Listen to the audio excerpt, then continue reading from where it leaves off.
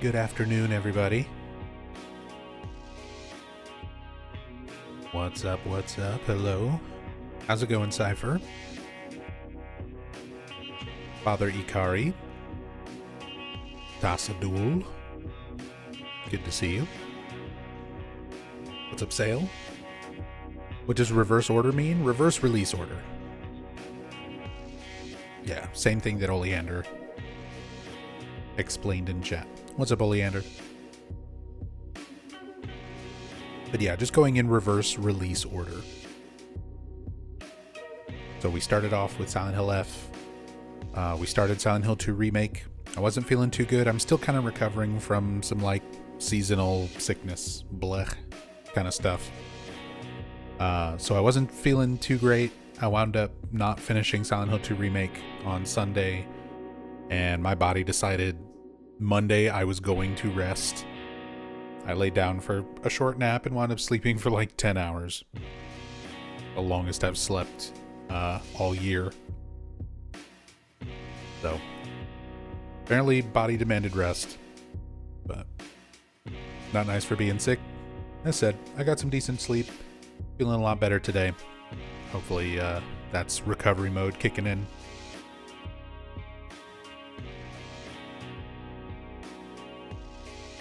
But yeah, that's why we're still on Silent Hill 2 Remake. But we're going to keep going in reverse release order. And we should finish up Remake tonight.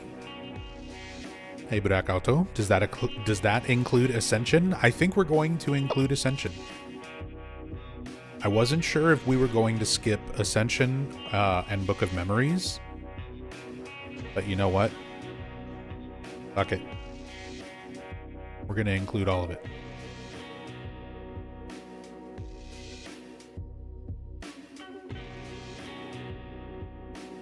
So Ascension is just going to be basically a watch party, because there's nothing playable anymore.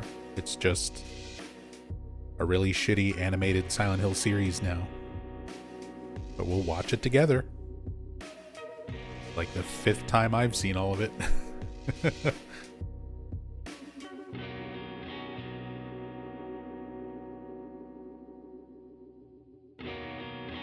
Never seen Ascension? Well, we're going to sit down and watch it all.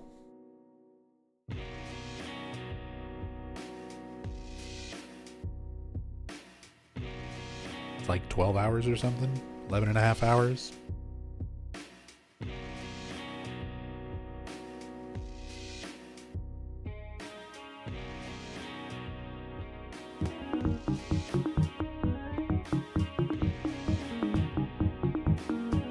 Hopefully it's not too bad.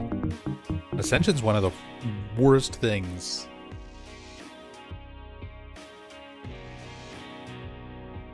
There's about 3 minutes of stuff that's so bad it's funny and entertaining out of like almost 12 hours of show.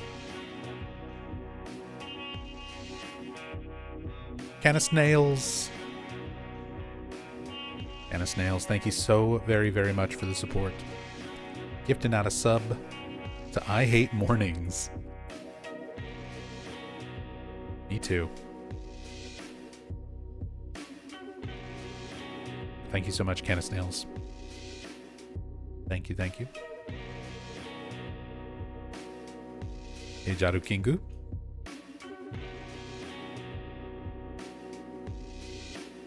Nub just wants you to have your spotlight again. Exactly. We just need to show off Pasadul's shining moment. Your place in the Silent Hill lore history.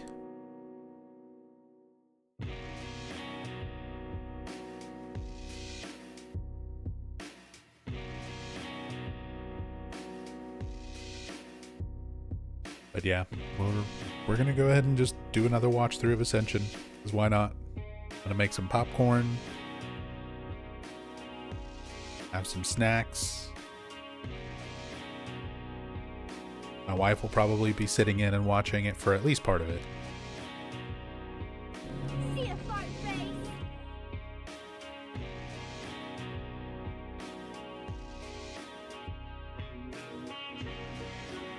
Shadow Noises. Shadow Noises, thank you so much for the 21 months. Welcome back. Good to see you. Thank you so much.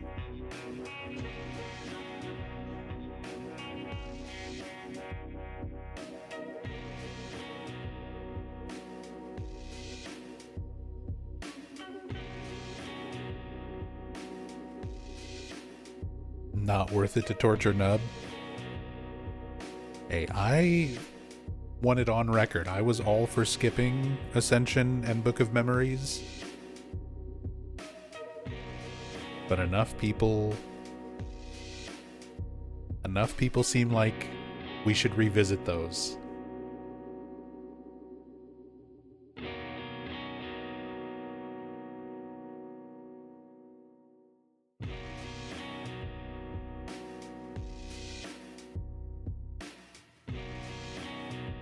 That girl never called you fart face. She just called you baka. Baka.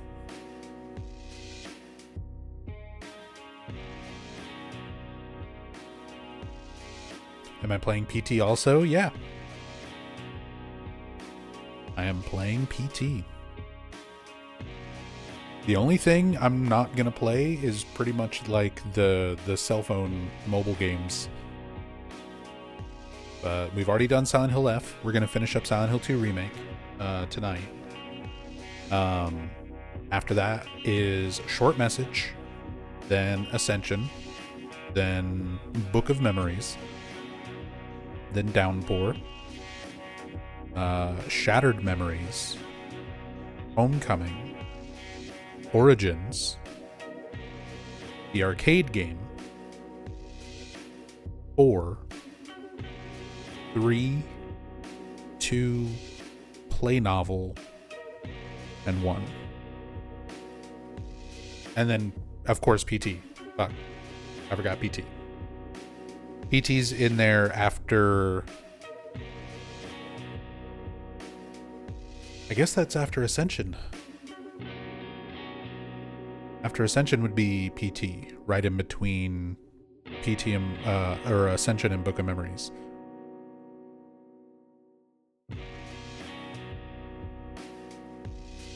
Arcade game? Are we pachinkoing? I don't have the pachinko machine, unfortunately. But no, the Silent Hill arcade. Silent Hill the arcade. If you've never seen the Silent Hill arcade game, there's an official Konami Silent Hill arcade game. It's a light gun shooter, sort of like House of the Dead, but Silent Hill flavored. It's not bad. It's interesting. It's got story that it's spun off from like a memo in Silent Hill 2 about the Little Baroness, a boat that sank in Lake Toluca. So it like ties into the lore and stuff.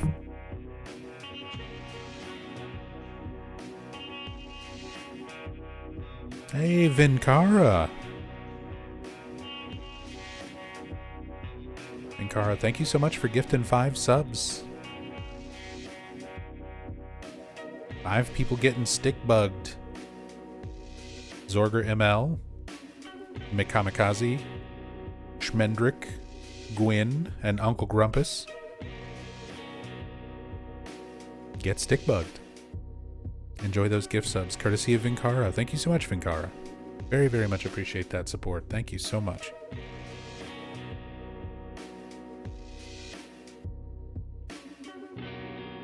Hey, Lunbub. What's up, Denari?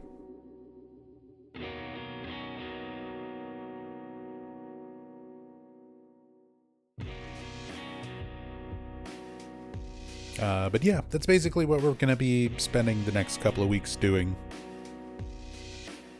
Going through the whole series in reverse order, just because. I've done from beginning to end plenty of times, and I think it'll be kind of interesting going backwards with all the new releases. Some decent to good stuff like Silent Hill F and Remake. Some pretty awful stuff like Ascension, Book of Memories.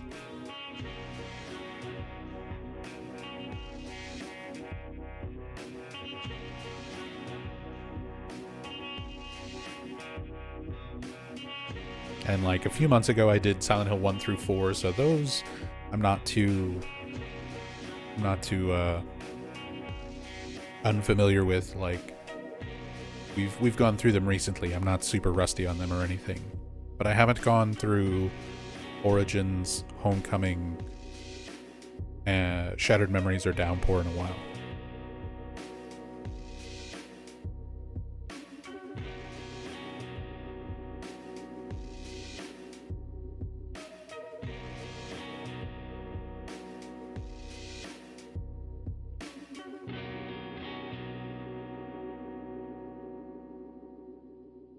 Silent Hill F sucked you in like crazy. Silent Hill F has been a lot of fun. I've already put 113 hours into Silent Hill F. And we still got more playthroughs to do. Still want to do a Lost in the Fog playthrough. Still want to do some English language playthroughs for all the endings that I've only heard in Japanese so far. Still need to grab my last couple of achievements, because I've only got like 4 left or 3 left or something.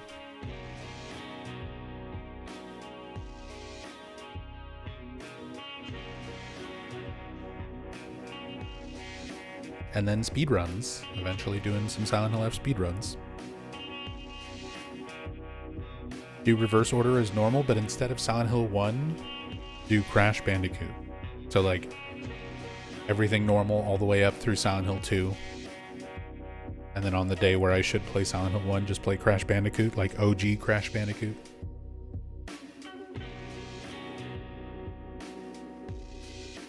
I really need to get... There's a Crash Bandicoot game, it's one of the newer ones, where I've seen a mod for it that changes Crash into Heather from Silent Hill 3. And I need to get that set up and just play it play it for laughs.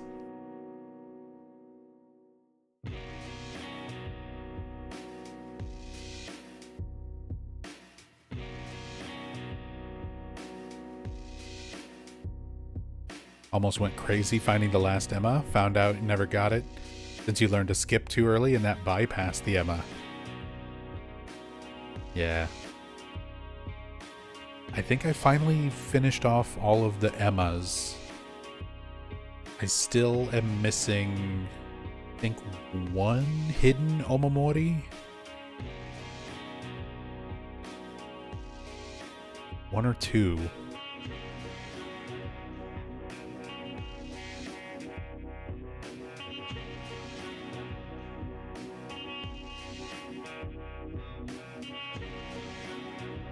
Oh, it changes Tawna into Heather. And it's only for 4 or 5 levels throughout the game. I mean, if the model works for Tawna, surely it could be made to work for Crash. I wonder if someone can adapt that mod to work for the entire game.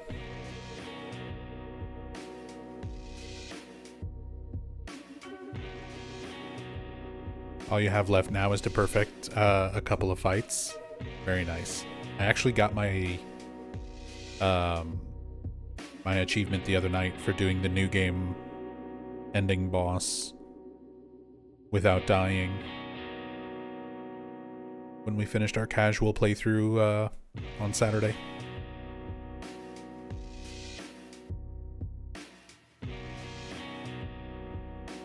Hey Legate, good morning.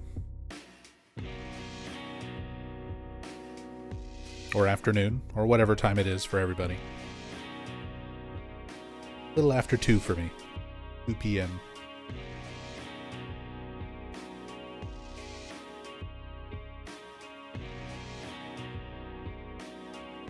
And I've already been up since early this morning. Typically lately I've been getting up in the mornings. And then I'll usually like do some editing for about 4 or 5 hours, then take a bit of a break. So I did some editing, went and grabbed some groceries that we've been needing,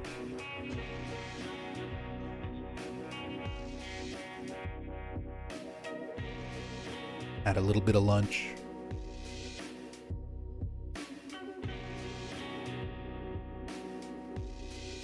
Now it's time for some Silent Hill 2 Remake.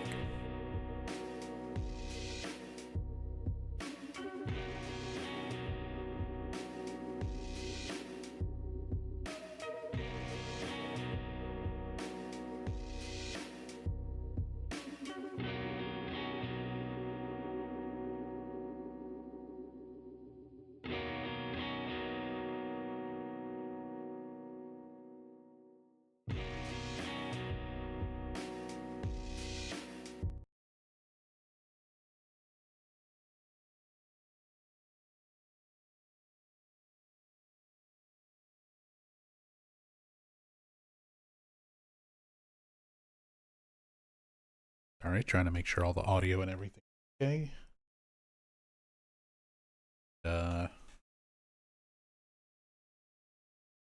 Get everything set up here. There we go.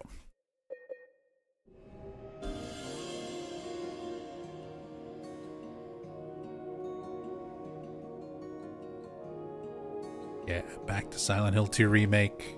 We left off one of my favorite locations. Remake Heaven's Night. Some really good music here. Really good scene. One of the new scenes added for the remake. Let me know when you want to move on. That little moment between James and Maria, with Maria offering him a drink and kind of sharing him a little brief respite. But it's got some good lines, some good performances from both Salome and Luke. We could come back Some really good facial you know, acting. we need a break. I'm not sure if that's a good idea. Whatever you say. I mean, any port in the storm, right? I guess so. I guess.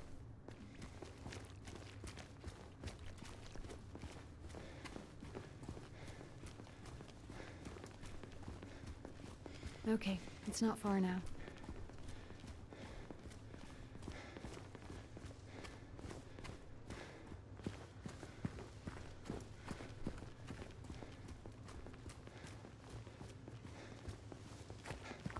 Look, we're on the other side of that chasm. Some detour. But hey, at least we're here. Here meaning where exactly? Come on, you'll find out. I'm checking out the chasm. You think it'll stare back? There we go. I was trying to get her to do the... She has that little optional voice line. Reference to staring into the void.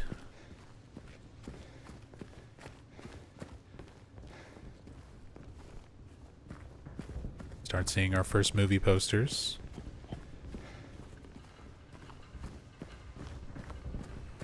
Little signs of the theater. More of those things. Kill it, Maria. Kill it. Squish it. You have to practice for Born from a Wish DLC. It's definitely gonna happen, you guys. Maria, help.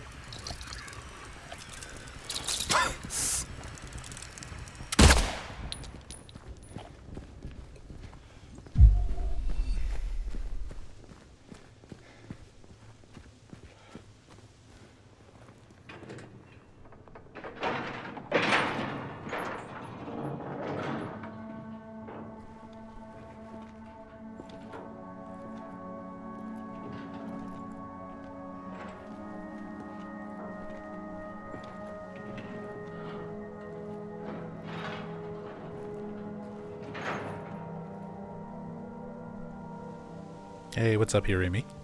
That's it? A garden?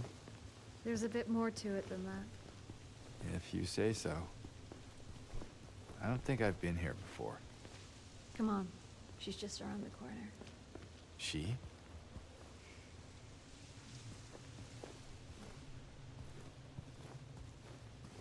Yeah, that little mention from James, I don't think I've been here before. Because if you are treating the remake as like a loop that has occurred in the timeline or in the story sometime after the events of the original, it's like, well, this area was not in the original game.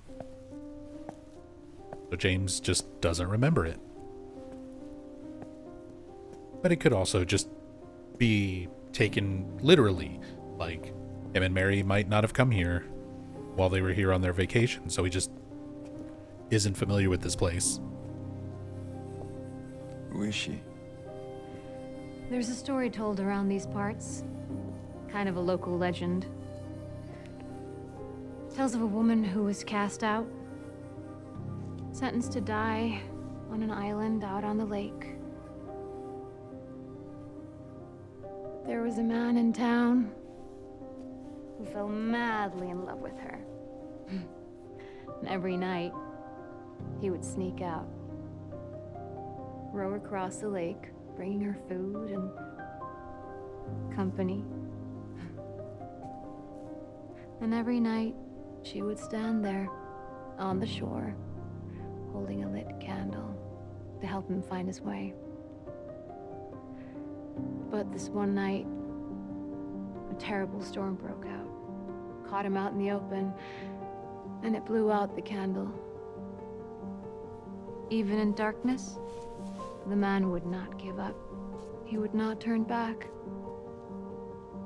So he fought against the raging waters until finally the lake took him. They say even then, the woman never lost hope.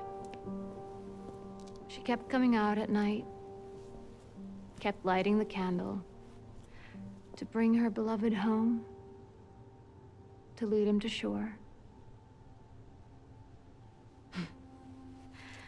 Not sure how much truth there is to it. It's probably just a fairy tale. But she's become something of a local saint, patron of undying love. Hence this place. She's not here. What? She's not here. And why would she be? I don't even remember this place.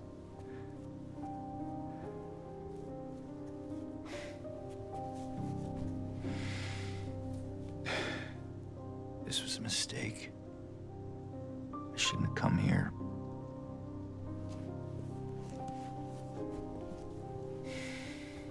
Hey. It's okay. There's plenty of other places to look. We can still...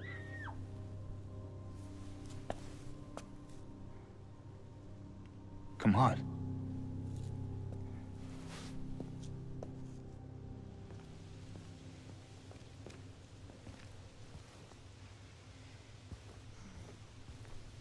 Yeah, that's we get Maria's version of the Lady of the Lake story. Don't know what the significance of the Historical Society having a different interpretation of the story is supposed to mean.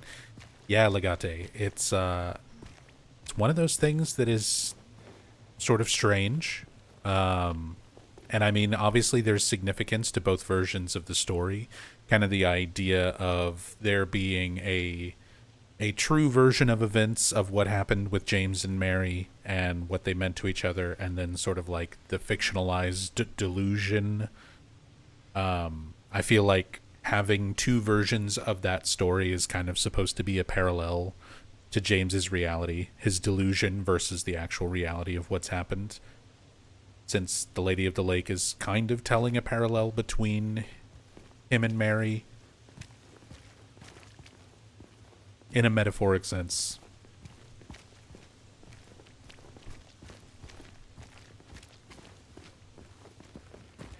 But it's interesting getting Maria's version of it that seems more sort of hopeful. I think it came from inside the theater.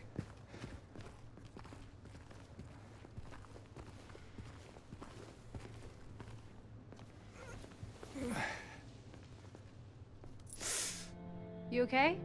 Yeah. Pricked myself. Maybe you better wait here. Okay. Not much of a movie fan anyway.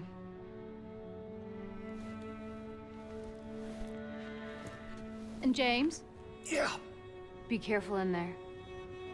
Yeah.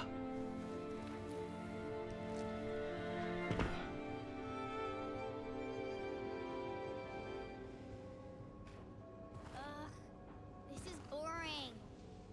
You didn't seem bored a minute ago. Screamed your head off, didn't you? You should have seen your face. I told you. It was this big rat. It jumped right at me from under the seat. You would have screamed too if you saw it. Gutless fatso. Hey, what do you have to say that for? Anyway. Gutless fatso. It even says it on your ice cream. After you. Nah, I don't think they follow me here. Besides, I blocked the door, so no one could get in. Not the cops, and not these other monsters. You're weird. Yeah, that's what everyone always says. Well, I guess people call Yeah, me Laura weird just calls too. him weird when he brings up the And they don't monsters. There's no monsters for Especially her. when you do something bad. Did you do something bad? You know, so the cops are angry with you? I don't know. Maybe. So why don't you We just can say turn you're our flashlight sorry? on here. It always works for me. They goes wouldn't through. Listen. Nobody ever listens. Very similar to Laura and Eddie's moment in the original, in Pete's Bolorama. But I kind of like the little character dynamic between those two. It's also one of your reference points that Eddie's a real person. Someone interacting with Laura, unlike a manifestation like Maria.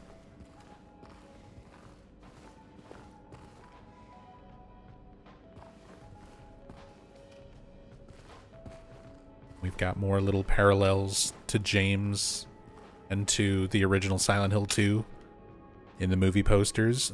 The I Was Here movie poster. It's a silhouette of a person, James, in front of a silhouette of a creature, the lying figure, in front of a chain link fence at the end of an arched hallway. That's where you pick up the wooden plank and get the radio in the original Silent Hill 2. And you even get a cutscene when the first lying figure is introduced from this perspective on the other side of the chain link fence. It's not like exactly a screenshot, but it is a very close, faithful recreation.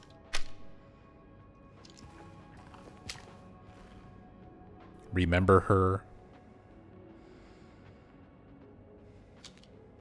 James's subconscious kind of calling out these things that he's blocking out. Things that he's blocking out in his delusional state.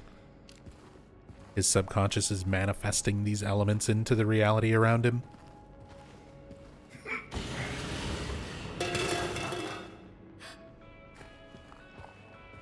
Did you hear that too?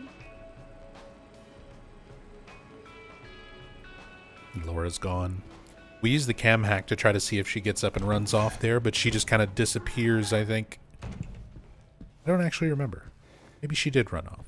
I know at one point she disappears.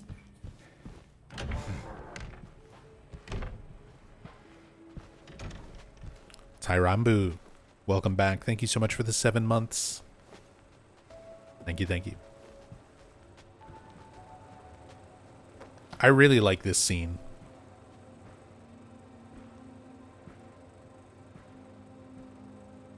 We have a little bit more of a menacing introduction, a little build up towards Eddie's hostility.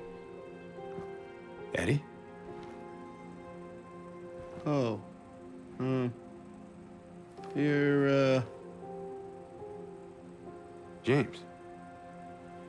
We met back at the apartment building. Every time we see Yeah. Eddie, he's got the cold breath, remember. even though nobody else does. Hinting at his other world always being cold, which is emphasized by his boss See fight that you being in didn't a make meat it out locker. yet? yeah. I just didn't get around to it yet. So we always see these little elements of cold around Eddie. At least you got your appetite back. James makes the appetite comment, and Eddie takes it as James making fun of him. which is like the trigger that sets him off. That's you what on he here, hates. He hates being bullied. He hates being teased and made fun of. No. So that little seed is planted, that hostility towards That's James. probably just Laura messing around. Like, now he sees James The as a little bully. girl? Laura, is that her name? That's what she said. I'm gonna go look for her. And he starts getting real creepy and You coming? that tense music. Now you want me to come with you?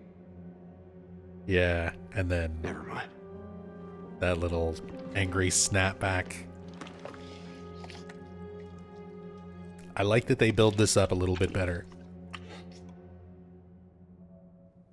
We start showing Eddie's personality a little bit more clearly in these early interactions compared to the original game. I like the way it's performed. Yeah, Eddie's acting is spot on. I agree, Skelenation. Who is that girl, anyway? I don't know. All I know is her name. I swear.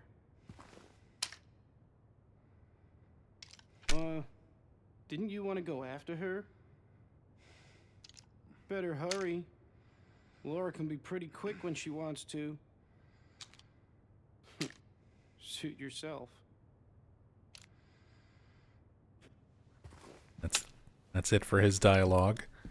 You can see he's eating Toluca Taste strawberry ice cream made from Silent Hill Farms, locally made strawberry ice cream.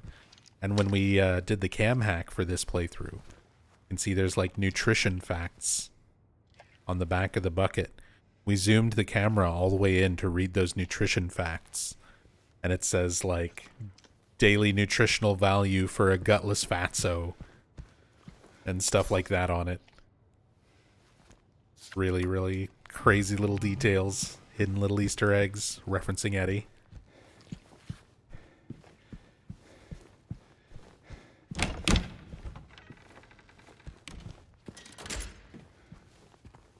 And here we get a little glimpse of James killing Mary, the final videotape scene.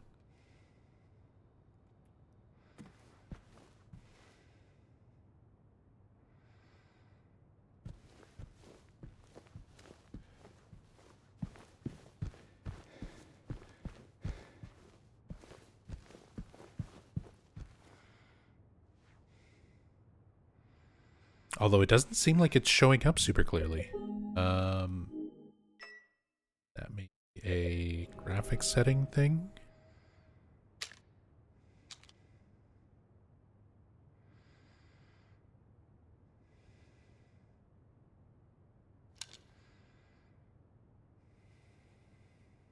Oh, it is. Interesting. So this scene, if you're on PS5 and playing on performance mode, you don't actually get to see this little tiny clip of the VHS tape from the end.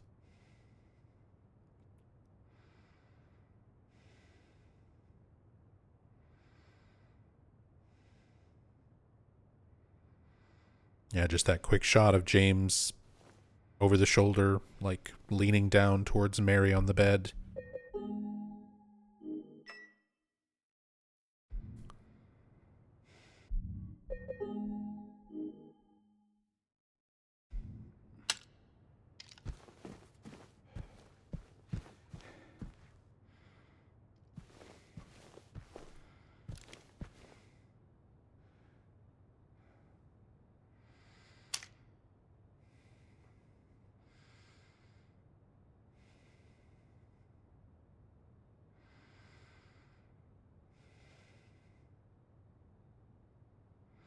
Waiting for it to do it again.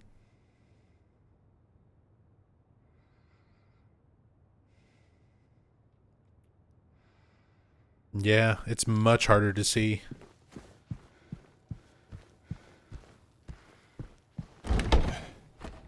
Not enough to where you can really even tell what you're looking at.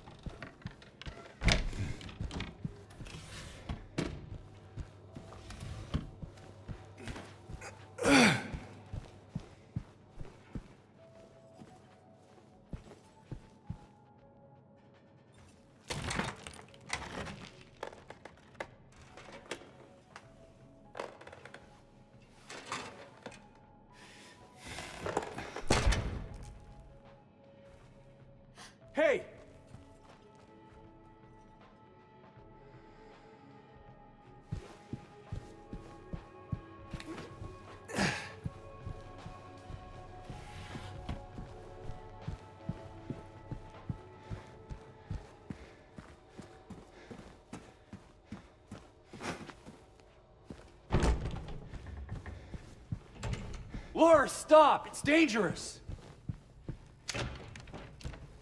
Well, there she goes. Eddie said she could be fast when she wants to. Non-existence. I was here. Artificial sky.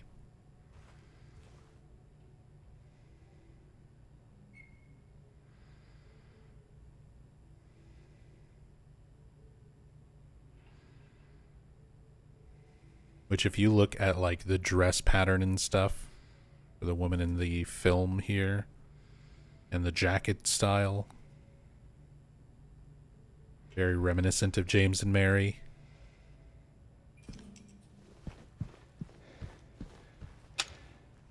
Return to Owl Creek Bridge, referencing a fictional, non-existent sequel to a happening at Owl Creek Bridge. An occurrence at Owl Creek Bridge, I think it's called. Back for a happier ending.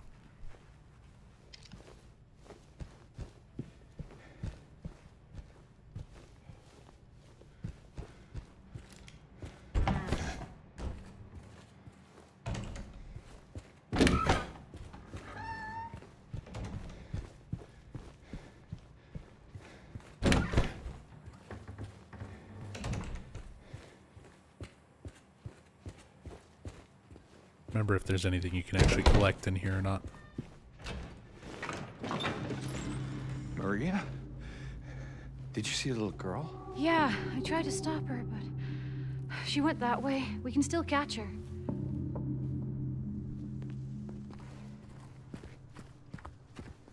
On to Brookhaven.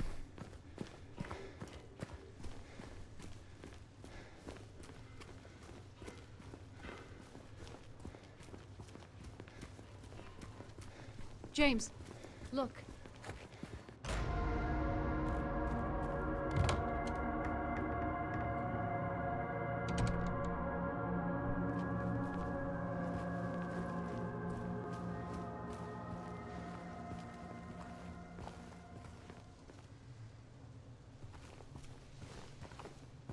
How do you guys feel about Remake Brookhaven? There's a lot of stuff in it that I like, but I also feel like it's a little bit too big, a little too long.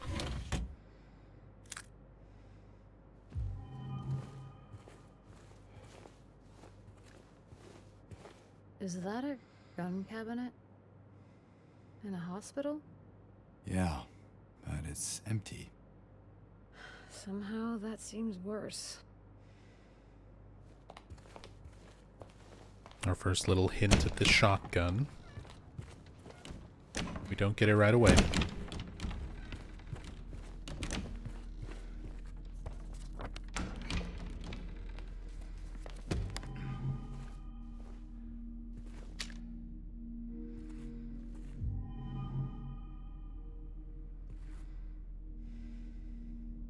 I think this is the Michael Kaufman book. Life in Reality.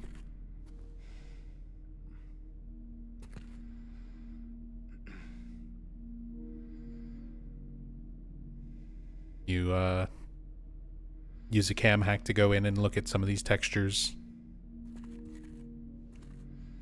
There's some little Easter eggs. There's a book by Michael Kaufman. These are brochures for Alchemilla Hospital, the hospital in Silent Hill 1.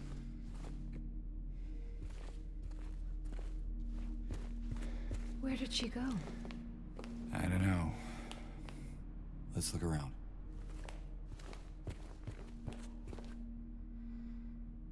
Nurses in training. Feels like a foreshadow to the Bubblehead nurses as well.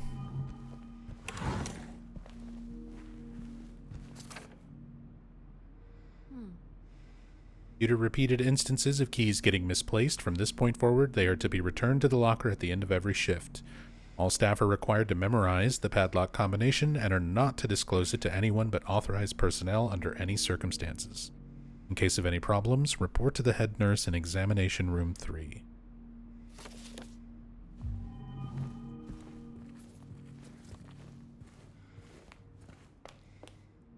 Yeah, Maria says, and sort of gets focused in on this particular picture, which is a psychological diagram from Carl Jung, who was, a lot of his concepts and ideas are very heavily borrowed from in terms of Silent Hill, especially Silent Hill 2, sort of psychological concepts and ideas. And the actual head here, if you look at the jaw shape and the lip shape, the nose, cheekbone structure, it's actually James's model. So more than just being sort of a diagram of the unconscious mind, is James's unconscious mind, which is where everything is being projected from for this game. Cool detail. And they have Maria just sort of like looking at it like, huh, when she first sees it. The director requested the files of the 3 crucial patients. You know which ones. Could you please bring them to his office?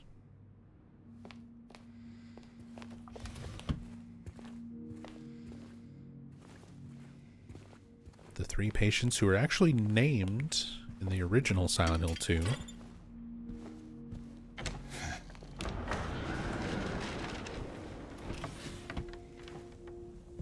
But they leave those patients nameless for the remake, which inadvertently caused a lot of fan speculation, people who hadn't played the original but played the remake, and kind of came to the incorrect conclusion that James, Eddie, and Angela were literally patients here at Brookhaven.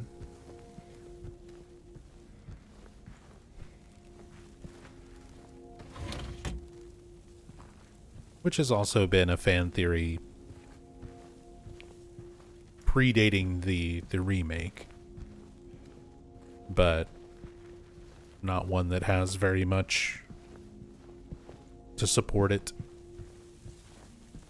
and a lot of evidence against it.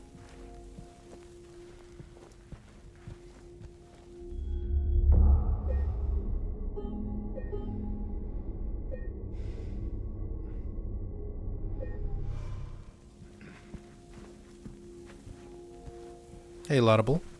Looks like there is a key in there. Hope you're doing well. No combination, though. We should look around. Might be written down somewhere.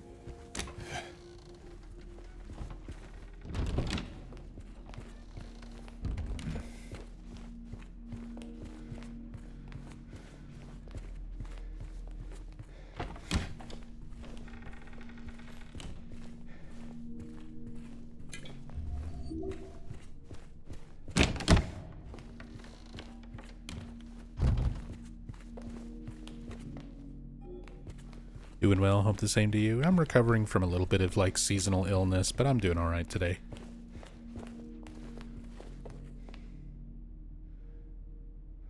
Brookhaven Hospital, circa 1920. Building looks a little bit closer to the Silent Hill 2 OG game.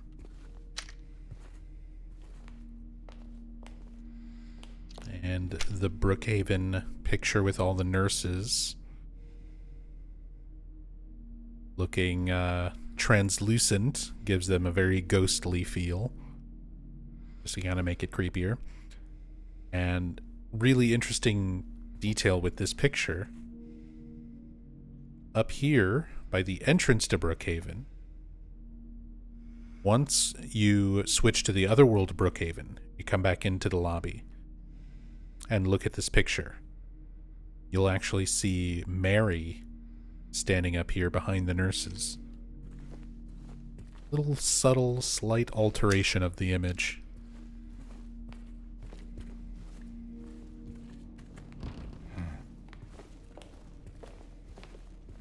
This is a cool detail. I like this one.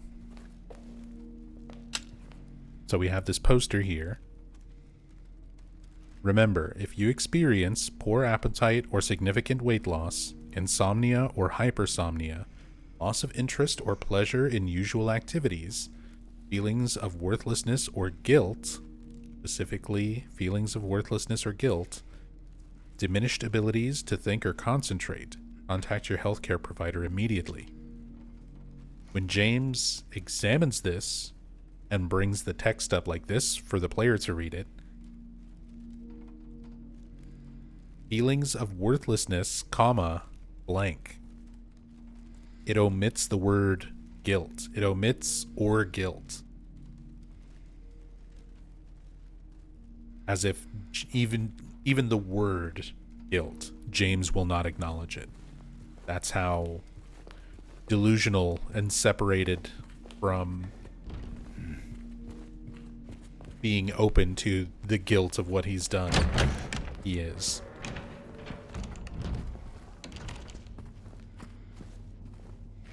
But it's also, I mean, it's a really cool way to do that detail.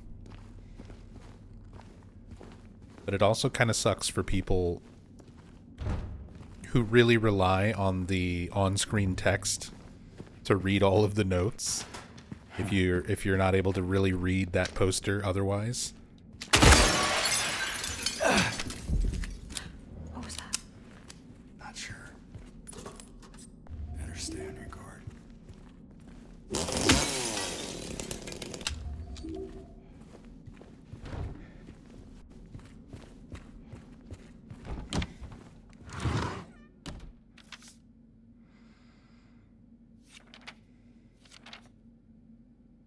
I wrote it down for you in a way you should finally be able to remember.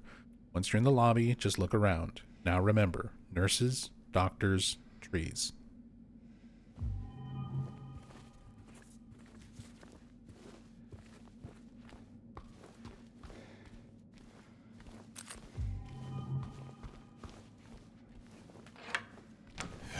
Hey, Warren.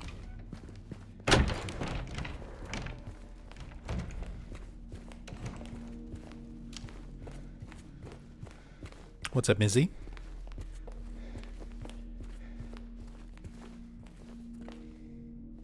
So, 4 trees.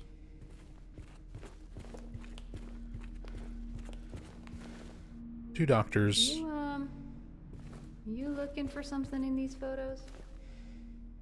7 nurses. So, 7, 2, 4.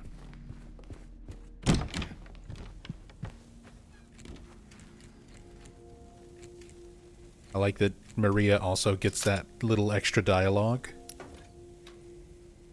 After you read the note. Basement. Ah, just when I thought things couldn't get any creepier. Where she asks if you're looking at anything specific in the pictures.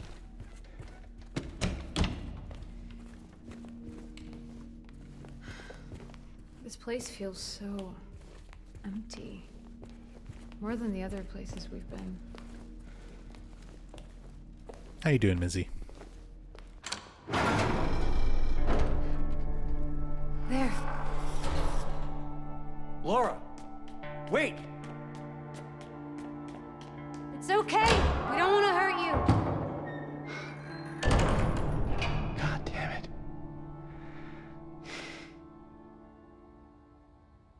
Why would she run from us? I don't think she likes me very much. But why? I don't know. We get another Laura drawing. She was drawing on the walls of some of the apartments in Woodside. Little depictions of bunnies that represented her and Mary. Now she's drawing another bunny with this wolf, which is how she's sort of depicting James. And at the end, in the hotel,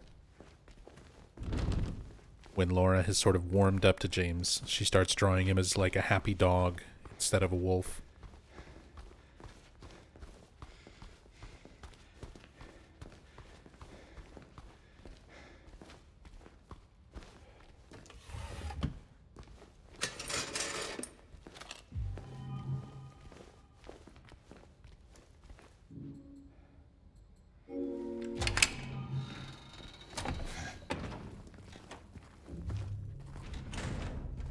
Doing great. How are you? How's the house and wife? The house is a mess and the wife is sick.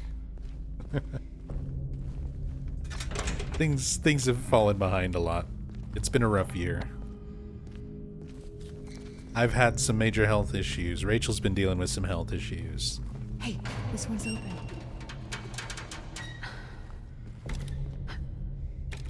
2025's been rough. Doesn't work. But we're hanging in there. A little bit of foreshadowing there with Maria in the elevator. Running up to it, trying to force the doors open. Same way that she's going to get stuck at the end of Brookhaven with Pyramid Head right behind her.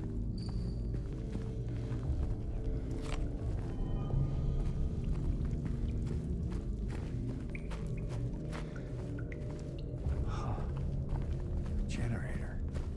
You think you could get it working? Might get the elevator running again. They're coming.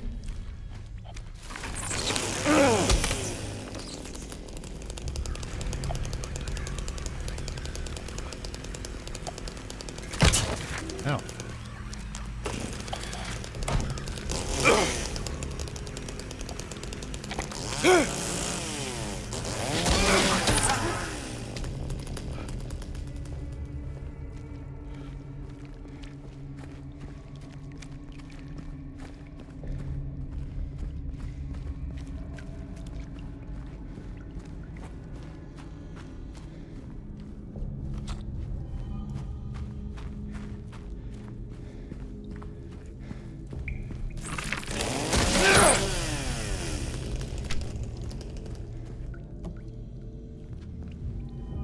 Empty fuel can.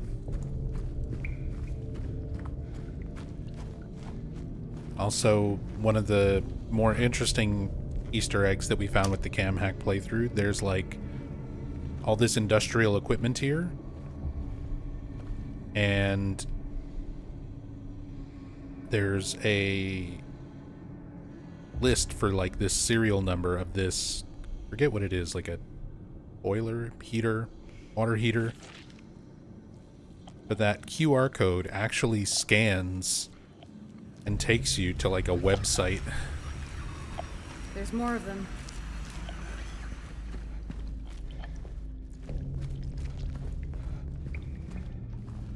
That goes into detail about all this like water heater equipment and stuff.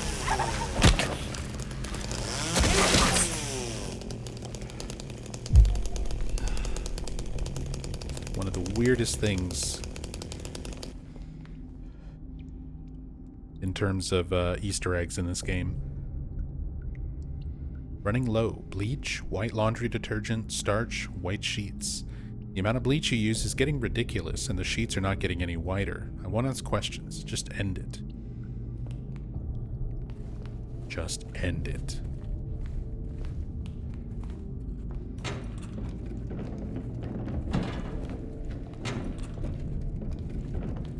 All of the phrasing being used. So deliberate.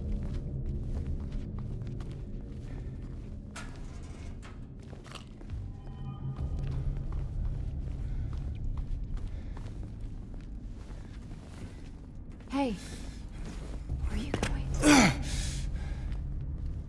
Don't worry. I'll be right back.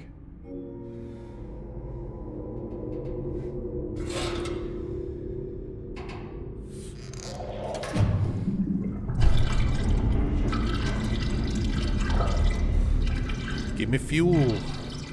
Give me fire. Give me dabba jabba za.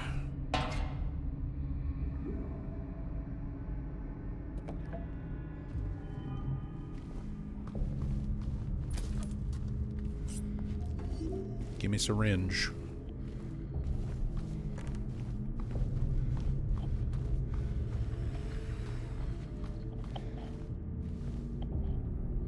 Brookhaven Hospital, 1932.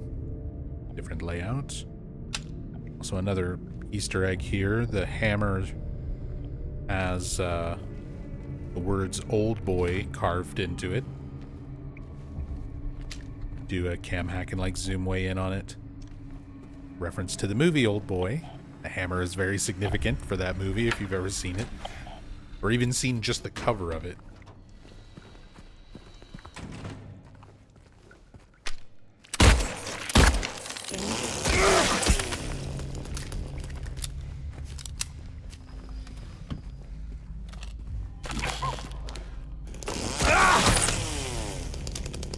That mannequin is scripted.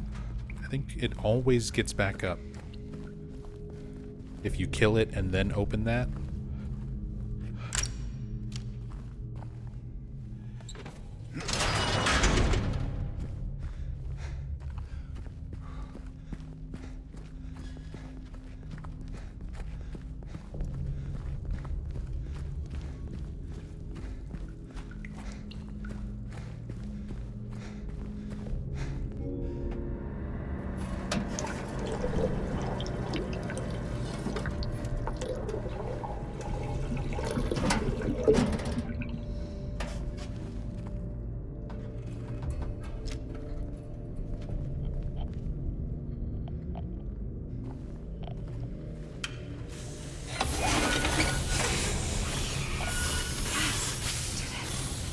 Let's check out that elevator.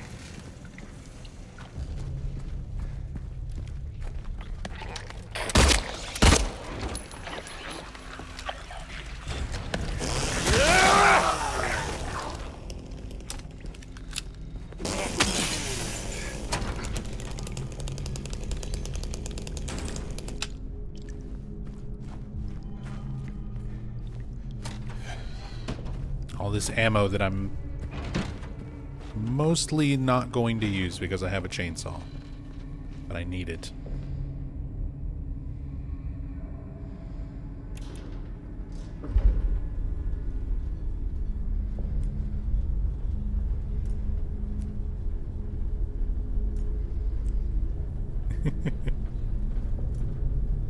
You trying to blind me, James? Maybe. Maybe it's fun.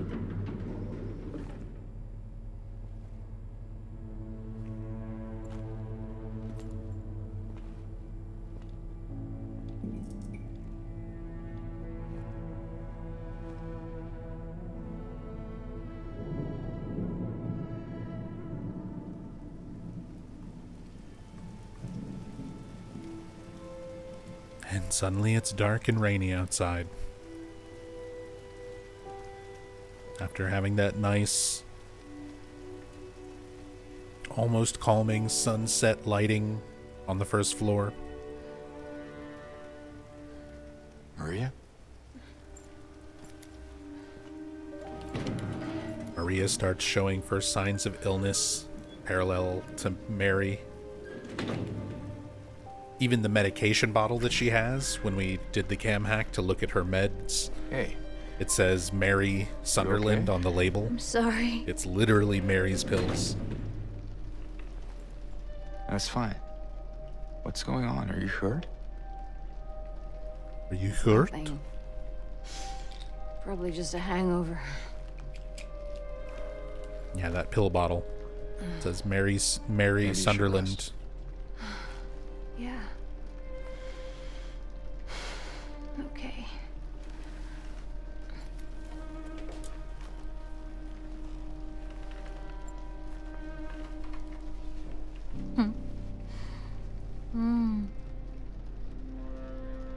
So comfy. I'm gonna go look for Laura. I'll be back as soon as I can. James?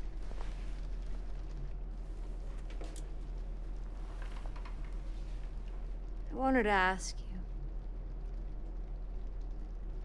What if you can't find Mary? What will you do?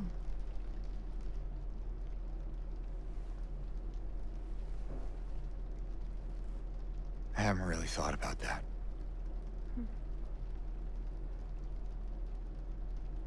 Get back soon, okay?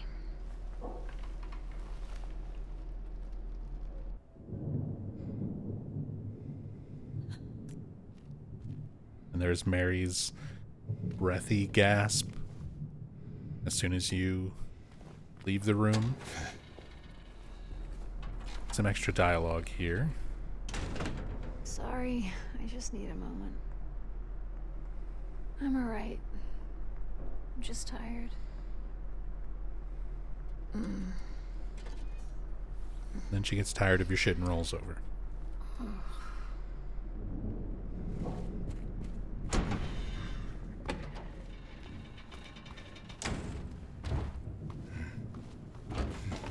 Do I think any of the characters were done better in the remake? I mean, that's a good question, Cypher. The remake, I mean, clearly it had a lot of things going for it in terms of getting more professional actors and budget and like the amount of time that they're given to record everything. So I think in general, across the board, they were able to get better, more professional, more dramatic performances. The original, though, like, it's so ingrained in my head after the past 24 years, almost 25 years. And there's elements of those characters that just felt a lot more real because of how awkward and stilted and less professional, less polished they were. Whether that was intentional or not is another story, but it was something that helped. It was something that helped a lot with the performances in those games.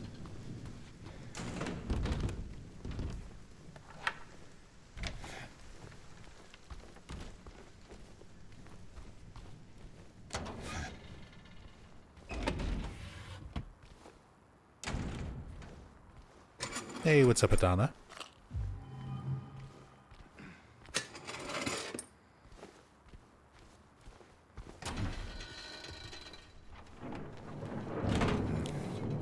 Need to open. Let's open the lead back up here from the stairs.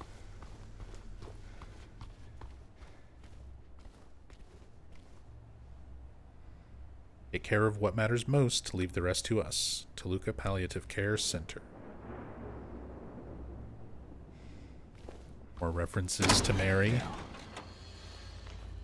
Where is that girl? All these things that would remind James of Mary.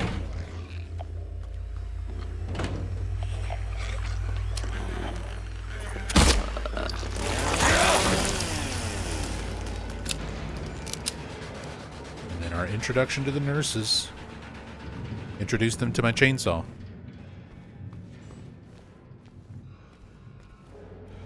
Nurses are no joke in this game.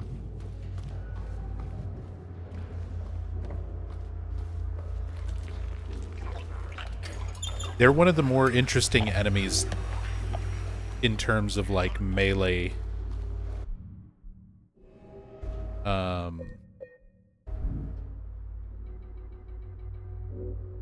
If we switch over to the pipe, the way they can like catch your attacks and push you back off balance.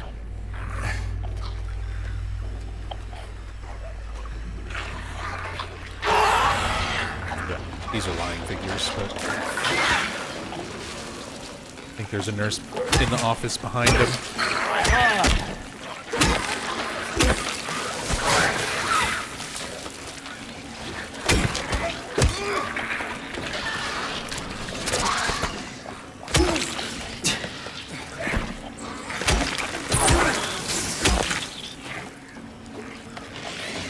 God, I love how the dodge is in this game, especially after playing so much Silent Hill F. The iframes on the dodge in this game feel so good. The combat in general in this game, I think, feels a lot better personally. Being able to, like, cancel a swing and having a little bit more reliability of invincibility on the dodge.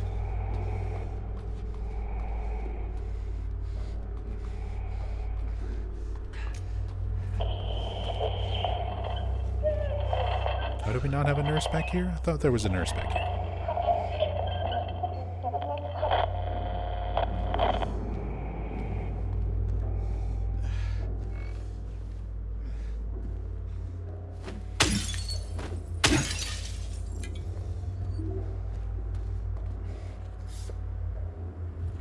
I gotta remember not to heal James up too excessively. We actually do want to wander around with him hurt. We're trying to get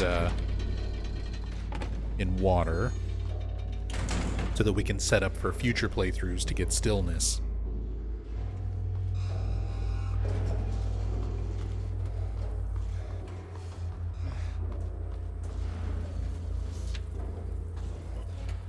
The code has been reset to what we agreed on during yesterday's meeting in the doctor's lounge. Like I said, I don't want anyone writing it down on little pieces of paper for me to find. Be responsible, people. I love Silent Hill games when there's acknowledging the very blatant codes and things written down, puzzles written down. I always find that stuff kind of interesting.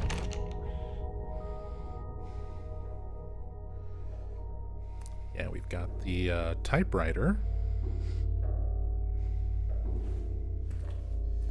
Typewriter puzzle, where you got one of the numbers for the combination locks to Joseph Barkin, one of the Brookhaven patients in the OG. Presumably it's still Joseph in the remake. The files for the patients sound very, very similar to the ones that are described in the original game, so I assume it's the same patients. But the remake doesn't actually name them.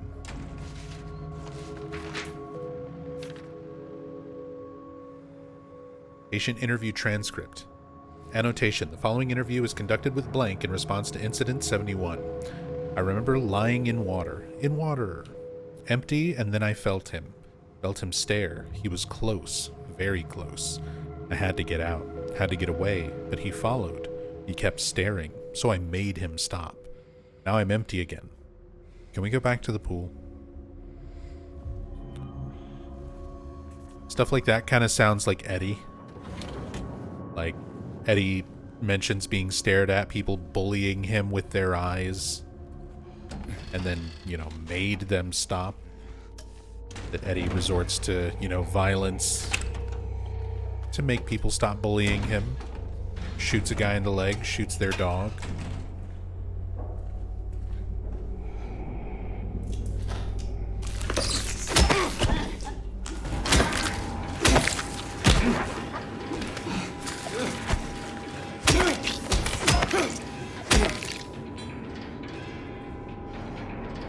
Hard to imagine Eddie would want to go to a pool, though. I feel like the water stuff seems more in line with James. Kind of a foreshadowing to the in-water ending.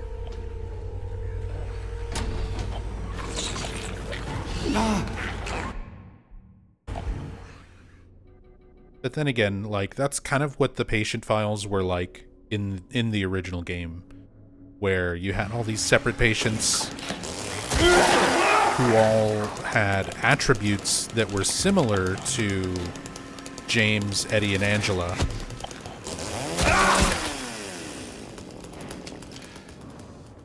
The remake, I think, just kind of blends them a little bit more.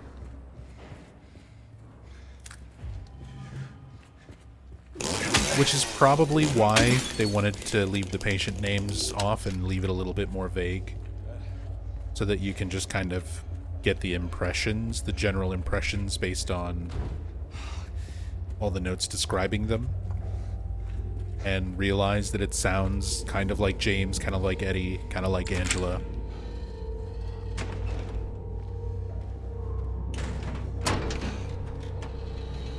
Not exactly, but enough to make you think of them.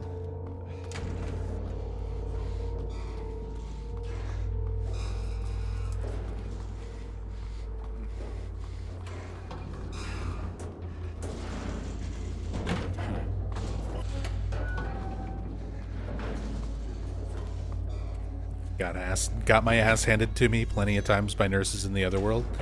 Seriously.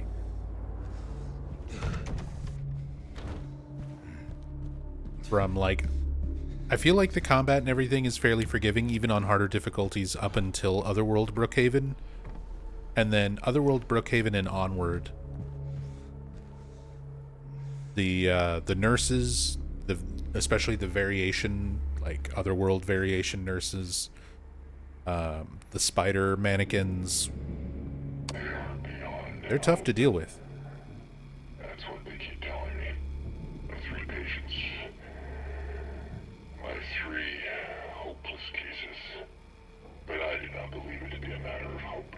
It is a matter of diligence, discipline, trial and error, of being as bold as one can be, to go as far as one needs to. I will find what it is that truly ails them, and I will cure them. Ominous message from the Brookhaven director. Voiced by Luke Roberts, James's actor. Just filtered and pitch shifted.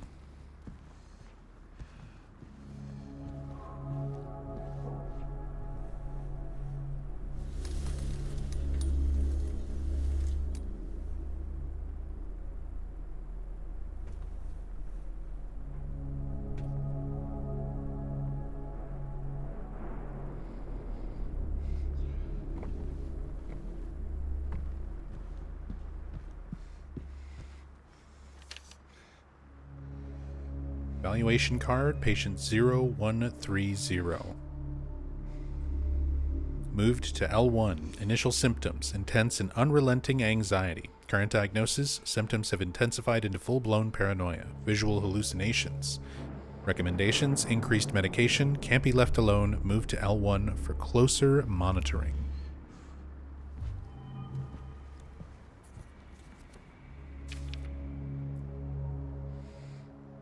Patient 90, room D1.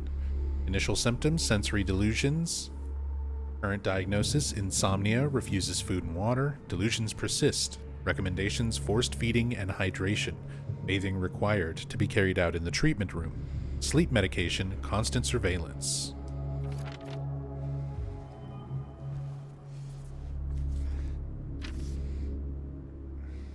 Patient 50. Patient room C1, initial symptoms, sudden outbursts of aggression, visual and auditory hallucinations. Current diagnosis, current therapy is considered effective. Unprovoked outbursts declined, social interactions improved, all crossed out. What did I miss? Recommendations, continue with current therapy, water has a calming effect, crossed out with it used to.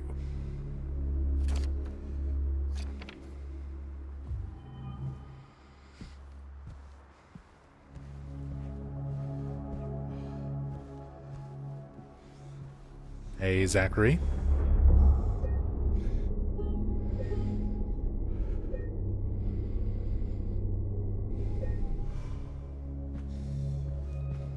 Boy, do I know unrelenting anxiety at the moment. Hey, that is no joke. Anxiety can be a real serious thing. I've been dealing with it this year. I've been dealing with it for many years, but this year, like, I actually got to a point where I had a panic attack so bad, I literally thought I was having a heart attack or a stroke. Had my wife take me to the ER.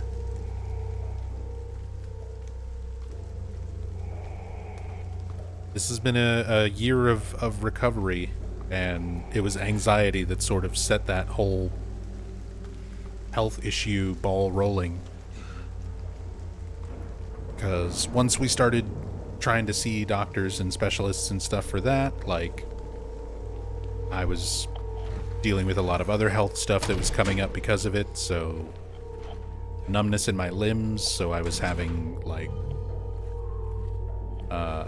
nerve tests done, and seeing orthopedic specialists. Put on blood pressure and anxiety and all sorts of medications.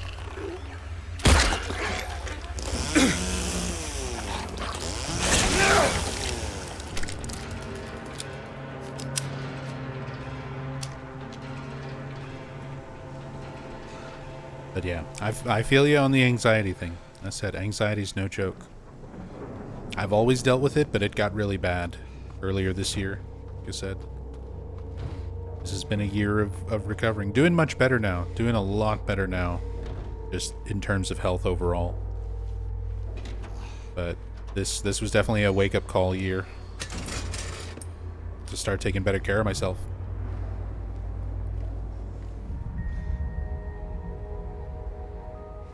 There's our flashback moment to the original Silent Hill 2. This would have been the location of Joseph Barkin's box with all of the 4 locks on it, where you would get the hair.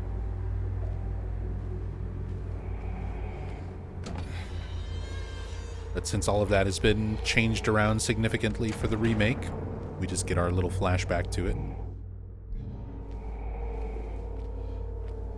Did they find out what was wrong, or are you still waiting to hear back? I mean, a lot of the stuff that I had wrong was like nothing that was coming up. Like, from my blood work, we found out, like, my vitamin D levels were really, really low.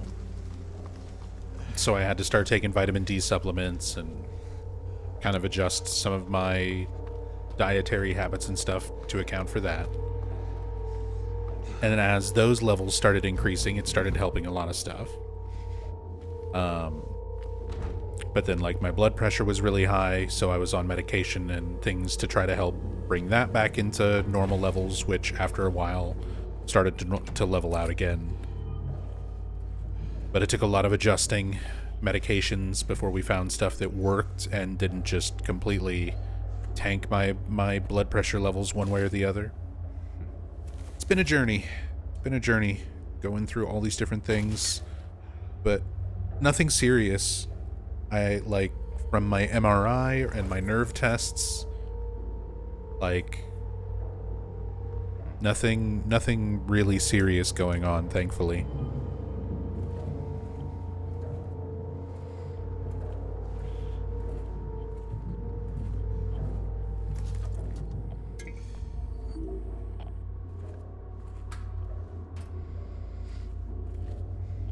Have vitamin D issues too. You'd be surprised how much it can affect you. It's crazy. It is crazy. It affects so much that you don't even realize.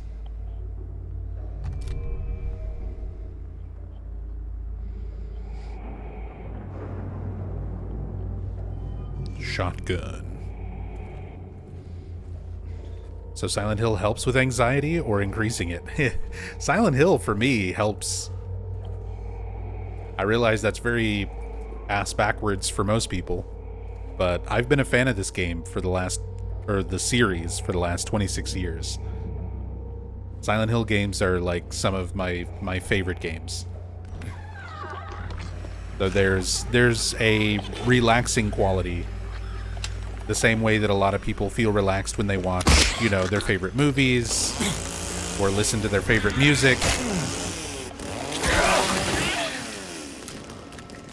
It just so happens that my favorite games are horror games.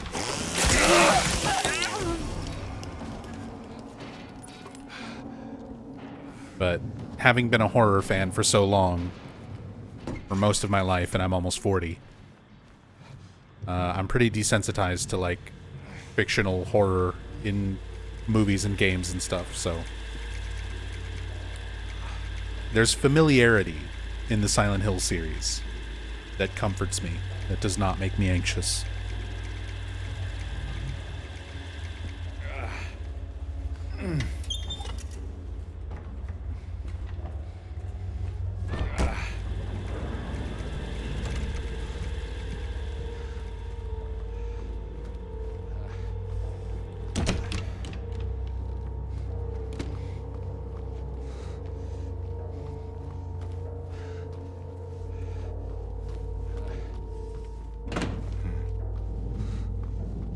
Hell, I was more anxious earlier today going through the grocery store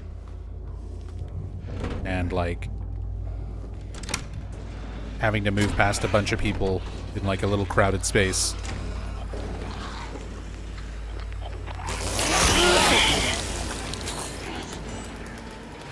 I'm like, please let me get out of here so I can go home and play horror games and be at peace.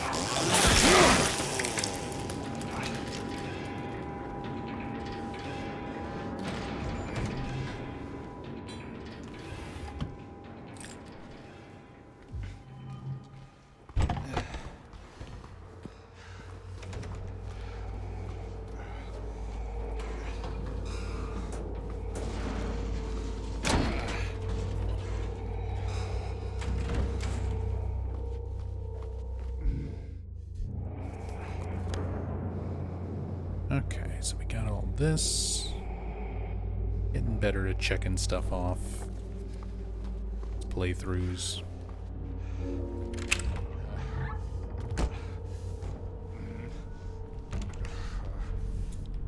Where's the mannequin? We get a spider mannequin over here.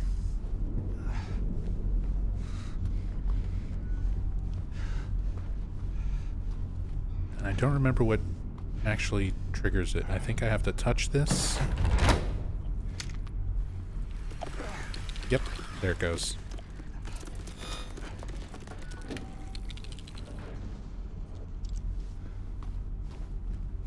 Goes skittering by so fast, it's so easy to miss.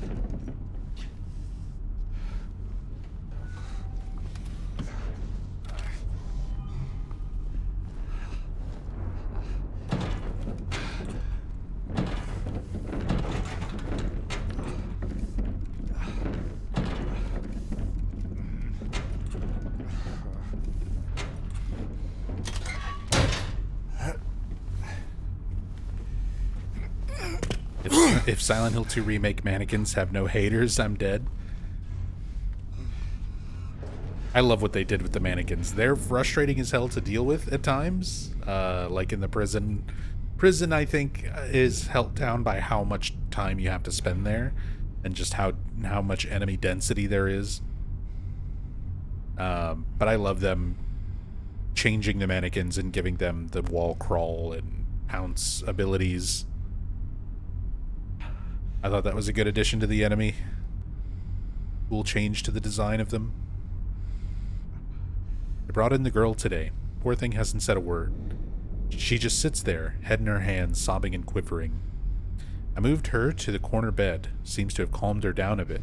She even smiled at me, I think.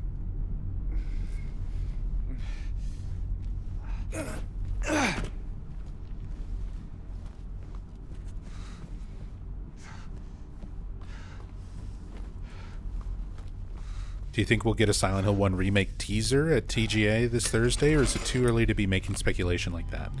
I mean, we're going to watch the Game Awards on Thursday, just in case they do show something. I kind of doubt we'll really see anything. I feel like it's probably too early before we would see like a proper trailer. So even if there is a teaser, I don't think it would be like a proper trailer. We might get a little more information or something. Maybe a date and for like a Konami transmission. But I feel like it's still a little too early to really see a trailer. Maybe not. Maybe not.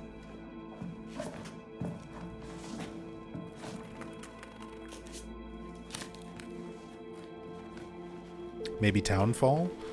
I would like it to be Townfall. I would love to see some more info on Townfall. Because, like, Townfall is still happening and not much has been said about it.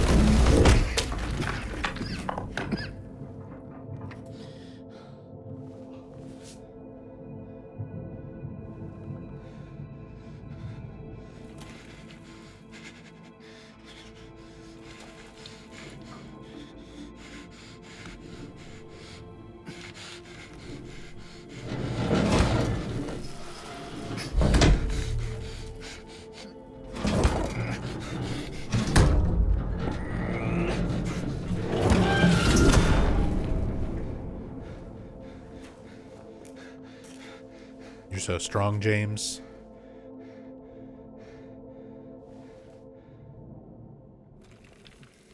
Pushed over those lockers like nothing.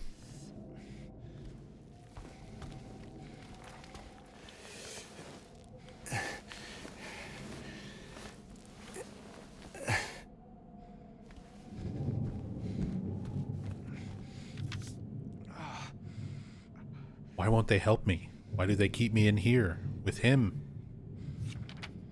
Let me out, let me out, let me out.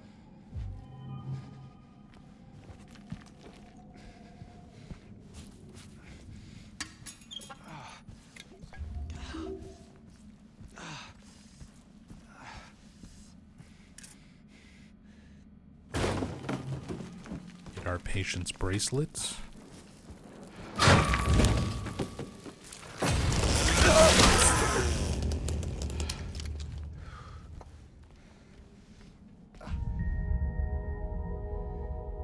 Another typewriter from the original Silent Hill 2. This one with the broken purple bowl key sitting next to it there.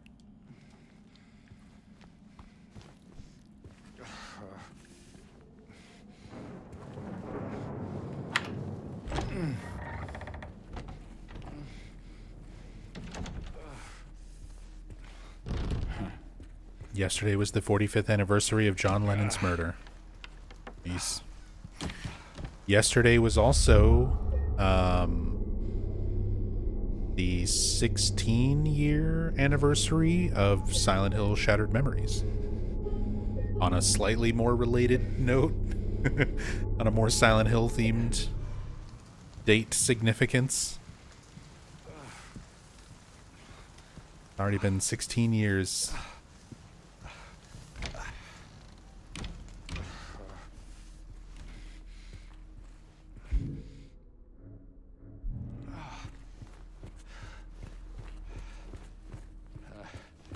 '45th anniversary of John Lennon's murder, though.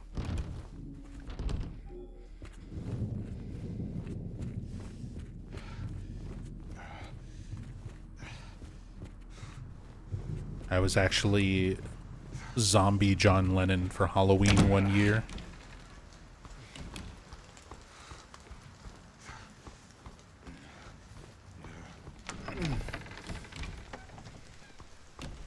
I thought it was a good costume. It was a work Halloween party, so a lot of people didn't find it as amusing as I did.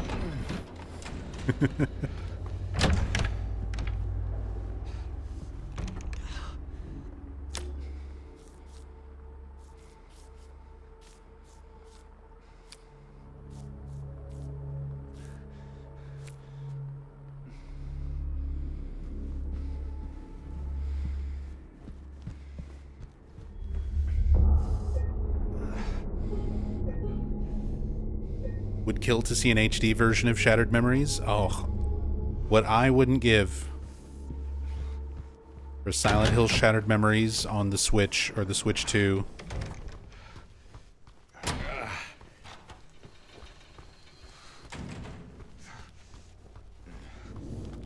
With some slight, not like, it's not one of those ones that I think needs a full-on remake or anything, but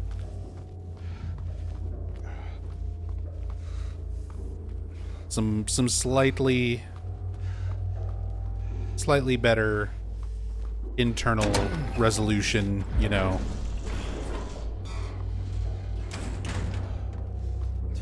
I mean, technically we can already do that with emulators. I was actually messing around with Shattered Memories emulation a few days ago, because I like to try to be prepared and have multiple options whenever I do these full series playthroughs, because sometimes stuff doesn't go as planned. Sometimes a copy of the game might not work, or might not play nice with how I'm trying to capture it and stream it. So I try to have multiple options for how I'm going to play each game. And just in case, like, typically I play Shattered Memories on the Wii U and just hook it up through my capture card, and it's perfectly fine. But just in case, I'm making sure I've got other alternate ways to play.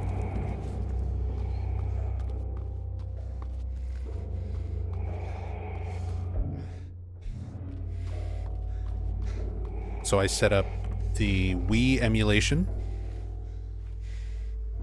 and was messing around with that, which is actually I can play the game somewhat decently with a PS5 controller using Wii emulation, and it can actually use the built-in motion controls on a PS5 controller as the motion controls for the Wii remote. So it works okay. It works surprisingly good. It's a little awkward to adjust to, but easily playable. And then you can make it look very nice with, higher resolution and stuff. Bird chasing a rabbit. I'm not sure what the bird chasing the rabbit represents. We saw like the wolf stalking the bunny. We sort of get the idea that James parallels the wolf based on some of Laura's drawings, that the rabbits represent her and Mary. But the bird, not sure. Maybe Laura running from the nurse, from like the nurses who actually look after her and Mary. Nurse Rachel.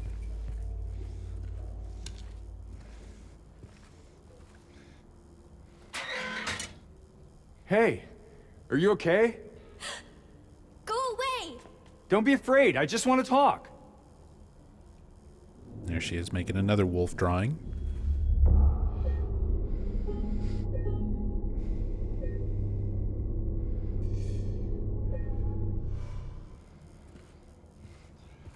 Was watching Salome play Silent Hill 3 last night, and it impressed me so much how the faces deform and wrinkle when characters talk and make faces. Silent Hill 3 is absolutely one of the best looking games on the hardware, on the PlayStation 2.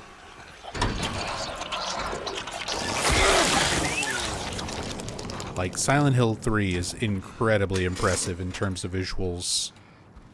Moving, translucent textures used in the creatures and the walls, and so much detail in the facial animations, because some of it is motion captured, but a lot of the facial stuff is done by hand. It's the same way like Silent Hill 2 was done,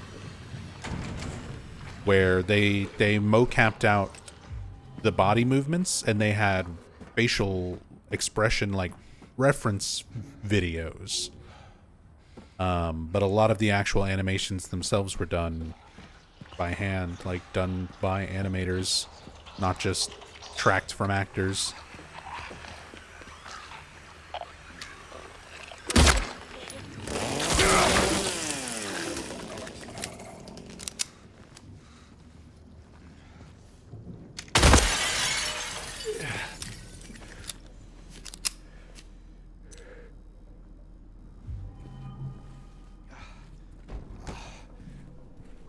Our inner ward key. Dr. Andrews, we delivered the radiographs you requested. However, it looks like the file was incomplete, as one of the pictures was nowhere to be found. We will send somebody as soon as we locate it. Let me know if you need anything else.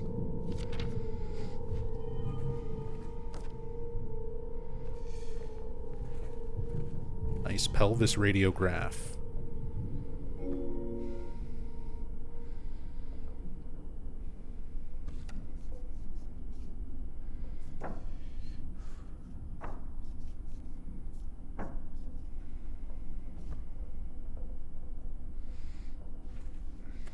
Leave that there for now.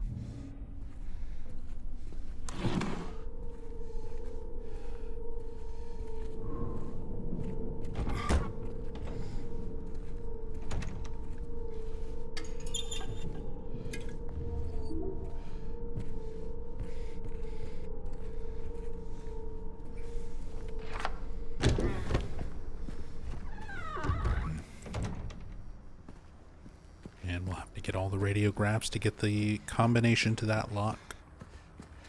Technically, you can just plug in the combination, it doesn't change. So if you already know it, you can just do it.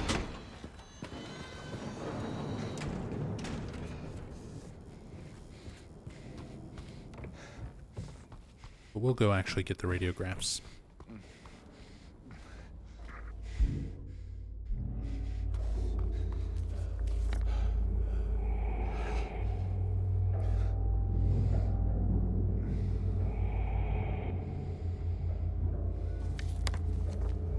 Or do we need to go down to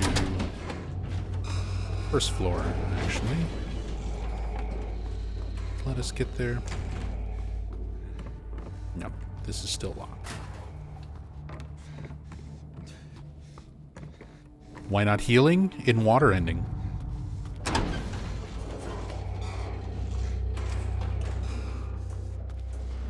Running around injured counts towards the in water ending. I'm trying to get the in water ending to set up a save file for future playthroughs whenever I need to show the stillness ending.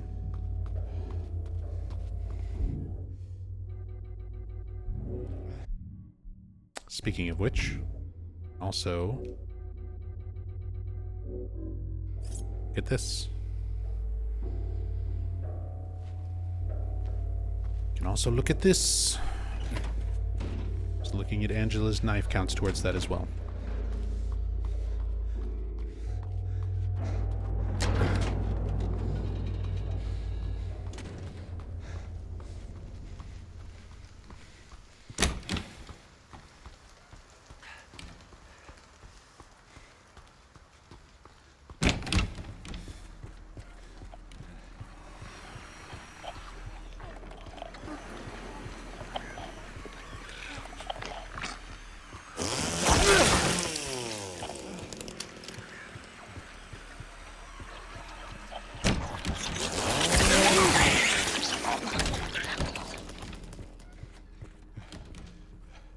So now that we're in the other world, I pointed out this painting when we first got into Brookhaven. Up here on the left side entrance, Mary is now in the picture, and she wasn't before. Cool little detail.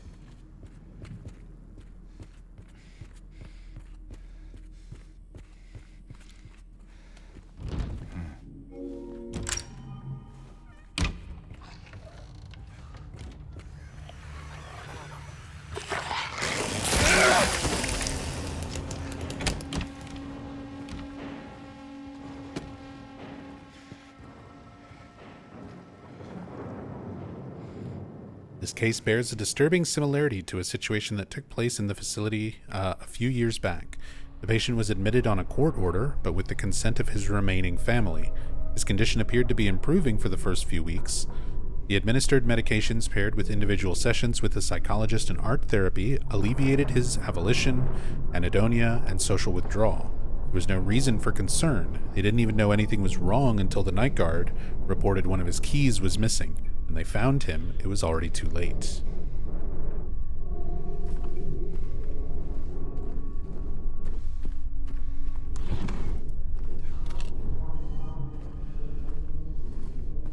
Hope they remake the first game someday. Yeah, it's already been announced. The same team that did this remake, Bloober, are making a remake of Silent Hill 1 right now. Been in development for, I think, a little over a year.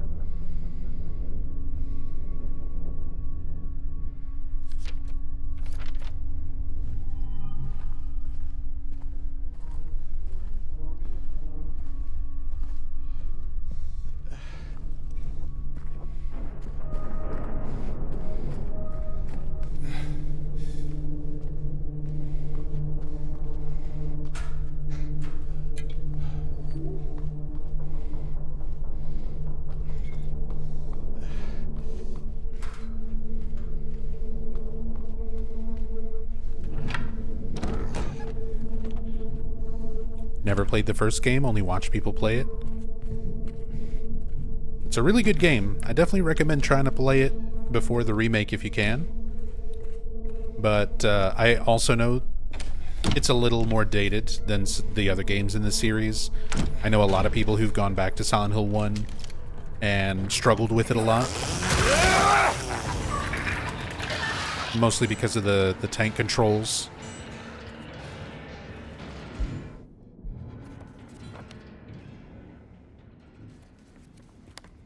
So I definitely think it is worth pushing through that and playing the original. But for the people who just can't get over tank controls and stuff, we'll have a remake soon enough. Quote unquote soon. Probably still a couple years away, but it's in the works. We'll have it eventually.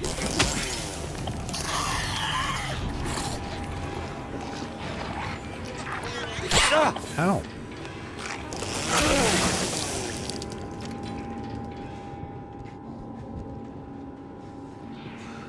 Ouch.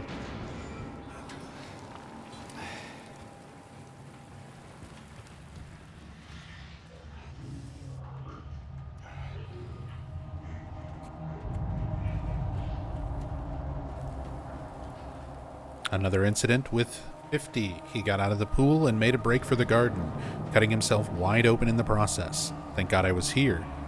Thank God I was still here. He was completely manic, screaming, had the orderlies hold him down, barely managed to stitch him up. He's back in his room for now, sedated.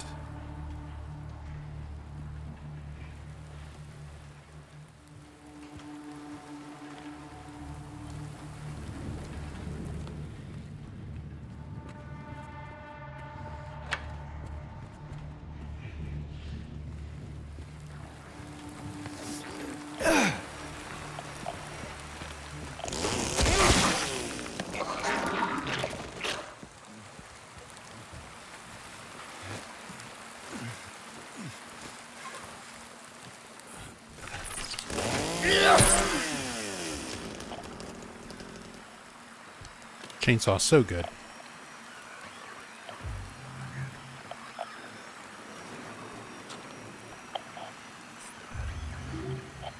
It'll occasionally, like, clip through enemies, but for the most part, it's very good.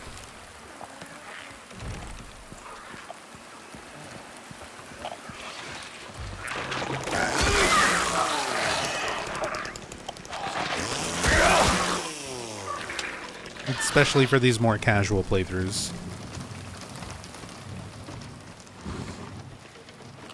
Where we're just kind of going through the game and talking about the story.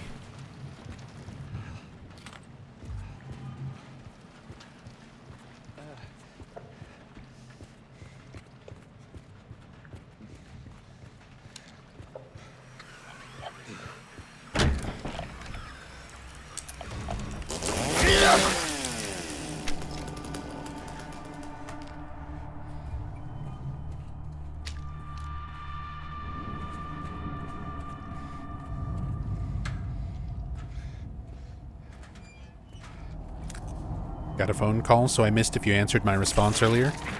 That's okay, that's what VODs are for. That's what VODs are for. You can rewind time.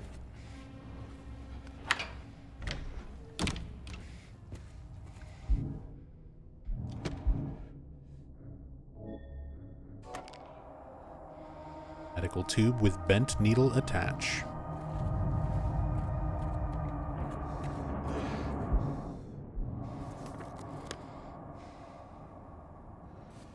Back over to the pharmacy.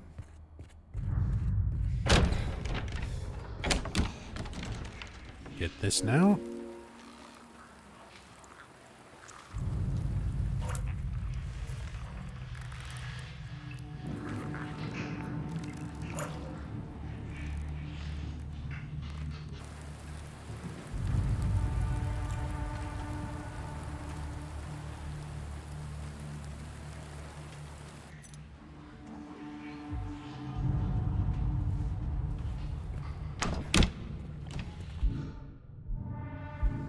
Maintenance key. Get back over to the pool. Swimming pool.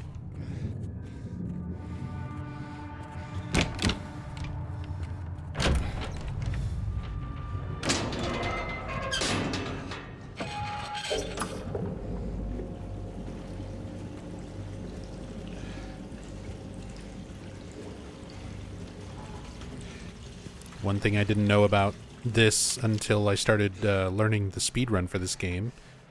Most of the time when you need to like break open a wall to reveal something, the game pretty much always makes you use melee to do it. This is one of the only spots in the whole game where you can break a wall by shooting it.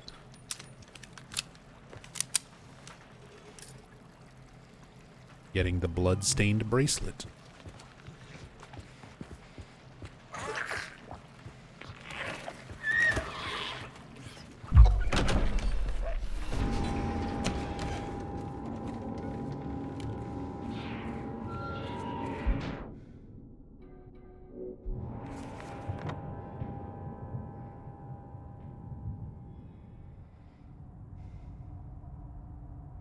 That gives us everything here, and we've got the combination for the nurse's room upstairs.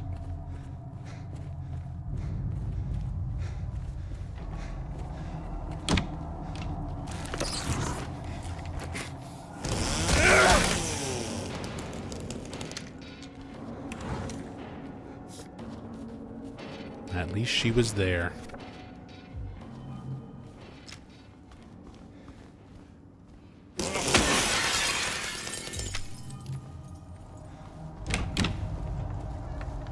More photos for the loop Easter egg.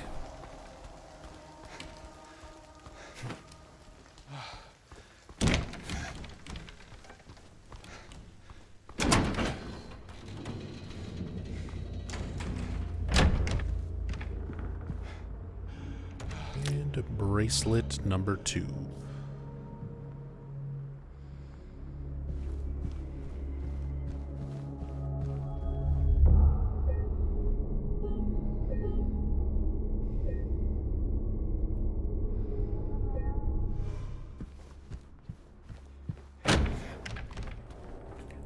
You're currently working on a game that uses PS2 graphics, so been studying how a lot of games pulled off tricks. That's awesome, Tassadul.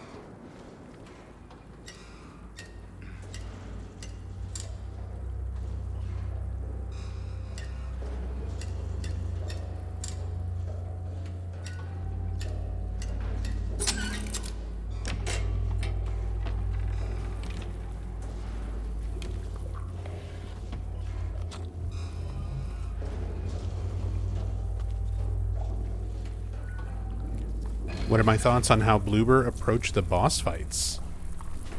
I mean, for the most part, I like the bosses. I like the way that they're done in the remake. The new little additions to, like, how they move and fight, like, obviously, the way the game is designed, it allows for a lot more action, a lot more activity. So, like, Flesh Lips, for example, having the phase where it drops down from the ceiling and crawls around with the metal sort of spider bug legs. I like that the arenas change, that like the wall, it can break through the wall and stuff and opens up like a bigger arena to fight in. Pretty cool. I like the way they handle those boss fights. Some of them feel a little excessive. Like all the different phases on Mary at the end feels like a little too much, but it still goes by quickly enough, and each phase and everything is like still pretty interesting. Just goes on a little longer than it feels it needs to. That's kind of my general complaint about this game. In terms of pacing. Certain things just feel like they go on a little bit longer than they really have to.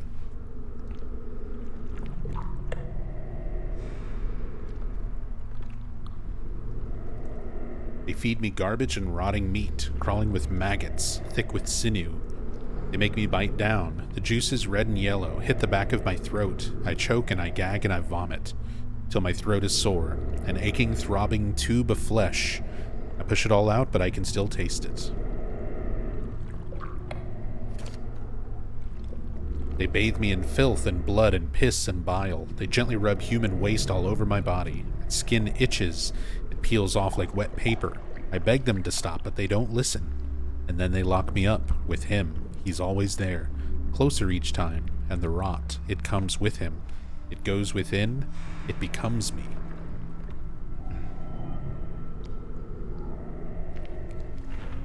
They sound like they're doing perfectly fine. release them back out into the public. Treatment success.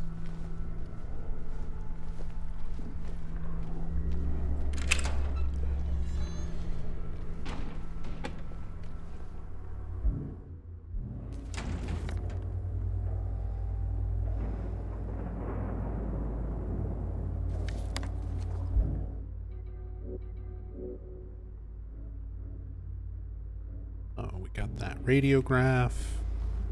Was there another one that I did not pick up?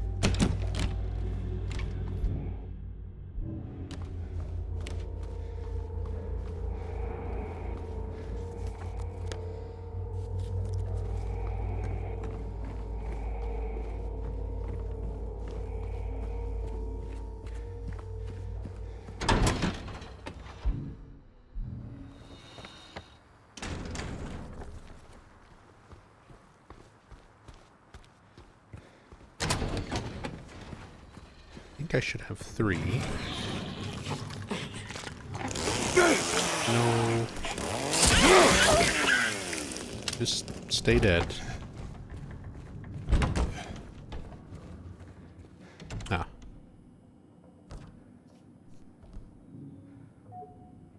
Oh, right. I need the, I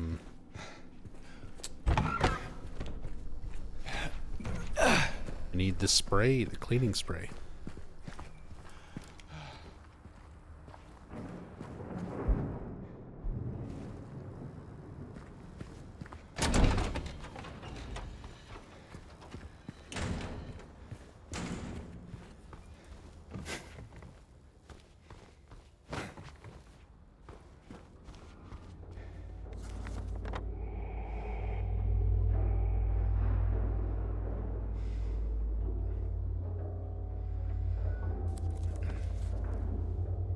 Although I thought I'd get to that.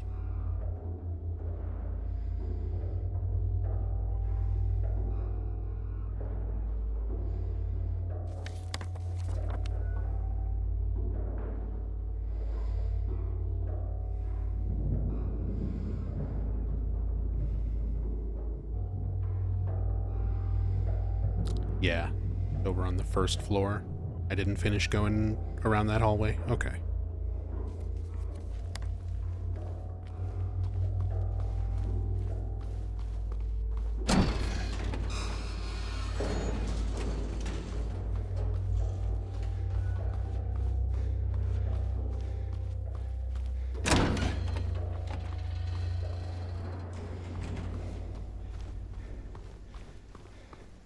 Actually, is there a film grain thing in the graphic settings? There is.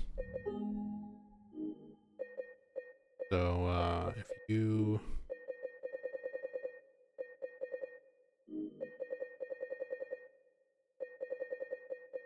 There it is, graphic mode. So you can do like 90s, which is sort of like grainy and washed out. Pixelate 256, which is like no... Everything's pixely. Black and white, white, and red. VHS grain and filter. Old CRT. Outline, posterize, green LUT, red dithering. I don't really mess around with too much of the film grain filters and stuff when I stream, because a lot of it kind of makes the bitrate look like shit and kind of kills the stream quality.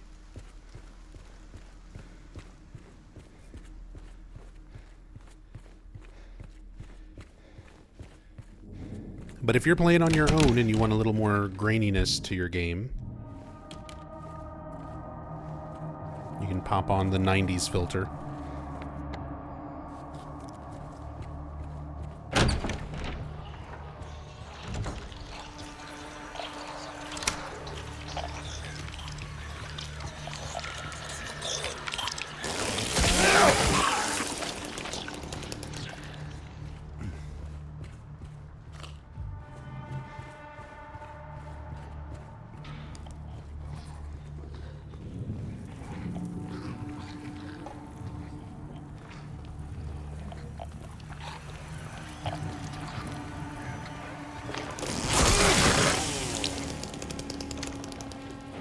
Chainsaw.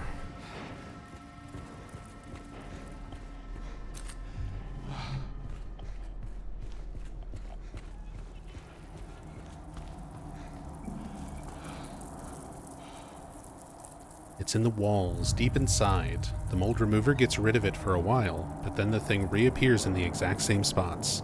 We need to get in there, break it all down if we have to, and root it out. There's our mold remover.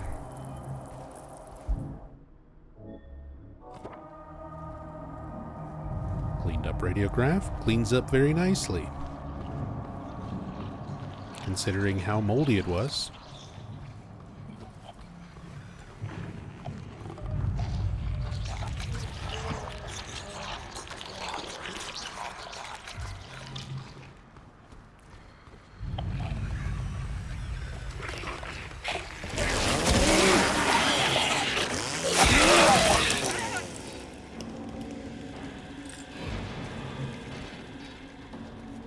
Would love to get into actual film photography, but it's so damn expensive. Yeah, that can be a pricey hobby.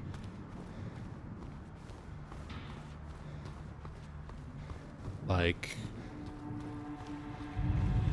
you can get some entry-level stuff, you know.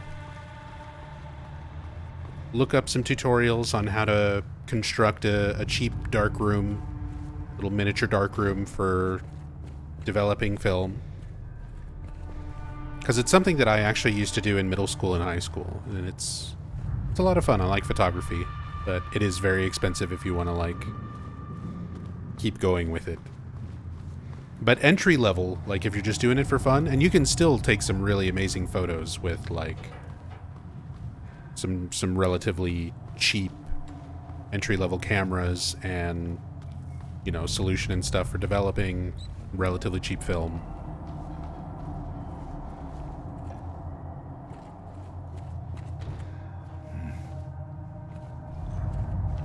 And then just sort of work your way up into like nicer films, nicer cameras, better lenses.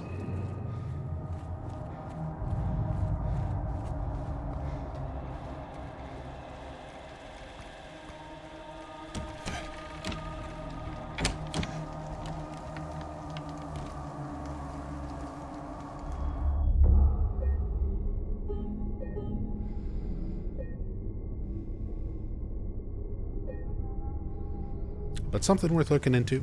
You get some older equipment, older used equipment.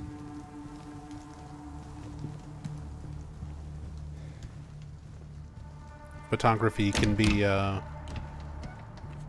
fun hobby.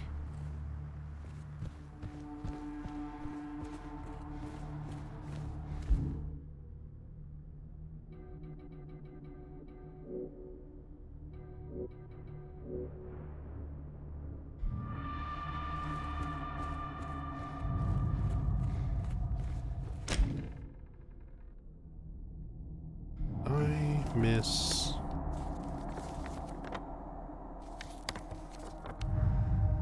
stuff over here. Oh, actually, is the ladder, is that area open in the cafeteria?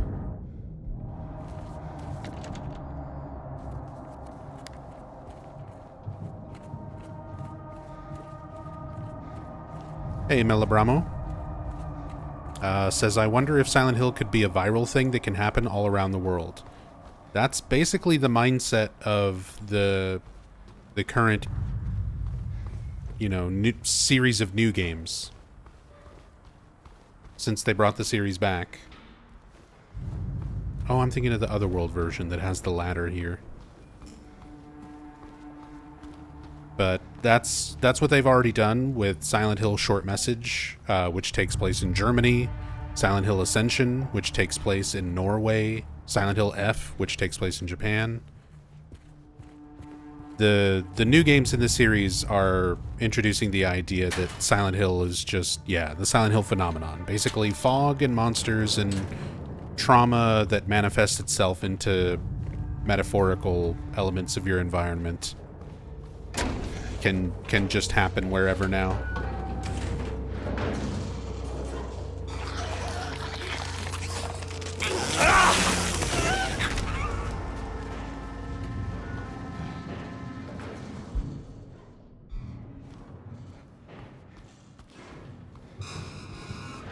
I mean, As a longtime fan of the series, personally, I feel it's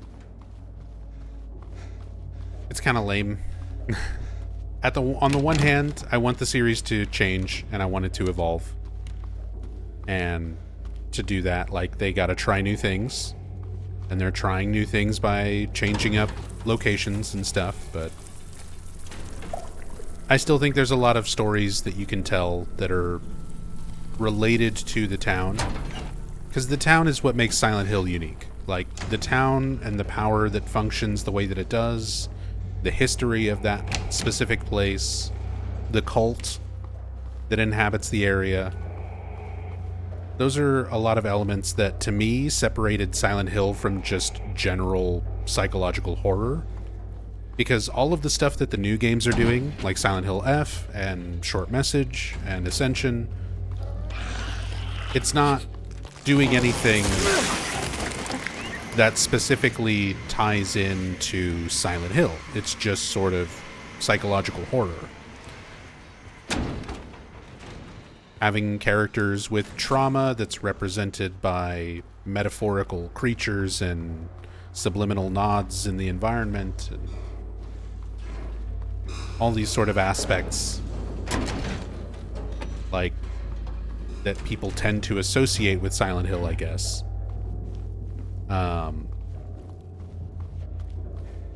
Those are just sort of elements of psychological horror in a more general sense.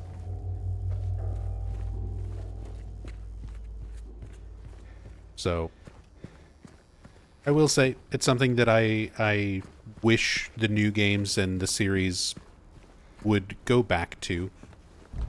I wish it would focus a little bit more, again, on the town. Hopefully that's what Townfall will be, considering town is in the name.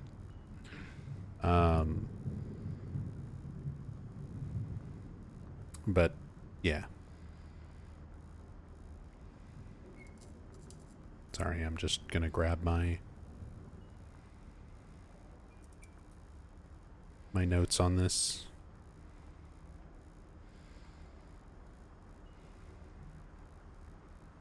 Uh, 4:37:12.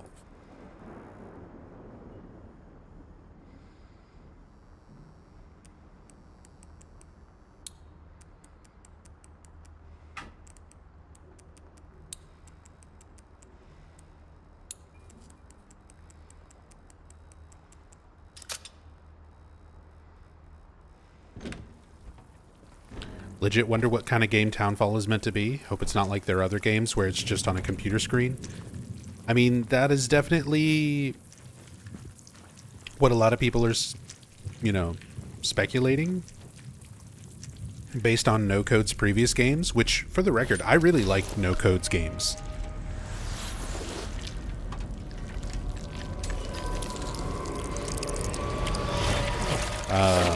Stories Untold and Observation are both really good.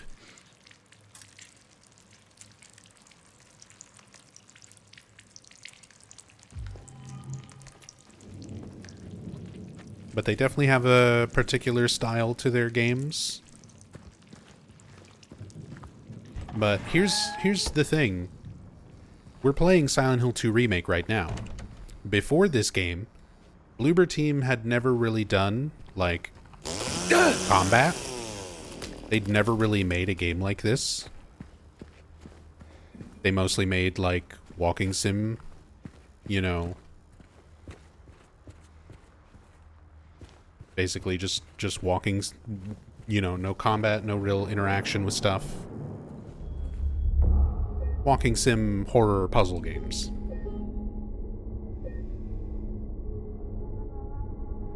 And they learned a lot of new things and made a game using mechanics and stuff they don't normally put in their games for the sake of, you know, Silent Hill 2 Remake. So a studio like No Code, who are called Screenburn now, they've grown a lot. They've added a lot to their staff. They've hired a bunch of new people on. It's entirely possible that they will practice new techniques, utilize new mechanics, and gameplay elements that they've never really used before for the sake of making something different for a Silent Hill game.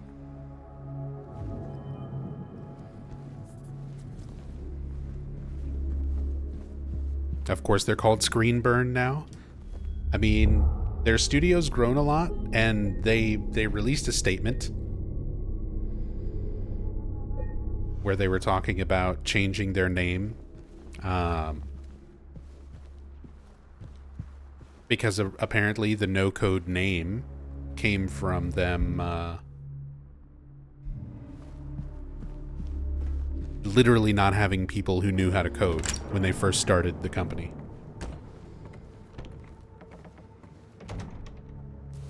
They didn't know how to code.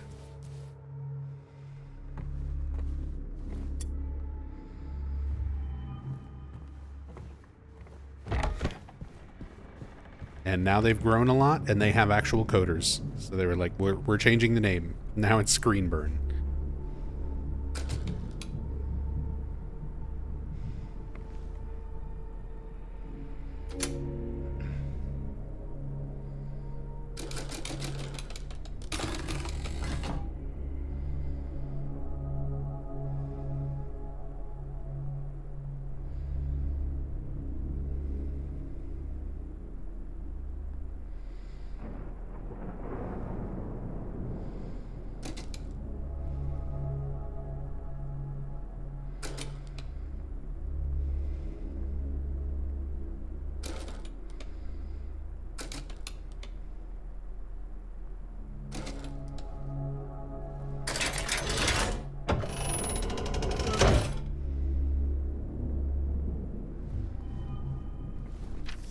Rooftop key.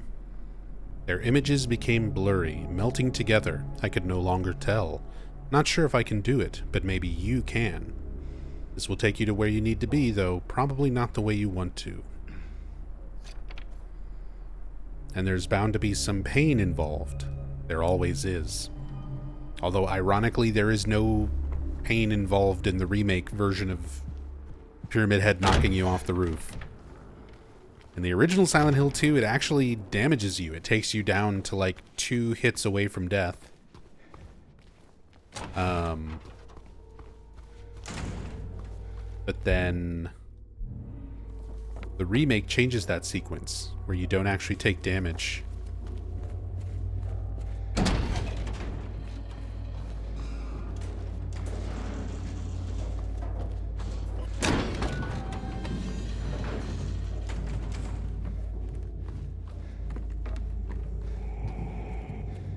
Didn't play Silent Hill F, but will play it soon. It's pretty good.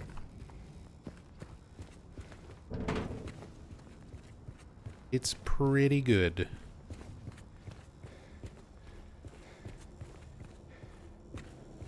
This is not the stairs with the roof access, is it? Or am I just in the wrong spot? No, I'm just in the wrong spot.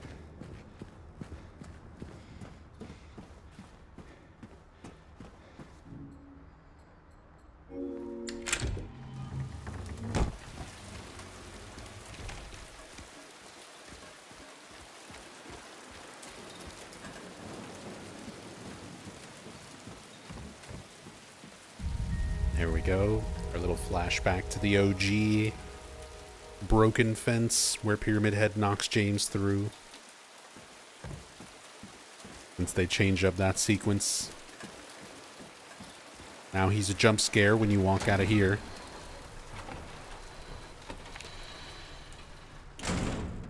May 9th. Rain. Stared out the window all day. Peaceful here. Nothing to do. Still not allowed to go outside. May 10th. Still raining. Talk with the doctor a little. Would they have saved me if I didn't have a family to feed? I know I'm pathetic and weak. Not everyone can be strong. May 11th. Rain again. The meds made me feel sick today. If I'm only better when I'm drugged, then who am I anyway? May 12th. Rain as usual. I don't want to cause any more trouble for anyone. But I'm a bother either way. Can it really be such a sin to run instead of fight? Some people may say so, but they don't have to live in my shoes. It may be selfish, but it's what I want. It's too hard like this. It's just too hard. May 13th. The doctor came in today. He said that I'll be released soon, and it's time to go home. I should be happy, but I'm afraid. So afraid. Feels like something's about to happen. Like the last gasp of air before the plunge, but deep down, I know it's too late to turn back. Yeah, this is almost word for word the same as the original up until that last May 13th entry. Everything after, like, I'll be released soon is very different. This whole concept, the whole idea of the writer being, I should be afraid, or I should be happy, but I'm afraid, feel like something's going to happen.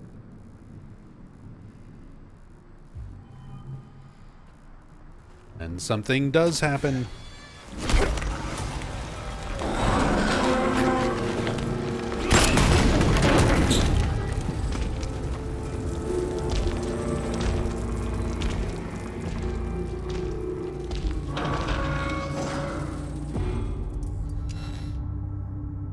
Such a minor criticism, but you hate the little nostalgia chime accompanied with those. You don't like the flashback sound effect? I don't mind it.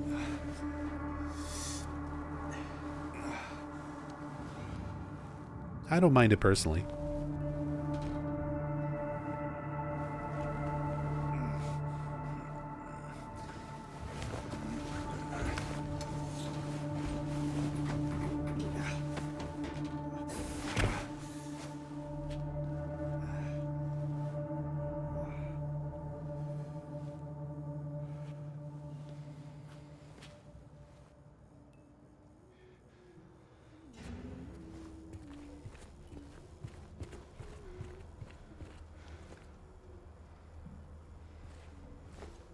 Another one of Laura's wolf drawings.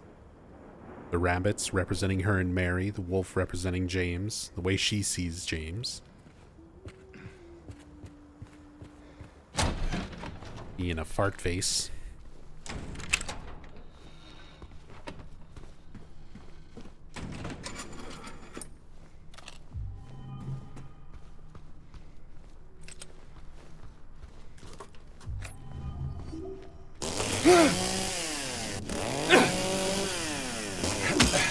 Eventually we'll break that glass cabinet.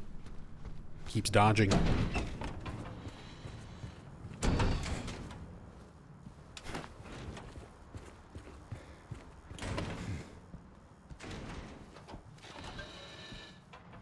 Hate it, honestly. It got old after the second time and I feel like it's so unnecessary. Well, here it comes again.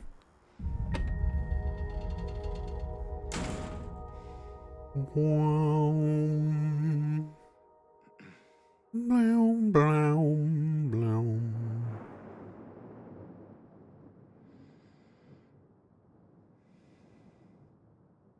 The original bloody numbers. Part of the Joseph Barkin puzzle box puzzle in the OG.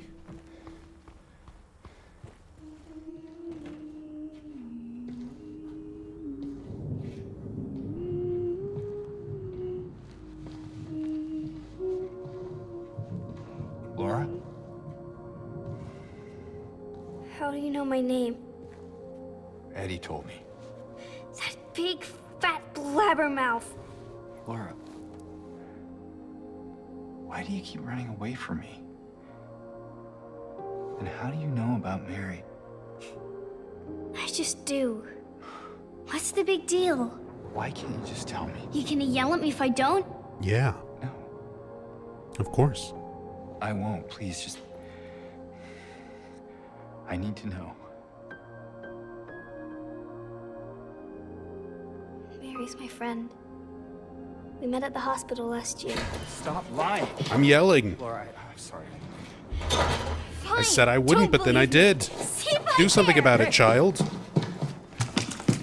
Let go! I'm sorry, Laura, but I can't let you just run around this place. You might get hurt. Hurt by what? Look, just stay with me, okay? This is no place for a kid. Fine. But there's something I gotta get. Laura, It's important. what is it? A letter. For Mary. What?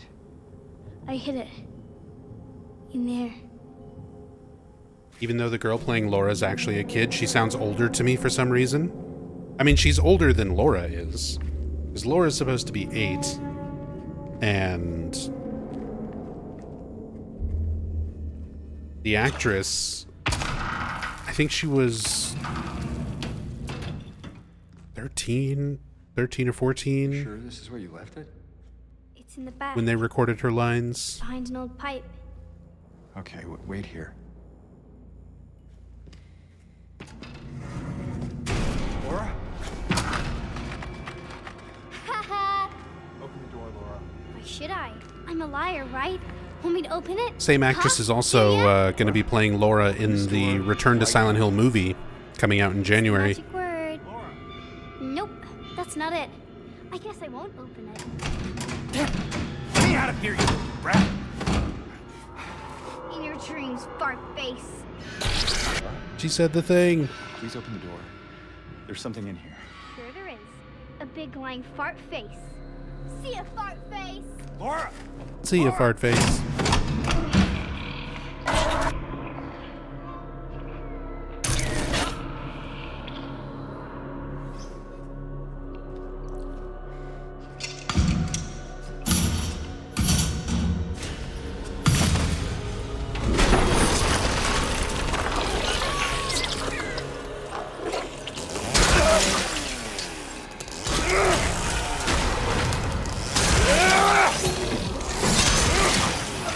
Chainsaw go burr.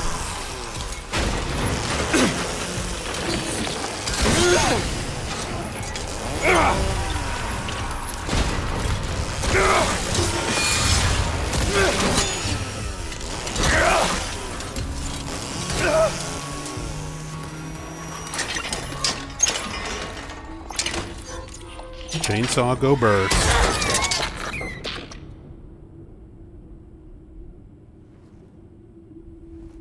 How effective is the chainsaw? I think that was a perfect demonstration, Uncle Grumpus. It is very effective.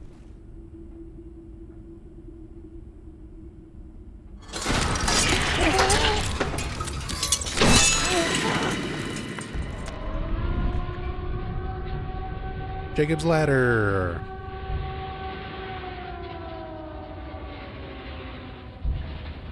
Yeah, Blue Dabbity. I've seen the trailers. I'm gonna go see the movie when it comes out in January. My wife and I are gonna go see it in theaters.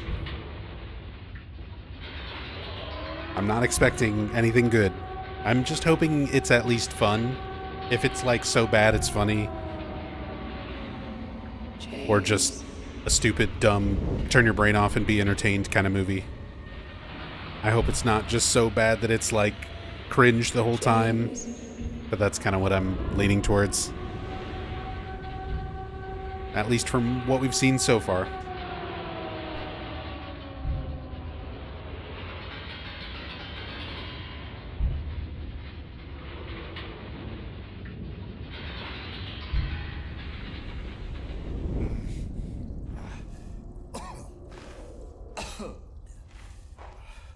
Saw people on Twitter complaining about Silent Hill F not taking place in Silent Hill. You know, honestly, valid complaint. Valid complaint. Like, as a fan, I'm a lot more open-minded, and at the end of the day, I just want good psychological horror games. If they're, you know, Silent Hill related or not, I'm a horror fan. I would prefer some good Silent Hill games because I love this series and I would love for more good Silent Hill games that actually have something to do with Silent Hill. So, like, I don't know. I tend to be a little more open-minded. Yeah, and F at least has some references to the town. There are things that tie F into the original stories. It's very loose. It's basically just like 2 minor items. Not even like characters or story points, but like 2 objects. A flower and a substance. And those are the only real 2 things kind of tying Silent Hill F in. But even that said, like, I liked Silent Hill F for what it is. I definitely think it could have had some stronger connections to the original games without changing too much either. But I think it's a legitimate complaint for a lot of fans. Like, they want Silent Hill games to be about Silent Hill. That is not a fucking crazy thing. That should not be as hot of a take as it seems to have become. To want Silent Hill as a series to be about Silent Hill. It's in the name. It's in the title of the franchise.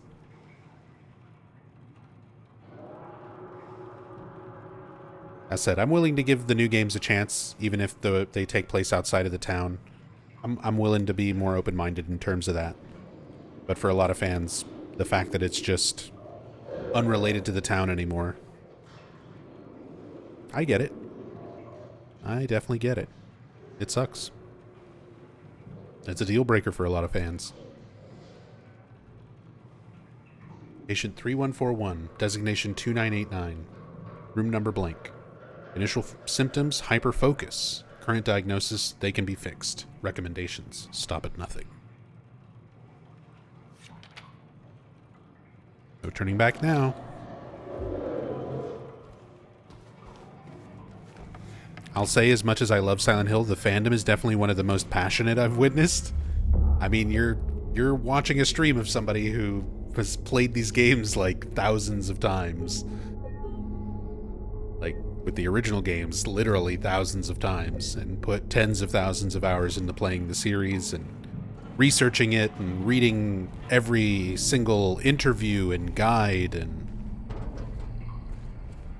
absolutely everything for the last 26 years. So I mean, I'm definitely passionate about this series. I will say, as a fan, I've learned to... You just learn a lot over the years, especially if you spend as much time researching stuff and kind of getting to know what goes into making games, how difficult it is to make games, and especially for the time period that a lot of these games came out, how limited things were. I think it's important to keep that in mind, and it's something that a lot of fans tend to detach themselves from. They get so focused on trying to find the meaning behind everything that they often overlook the fact that sometimes stuff is the way that it is because of budget or time constraints, or somebody just deciding, hey, this looks cool or creepy or weird, and they decide to put it in the game. And I've definitely gone through that sort of roller coaster ride as an obsessive fan. Going from the early years when I was obsessive and thinking absolutely everything was super intentional and had insanely great depth and meaning to it, to the point of, I've read enough interviews with developers and seen enough interviews from Jeremy Blaustein to know, like, sometimes something is just the way that it is because that's what they had to do. Like, they wanted to write out a story a little bit more and they ran out of time, so you get kind of an unsatisfactory explanation for something. They wanted to design something a certain way, but couldn't figure out how to do it on the hardware, so they used some random asset or texture or stock sound, you know? There's a certain level of understanding kind of the reality of, like, these are not perfectly crafted, insane masterpieces where everything is super significant. It's easy to think that way because there are a lot of things that are intentionally very deep and very meaningful and well thought out.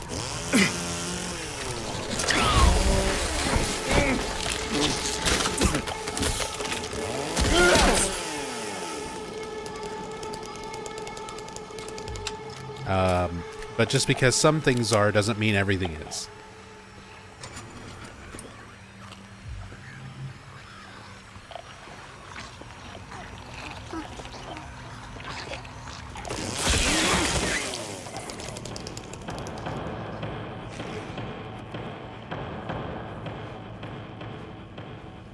There's a therapist who played this game and used to demonstrate psychology concepts. He turned the music off, though, to not get distracted.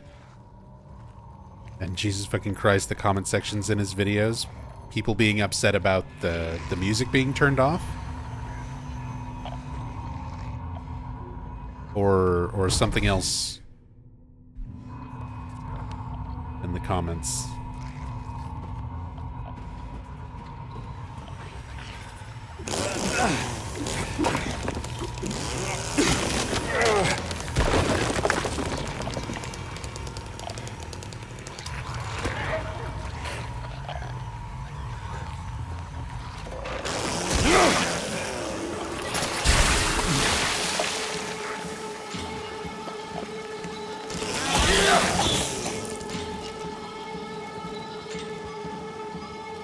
Pew, pew, pew, pew, pew, pew.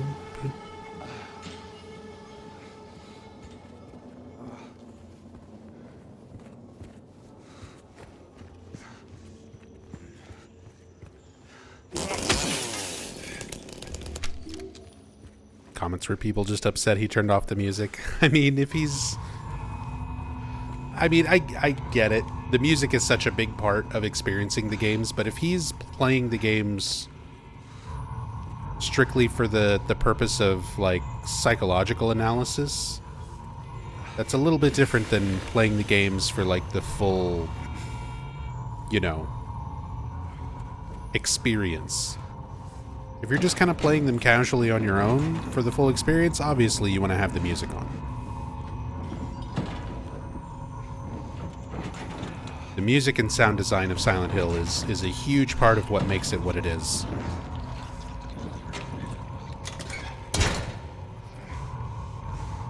But if the guy is, like, trying to do psychological analysis, then that's his own separate thing.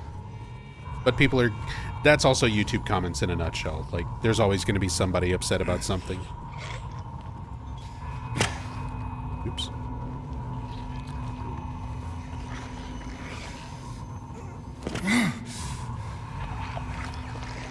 YouTube comments and just the internet in general.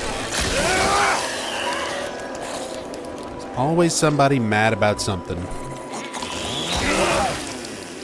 Somebody mad about something, and they feel it's absolutely imperative that they let the world know their opinion.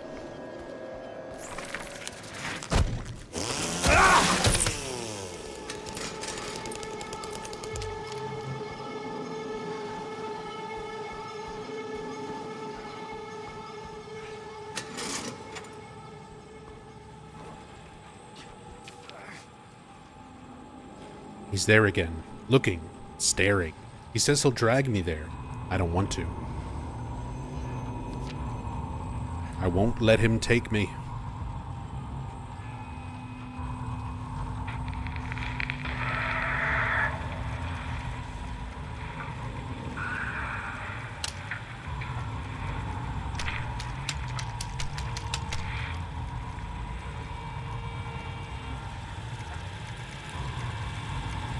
Director's office key. Yeah. Spooky roar. No one knows. The heavy labored breathing and heartbeat. Mary's vitals while she was in the hospital. And of course, Mary's medicine bottles. We used the cam hack to zoom in and look at the labels on these bottles. And they're actually Mary Sunderland's medications. Like, they've got her name on it.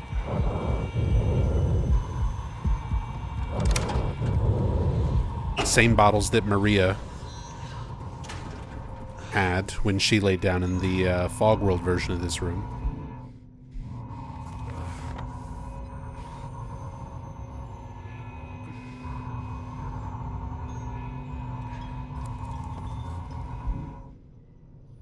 Okay, we can open the director's office.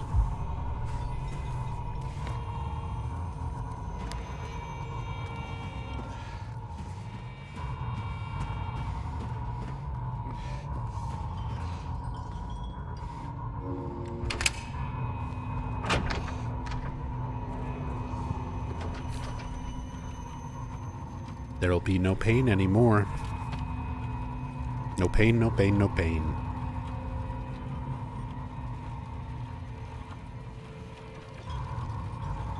No pan. No bread.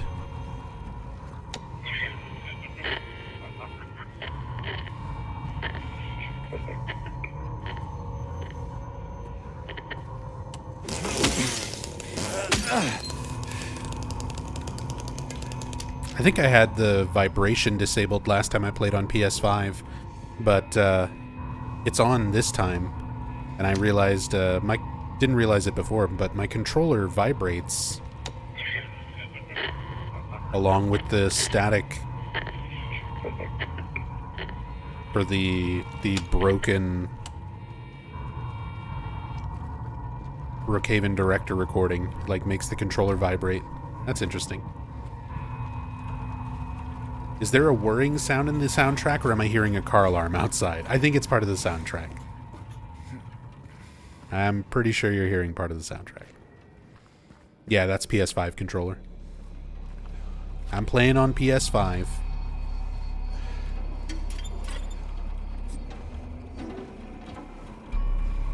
That controller's so sick. I really like the DualSense controller. I'm a big fan of the PS5 controller. And I was mentioning this earlier. I was setting up the Dolphin Wii emulator just to have a backup way to play Shattered Memories in case for some reason I can't get it working on my Wii U like I usually play it. And the DualSense PS5 controller works, like the motion gyroscope and stuff that's built in. All the motion controls work for a Wii remote motion control. So it's actually pretty good for playing Wii games through emulation as well.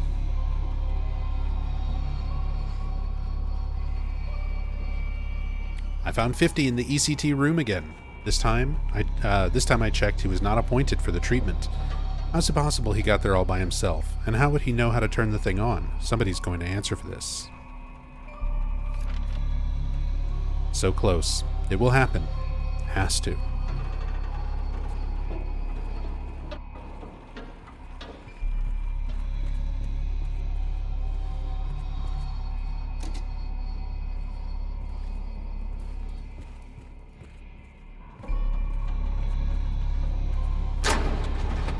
Gotta turn the power on.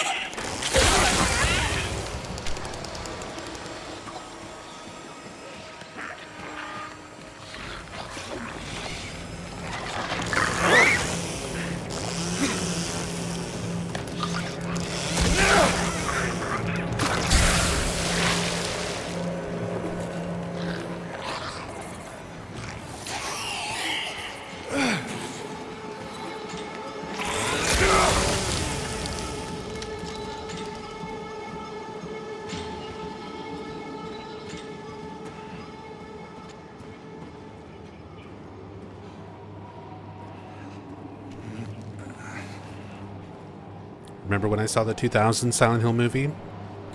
Turned out bad when they decided to make Silent Hill a city contained and controlled by the residents. Well, good news. That same director, Christoph Gans, is making another Silent Hill movie called Return to Silent Hill, based on Silent Hill 2. And it comes out in January. And it looks... based on the trailers so far, it looks worse than the first one. We'll see how it turns out, but I don't have high hopes.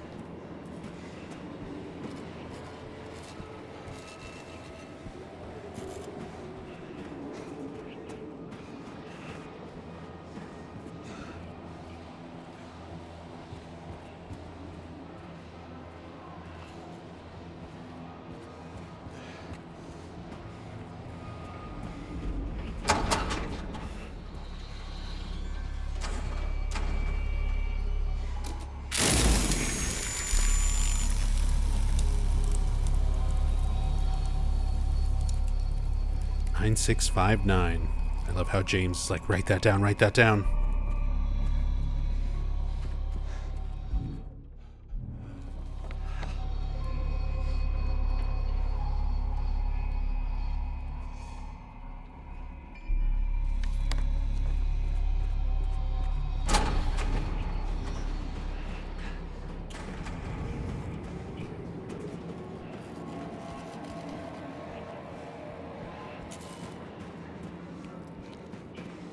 Ugh. I don't know what it is with trying to get through Silent Hill 2. I was trying to stream this on Sunday, and I wasn't feeling very good, and I had to kind of cut it short. My stomach's not feeling great today either.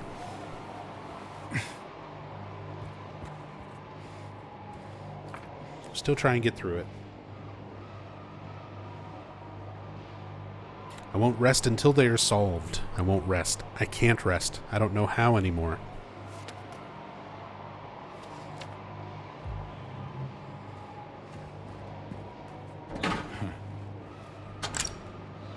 Hope you don't have the norovirus like me. I hope you feel better.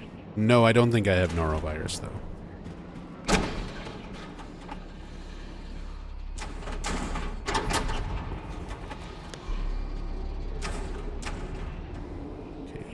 That opens up. Back down.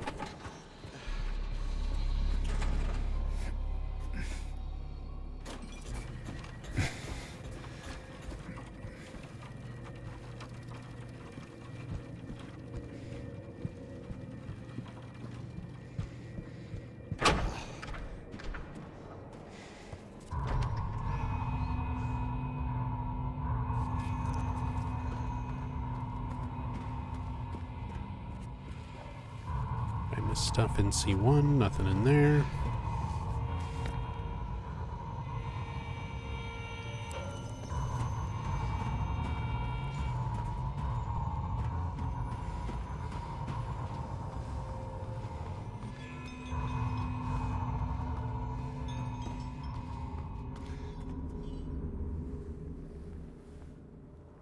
Unveil the box.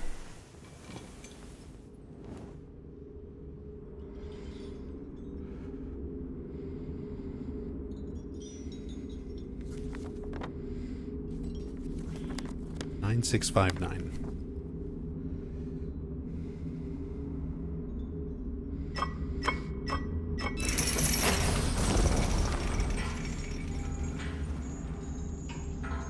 Now we just gotta go get the other code, but before that,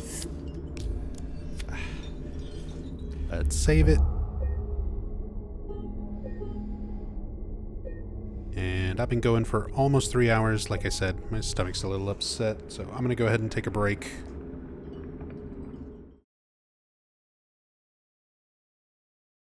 Get up and stretch, get some water, some medicine for my stomach. And then I'll be back in just a little bit. And we will continue on with some more Silent Hill 2 Remake. Back in a bit.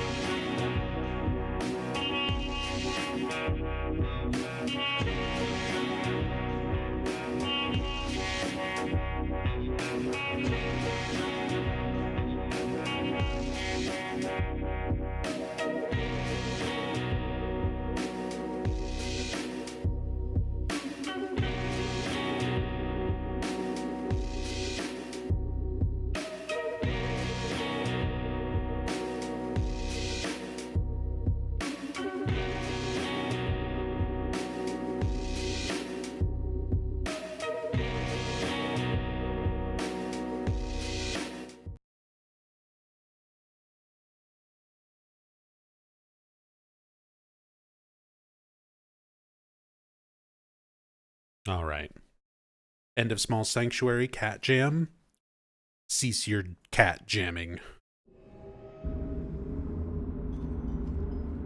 We're back to Brookhaven.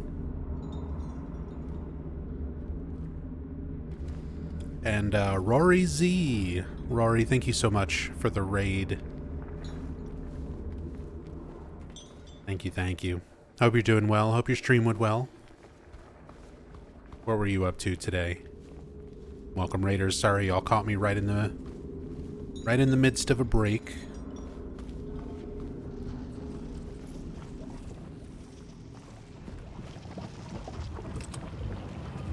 But we're back at it. We're going through Silent Hill 2 Remake. Gonna be spending December going back through all of the Silent Hill games in reverse release order. So this past weekend we did Silent Hill F. Now we're on Silent Hill 2 Remake, but we're gonna be covering pretty much everything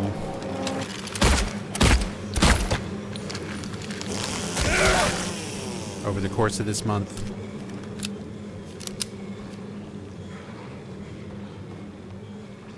Which means after Silent Hill 2 Remake, we're going to be getting into Short Message. Which, even with speedruns included, I think I've only played Short Message about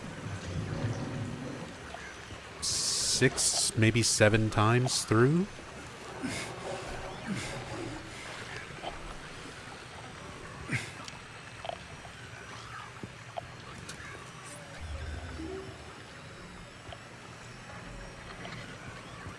Which, to be fair, that's like what I'm at with Silent Hill F right now, but I'm definitely going to be playing Silent Hill F more.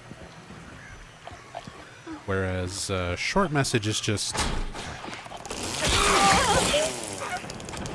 very underwhelming.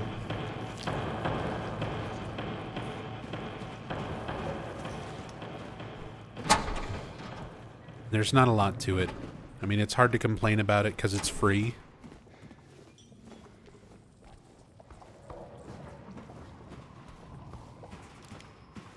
It's just kind of meh.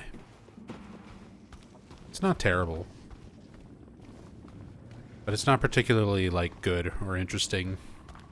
It has a good monster design. It's got a Masahiro Ito certified banger monster design with Sakura head.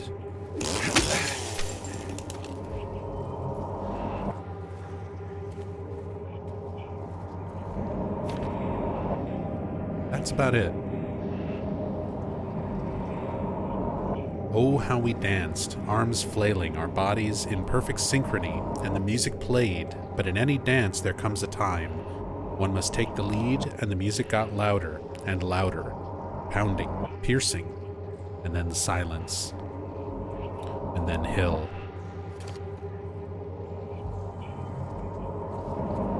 And then a cat jumping on my computer and walking across my monitor stand. So if the stream suddenly stops, it's because I'm getting kitty cat technical support right now.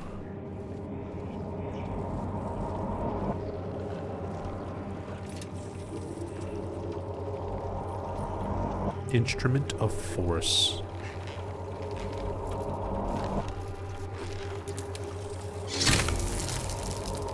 I'll just smash that arm right off. We'll have to come back. We have the other medical device.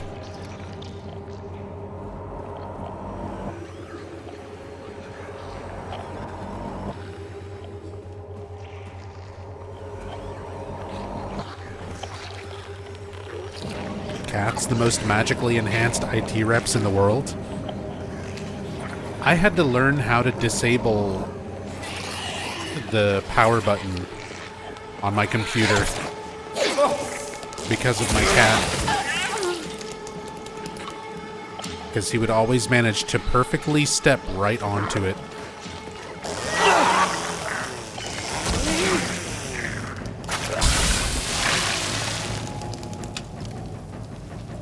And it's such a good idea, I never thought of that. It took some time before I got to that idea. Because I spent probably 6 months with a little plastic container taped over the power button to just keep the cat from stepping on it.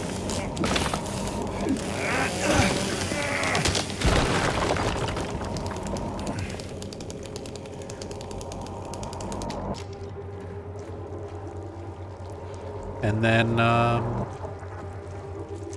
eventually I just kind of got the idea. I was like, why don't I just...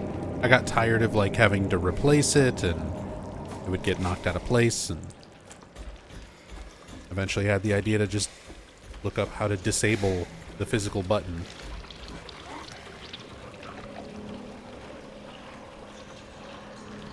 Because it's just a setting that you can change, at least with like Windows at the time. I don't know about now.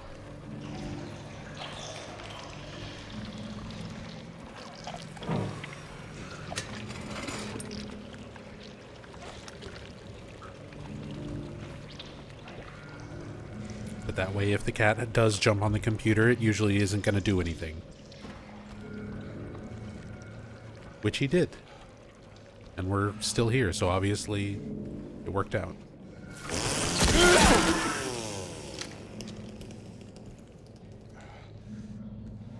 Assume you remove the connector from the case to the motherboard? I mean, if you really want to, you could do that too, but no, I didn't even go that far. You can actually just disable it from your Windows system settings.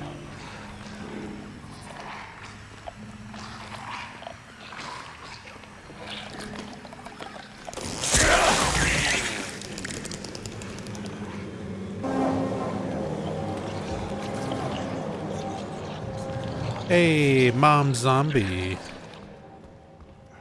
How's it going, Mom? Love you. Thank you so much for the 51 months.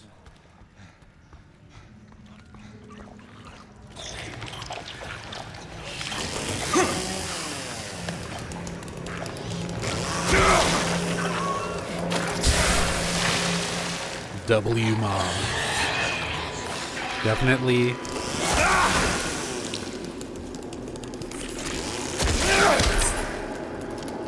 Definitely W Mom. Who got me into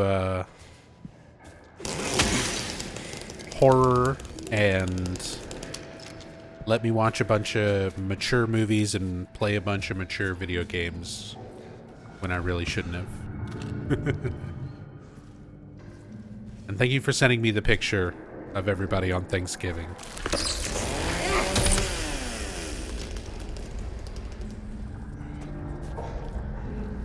That made me really happy to see everyone together like that.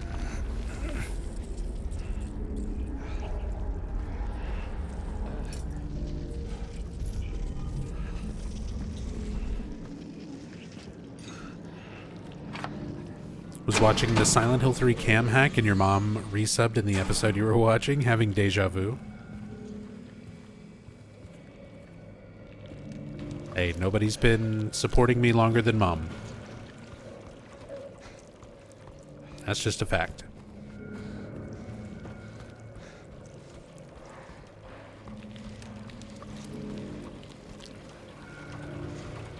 Let's see.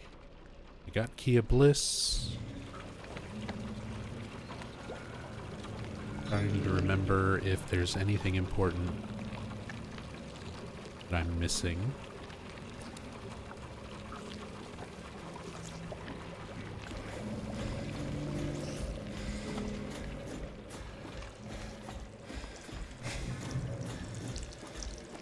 Since I had to stand on tiptoe to play at the arcade, yep. Before I was really even tall enough to reach the buttons on the arcade machine, I've been a gamer. You heard it from Mom Zombie herself.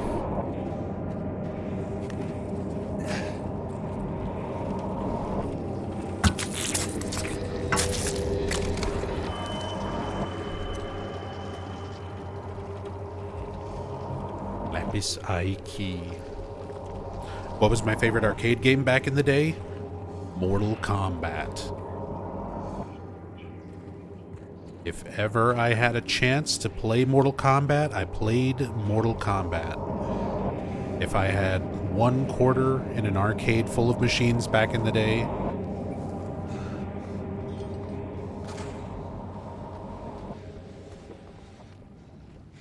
that was definitely one of those games that I would just go to.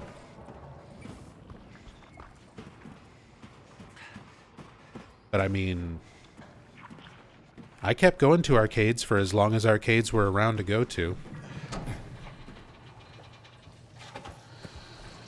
Yeah, Mortal Kombat and Street Fighter. I was real big into fighting games.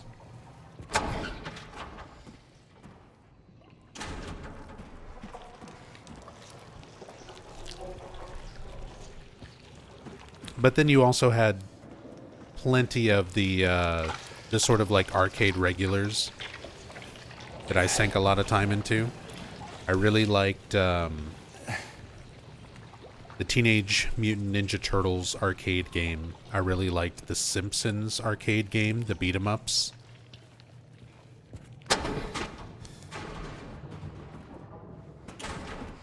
Spent a lot of time playing those.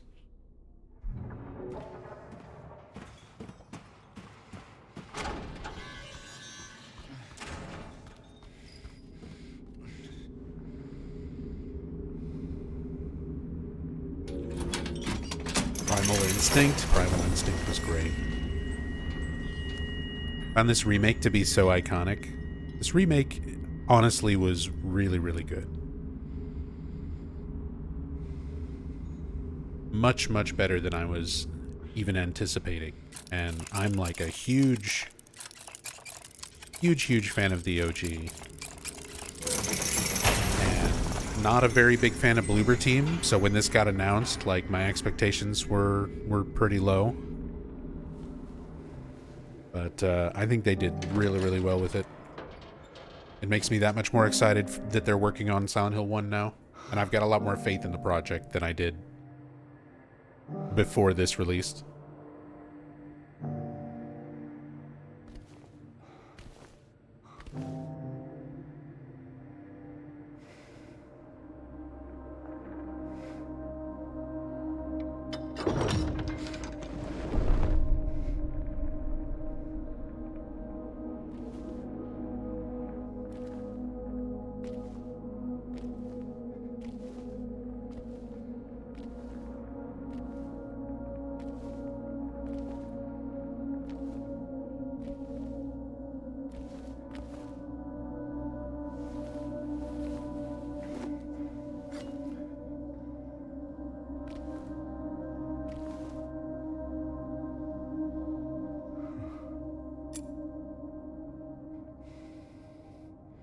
The -1 elevator button.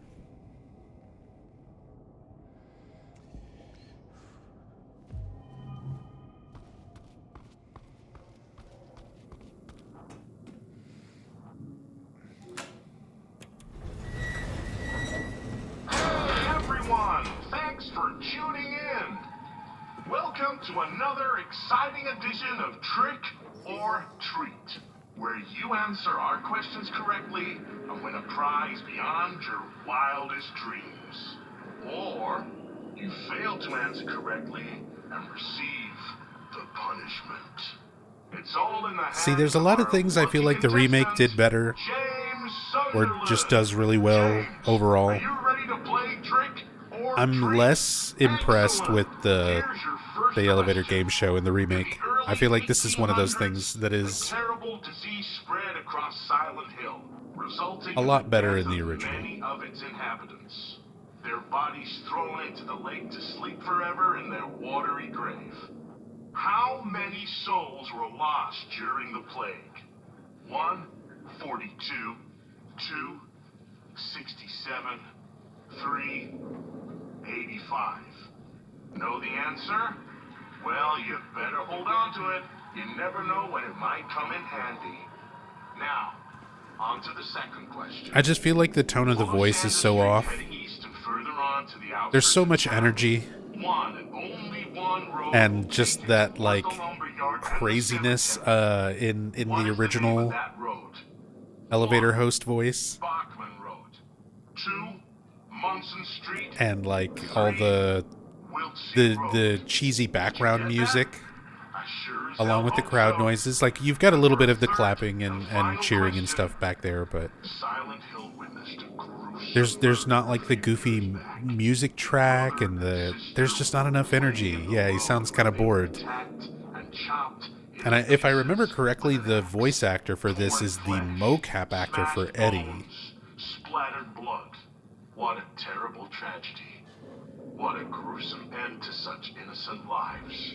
One of the victims, because Eddie is done by two different people. Like, he's portrayed by a mocap actor and a voice actor. What's the name of the other victim? Billy's sister. He's the only one who's like that. Pretty much every other character, like their English actor, Heather. did the mocap and the voice. Julia. Well, So I think Eddie's that's the mocap last of our actor questions. is the radio game show guy. If If I'm so, remembering correctly, I might be. Let fantastic. me double check. The time will soon come to collect your prizes. But be careful. If you're wrong, well, looks like that's all the time we have for today, folks. Thanks for tuning in. See you somewhere. Yeah, Danny Carrane. Sometime in sickness or in health. Danny Carrane Bye. is the elevator game show host in Remake. So that is Eddie's mocap actor.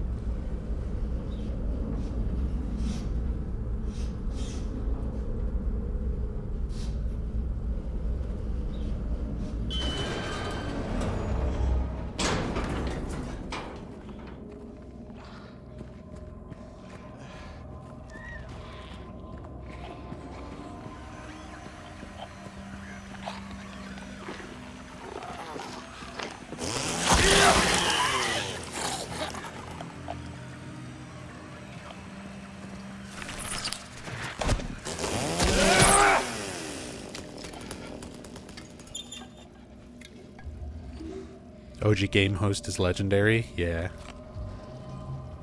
It's hard to live up to that. And I realize that's difficult to do with a remake, where they don't want to do it exactly the same. So it's going to be their kind of different take on it, but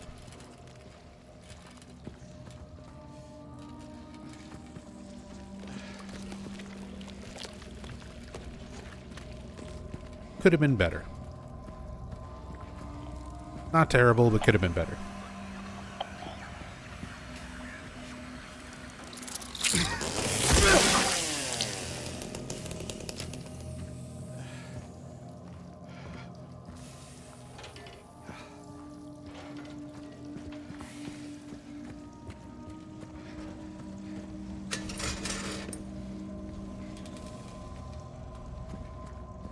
So many empty drawers.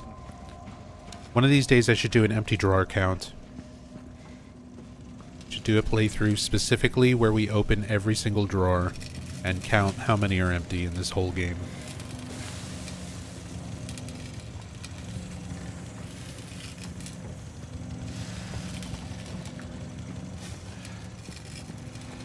At least 1 billion empty drawers. I don't know what Bloober has with what their fascination is with the empty drawers. They do it in a lot of their games. We could do that same playthrough in counting all the drawers, going through Layers of Fear 2. Open 100 empty drawers, and then you open one that has a lemon in it, and you're like, what the fuck? That was an actual experience I had.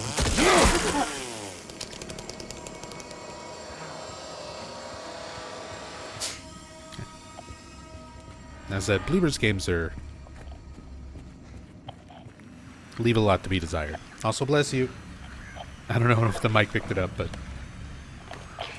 yeah, Rachel and I are still kind of recovering from some kind of seasonal yuck sickness.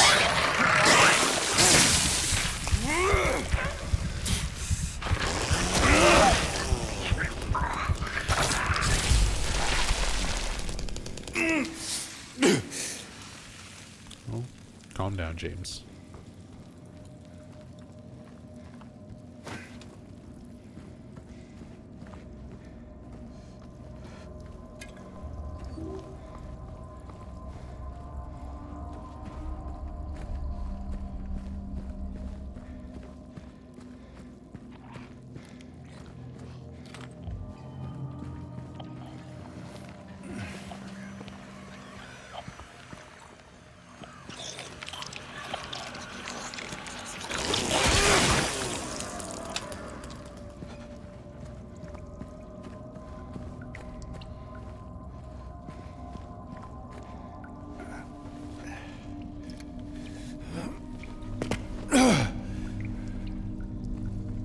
I will say, going through a lot of the areas, the way they've been redesigned, I do like the flow, like,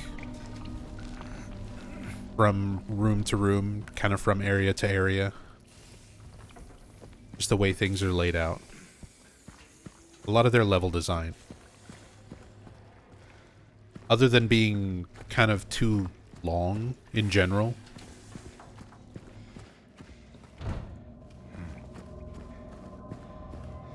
The actual layout of things is really nice. And just kind of the routes you have to take to go back and forth to like the elevators and stairways.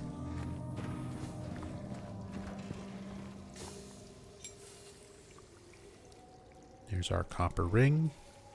And Maria. James. Mary! From the depths. Oh. Maria, I thought...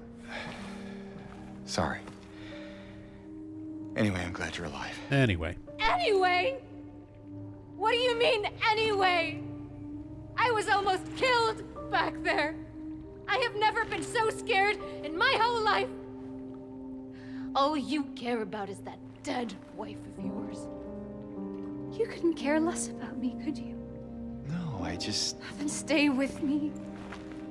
Don't leave me alone again. You're supposed to take care of me. I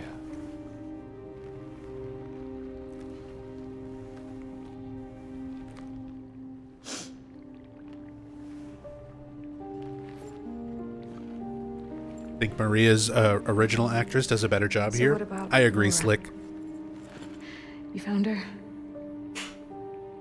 Yeah, but she ran away. I agree, Slick. What? I don't think Salome does a terrible job. I think Well, all we the have to actors find for the her. remake Yeah, are doing a great performance. You really seem to care about that girl.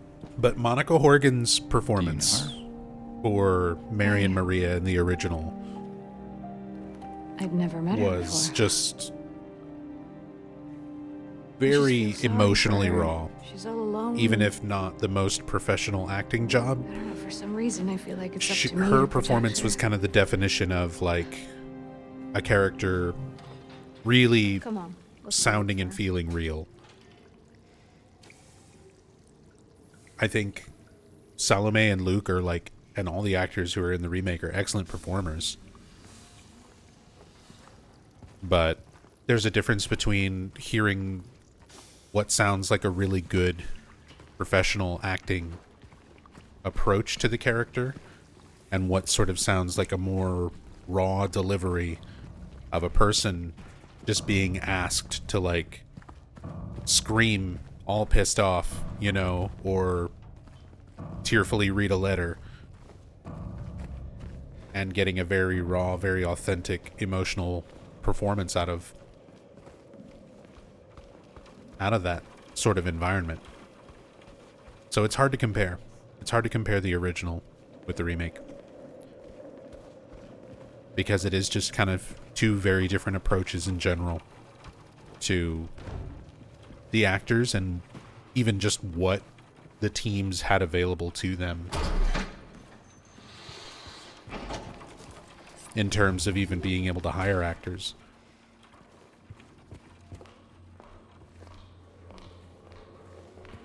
Because they didn't have a whole lot of options back in 2000. Like 99, 2000 when they started working on Silent Hill 2 OG. A stroll in the rain. How romantic. Maria, what are you talking about?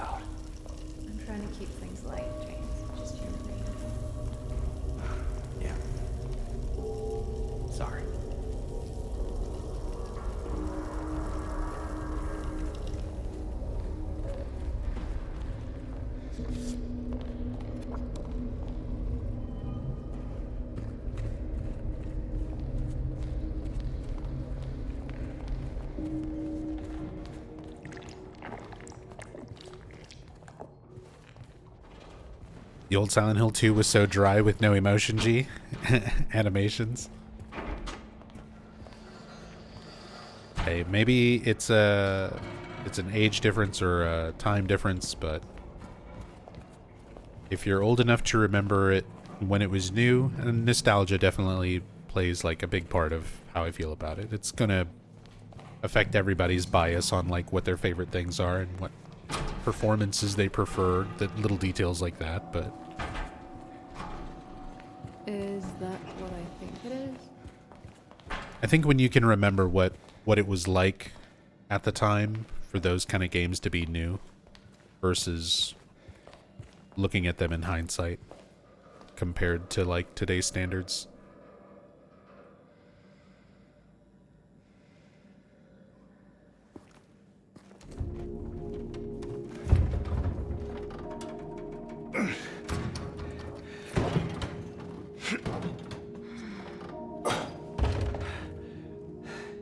Having trouble there? Yeah. You think you could give me a hand? Me? You're supposed to be the big man around here. How's a little girl like me supposed to help? Fine.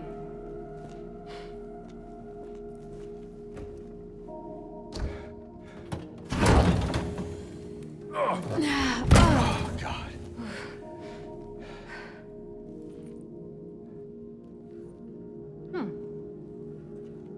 What's this?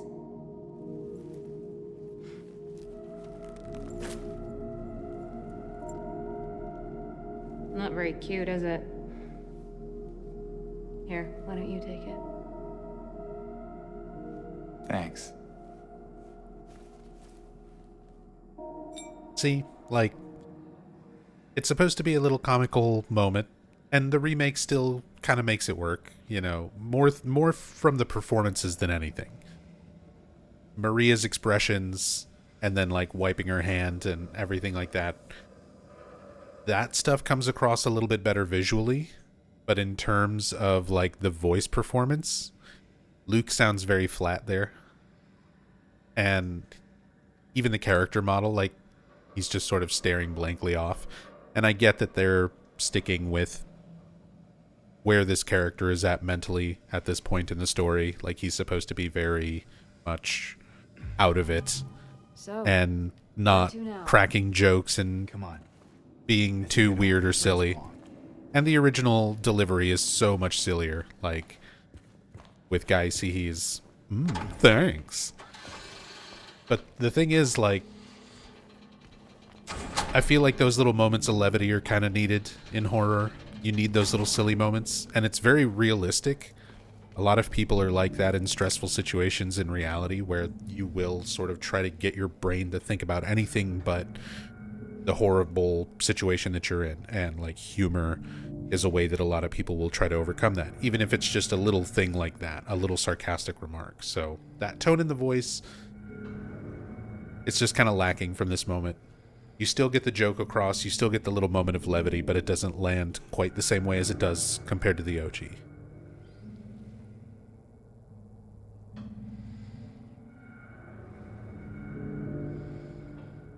The patients will become the diagnosis scheduled for them when they'll make recovery, as my aim is always for the entire personnel, especially when their symptoms will become receding with effective treatment. Love how it's just like descending into nonsense. Job the Face. Thank you so much for the raid. Welcome, welcome. We're playing Silent Hill 2 Remake, and we're playing all the Silent Hill games in reverse release order this whole month. We've gone through Silent Hill F, we're going through Silent Hill 2 Remake, and then we will play all the rest. All the way back to the OG. But welcome, hope you were doing well, hope your stream went well.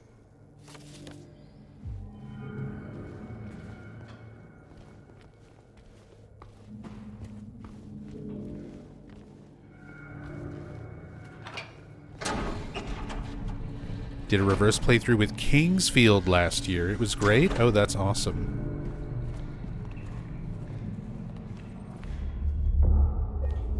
I used to play a lot of Kingsfield 2.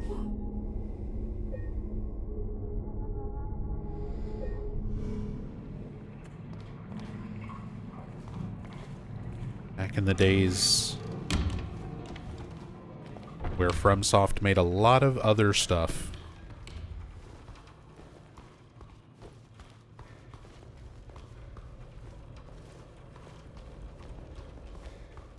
It's funny how FromSoft has made so many iconic games, and like obviously the Souls series is what most people know them for, but there's a lot of other really great stuff out there like Kingsfield and Eternal Ring and Tenchu Wrath of Heaven. My favorite of the Tenchu series. That was also FromSoft.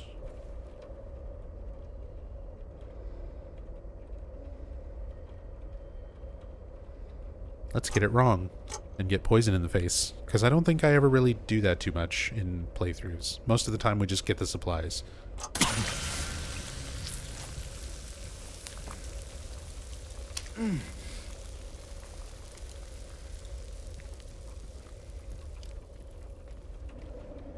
It's more fun watching James get random poison to the face. We just don't see that as often.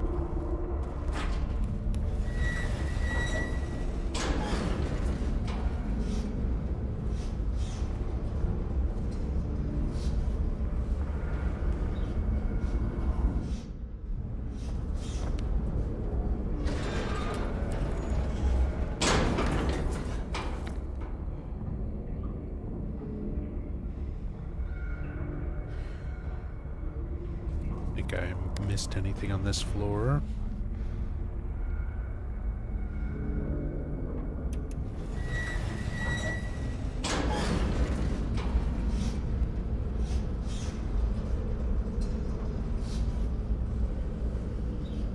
FromSoft on a game usually convinces me to get it. That's a decent rule of thumb to go by. Most of the time.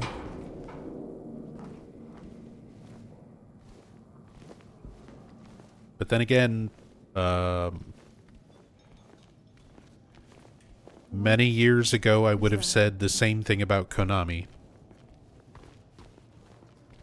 That opinion has definitely changed. Konami used to be really seriously consistently good with a lot of what they put out.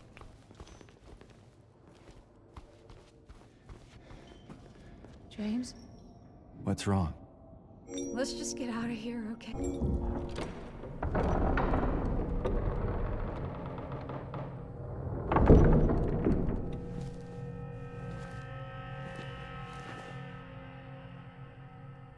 What's wrong? I thought you wanted to get out of here. I know. It's just... something doesn't feel right. Come on. It's gonna be fine.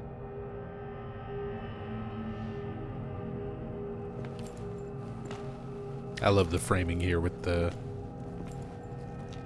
picture of the woman on the door behind them. Maria getting the foreshadowing, tingling feeling that she's gonna get stabbed in an elevator.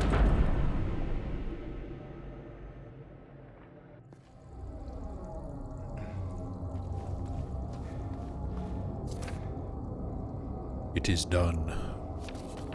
Sick no more.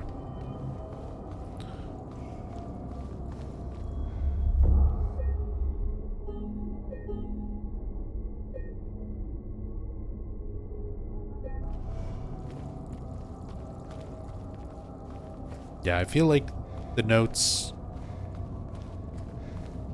it's just something being projected from James, but even if there is like an element of reality to it. The doctor with these patients playing a parallel where he tried everything he could to treat it and ultimately wound up killing the patients. Like, they can't be sick if they're not alive. Which is the same thing that happens with Mary. Run!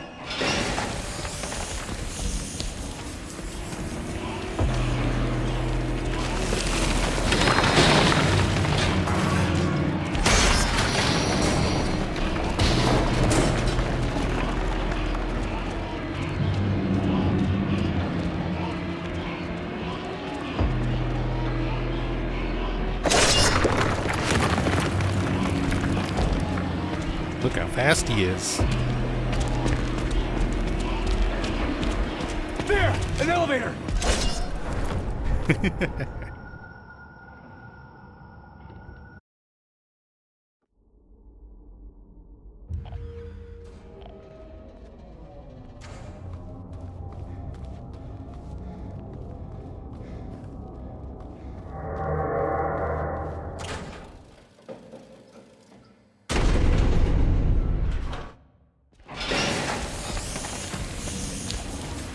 An elevator.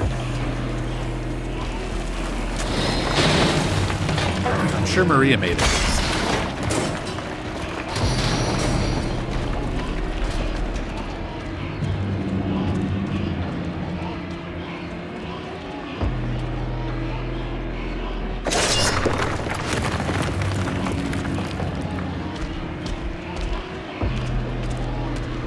There! An elevator!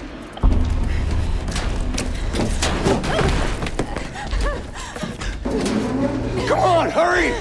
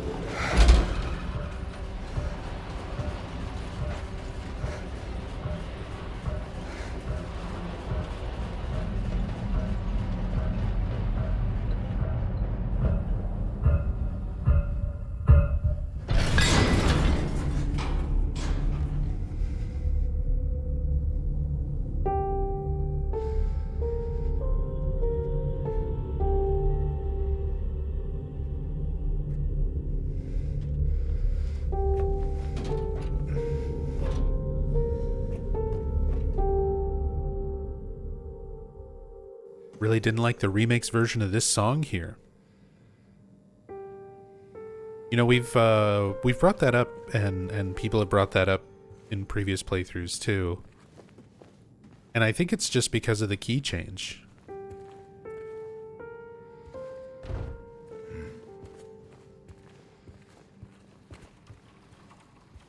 You get a different sort of emotional tone in this slightly higher key.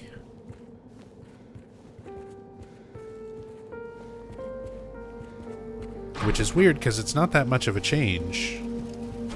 Like it's relatively subtle, but it's enough of a difference that it changes the mood of the song. Yeah, it's also simplified. It doesn't really have the other phrase.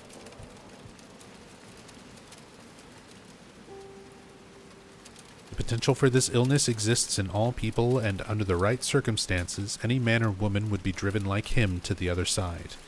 The other side, perhaps, may not be the best way to phrase it. After all, there is no wall between here and there. It lies on the borders where reality and unreality intersect. It is a place both close and distant.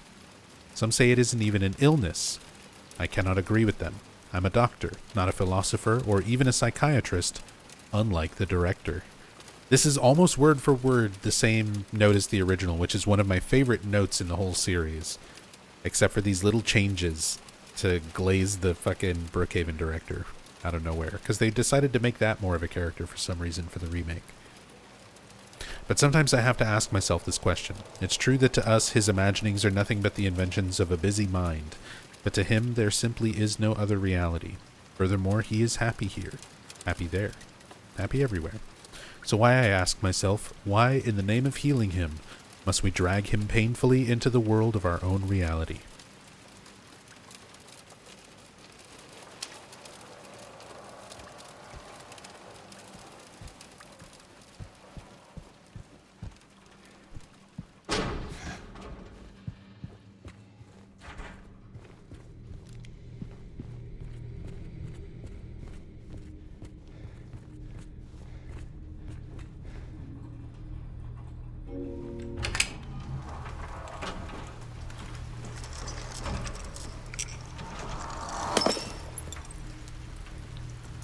I gotta say, I really do like this section of the game in the remake.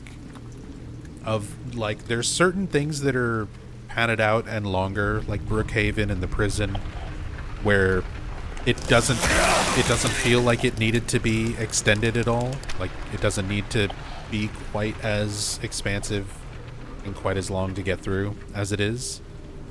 This area getting expanded, this little, like, run through the streets between Brookhaven and Rosewater and the Historical Society, this is the type of stuff that needed a little bit more to go on. And I think they expanded on it well.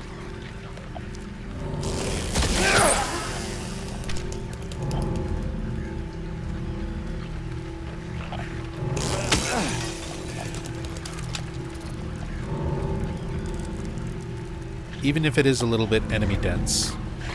That would be my only complaint.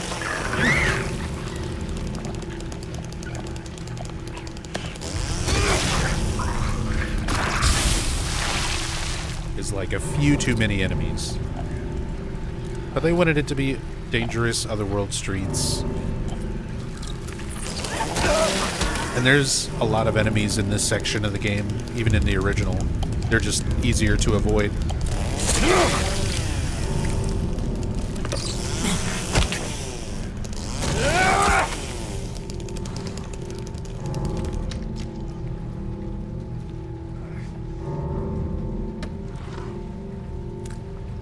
Oh, did the shout-out just go through for Joe?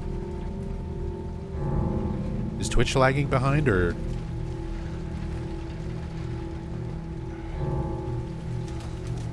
Either way, shout-outs to Joe. Thank you again for the raid.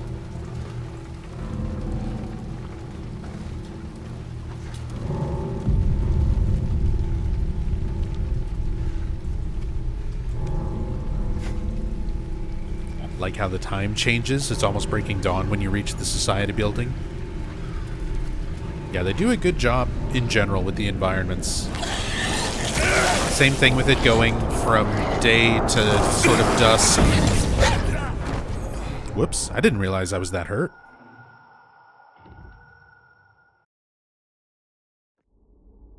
I did not realize I was that hurt. I'm trying to stay somewhat injured for in water. Oh, we get to hear the song again.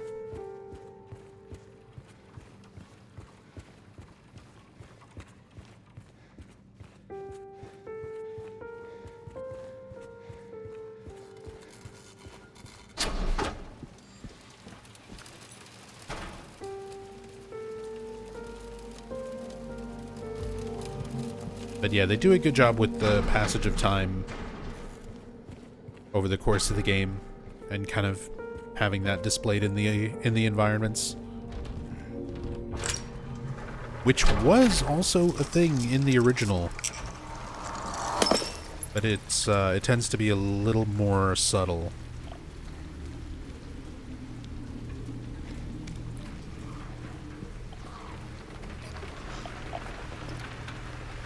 So it's a little bit harder to kind of notice that it happens.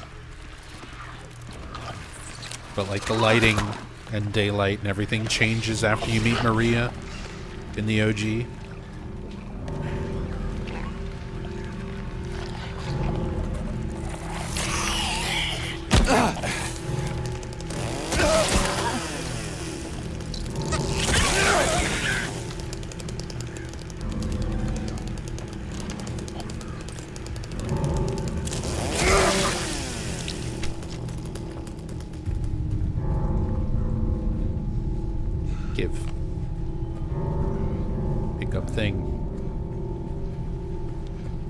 I really love how they maintained the same item interaction as the OG, where it's awkward just to pick up items. Did a perfect job maintaining the awkward feeling of lining up your character to pick up items.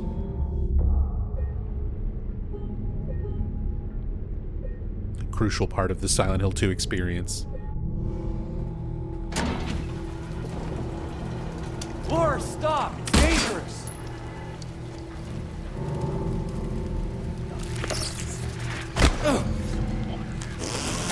One day I'll shoot Laura.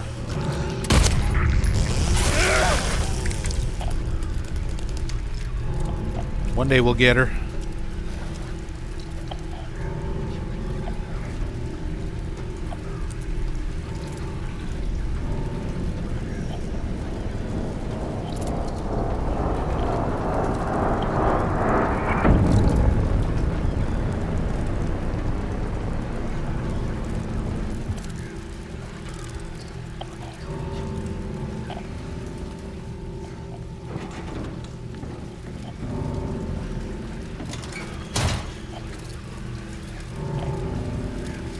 Was kind of the same in the original, I think. Whole story takes like 1.5 days or something like that.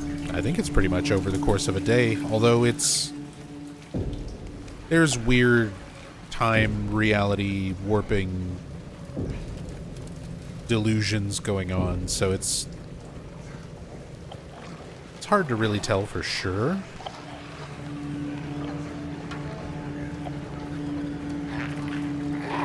Because we're not necessarily perceiving reality as it actually is. We're kind of seeing it through James's eyes.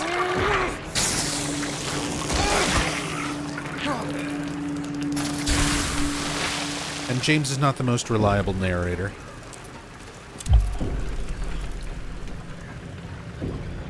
So there's a lot of the details that we're kind of fuzzy on.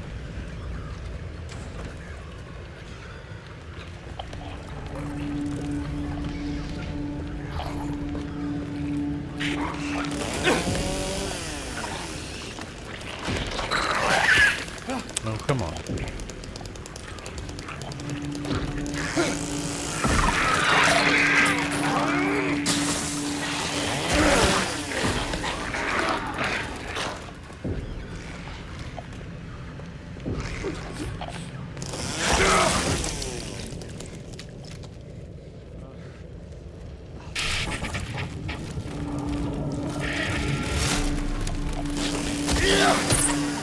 Why did it look like the mannequin came over to kick the jukebox?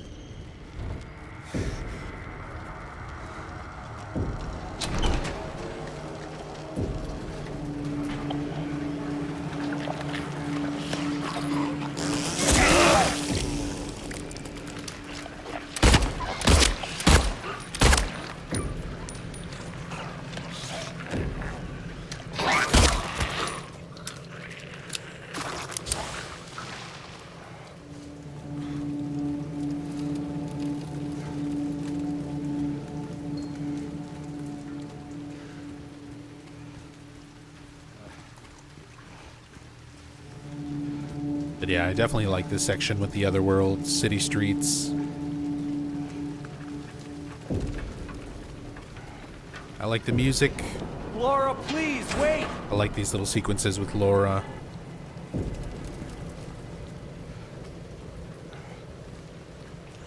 This is basically our little preview of Silent Hill 1 Remake. Gonna be Harry chasing after Cheryl. And then wandering into spooky things. Foreshadowing. The Mandarin. Laura? Which I actually missed on my first playthrough. Where did she go? Because I was too busy looking at other stuff. He who is not bold enough to be stared at from across the abyss is not bold enough to stare into it himself. Truth can only be learned by marching forward. Follow the map, there's a letter and a wrench. Still sort of strange that they moved this note, that this is not when you're exiting Brookhaven anymore.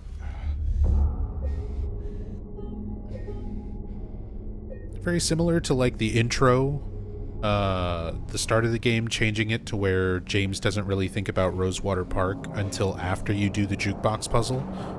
A lot of these things in the original that were motivators for James to go to the next area have been moved around so that James kind of wanders aimlessly until he finds it for a little while. and then he gets his direction. It's a little strange.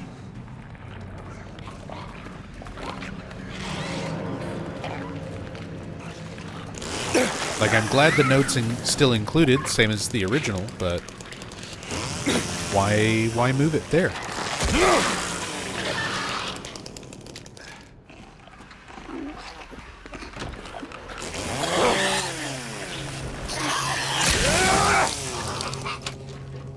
Hey, what's up, Pixel?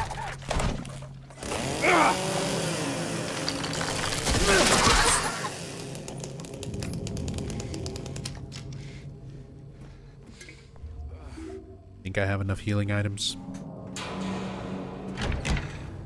Think I have enough healing items and ammo?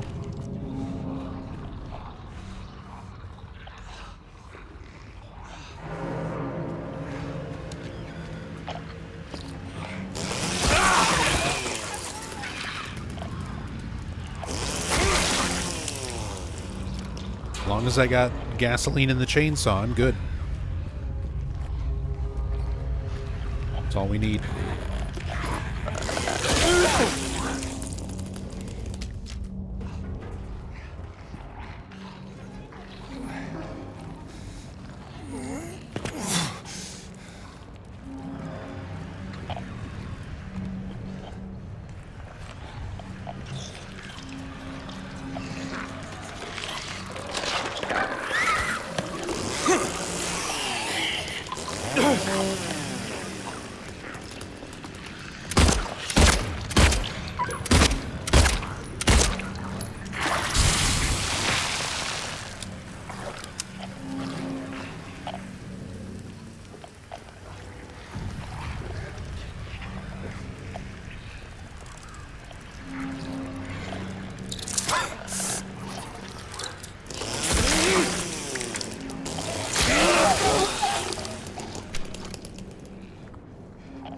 Nub, you seem like a very knowledgeable man about Silent Hill. Is there any canonical meaning for James being "you've been here for 2 decades" secret?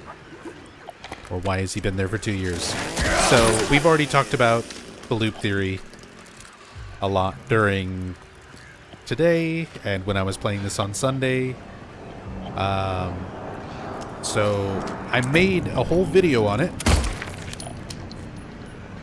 that's on YouTube, called Let's Talk About Loop Theory, and I'm gonna link that instead. Give me a second.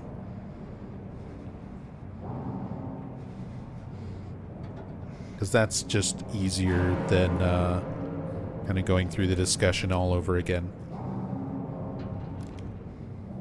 Basically, it's an old fan theory. The developers are clearly big fans of it, and put a lot of emphasis on it in terms of the remake.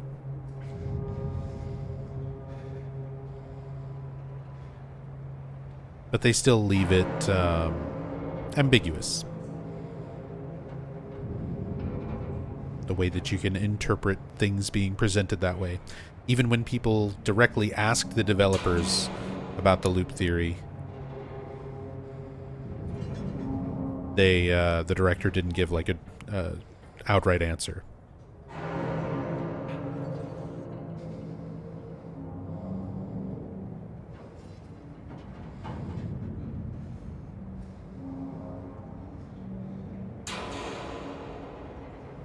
Oops. But here you go. Wasn't there the same theory back in the OG Silent Hill 2? Yep, I cover all of that in my video. So there it is in chat.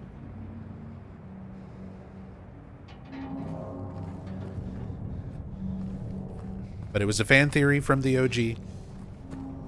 It was debunked by a better understanding of the game through developer commentary, better understanding of their intentions. That it was not part of the original game's story.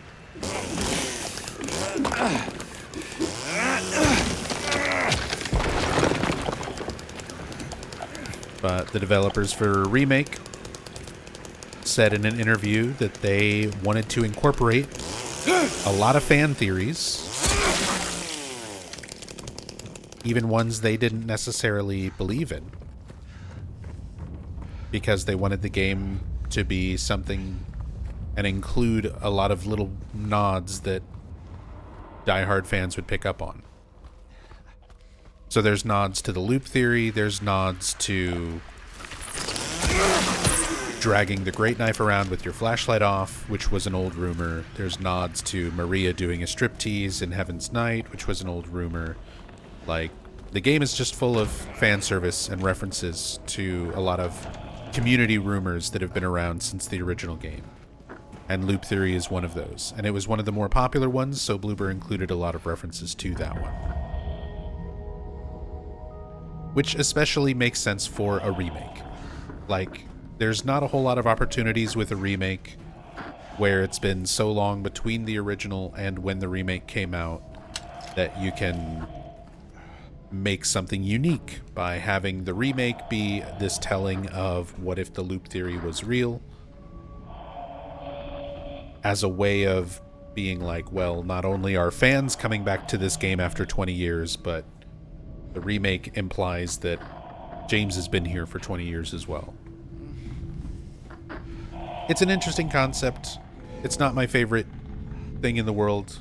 I feel like loop theory is a very cliched, tired story, and it cheapens a lot of the character development, especially for the characters outside of James. Like, if it was just James, that would be one thing, but what does that mean for Eddie and Laura and Angela?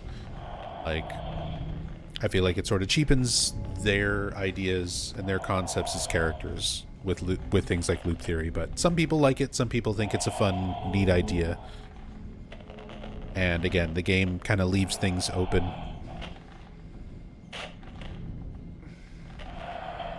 Also, the breathing, same labored breathing, kind of similar to what you hear in Brookhaven. Like being on some assisted breathing machine. Medical equipment Mary might have been on. If you really want to see Mary, you should just die, but you might be heading to a different place than Mary, James. And of course, the iconic, there was a hole here, it's gone now. Very well recreated. I love that they've redone a lot of these fonts and textures and things so close to the original.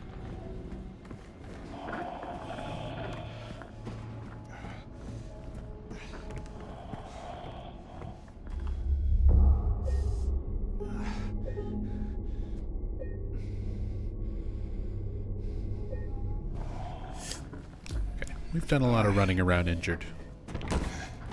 Saved up, we can afford a heal.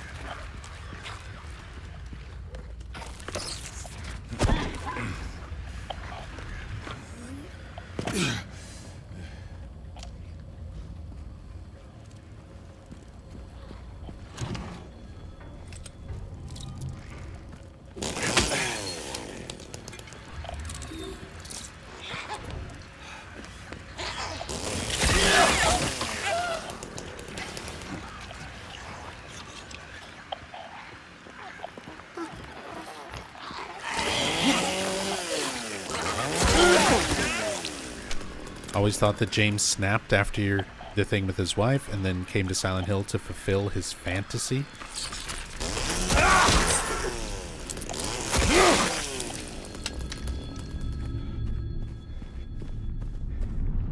So this is what I mean by, like, we got a more clear interpretation of the story after getting developer and people who worked on the game's commentary.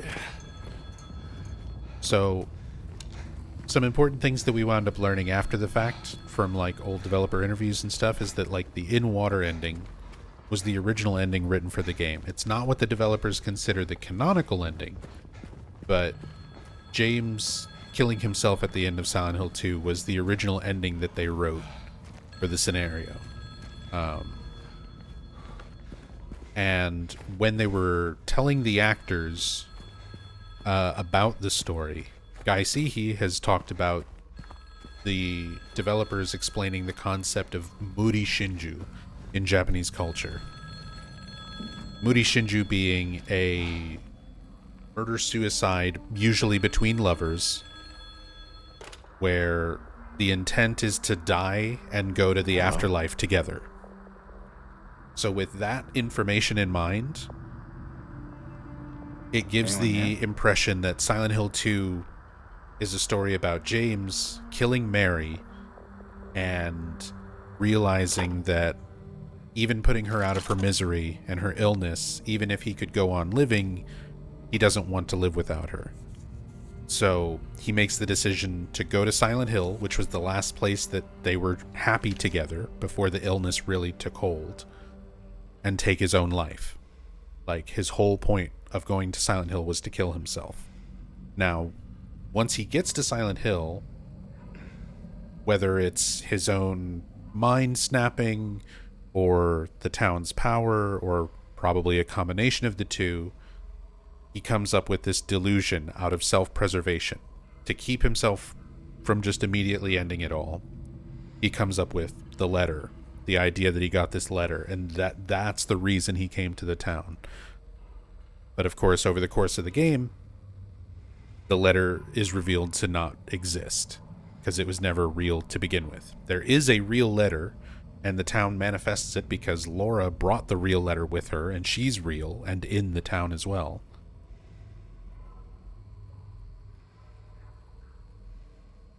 But that's like the general idea of what's going on with the character, why he's in Silent Hill, like what the events were leading up to the game beginning, based on that developer context.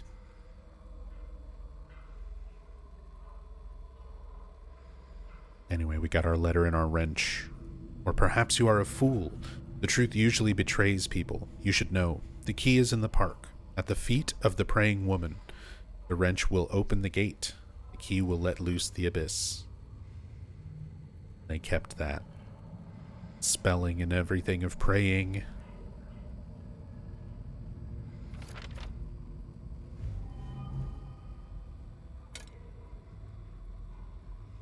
And the wrench, which I very often forget to pick up when running through this section. I'll read the letter and then not pick up the wrench.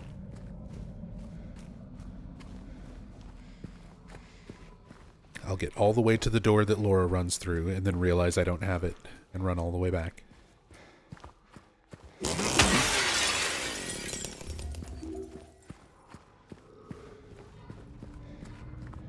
Correct me if I'm wrong, but wasn't it like a week that's gone by since he's killed his wife, or was that never specified? It's not exactly specified.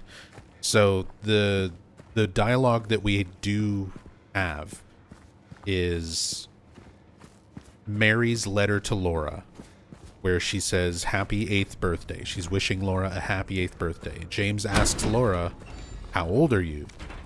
She says, "I turned 8 last week." So the context being that the letter was written at least a week ago. Roughly. So that James would have killed Mary sometime within the week. It's not really specified beyond that. It's assumed that it's sort of like the same day or the day after.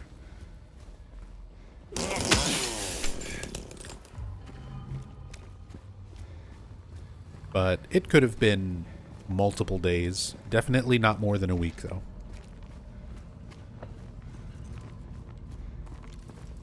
The main thing is providing the context for the player that it's not 3 years, the way you've been led to believe.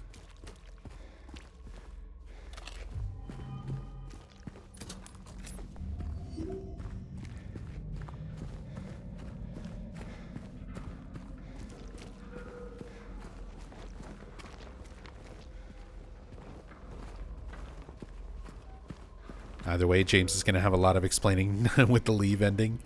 Oh, for sure. It's funny how often people talk about how much they enjoy the leave ending.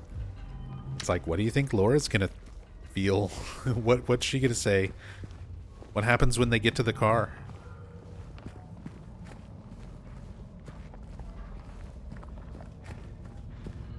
Because there's going to be an awkward conversation, or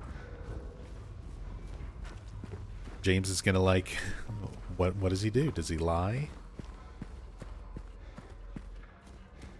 That's not my car. We got to walk.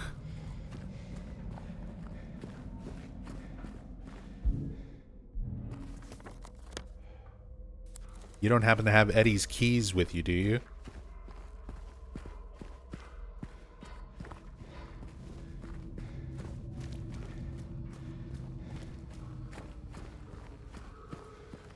Was it me who found the bloober loop theory? Like, solved it? No, it was not me.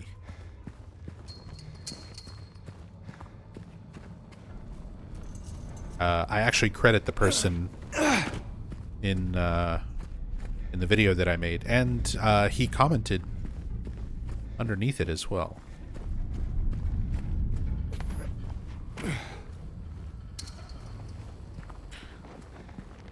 Popped by, and this is the first thing I hear. Hey, Salome. Yeah, we've been talking a lot of random stuff. That's not my car. What do you think? What do you think James would say to Laura in the leave ending when they get back to James's car?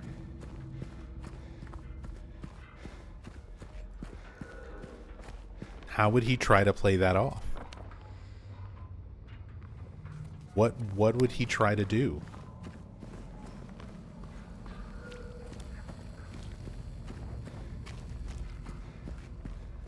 Also, shoutouts for Salome. Wonderful actress portraying Mary and Maria. And apparently some other mocap. Learned all sorts of interesting trivia from watching your streams. And Salome, of course, has been streaming the Silent Hill series over on her channel. There's the shout out. But definitely go follow Salome. Are you still working through original Silent Hill 2?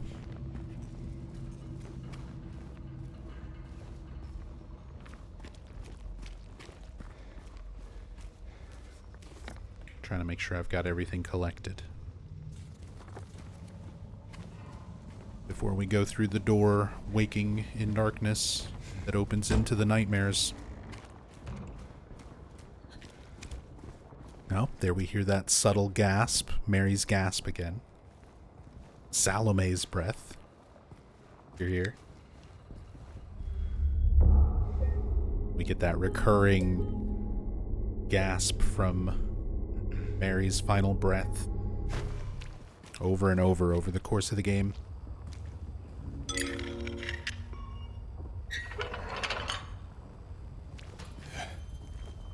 Never thought about it that far. Break down crying, ask her to call a taxi. It just sit in the passenger seat and don't look in the back.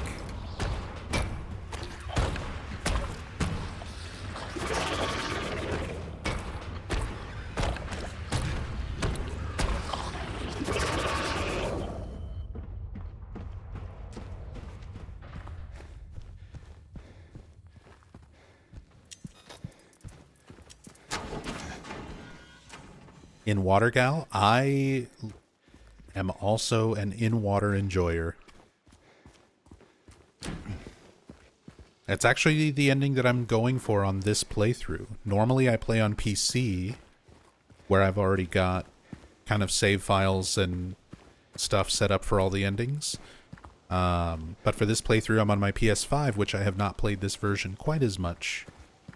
And I still need to set up a save file for the stillness ending, which requires getting in water first. So we're going for in water on this one to set up a save file for the stillness ending for future playthroughs.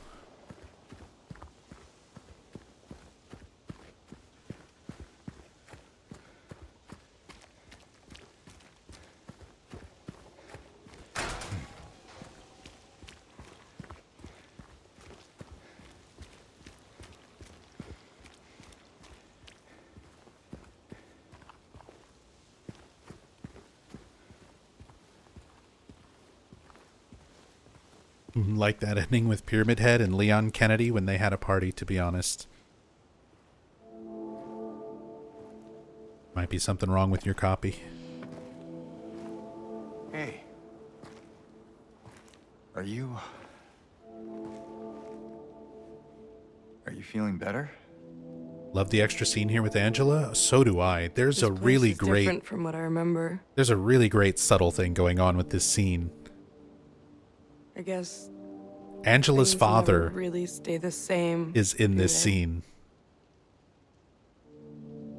We don't see him, but Angela sees him and reacts to Guess him, not. and you hear his footsteps.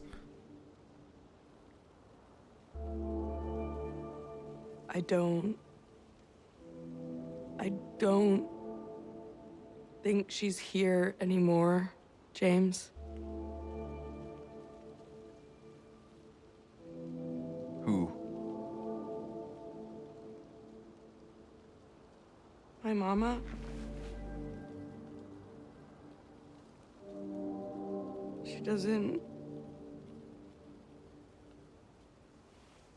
She doesn't want to see me anymore.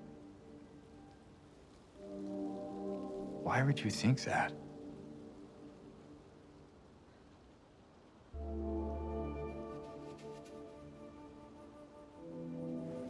Anyway, I'm happy to see you. Hits her with the anyway.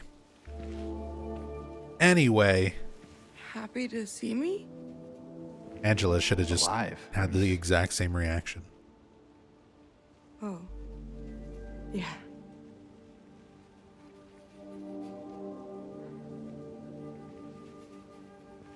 I better get going. You still don't want me to go with you? If we stick together, we might just make it out of here. That's what Eddie said to James originally. Out of where? James is mimicking the other characters. This town.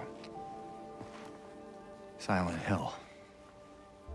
He's like picking up things the other characters have done and starts sort of doing it No, himself. It's fine. Okay. Which is a really cool little detail. Oh, And then you didn't happen to see a little girl around here, did you? when he brings up little girl, that sets off Angela. A little girl? So basically, her other world starts Yeah. coming into play here, but we're not seeing it because we're seeing everything through James's perspective. Angela? Her head turns to the left. you all She right? sees her father right now. Angela? No. And if you listen to the audio, you can hear footsteps behind Please. James. You shouldn't be here. She's not talking to James. Angela, it's okay. No, don't touch me!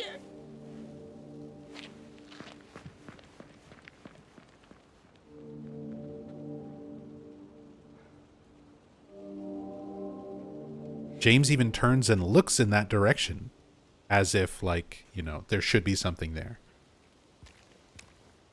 Such a great addition. Like, I love that they expand on some of these little moments. Extra scenes sort of interpreting the way the other world works and how it's perceived by different characters. I'm glad that we get more of that.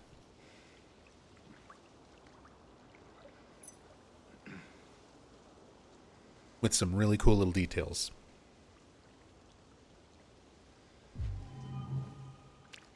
Here's our Historical Society key. My patient buried it here. Excuse me. I knew but did nothing. It made me uneasy to have such a thing near. I wasn't looking for the truth. I was looking for tranquility. I also saw that thing. I fled, but the old society was sealed. No one dares to approach that place. Sorry. Throat. Now I offer you the key. If you still do not wish to stop, James, I pray to the Lord to have mercy on your eternal soul.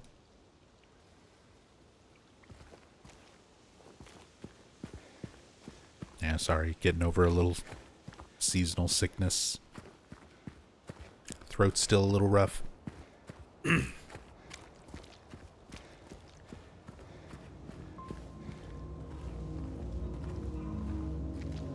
Born from a Wish is not confirmed, Pixel. Silent Hill 1 Remake is confirmed. That's in development.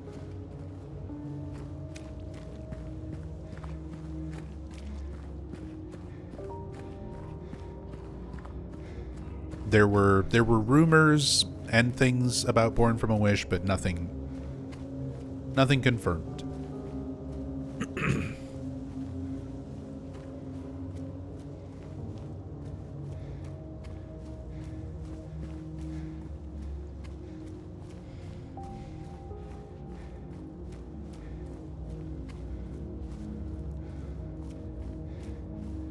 If we're going to get Born from a Wish, I feel like Salome would know. People asked Salome about it during her streams, and Salome said she was never asked to record anything separately for it. Of course, NDAs exist. So if you want to keep your conspiracy theories on, your tinfoil hats can remain firmly in place. But as of right now, it's not confirmed.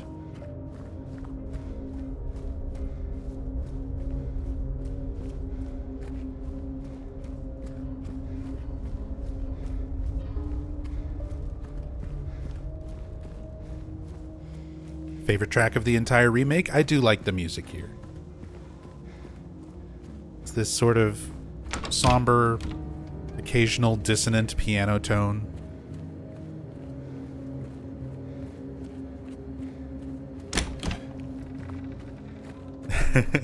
There you've got Salome in chat. My main conspiracy theory is that they're making it without me.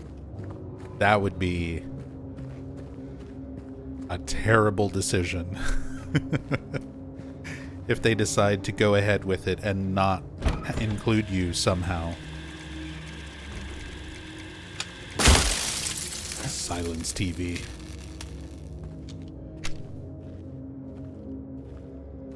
And hey, Salome, now that you've played Silent Hill 3,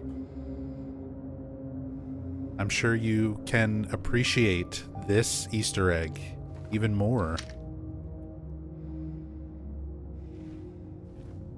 Douglas and Heather's hotel room with Douglas's hat sitting over here on the chair.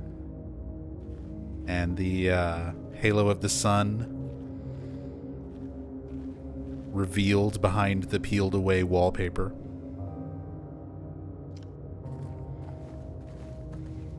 Such a great little inclusion. And I imagine Bloober Team's gotta make Silent Hill 3.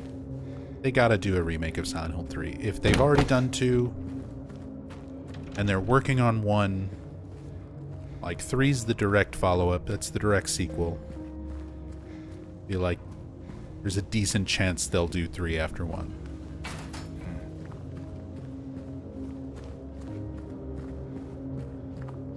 Especially with how successful these games have been.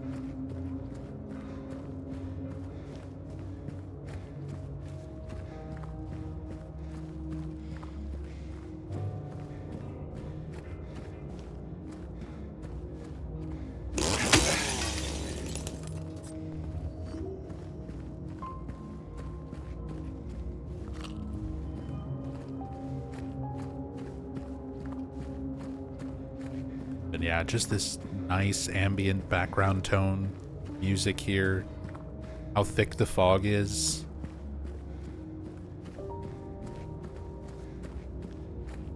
While you make your way to the Historical Society, but yeah, gradually the lighting is changing. As dark as it was after leaving Brookhaven, it's light enough now you're kind of starting to see a little bit more, a little bit gray, some of the tree line. Just that, like, hint of brightness.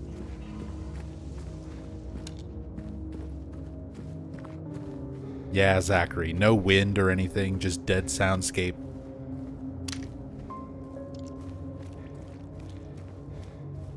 Just James' footsteps and breathing. It's very ambient music. but it's still unsettling. It's still creepy. It's still like dissonant, not quite right.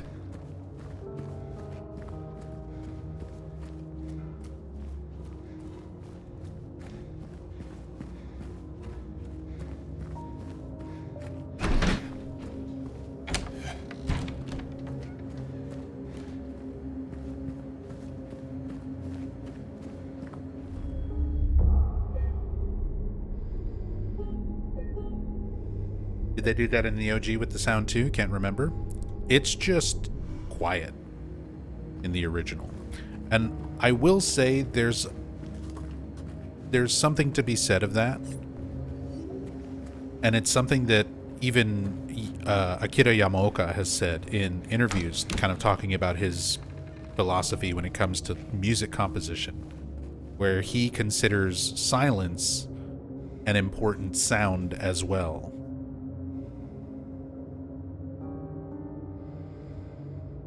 And utilizes a lot of, moments and particular scenes throughout the games where there's just no sound or no music and just bare sound effects.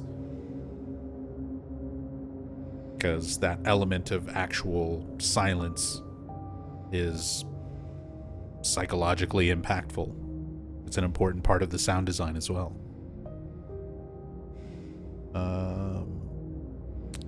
Since we're going to show off multiple endings, I can also grab this.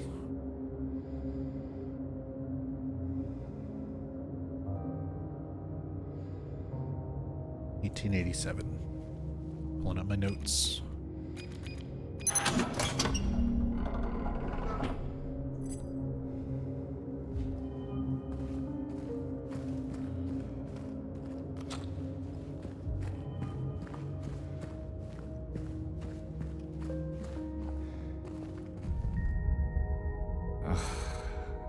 This town's full of monsters. Who could just sit here and eat pizza? He kind of said the line. You could just sit here and eat ice cream.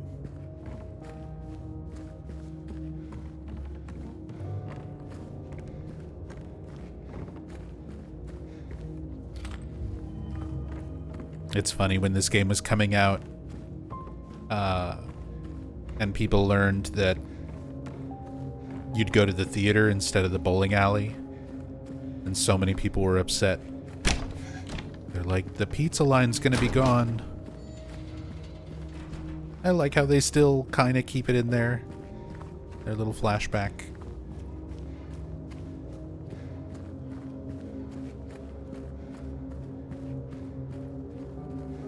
Although I do kind of miss having that element of James and Eddie's first interaction. Of James being a little bit more overtly aggressive towards Eddie. Now it's just kind of the meek little comment about, oh, looks like you got your appetite back. It's like, okay, he makes the little quiet comment about Eddie's appetite, and that's enough to still noticeably set Eddie off.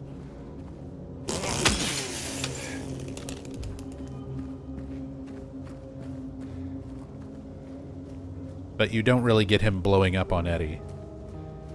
How could you just sit there?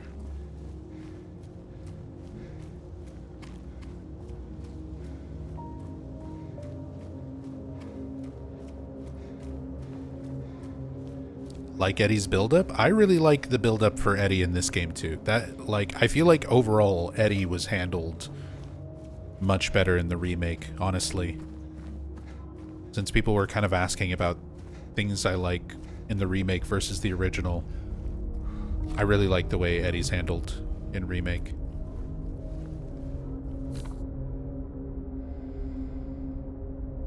I can leave by not leaving. I can only leave by not leaving. The deal is done. He said he left it for me. Where they once were. 1887. So that was the code for the safe. And then we hear sound effects implying mannequins landing and splatting in the road, which was a thing in the original Silent Hill 2. When you ran down this road, they would actually come flying from off screen over the fence.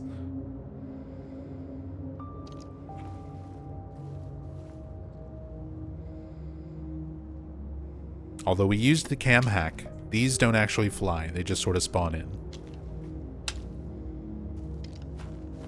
But I love that they at least tried to acknowledge it.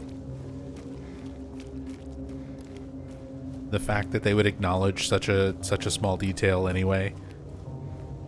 But why not go all the way with it? Just let them leap out. They literally have a pounce attack in this game.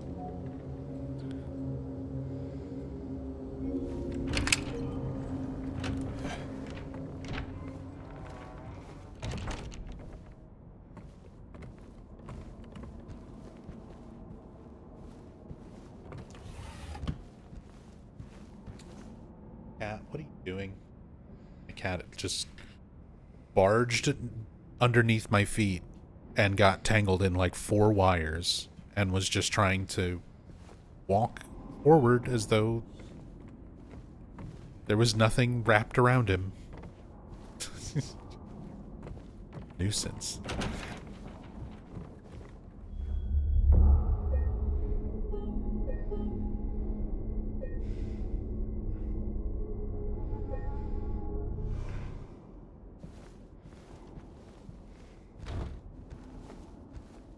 Cats do that, they just don't care. Especially our cat, Vinny. He's not exactly graceful. He just sort of bumbles his way around.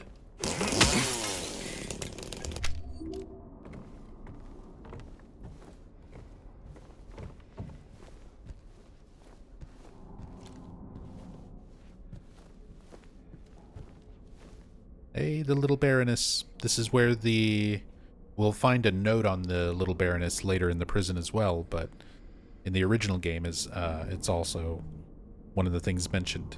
But this is what the Silent Hill arcade game story is spun off from. This little story about the little Baroness. Need to vanish for a while? Have a point where my work requires ears again. That's awesome, Salome. Good luck with your work. Thank you so much for popping by. Always appreciate it. Always a pleasure to see you.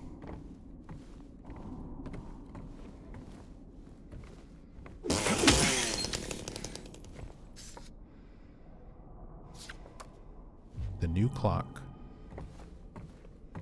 And thank you for continuing the gift sub that you originally got from my lovely wife, Rachel. Thank you, Salome.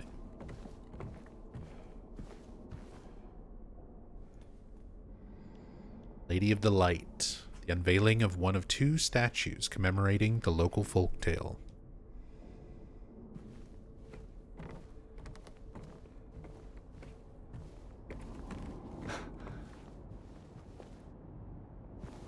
It's him. It's him. Misty Day, Remains of the Judgment.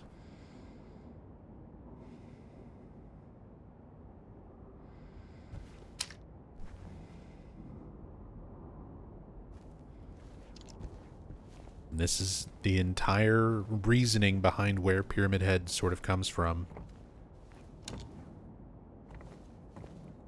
According to Masahiro Ito, this is a painting of one of the town's executioners that is actually hanging in the Historical Society. So that when James and Mary were here for vacation, they came here, they saw the painting, and that's why James's guilt is able to manifest in this form.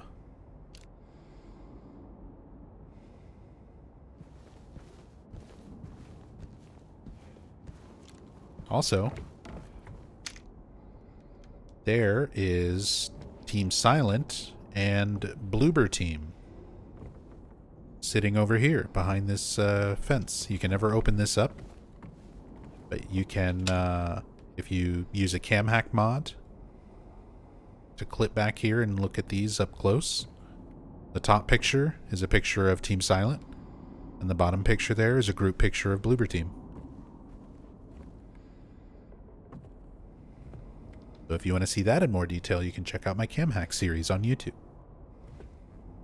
I'll be doing a compilation video for all the best, most interesting finds very soon. This will be included in that, of course. Is there anything up those stairs? Nope. There's not really a second floor or anything rendered. But I love just the visual of this. The light coming from up there. Curvy staircase as well. And these little developer team portraits. Team Silent and Bloober Team.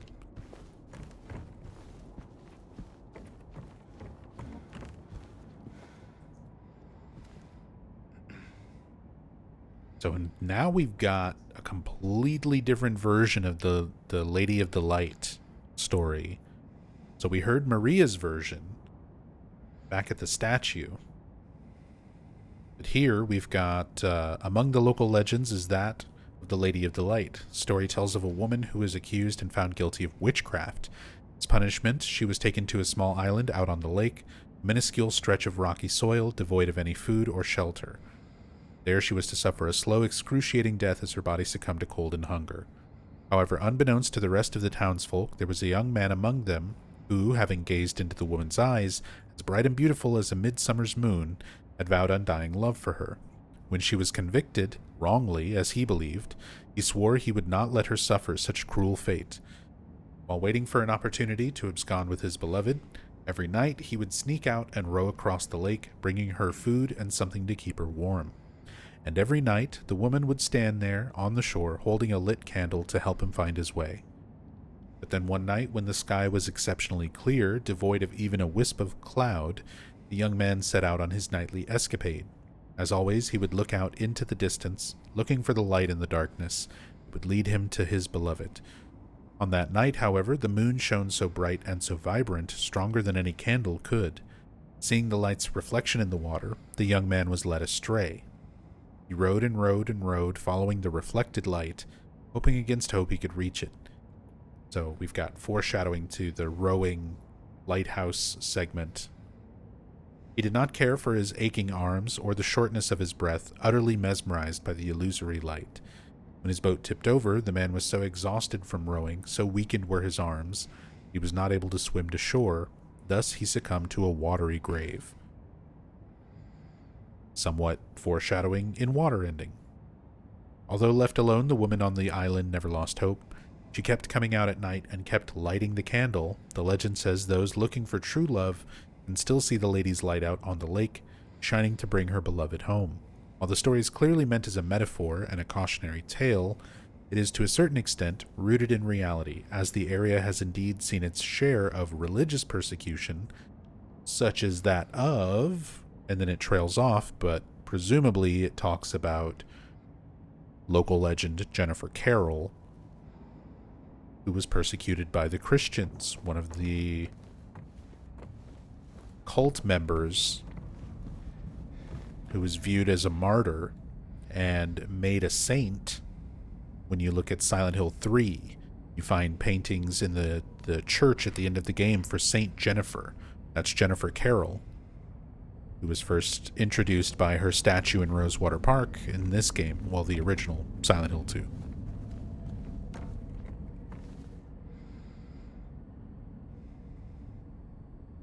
Name scratched over, illegible. Former director of Brookhaven Hospital.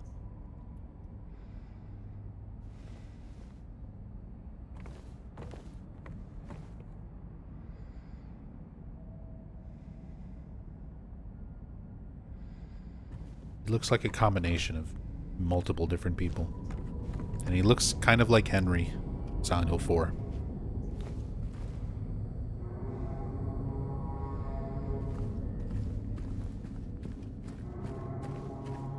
Yeah, the sound design is kind of a nice, quiet journey through the historical society, looking at all the little exhibits. And then these stairs with that boat whistle going. And the demon cows.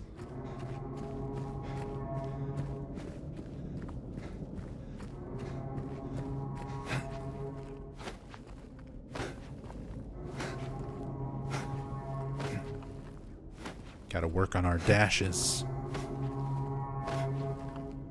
We're never gonna beat Hinako in that race.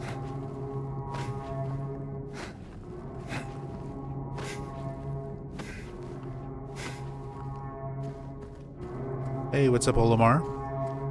It's been a while. First time seeing me play this? You haven't seen me play Silent Hill 2 Remake?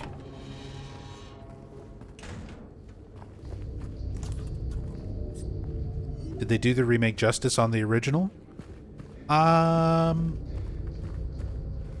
It has a different take on the original. I think it is a really nice love letter to the original. I think it accompanies the original very well, but it does not set out to, like, if by do it justice you mean like copy it one for one, it does not do that. Things are similar, but it is a different experience. But not a bad one. Not a bad one.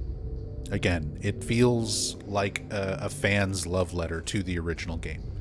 It incorporates a lot of fan theories and a lot of little references and things to the way that it alters the story. So it's an interesting take on Silent Hill 2. But it's good.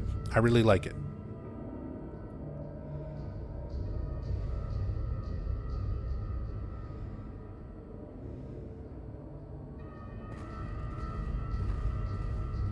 Wave dashing isn't his thing.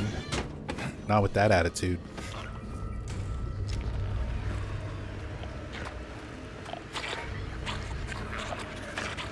Oh, I was able to mute in time. You didn't get the sneeze.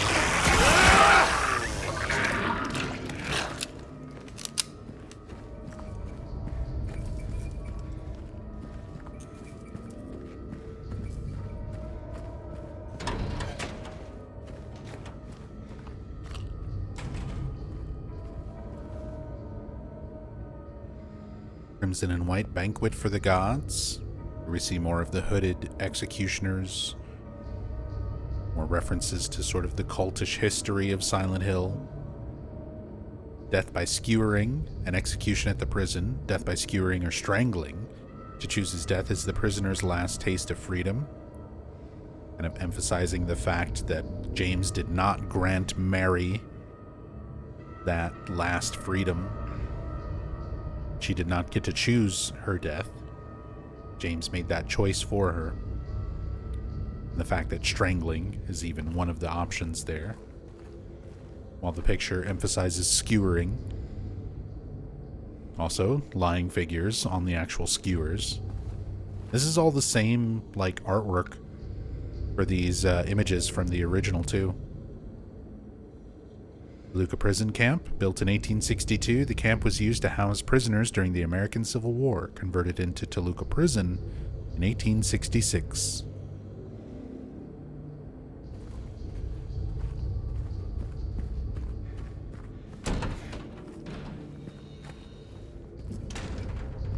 My opinion matters on whether you buy it. Well, I'm honored that my opinion matters that much to you. But yes, as a diehard fan of the original, I really enjoy the remake. It is not made to be a replacement of the original. It is, in some ways, almost kind of a soft sequel. The way that it's presented, especially if you take, like, loop theory into consideration. It's almost kind of treated like a follow-up to Silent Hill 2. But it's good. Also, if you plan on getting it for PC, I'm going to go ahead and shameless plug for a moment.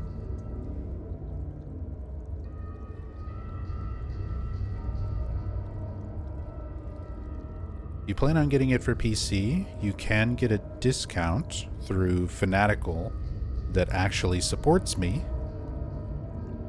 That's the link for Silent Hill F.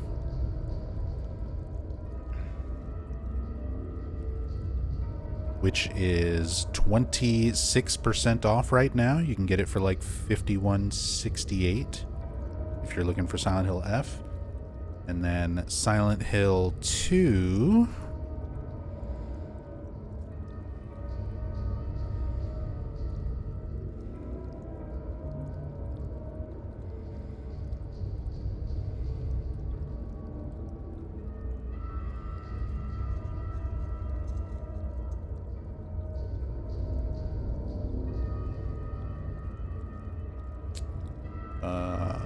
that should be it. Yeah, Silent Hill 2 you can also get discounted right now. $52.49. Oh, sold out. Well, you can still get the digital deluxe version 23% off. Apparently the 25% off standard is sold out. But they tend to restock on keys and stuff pretty often. I don't know how long that'll be. And for those of you watching on YouTube, I'll have a link in the description. You can also get discounts on Steam keys, legit Steam keys, through fanatical.com. And if you use one of my links, you'll also help support me.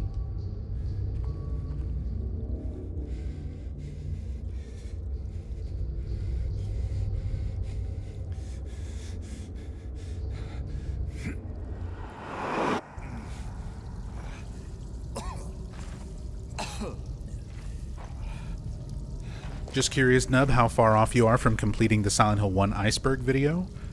I'm about 3/4 of the way through my first pass through everything.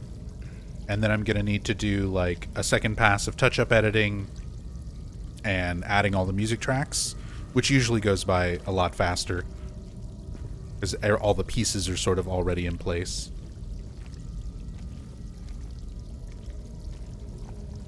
So we're about 3/4 of the way there. It's almost done. Hopefully I'll have it out before the end of the year, but we'll see.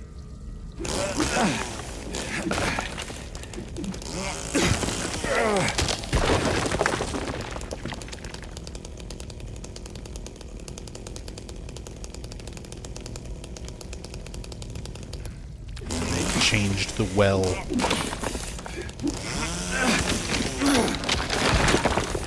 In the original, you have to go around and examine each wall and figure out which one gives a different description and then break it with your melee weapon. This one, you have the things that you can clearly see chainsaw through, so you just have to, like, find the real one.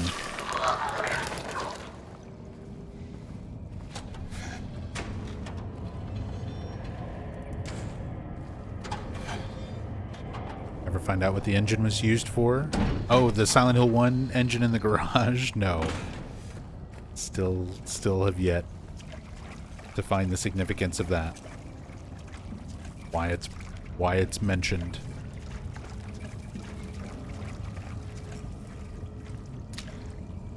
Oh, I shouldn't have actually killed that lying figure. There was something I wanted to test here.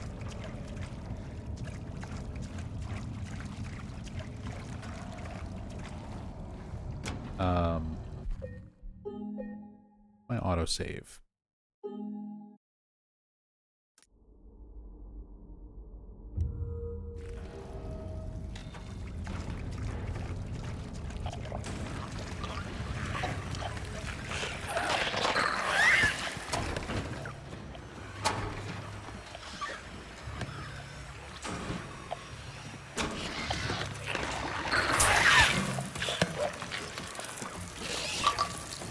Oh. I don't know how to do that timing.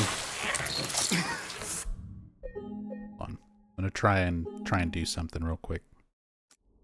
Something really cool I saw when I was learning the speedrun stuff for this game. You can skip the bug room. You can skip the bug room if you pick up the key.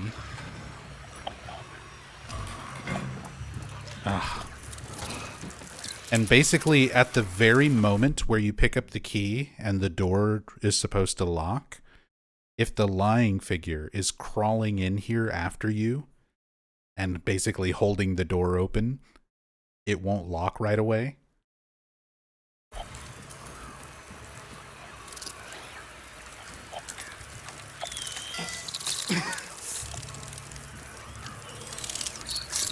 So you can sneak out.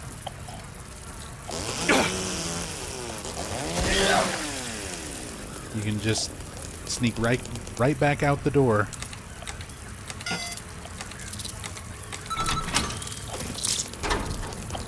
If you time it right. I'll have to work on that sometime.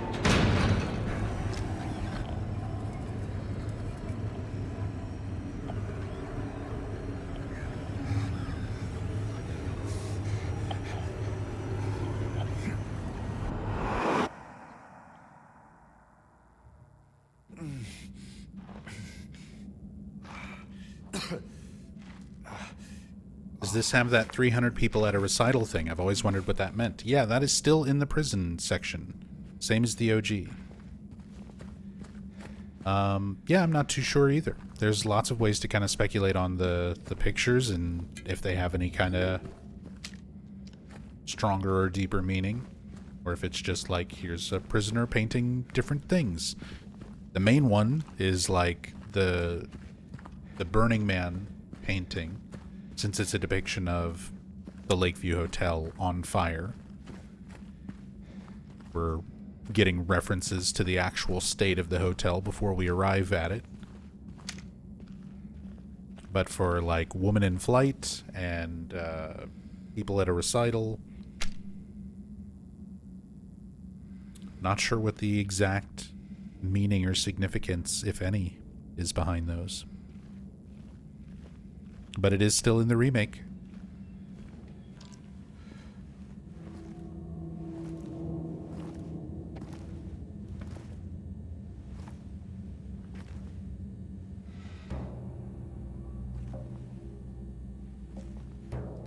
The icicles, No big deal.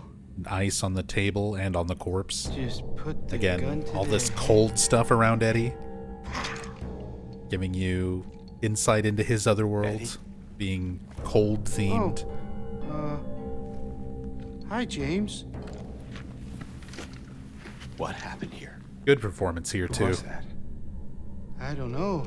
He just came at me. Okay. So he attacked you, and you shot him. Yeah. Yeah, that's right. He made me do it. Okay, calm down, Eddie. Any idea why he would do that? I don't know. He came out of nowhere. Tried sneaking up on me in the dark.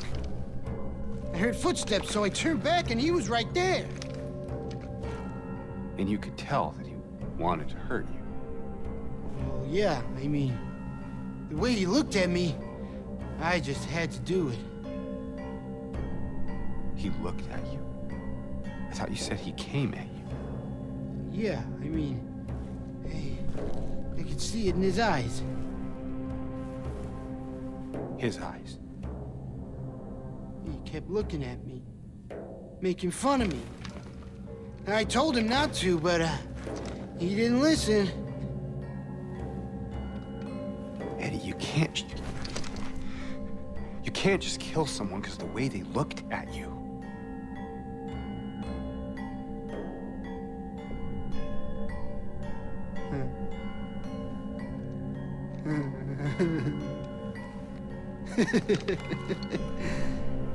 You should see your face, James. I was just joking. The guy was dead when I got here. I got you, didn't I? Well, anyway, I better get going. Wait. You're gonna go out there alone?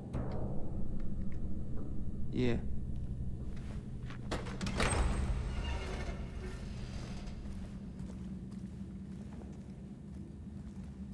Yeah, good scene. I really like what they did with Eddie. Eddie is absolutely one of my favorite character redos in terms of the remake.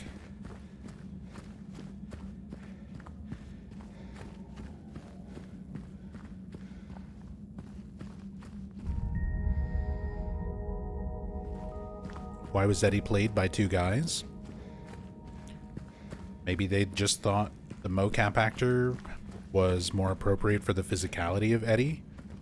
I think he is like a heavier set guy, so probably fit the build for the motion and everything to be more realistic, but maybe just didn't quite have the right voice for it.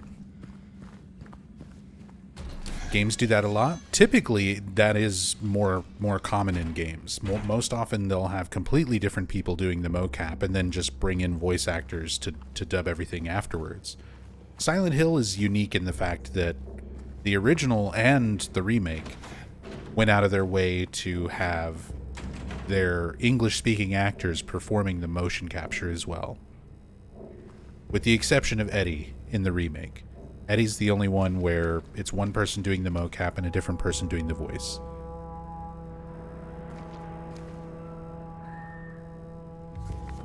But yeah, most games, that's not the case. It's becoming a lot more common now, simply because a lot of games are utilizing body scans and facial scans of recognizable actors. So when you recognize the actor, it would be weird, you know, if you played Death Stranding and you're like, that's Norman Reedus. And then some other guy's voice comes out of that mouth and you're like, that's not Norman Reedus. Like, it would be really weird, and I don't know, it wouldn't make a lot of sense. So it's becoming more and more common with games. But Silent Hill was one of the ones to kind of innovate that. There was a lot of innovation with the original Silent Hill 2, with the motion capture, having the actors who were doing the voices also performing the mocap. Wasn't really done a whole lot back in that time. And the way they did the mocap, first off, not a lot of games around 2001, early 2000s, late 90s were even really doing mocap. Not only was Silent Hill 2 doing mocap at that time, they were doing mocap with multiple actors on stage at the same time. Because even when games would do mocap back then, they would usually just have a single actor at it, you know, one at a time, recording all of their animations off of a set list. Whereas Silent Hill 2, they actually had, you know, if James and Laura are in a scene, Guy Seehee and Jacqueline Breckenridge are both wearing their magnetic bodysuits, acting that scene out with each other in real time, like when they recorded it. They go back and record the audio dub afterwards, based on the performance that they gave during like the live interaction. But they still did that initial scene together. And like practically no games back then did that in terms of production.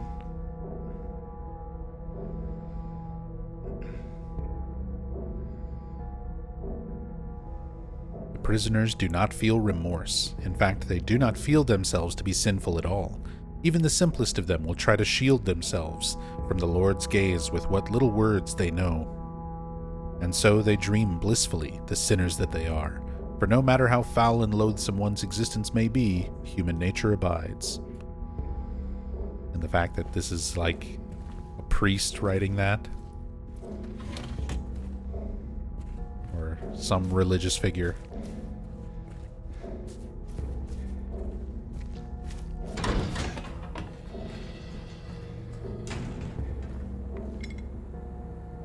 The heaviest weight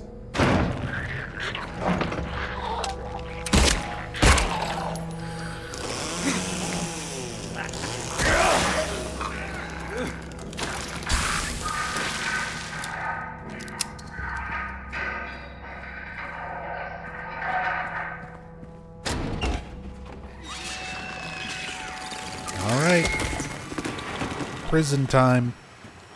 I'm just gonna run through it. Prison has so many enemies, and it's just so much backtracking to do the weight puzzle. This is one of those ones where I really feel the bad pacing. This is like one of the areas where, like, I like the area aesthetically. They did a really good job capturing the intensity and the creepiness of the original prison. But it sort of wears off by the 50th mannequin to the face.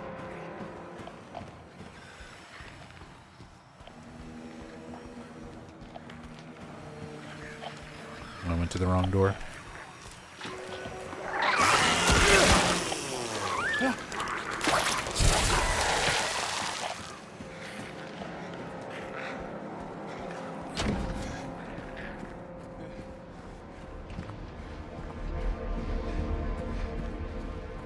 Didn't they not even credit the voice actors for Silent Hill 4? Yeah. People had to go in and find out who they were after the fact. Some of them I think we still don't even know for sure. Because a lot of people thought that Clifford Ripple, who voices Vincent in Silent Hill 3, was Jasper Gain. For a long time, fans thought that he was Jasper in Silent Hill 4. And they do sound very similar. But they interviewed Clifford Ripple, and he said that it wasn't him.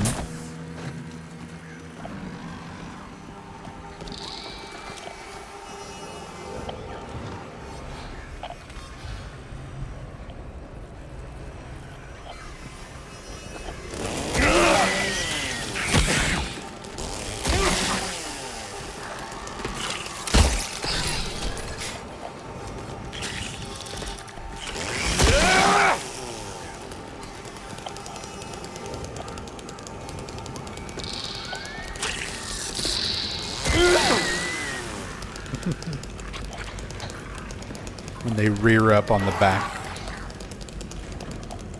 Like flail the front legs around.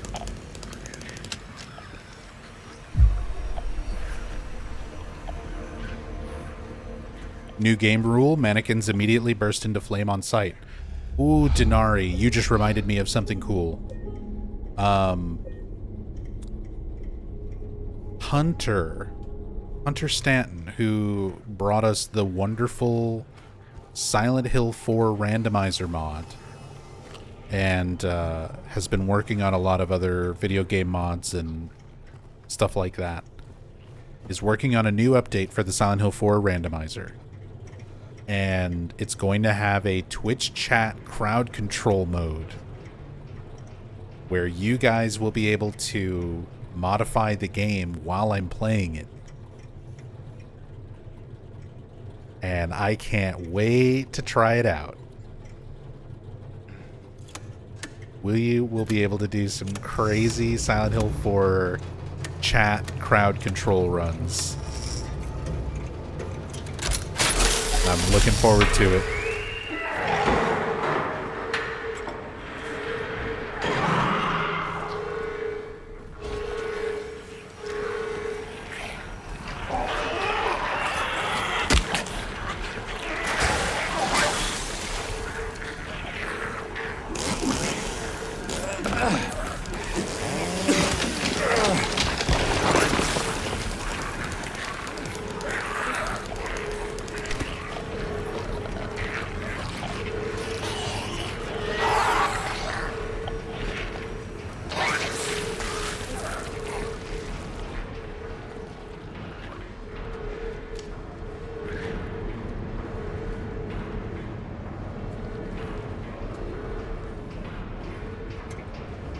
Why were they not credited in Silent Hill 4? Japanese idea of not getting talent stolen? Could be one of any number of things. We don't know for sure. But that was a lot more common back in those days. Voice actors, a lot of times, would not get credit at all. A lot of developers wouldn't get credit at all. Or if they would get credit, it would be under like a false name. Sometimes it had to do with other talent agencies trying to scalp actors and workers. Sometimes it had to do with unions. Some actors being parts of certain unions where they're supposed to not take contracts with other people, but they do anyway, and they just kind of do it under a different name. There's a lot of things that can lead to weird situations like that. But what I do know for certain is that the voice actor for Cynthia does a voice of a rat in a knockoff Ratatouille dollar store movie called Ratatouille. And now you have to live with that information in your brains because I have it in mine.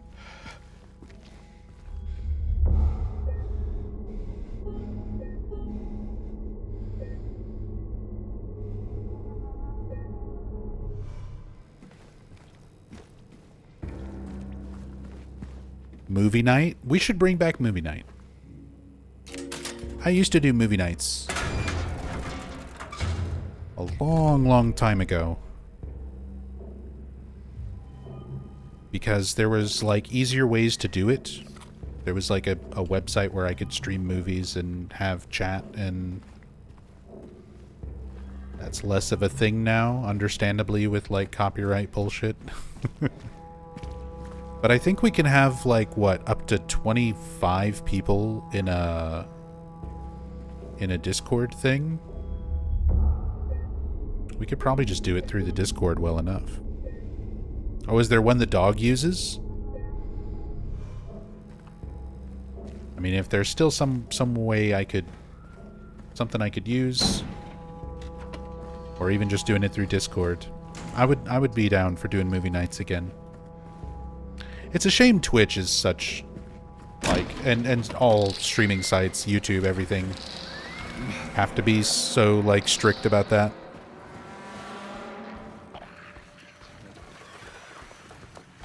Because I would love to just do it on Twitch. If it's a movie that I own...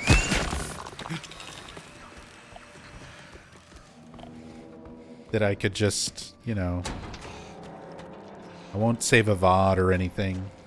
Won't re-upload it. Have to be here for it live. Kind of thing. That'd be fun.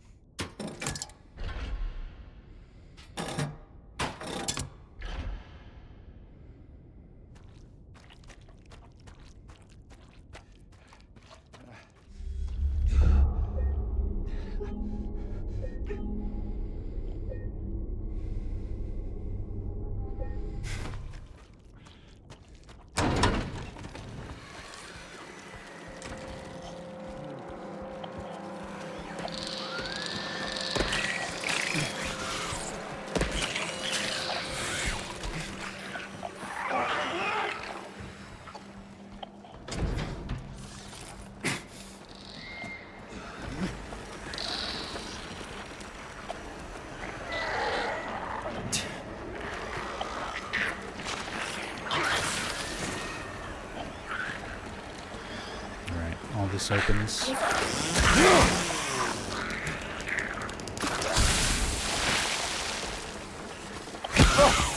Ouch.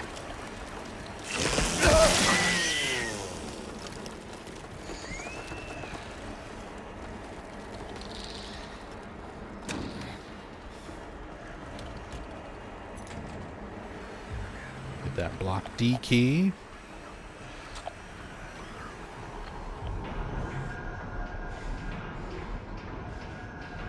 Morning route. Disruption reported. C-140 yelling about C-777 haunting him. Claims bars can't hold him. Administered sedative to C-140. Noon lockup.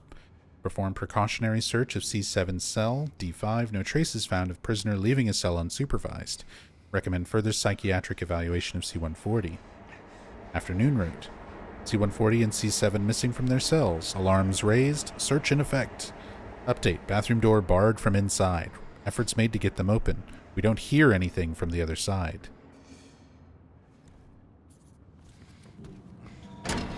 Write that down. Write that down.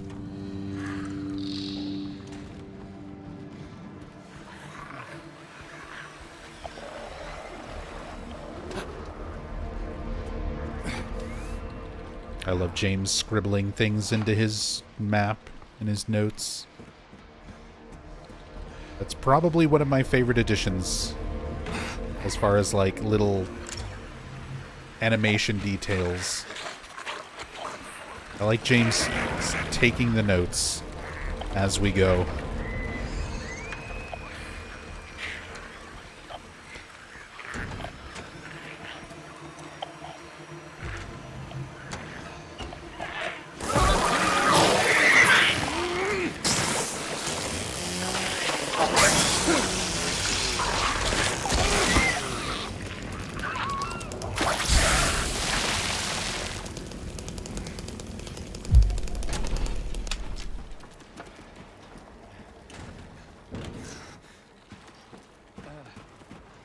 Favorite addition from this game is Nub Fancy.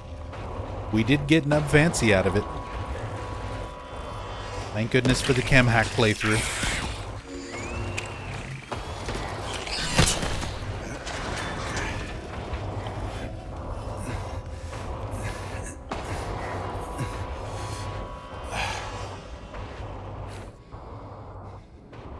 He's coming. I know he is. The bars, the walls, they can't hold him. He'll get in. He'll get in. I still have time. I can make it. Almost through. But he's close. I can feel it. He's coming to finish it. Let him come.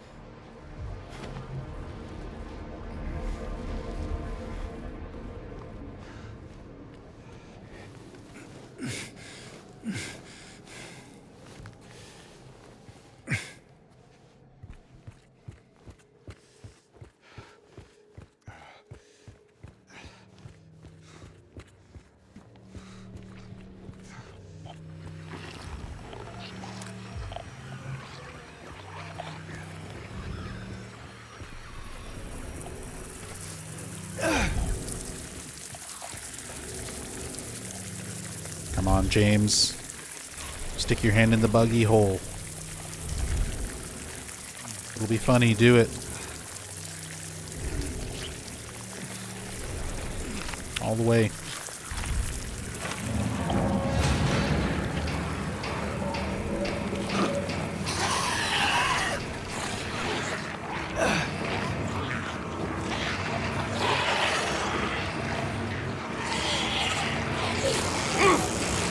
Nice. Perfect. They were threatened by the mere presence of the chainsaw, so they just stayed out of my way.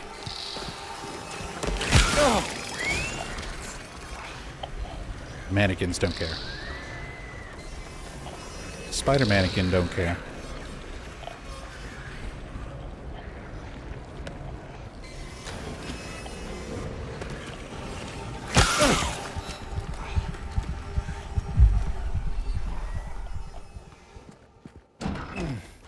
Don't worry, just staying injured for that in water, it's gonna be fine.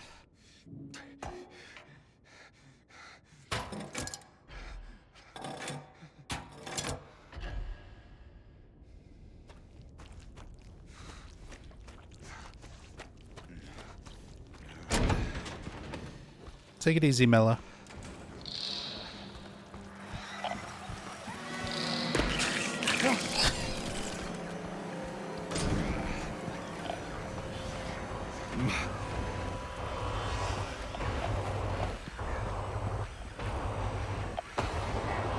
Morning route. Incident at the infirmary. D-183 assaulted medical staff. Attempted to steal medication. Situation under control. Rumors of disease spreading among the prisoners. Reported to administration. E-130 had a coughing fit. Reported to medical staff. We also have this like subplot of sickness spreading through the prison. Potentially that plague that came through the town, which we find other historical notes on.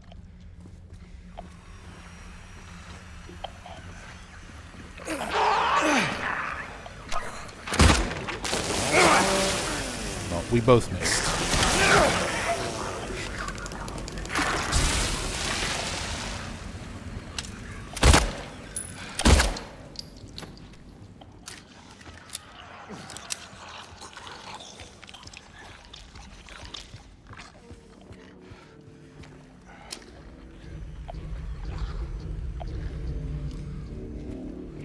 Portraits of all of our previous prison wardens.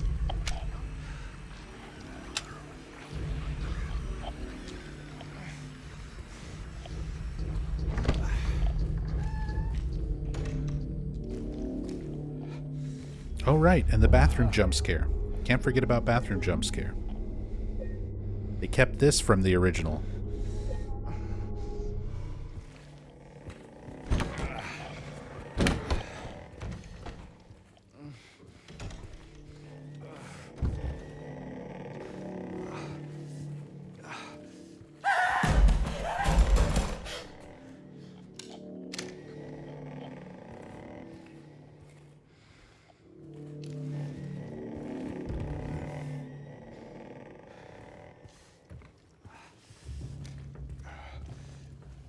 Stuff like this, I'm glad they kept. And it's like a new sound effect and everything. It's not just like the... Some of them, they even keep the original sound. But this one, it's like a new sound and everything. But same room, same scare. Set up pretty much exactly the same way. Love that stuff. Still being included. Reap what you sow. He locked himself in, took the key. None of the COs got a spare, but I know there is one. He was going nuts over the disease.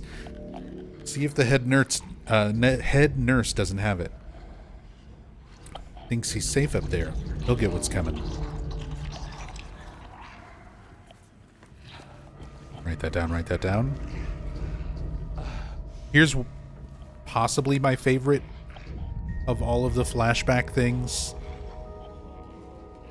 I love all of the items laid out for this original puzzle. The wax doll, the horseshoe, and the lighter. And the fact that it's set up in such a way to imply that somebody tried it and it didn't work. Because when you really think about the original, it's like, how would this work anyway? And this sort of solidifies that logic from the original puzzle. Like, you just wind up with a waxy mess. That's great. Great little reference.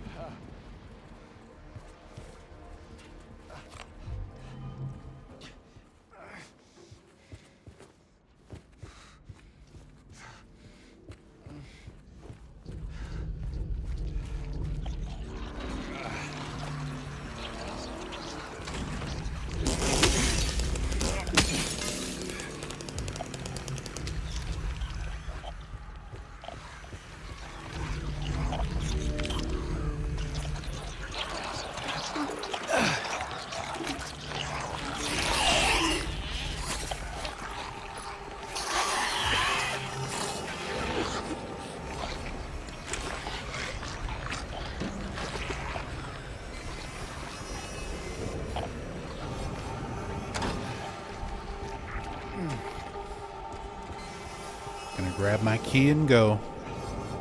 Don't mind the nurses.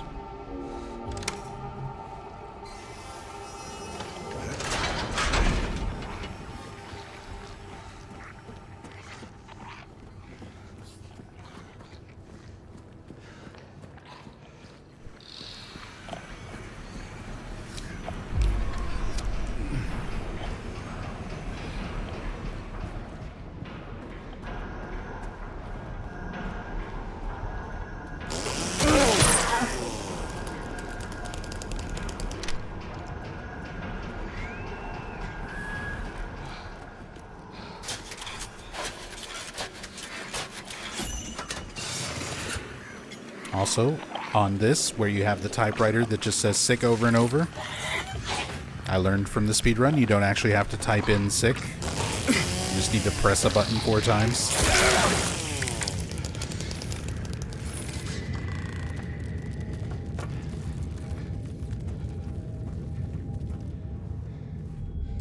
Theo Lofo, welcome back. Thank you so much for the 14 months. Thank you, thank you. A year already? Where has time gone? I mean, a year plus 2 months. You're going for extra credit. Welcome back. Thank you so much for the big 14 months, 14 years. Where has the time gone? It's been 14 years. Just like that. That's how it happens.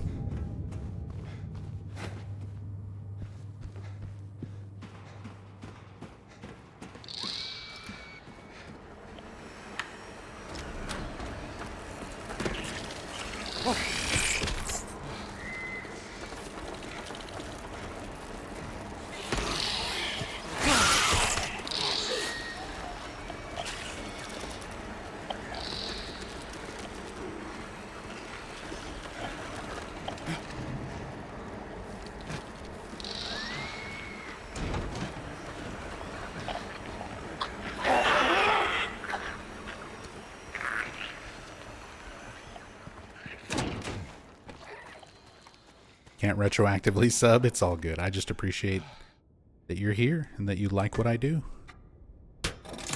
Still supporting me.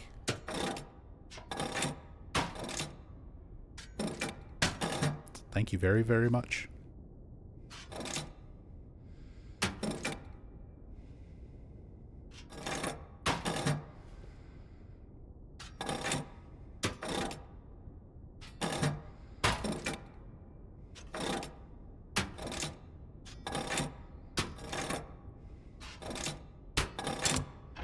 That's it.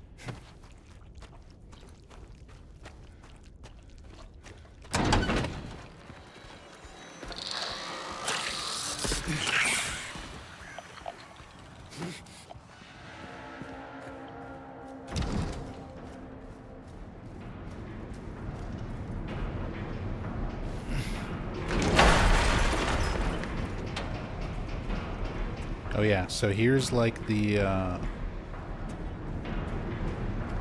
sort of underground prisoner cells section.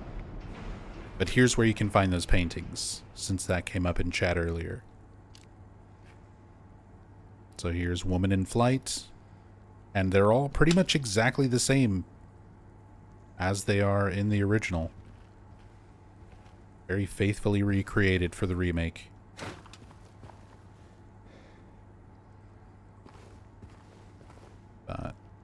Woman in Flight, 436 people at a recital, which we actually had one of our viewers count all of the individual people in this painting, and there's not actually 456 of them.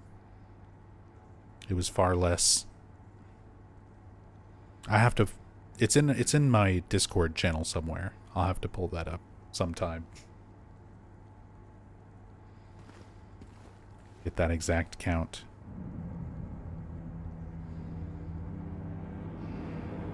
And then Burning Man, which we actually get music and stuff here when we examine this one. Hank, that was you. That was you who did the count. Do you remember how much it was?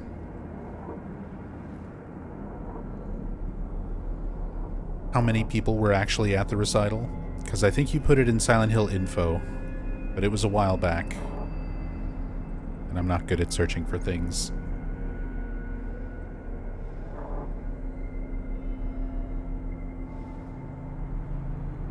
But that was Hank. Hank is the hero.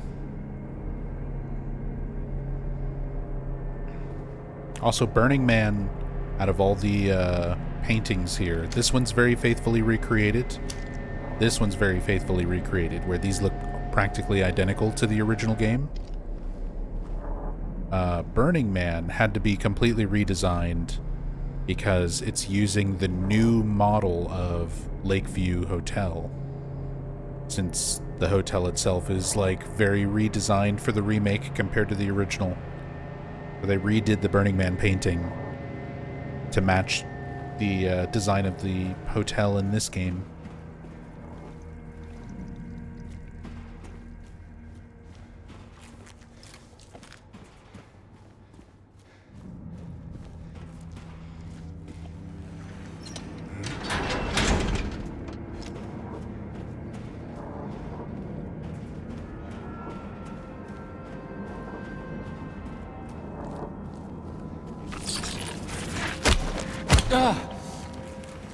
Not the double whammy.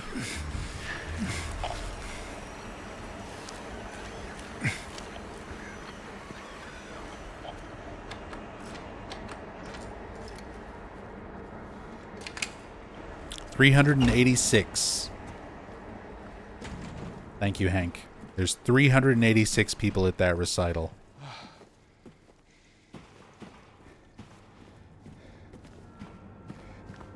Instead of 436. They shortchanged us.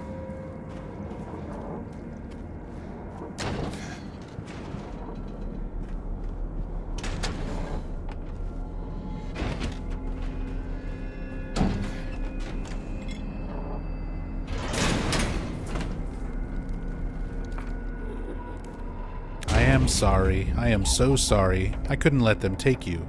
And now you're still there, aren't you?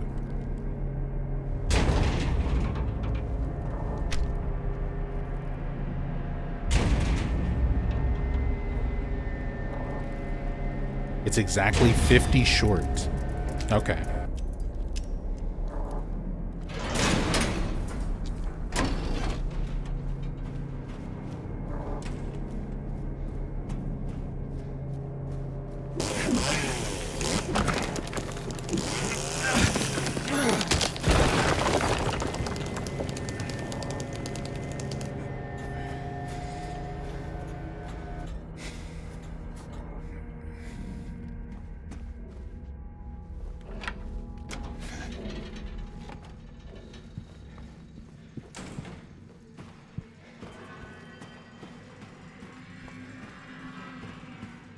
All the creatures out here are dead now. That new weird sound as we go down the hallway. And the roof is gone and it's raining. It's funny, when I was doing the cam hack playthrough and I zoomed out of bounds and there was a cloudy skybox. And I was like, why the hell is there a skybox for the prison when the whole thing is like indoors? Completely forgetting about this section.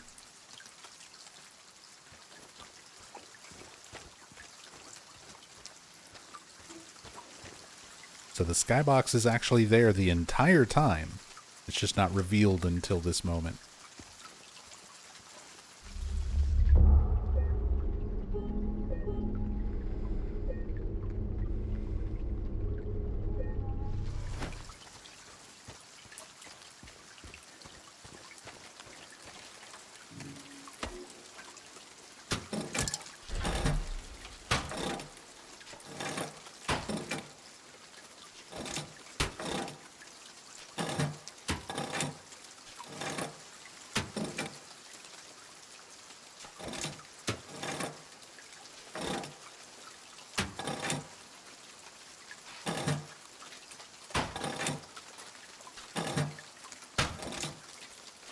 Now to remember the weight puzzle.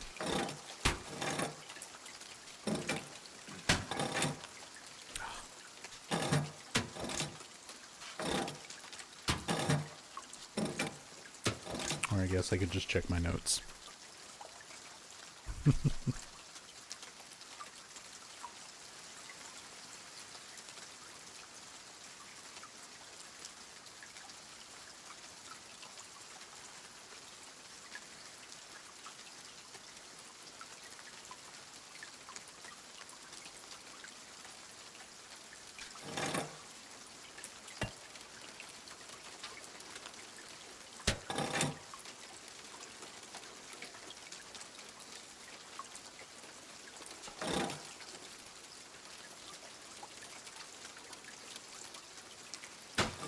Of course, the way these notes are written,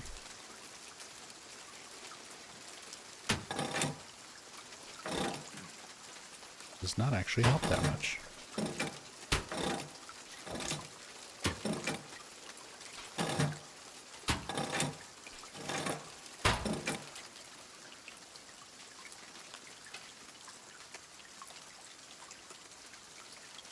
Embarrassed how long this took you, Nick?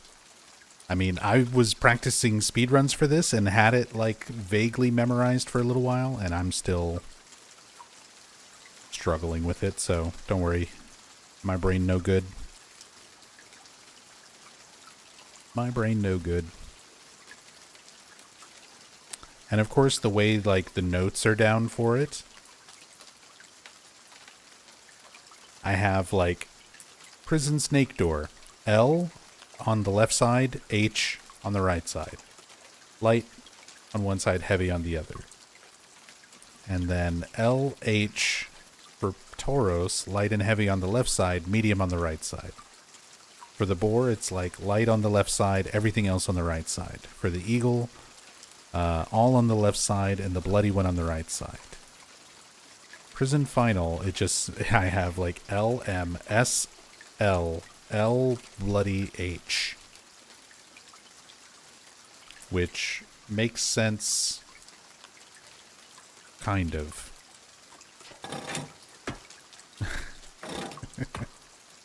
But I still have to sort of like decipher it in my brain.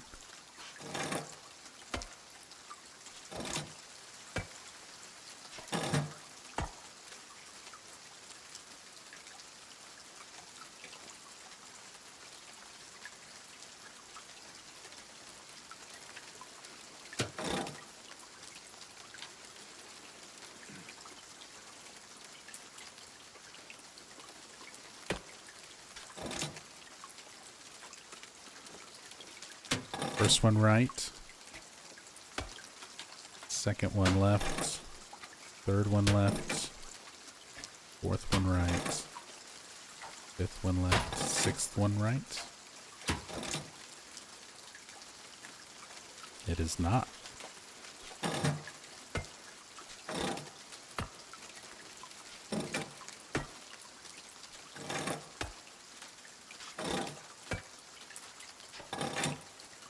I reversed the last two, did I?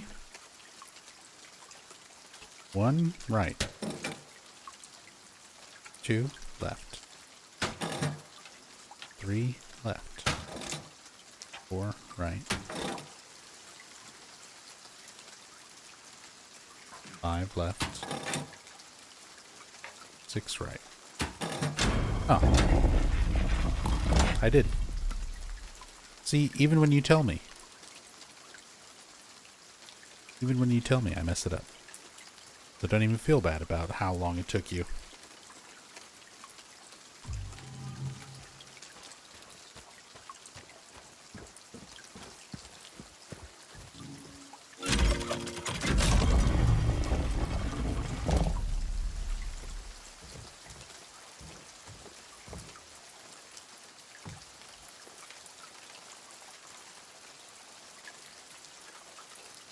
Denari. Yeah, getting through that puzzle's a real weight off my shoulders.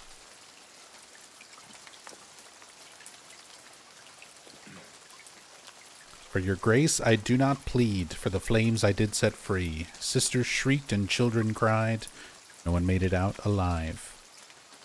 The wealth of others I did take, the seventh statute I did break, and yet my deeds I don't regret. I had my reasons, that is that.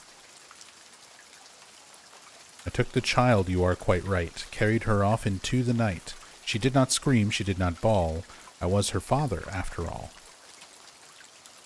Once the sun has ceased its reign, I cut through the rusty chain, pushed the door and snuck within, filled my pockets to the brim.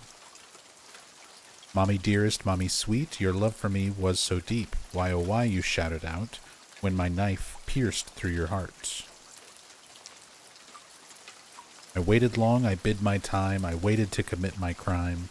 The man appeared, he saw me not, a bloody end is what he got. So for this level, you always find yourself guessing this puzzle? I mean, interestingly, it's pretty consistent. You're just like speedrunning through it. And then in terms of like solving it the correct way, it's a little different from difficulty to difficulty. We're just doing standard action and standard riddle right now. Yeah, there can be multiple answers as well. My only daughter, joy of days, they wanted to take you away. Hush, little baby, and be still. If I can't have you, no one will. So, like, that one matches with taking the daughter, carrying her off into the night. So you kind of match it based on the story and on the rhyme scheme. So, what were those reasons? This one ends with I had my reasons. So you can match this one up. The wealth of others. What were those reasons, you might ask? The truth allow me to unmask. I see, I crave, I need, I take. 'Tis all the sense it needs to make. We're just looking for the innocent one. So my guilt is plain to see. I had robbed the pharmacy, yet I did so not for gain, but so I could ease the pain. So robbing the pharmacy.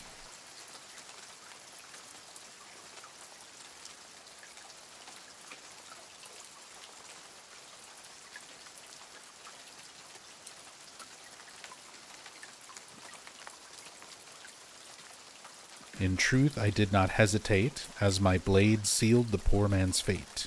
You knew the rules, they are quite clear. Go against me, your end is near. I watched them burn, I heard them cry. I felt a soothing warmth inside. It felt so good, I cannot lie, and for my bliss they had to die. That was the first one. Talking about setting free the flames.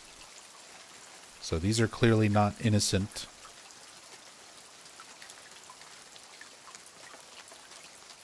So it narrows it down to these three. You broke my legs, I couldn't walk. You pulled my teeth, I couldn't talk. You fed me pills to slow my mind. I took your life, for you took mine. That one goes through with Mommy Dearest.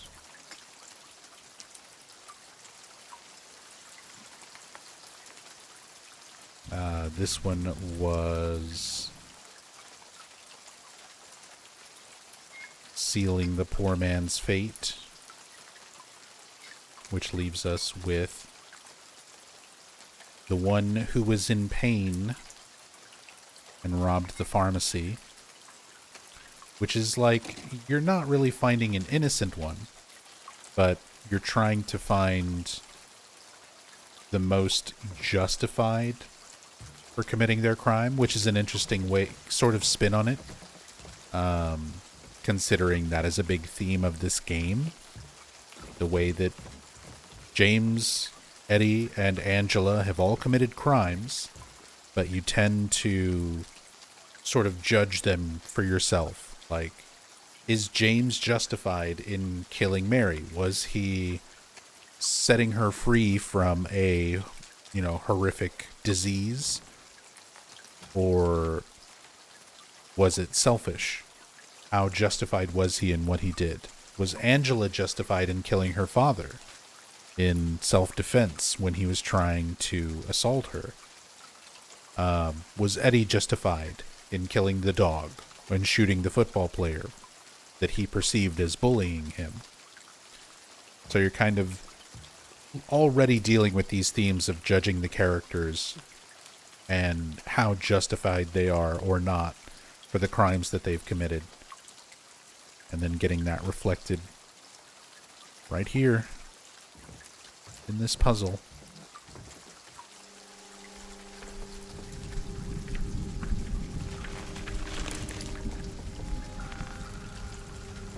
Do all ropes give the same result? No. If you pull the wrong rope, you actually go to a little chamber where you have to kill some mannequins and then climb back up and try again.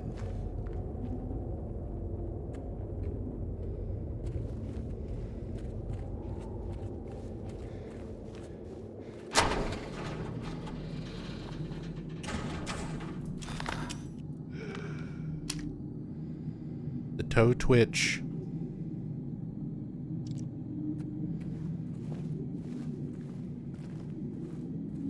In the original Silent Hill 2, when you walk through this room, James will he'll comment if you examine these and say, you know, did that thing just move or was it my imagination? And then Bloober added in a little moment there where the toes actually do move for the remake as a little nod to that dialogue.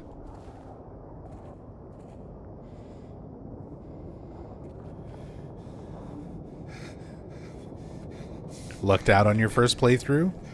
Hey, sometimes it happens. For a long time, in the original Silent Hill 2, there's a similar noose puzzle. For a long time, that's how the speedruns were. Before we figured out how to manipulate the RNG and know what the answer is ahead of time, you would just pick a rope and go and hope that was it. And if that was it, you did well on your speedrun and kept going. And if you pulled the wrong one, you lose time and you reset.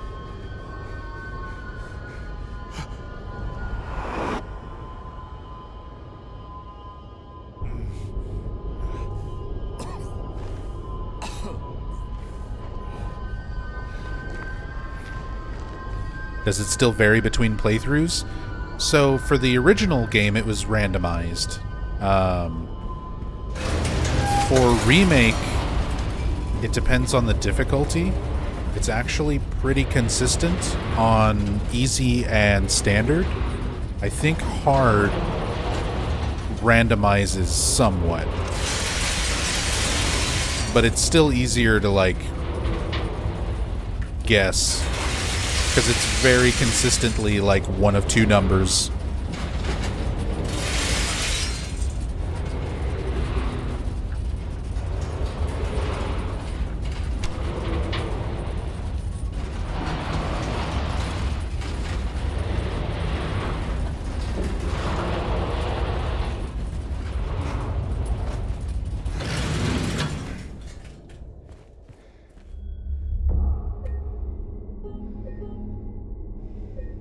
The old 1 and 6. Yep.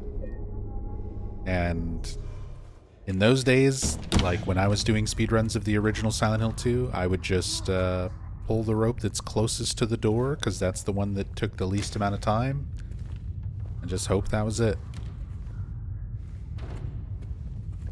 Got some creepy stuff here building up towards Angela and Abstract Daddy.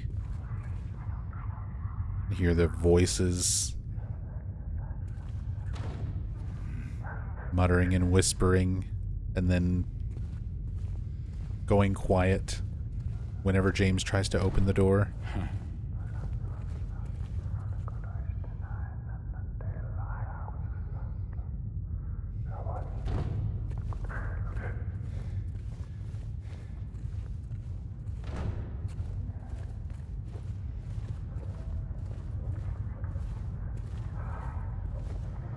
And then much more disturbing sounds accompanying the voices. Creaking. Grunting. All of these implications of the sexual abuse that Angela was enduring from her father.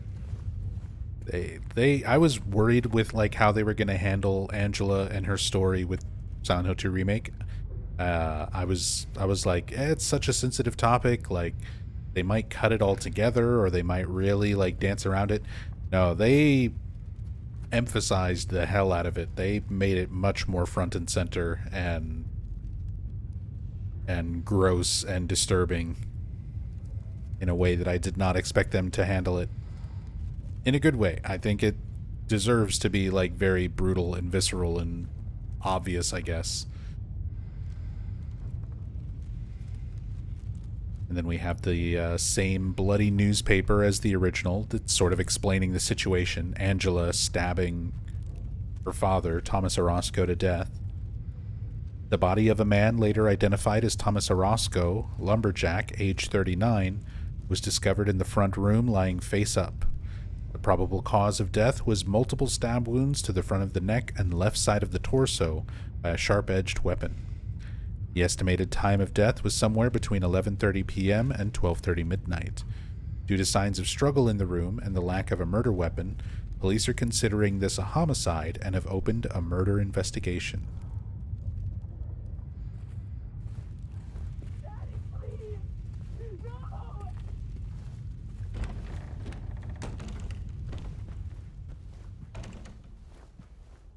Hey, what's up, Slick?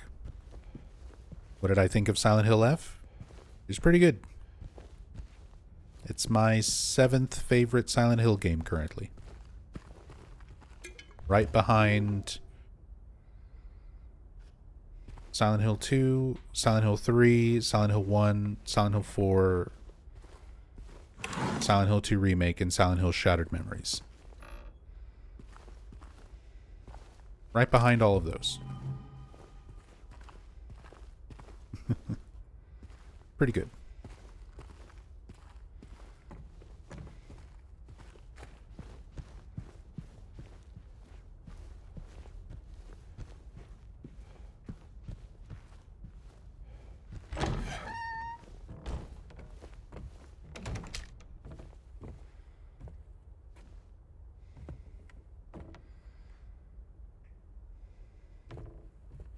The ghoul sticker.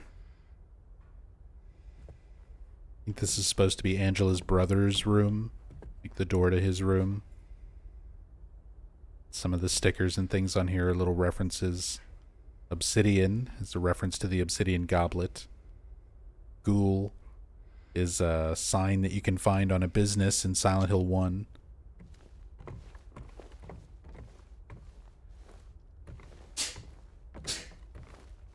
Less. A lot of Rachel sneezes in this playthrough. I'll be good, I promise. I've been sneezing too. I've just managed to mute the mic. Angela? Angela, it's me. No, please.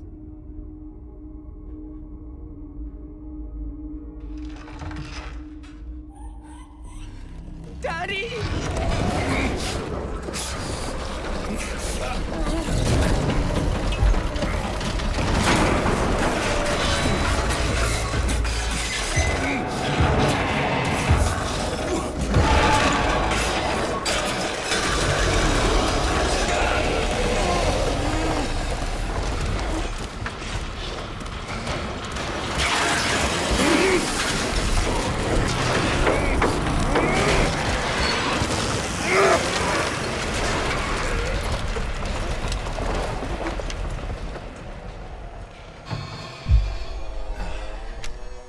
Didn't think you'd rank it below Shattered Memories. Don't like Shattered Memories, but maybe because I played it on PS2. I mean, the game was definitely made for Wii, and I think benefits a lot from having the motion controls and everything sort of play a part in it. Using your Wii remote as like your cell phone, essentially. And then all the motion-based little puzzles where you're grabbing and pulling and moving objects in the environment. But I really like Shattered Memories. It's my favorite out of all the like Western developed Silent Hill games.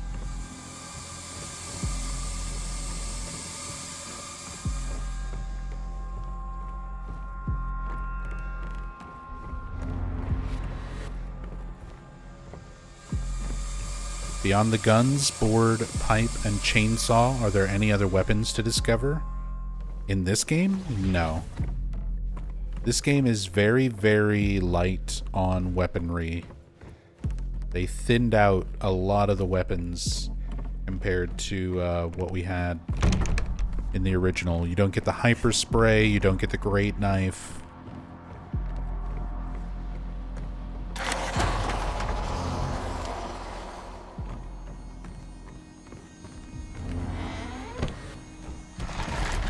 It's one of the things I'm really hoping that they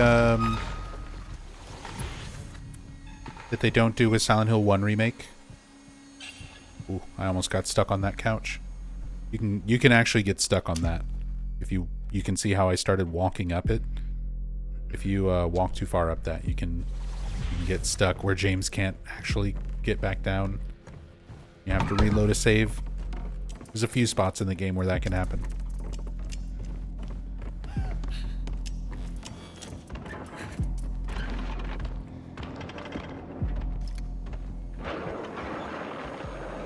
It's Bloober's first time making combat. I mean, it is. And I can understand why they took out some of the like healing items compared to the original, because it would be awkward to try and figure out an animation for like James using a first aid kit. But I hope they keep all the weapons in Silent Hill 1 Remake. I hope they keep everything. I hope they don't cut anything.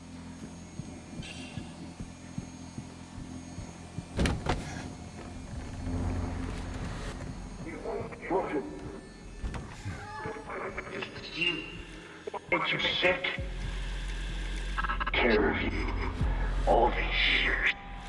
What's Bloober working on now? Silent Hill 1 Remake. What I did? What you mean?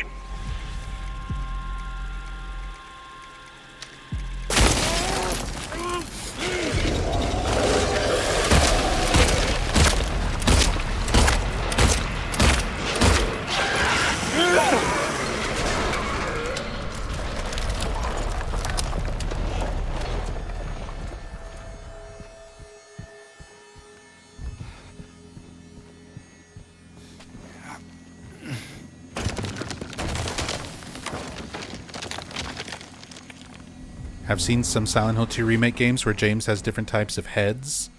Are those mods or part of this game? No, they're part of the game.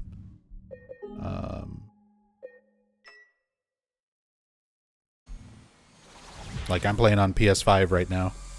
No mods or anything. There's Pizza Box Head. You've also got Robbie the Rabbit and Mira the Dog. Yeah, those are built in. Just some extra things. Some of them were based on what version of the game you got, like if you got deluxe, pre-order, etc.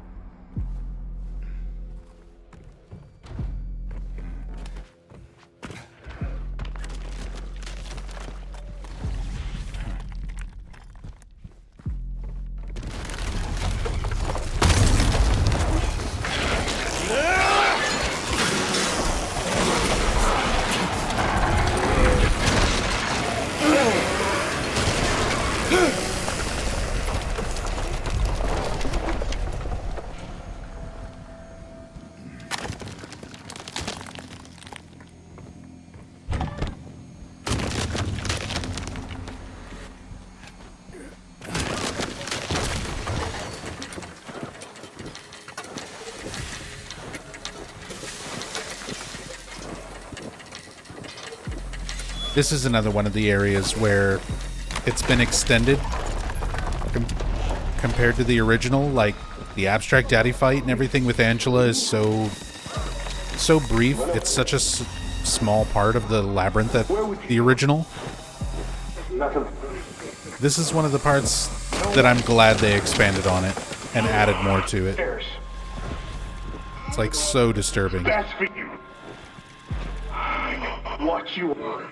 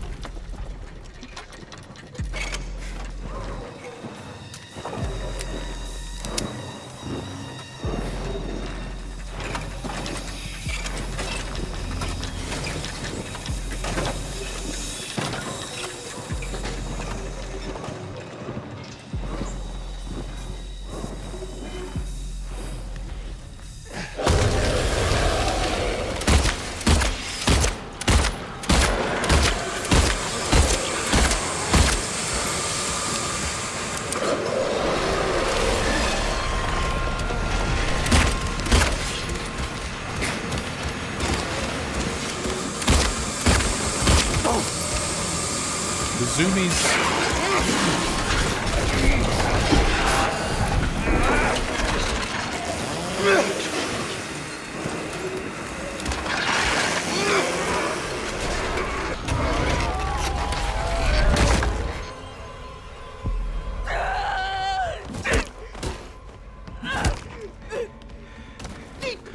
Okay, Angela. It's okay. Calm down. Don't order me around! I'm not. It's okay. It's over. Don't even try. Don't even joke yourself. Like you don't know.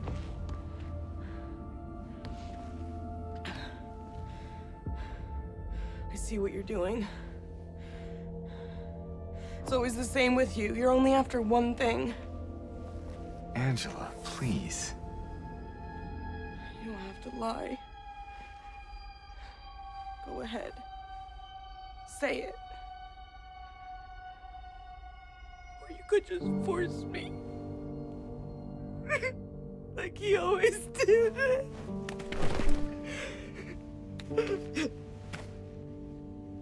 You disgusting pig. I hate you. I hate you.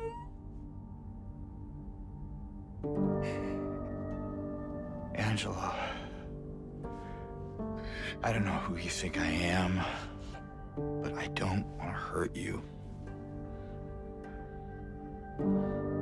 I just want to get my Mary back.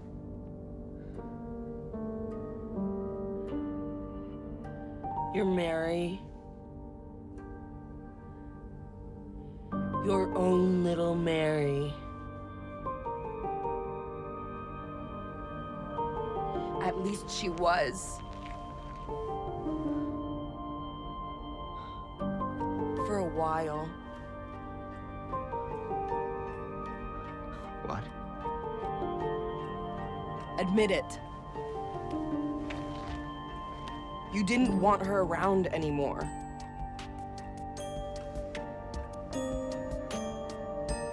No. You probably found someone else. No!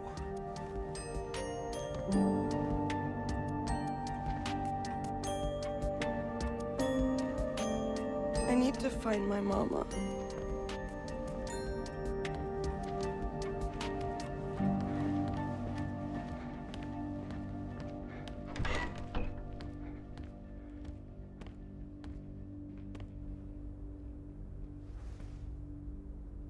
I never.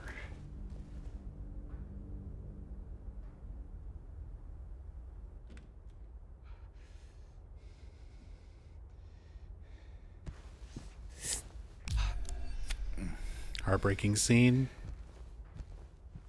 but a great scene.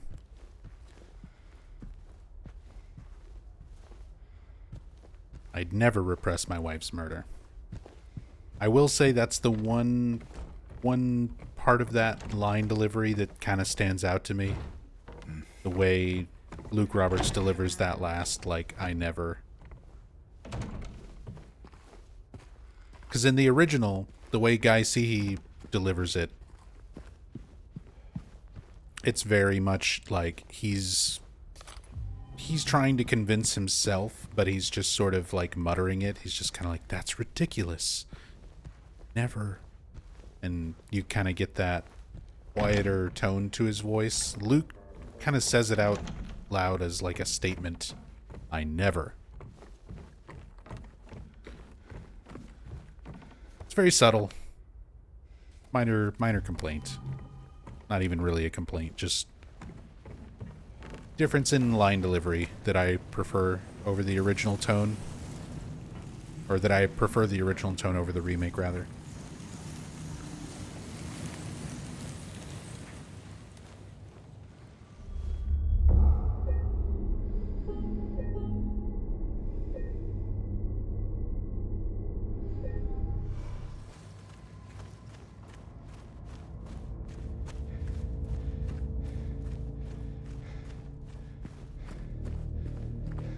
Another great scene here, both in the original and in the remake.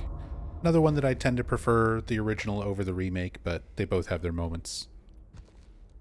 In general, though, Monica Horgan's performance on this scene is another one that Salome's amazing, but Maria? that's a difficult performance to live up to.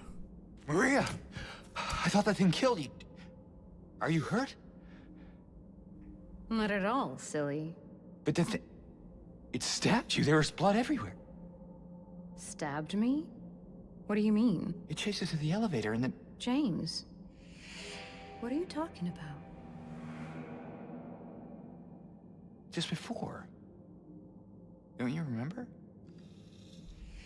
James? Honey? Did something happen to you? After we got separated in that long hallway? Are you confusing me with someone else? You were always so forgetful. Remember that time in the hotel? Maria? You said you took everything. But you forgot that videotape we made. I wonder if it's still there. How do you know about that? Aren't you Maria? I'm not your Mary. So you are Maria. I am. If you want me to be. All I want from you is an answer. Doesn't matter who I am.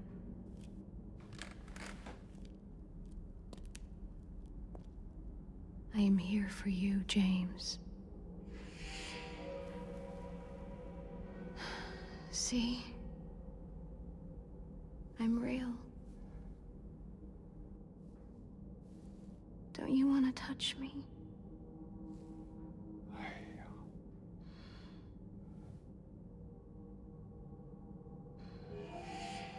I don't know. Well. If you happen to make up your mind.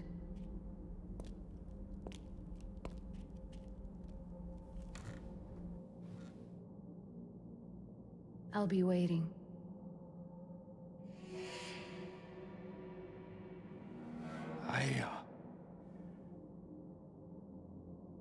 I'll find some way to... I'll come back, I promise.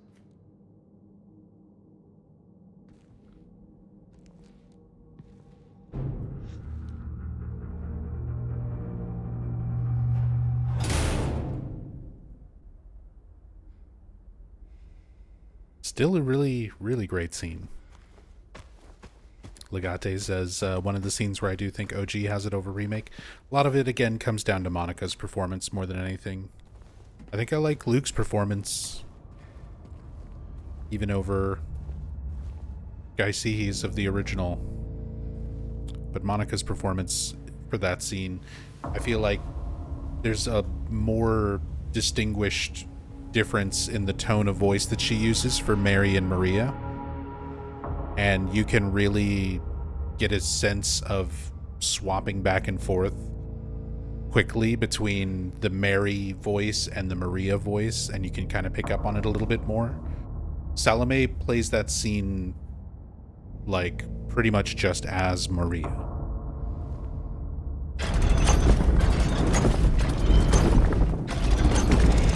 Which might have just been, I don't know, difference in direction, difference in the tone that they were going for, not wanting to mimic the original, too closely and still have their own take on it. So there's a lot of things I'm sure factor into it.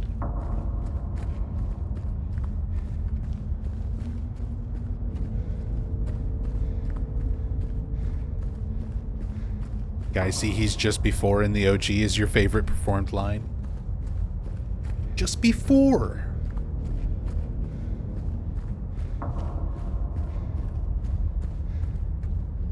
It stabbed you. There was blood everywhere.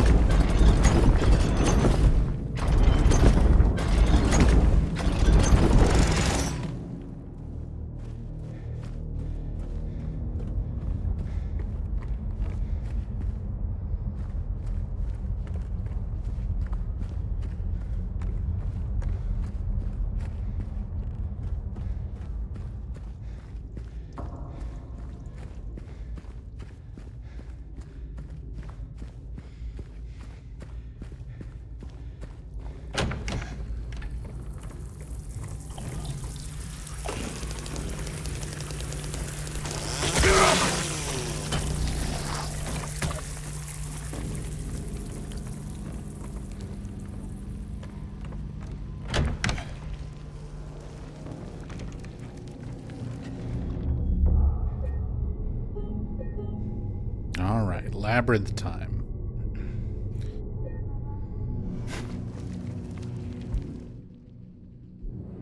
Rotten area. Drawing in our maps. I love drawing in maps. In Silent Hill and in horror games in general. I don't know what it is, but I like the very simple idea of protagonists just like drawing a map as they explore.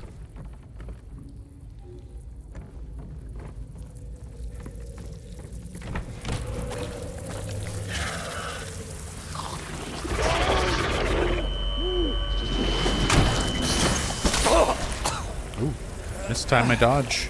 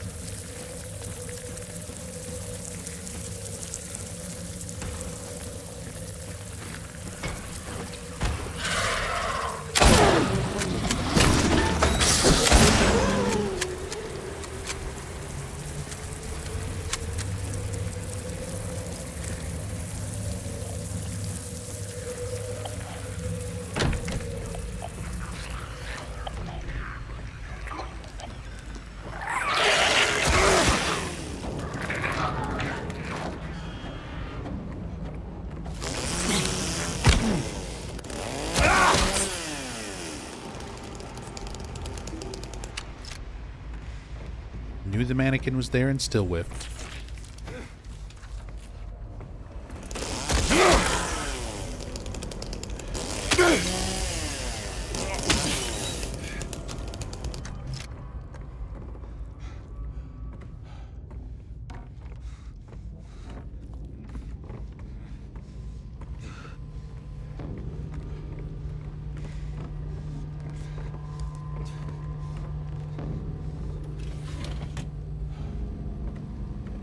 Two more empty drawers for the empty drawer counter.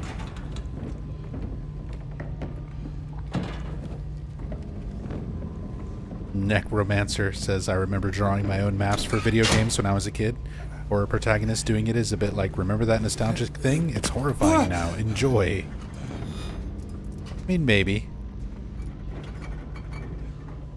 There is a certain nostalgia, reminiscence of thinking back to when I would make my own maps and guides, notes and everything. I mean, in some ways I still do that.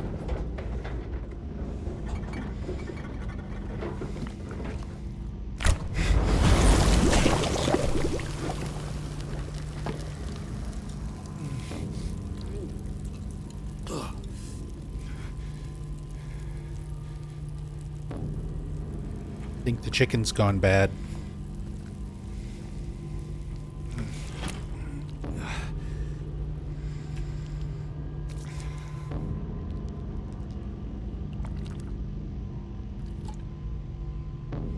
Lighter gas.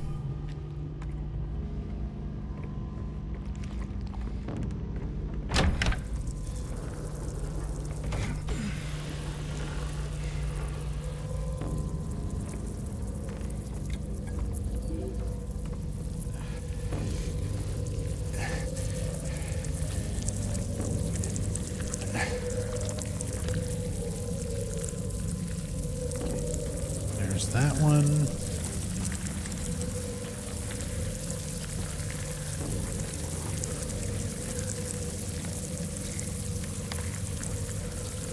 Gotta love the video game logic in these moments. We need to go... It's absolutely necessary for us to go through all these areas so that we can find all of the parts to make a working lighter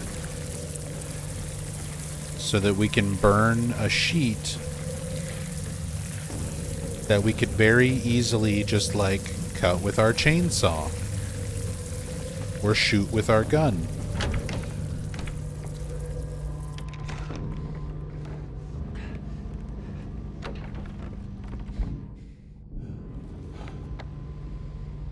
But that's not how these things work. It's Silent Hill. There's rules you gotta follow. That's what DJ Bobby Riggs told me.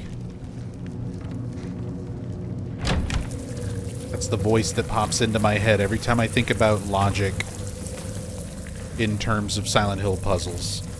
Anytime you have to think about the video game logic,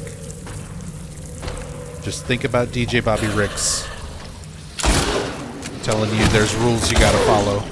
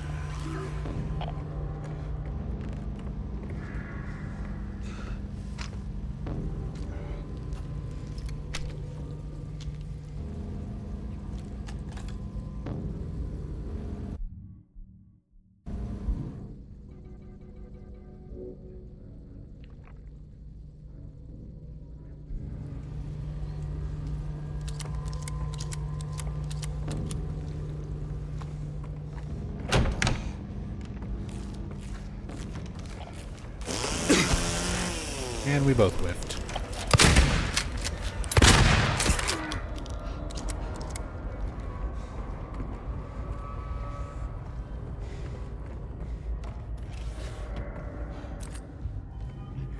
Hey, welcome back, Tassadul. Thank you for the raid.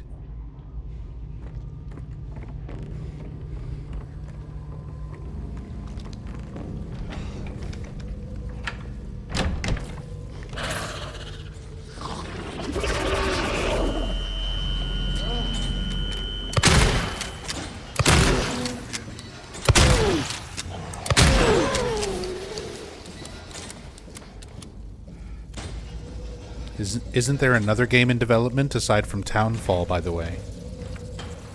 As far as, like, what's announced right now, Townfall and Silent Hill 1 Remake.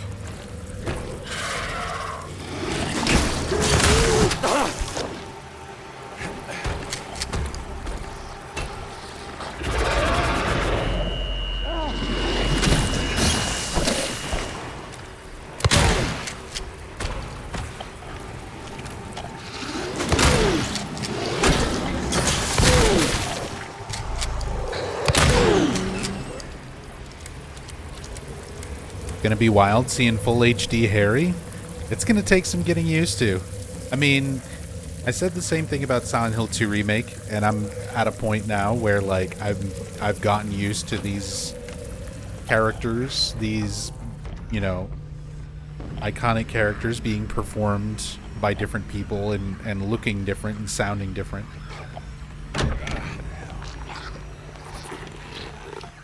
But I feel like Silent Hill 1 will be like an even bigger adjustment.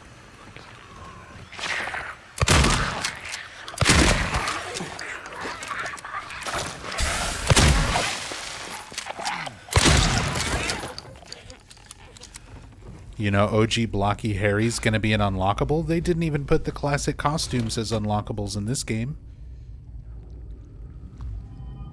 And Maria's classic costume is in the game. She literally holds it up for an Easter egg. But you can't unlock it and wear it. So I don't know about that.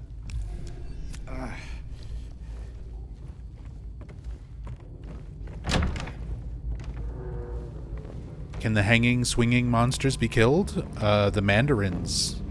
Yes, absolutely. I've been killing them as we've been going along. You just have to shoot their hand mouths.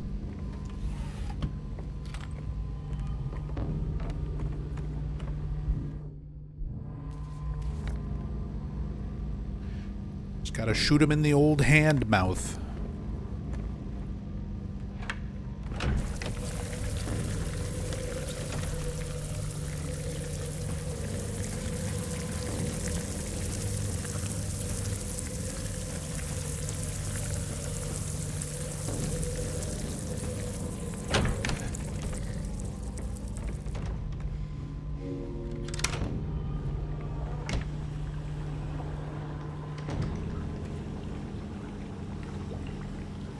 Do it, James.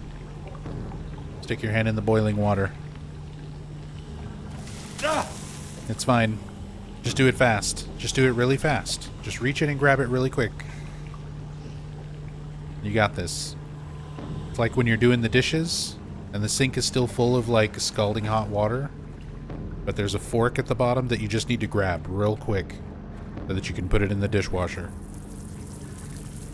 We've all been there. Just channel your training.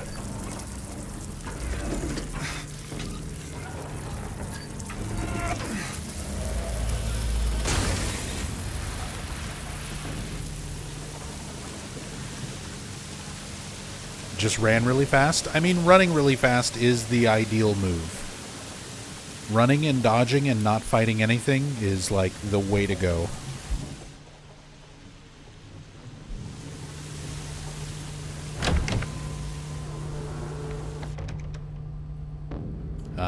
But I'm trying to kill enemies. I'm trying to kill enemies because it should count towards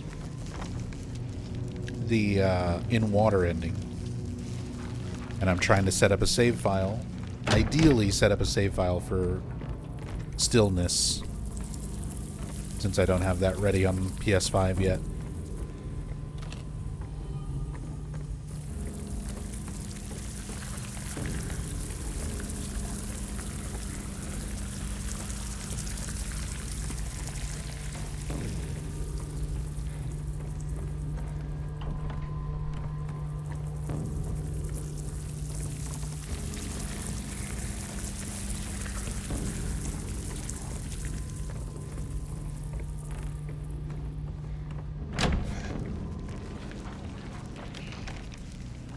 Alright, so we've gone up there.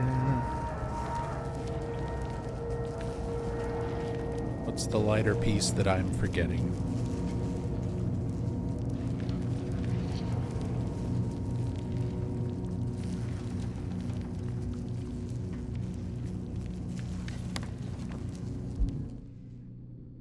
I don't already have it, right? No, just the broken lighter and the fuel. Need the third.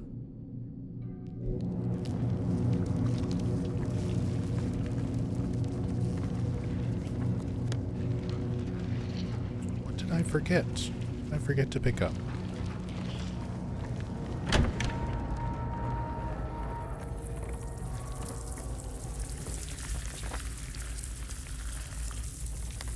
Not up here. I just checked that.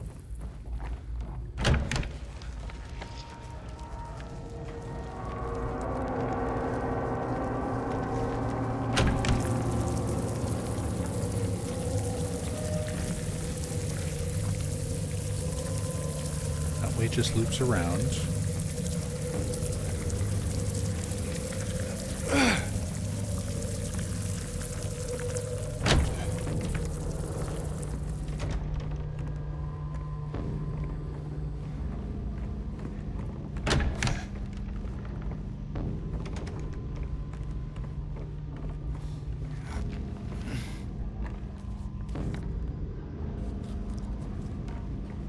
Oh, here it is. The hole I forgot to shove my arm into.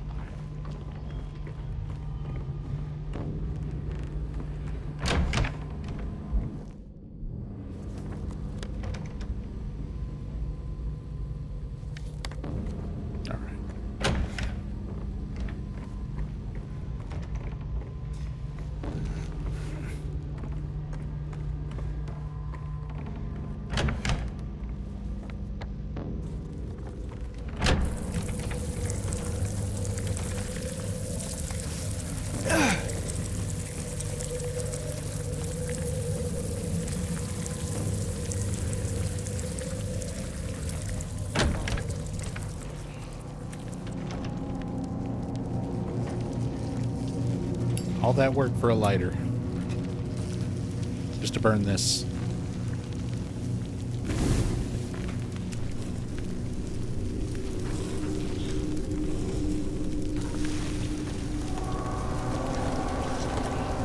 Just so that this reference to Silent Hill's PT swinging fridge can fall through the floor.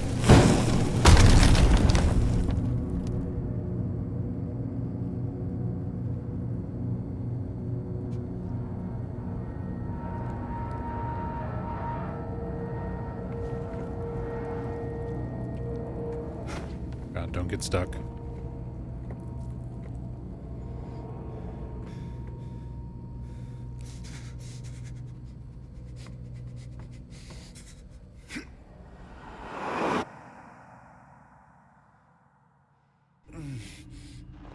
Symbolizes him burning away the, I don't know, the, yeah, it's dumb. I mean, again, it's video game logic, but talking about, like, the expansion of certain areas, certain scenes and events, I feel like Labyrinth is a little overdone. This one didn't need to be extended by this much. Go check on Maria.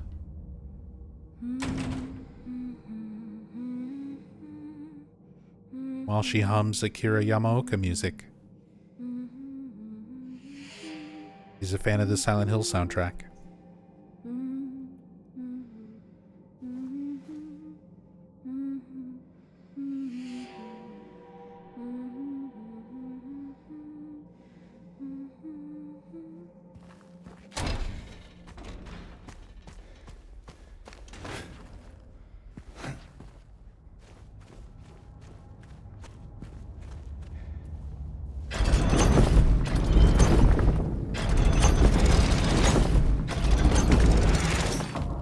Maybe she has it for her ringtone, too. We'll have to ask Salome next time we see her. I'm sure she would know.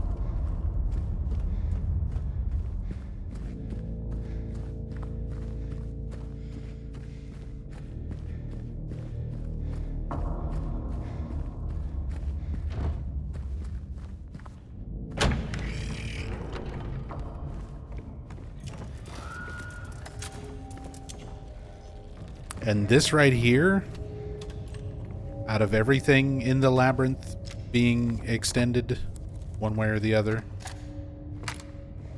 this is my least favorite section. This right here is probably my least favorite section of the whole game. The desolate corridor. This section with all the ladders and the way the map is laid out.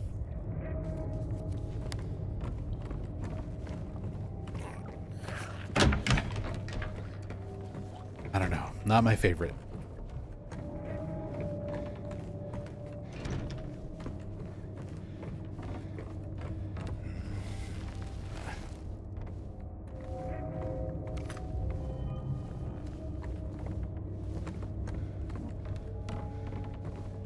Like, it serves its purpose. It's supposed to be labyrinthian. It is the labyrinth after all. So having a bunch of confusing corridors and long hallways leading to ladders that only give you access to other specific ladders that then lead to like one-way drop-offs into particular rooms. I don't know, just the way this area kind of flows from room to room doesn't sit well with me.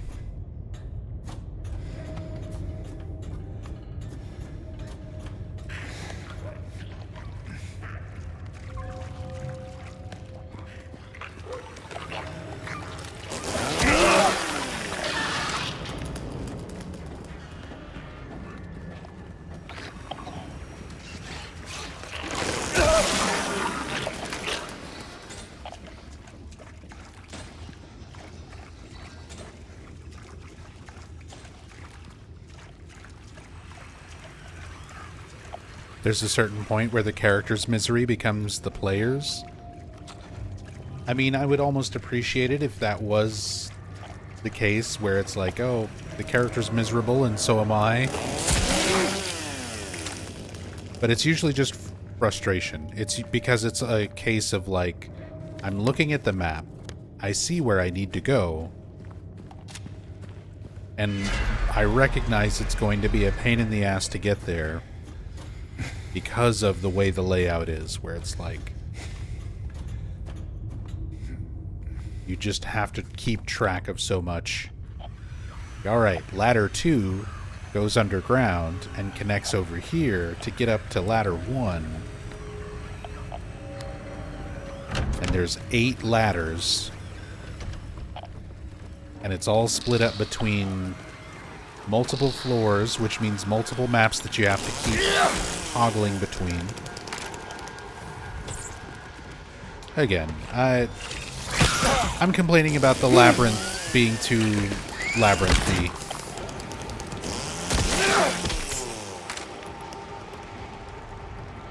Kind of a dumb complaint to have, but there it is.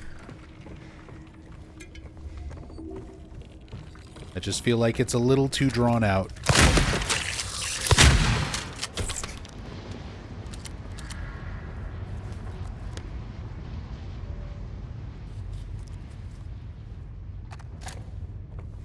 A little too drawn out. Messes with the overall pacing of the game a bit.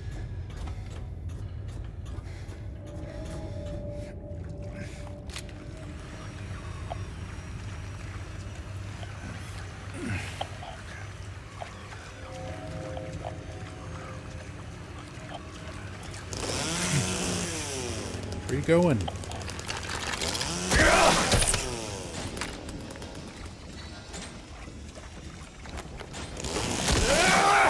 Why are you running?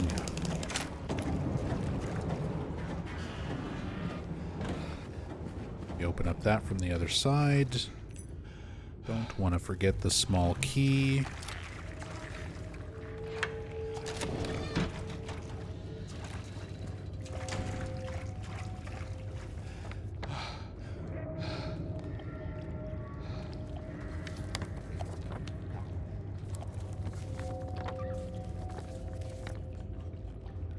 I need to go back to the handcuff gate, which is in front of ladder number 1.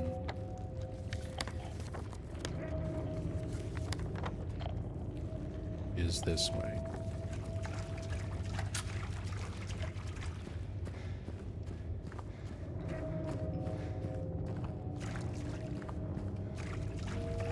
Not sure if it's just me, but in the OG, the aspect of the labyrinth was that it didn't make sense, either from a location standpoint or just in general, versus the literal meaning of a straight-up maze. True. Labyrinth in the original Silent Hill 2 was kind of that game's version of Nowhere, where, like, Nowhere at the end of Silent Hill 1, you know, is this nonsensical mashup of everywhere you've kind of already seen.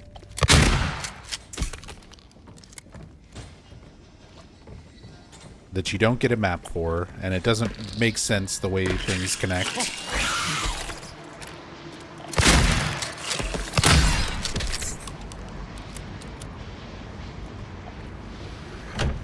But yeah, this one really does play it like a straight out just maze.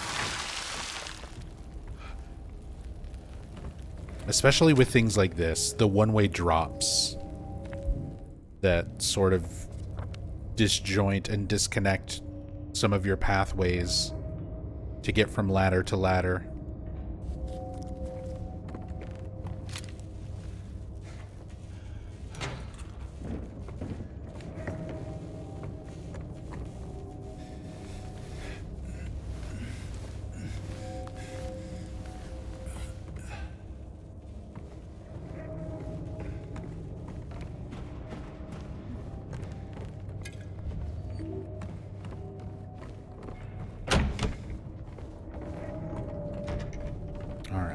This loops back here.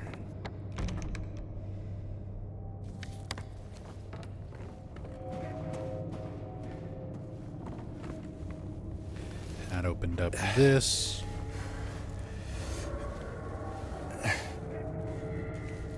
Now we can move this.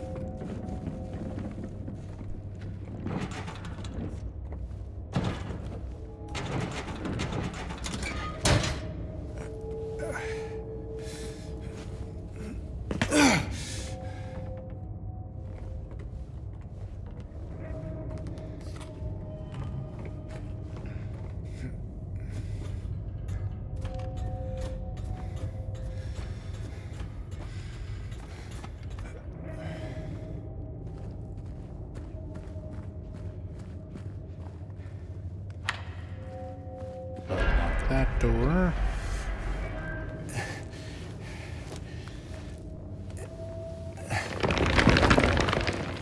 And then you have this crawl through spot to get to this section of the map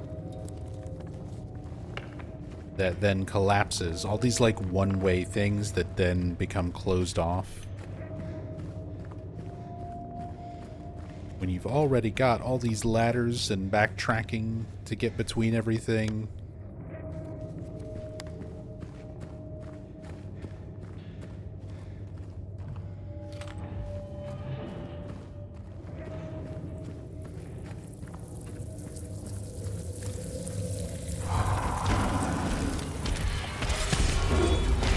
There's our boy.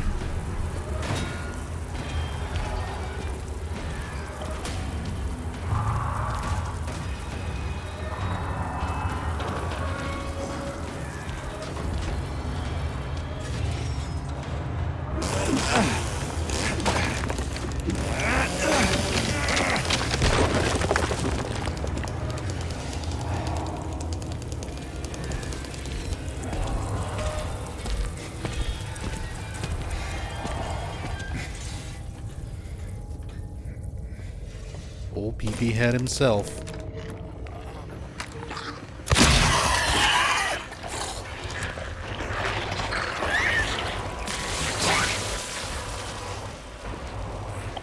No, I went the wrong way.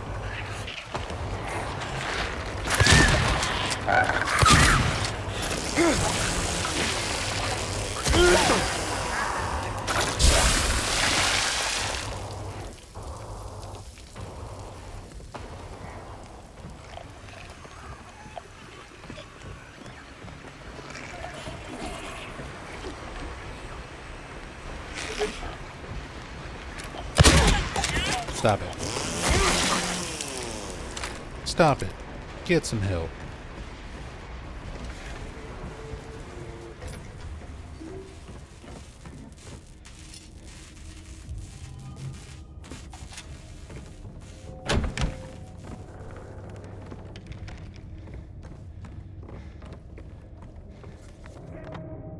Get our wire cutters, go back down.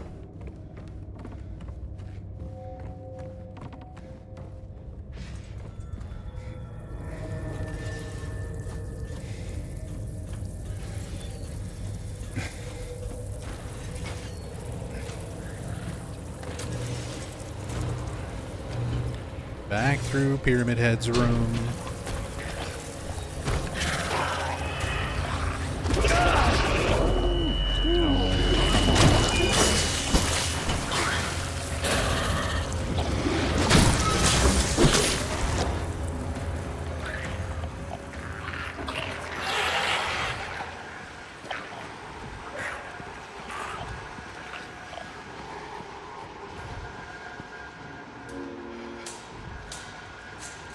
I do like this little moment right here. So, no Pyramid Head standing there at the fence. And then when you use the ladder, as the camera pans around, you can see he's standing right there. Oh, there he goes. Bye, Pyramid Head.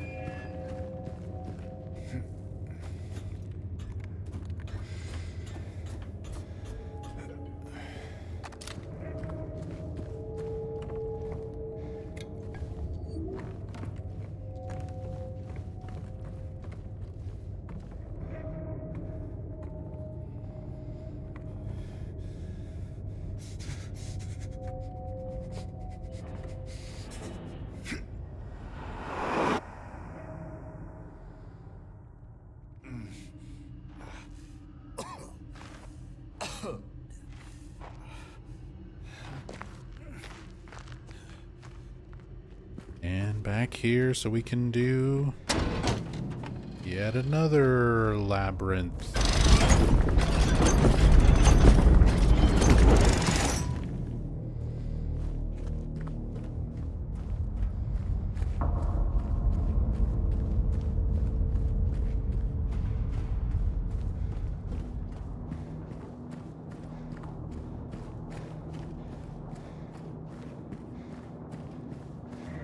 Yeah, this part just feels like it goes on a bit too long.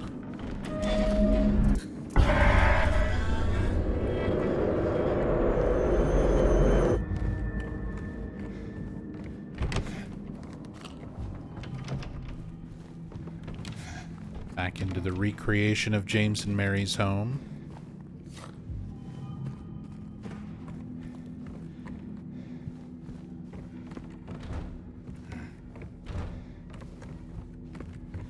First, we see it in Woodside.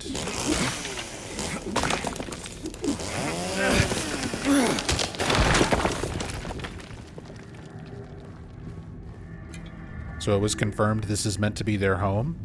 I mean, it's got photos of them on the walls. Not in this version of it, but when you see it in Woodside, they're like blotted out with ink. But if you cam hack up to them, you can see them.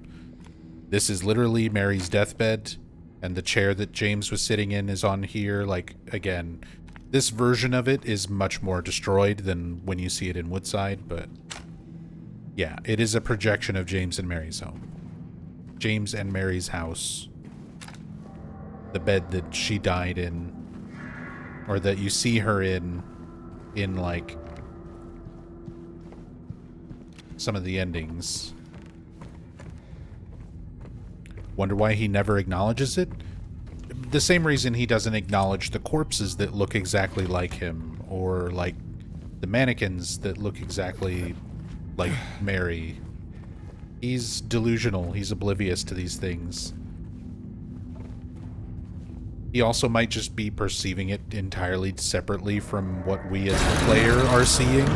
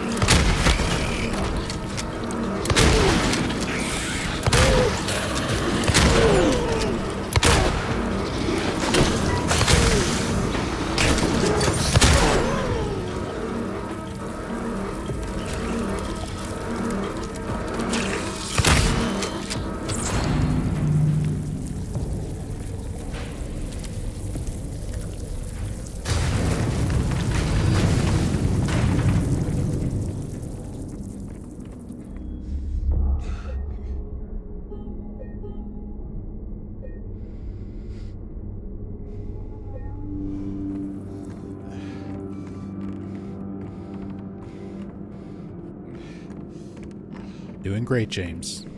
Getting through it. Staying injured. Gonna get that in water ending.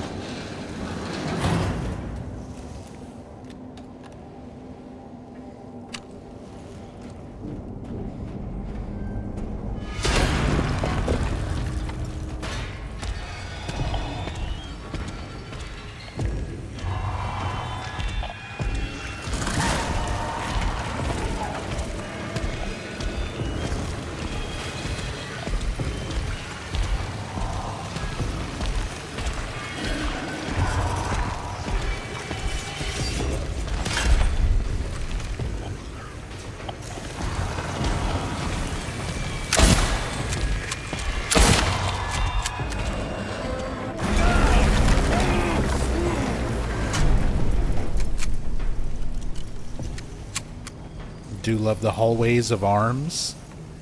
So do I. And this is a callback to the intro of Silent Hill 2 OG.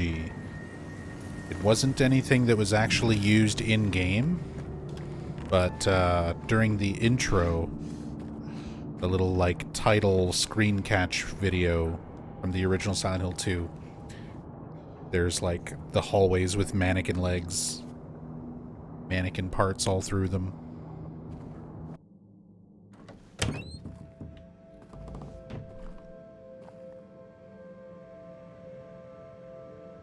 Worry.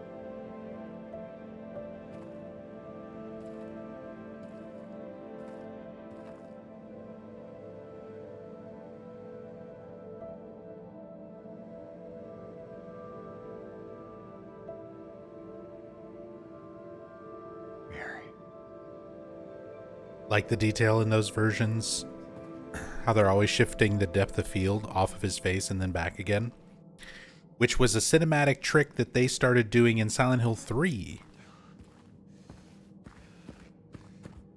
Silent Hill 3 was the first Silent Hill game to utilize that sort of depth of field cinematography with when you're in the lakeside amusement park with Douglas, and the focus is shifting back and forth between Heather in the foreground and Douglas sitting on the ground behind her in the back.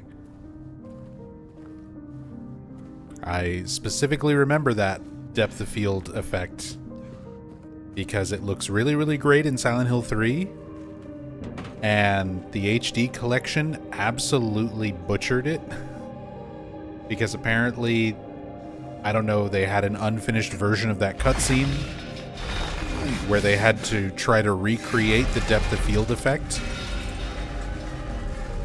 And the way they did it was just by applying a weird blurry filter over everything.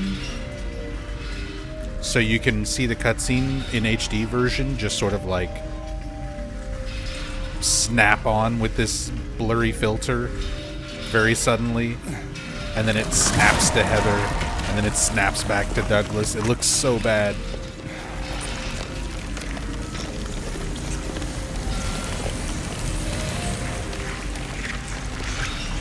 This little sequence here is a reference to an old fan rumor.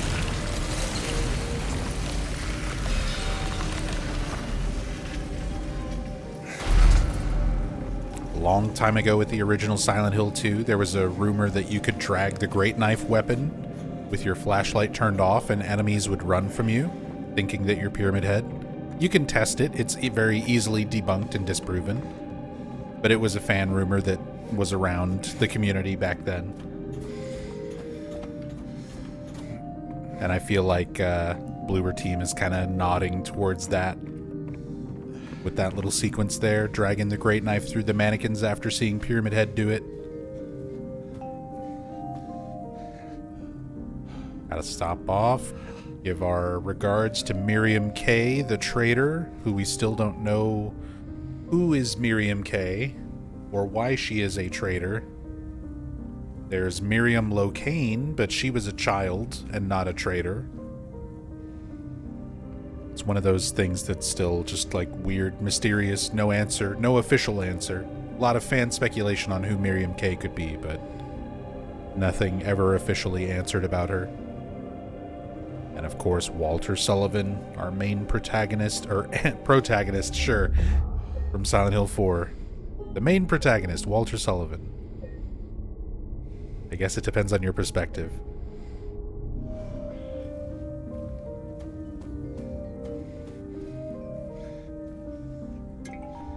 I mean, personally, I'm Team Walter. I'm team let Walter have the room.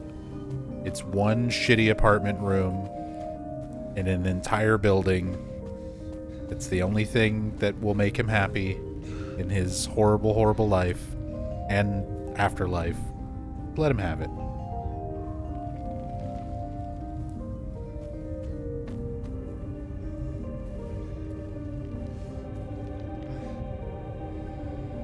Our graves for each of our characters: James Sunderland, Eddie Dombrowski, and Angela Orozco.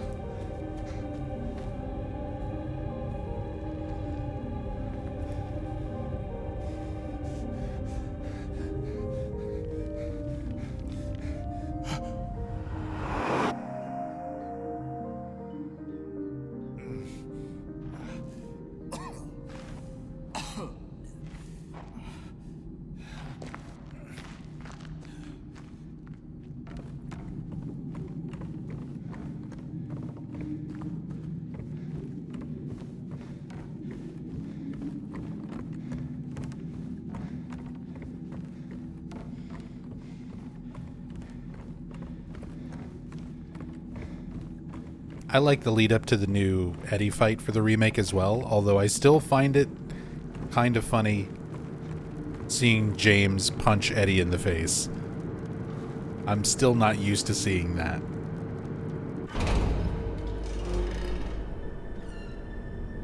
Couldn't leave well enough alone, huh? You just had to follow me all the way out here. How many times do I have to kill you? Eddie? Whoa, Eddie, it's me. Oh. Hi, James. Eddie, what are you doing? Well, what's it look like I'm doing? You fat, disgusting piece of shit, you make me sick. You gonna cry, fat ass? You gonna run to your mama? Waste of skin, why don't you just kill yourself?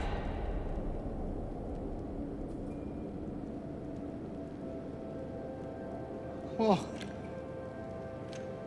maybe he was right. Maybe I am nothing but a fat, disgusting piece of shit. But you know what? It doesn't matter if you're smart, dumb, ugly, pretty. It's all the same once you're dead. And a corpse can't laugh!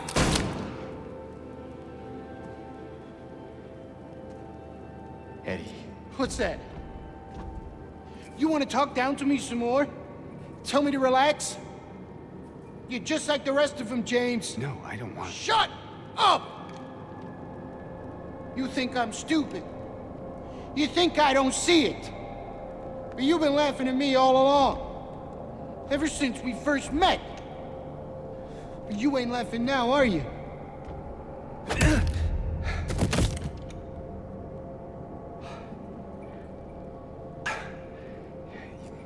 help, Eddie. Don't get all holy on me, James. This town called you too. You and me are the same. We're not like other people, don't you know that? Well, you're about to find out.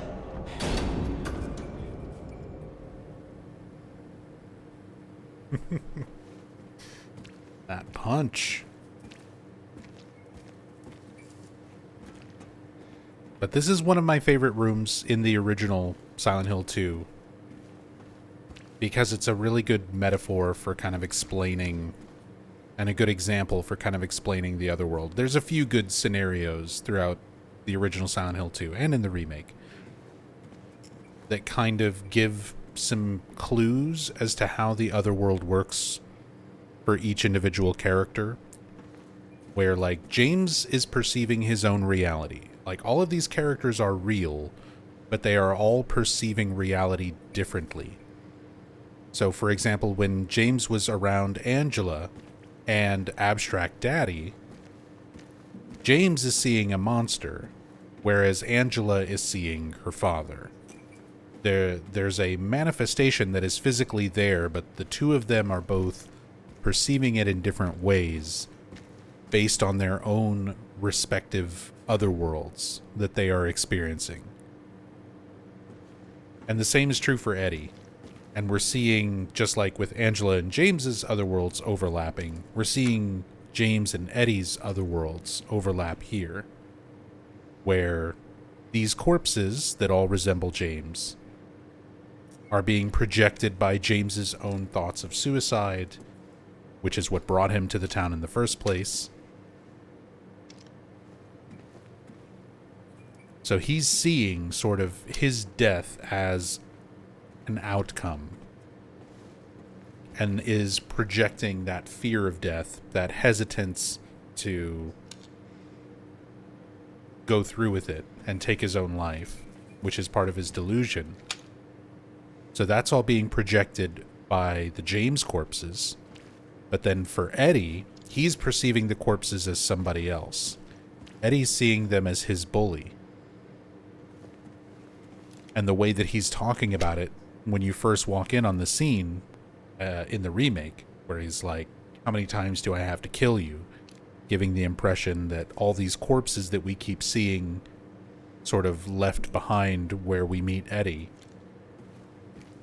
have all been Eddie's bully, being manifested by the town to torment him over and over. He's not seeing them as James. Eddie is not seeing them as James and, like, saying, why do I have to kill you, James, over and over? He's seeing his bully, but James is seeing his corpses. And Masahiro Ito has confirmed that, like, Eddie never killed anybody real. They're not intended to be real people. They're meant to be manifestations. But it's just, again, these little moments that kind of give the players some indication of what's going on, how the other world functions, and how individual character perception matters so much in this game. That none of the characters are really experiencing things the same way. You know what it does to you, James? When you're hated, picked on, spit on, just because of the way you look? Yeah, I ran away after I killed that dog. But you know what? It was fun. It tried to chew its own guts up. Finally died all curled up in a ball. Then he came after me. I shot him too, right in the leg. He cried more than the dog. And now it's your turn, James.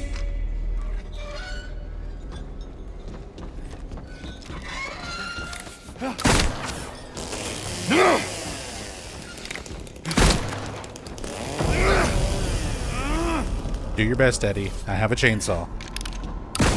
You brought a gun to a chainsaw fight.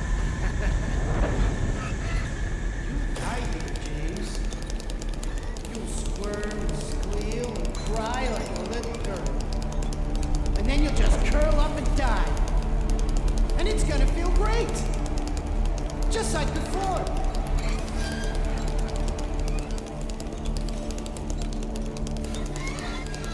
You know I'll find you.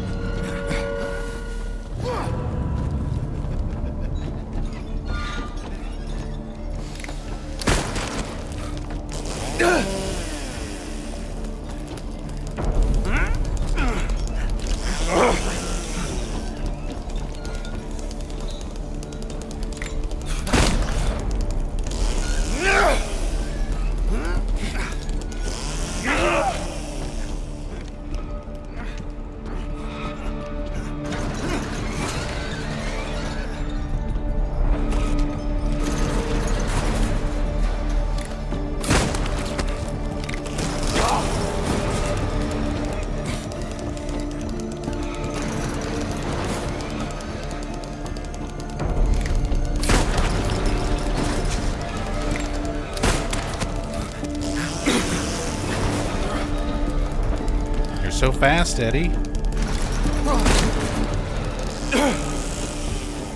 You should try out for the football team. Maybe not.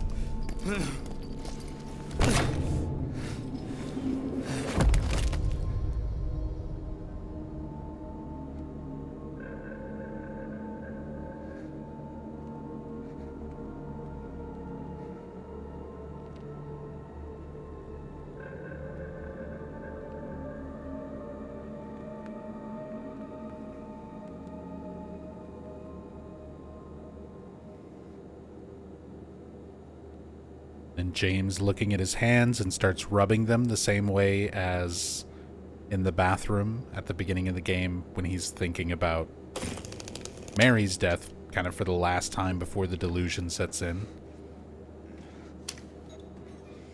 Seems to be his, like, nervous response, automatic response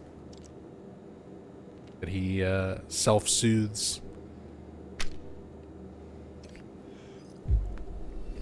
By rubbing his hands like that, trying to deal with these situations where he has taken a life.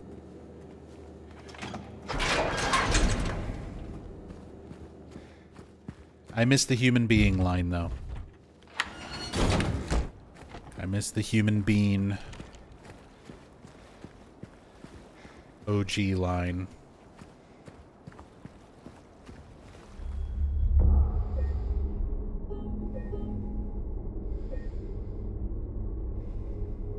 Alright, last stretch of the game. Lakeview Hotel. Before we get into it, I've been going for about 7 hours. So I do want to take a short break here. Grab some water, stretch my legs, all that good stuff. I'm going to take a few minutes before we row across Toluca Lake. And I will be back in just a bit.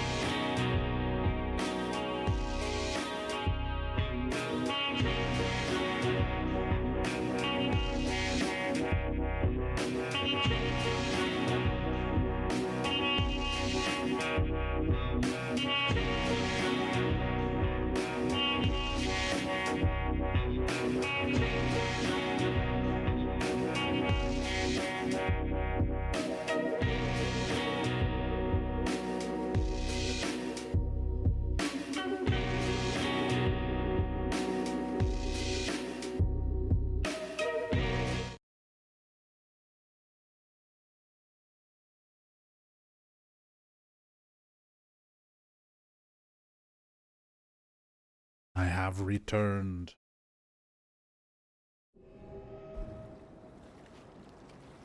And it's time to make our way to the hotel.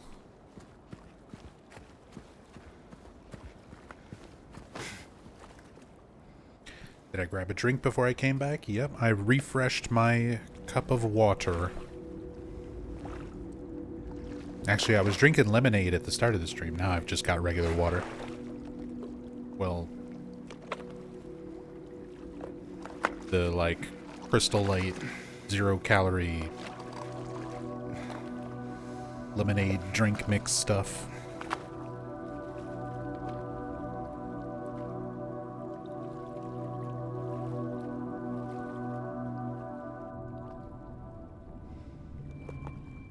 Staying hydrated.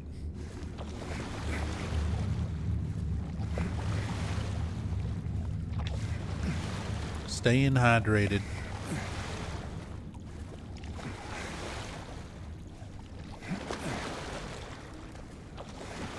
Hope you have a Merry Xmas, by the way. Thank you, Valkos. I'm sure it'll be a good time.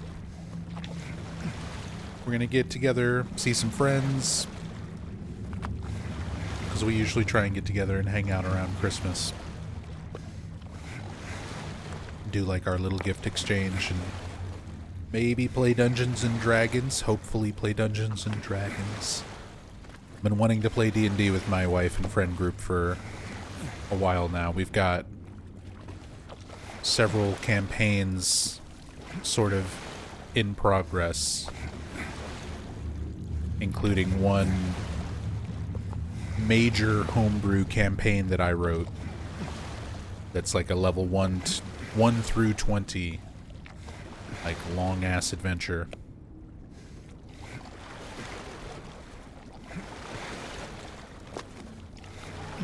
And they just got to like a big moment the last time we played. And then the last 2 times that we were supposed to get together and play again, people had to cancel. Because that's how D&D friend groups work when you're an adult. So hopefully we can get together for Christmas.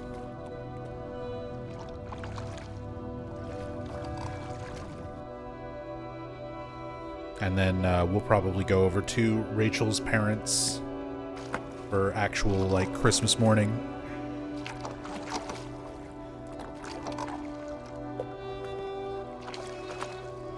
Have some food and a little gift exchange with them.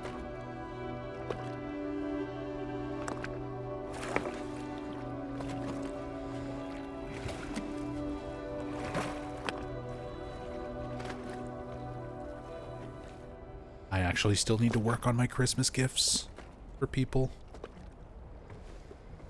Because this year has been an extremely difficult year. With all the medical stuff that's come up. And just like, we've fallen so behind on bills and, all, you know, trying to keep up with everything.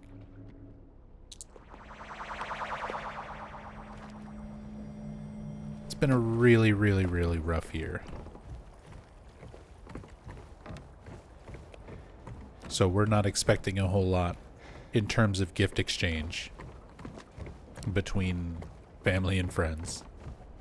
Because a lot of people have been having a rough year as well.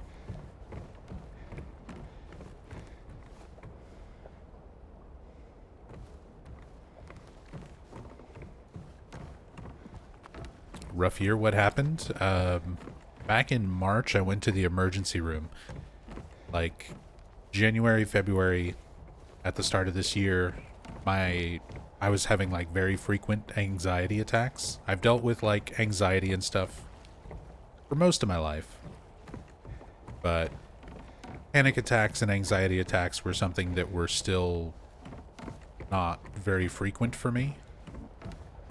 Like, in certain situations, things could set it off, but it would be like, I'd have maybe 2 or 3 an entire year.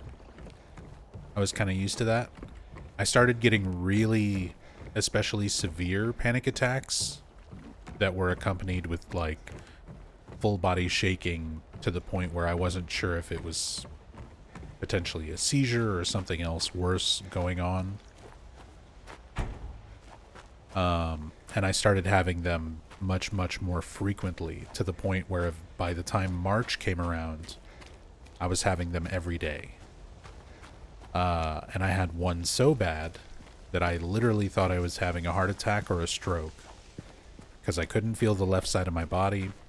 I was shaking uncontrollably. I could barely speak. This place hasn't changed at all in 3 years. So I was scared. I didn't know what was going on. And I had Rachel take me to the emergency room. And they just kind of did some basic checks, basic tests. Our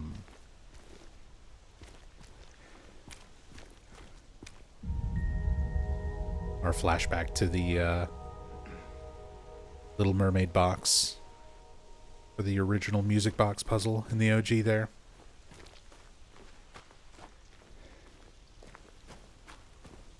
But yeah, essentially the ER treated me for anxiety. But then from there, it was just like, it's been a medical journey this whole year. Because I had to set up with a primary care doctor so I could start getting blood work done, to start checking all of that.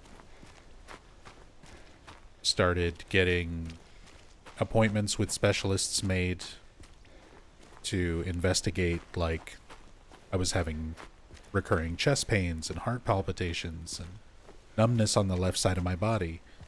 So I had to have, like, nerve conductivity tests done for the upper and lower body, which were two separate tests, to see if there was anything going on as far as, like, nerve damage on the left side of my body. I had to have an MRI done. Basically a lot of stuff. I've been in and out of doctors and specialists and stuff this whole year. And even with insurance, we've racked up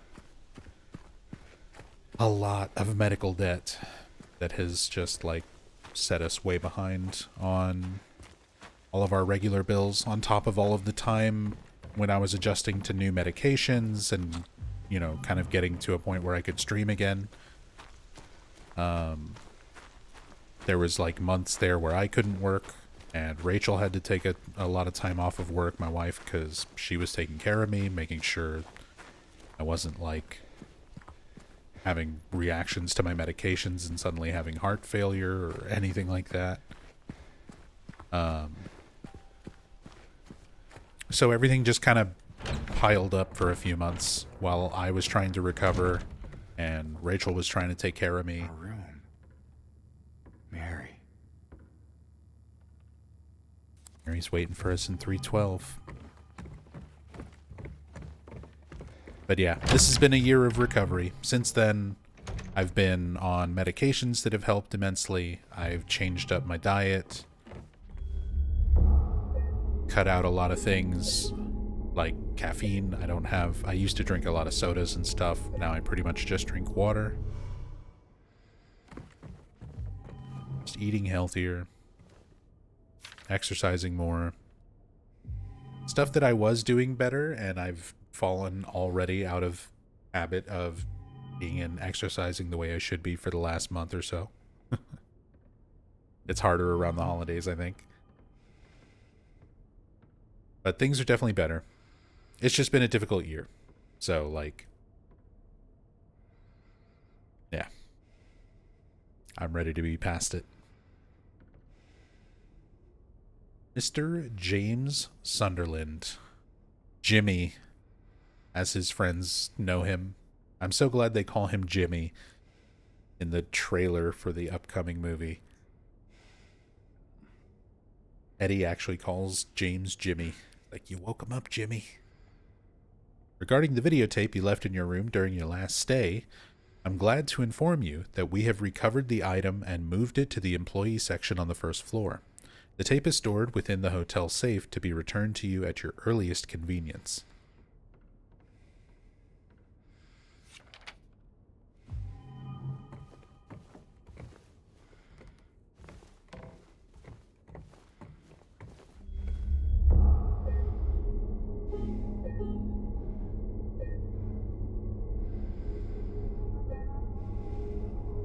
Sorry you've been dealing with that, Nub, but appreciate your openness about it. Panic attacks and stuff are often stigmatized. A lot of times they are. But hey, mental health is linked to physical health. I've experienced that very fully this year.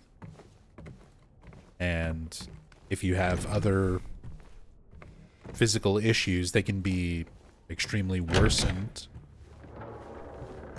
by something like anxiety attacks or panic attacks. And the fact that people experience it differently for different reasons.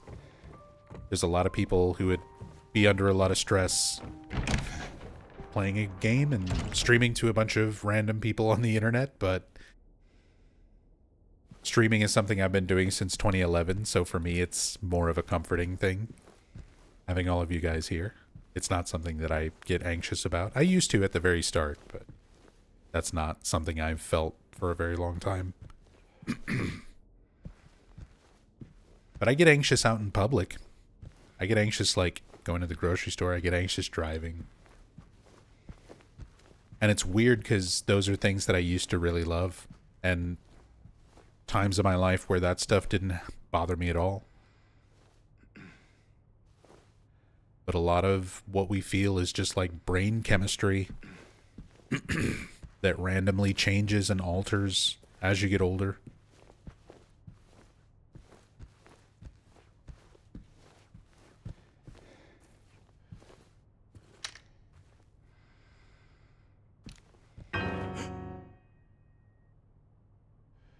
Did I scare you? Yeah, you did. I guess I deserved it, huh? The fart face that I am. He said the Maybe. thing. The fart Then face. again, maybe you're not so bad. Just annoying. Uh-huh. So, you got any other things planned? I think I saw a dark room back there you could lock me up in. No. I think you've had enough. For now. Well, that's reassuring. Besides, I need your help finding Mary. She's here. Isn't she? Come on, tell me. I wish I knew. But she said it in her letter. Wait.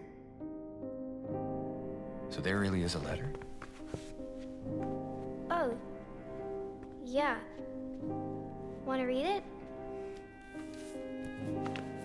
Just don't tell Rachel, okay? Who's Rachel? She's our nurse. I, took it from her locker.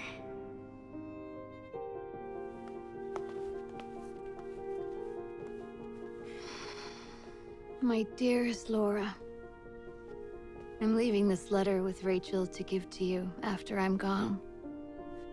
I'm far away now, in a quiet, beautiful place. Please forgive me for not saying goodbye before I left.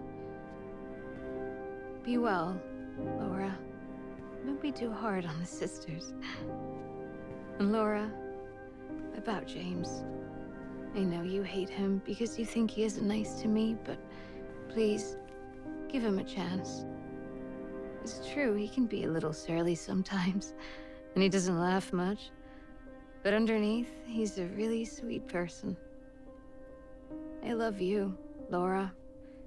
I love you like my very own daughter. I wish things were different.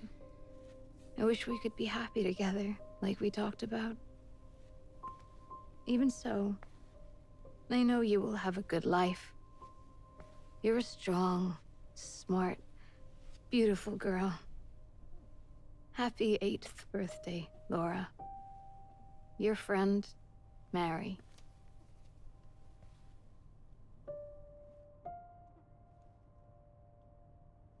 Laura. How old are you? I turned 8 last week.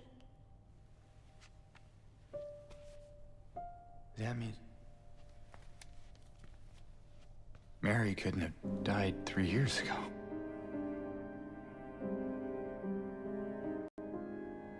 Could she really be here?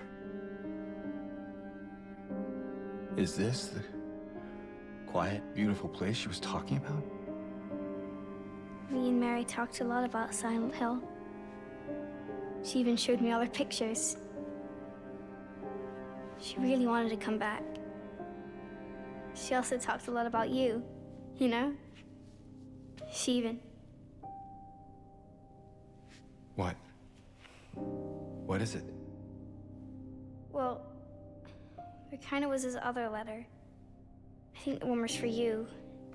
The envelope had your name on it. Did you read it?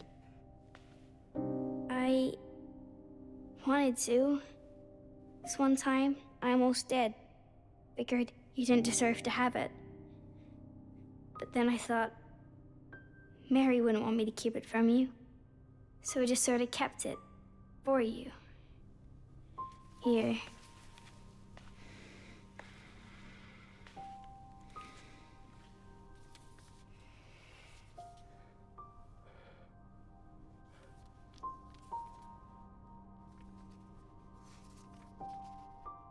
It's empty. Laura, there's nothing in it. What? But I didn't take it. I swear. Well, where is it then? I must have lost it. I gotta find it. Laura!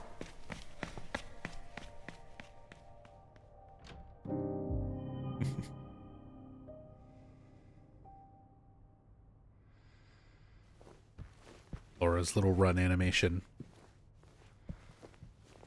Ever since it got pointed out how long Laura's arms are compared to the proportions on the rest of her character model, I can't help but notice it. In certain cutscenes, like when she's running, it's a lot more noticeable than others.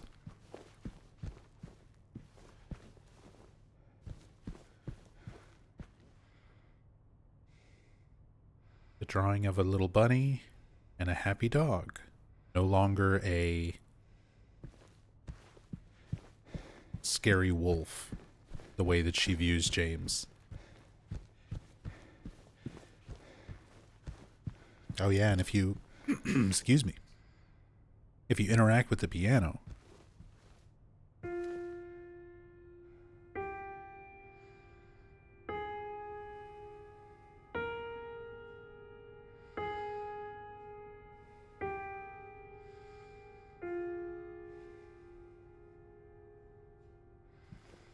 it'll play out the notes for Magdalene. Oh God. That's another area, I think, where you can get stuck. I don't know when this auto-saved. I mean, I guess I made a save at the front desk.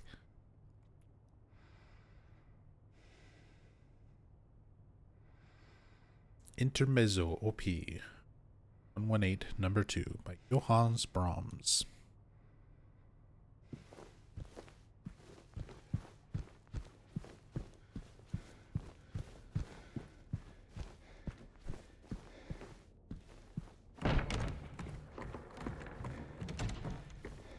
Laura. It's gotta be somewhere.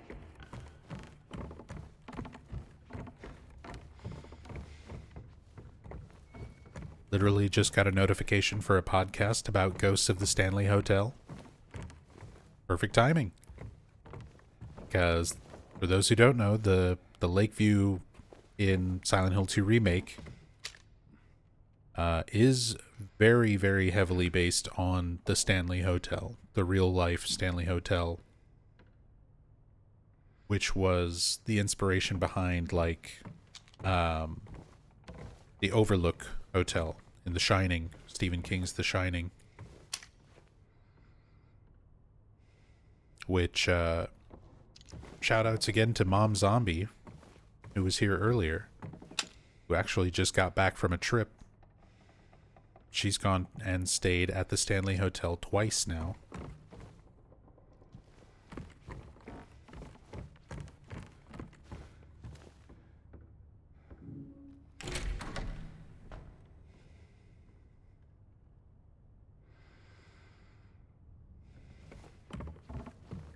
Would love to go there someday. Me too, Zachary. I've still yet to go myself.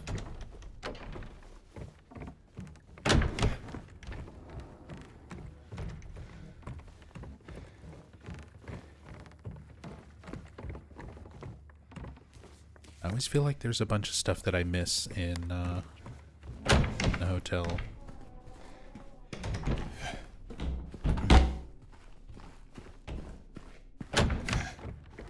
The way things are so spread out.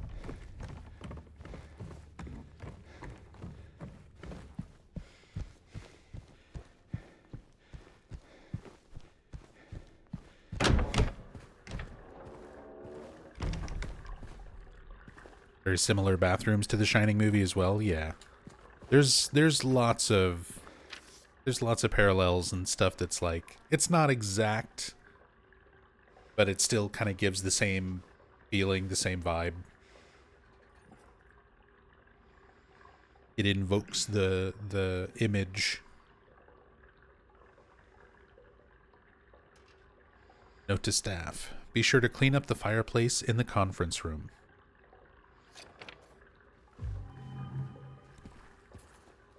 Write that down.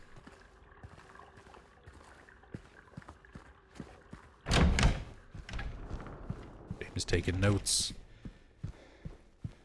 Surely this note about cleaning the fireplace will be important.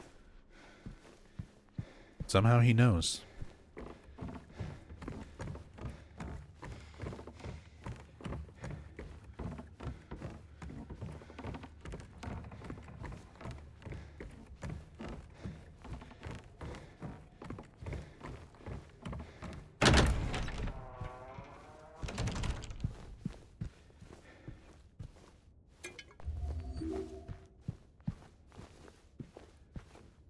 $56 health drinks. 361 handgun bullets.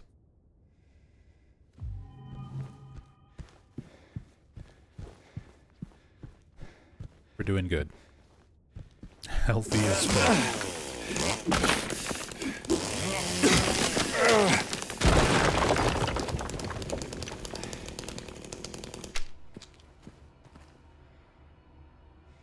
I just realized I forgot. Oh well.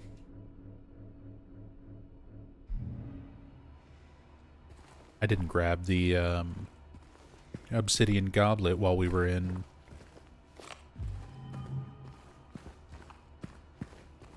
the Historical Society.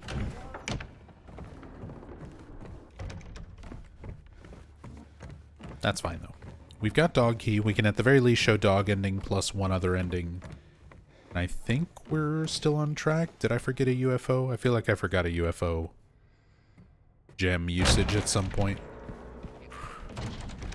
But we'll show at least the dog ending and one other ending.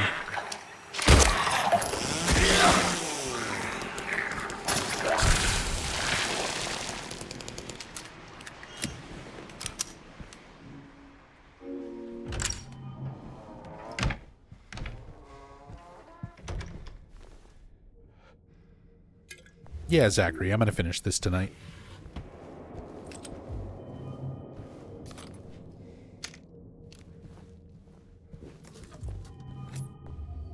We're pretty much right at the end.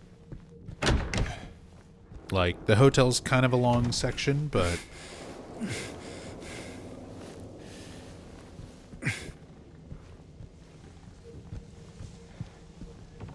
we're pretty much there.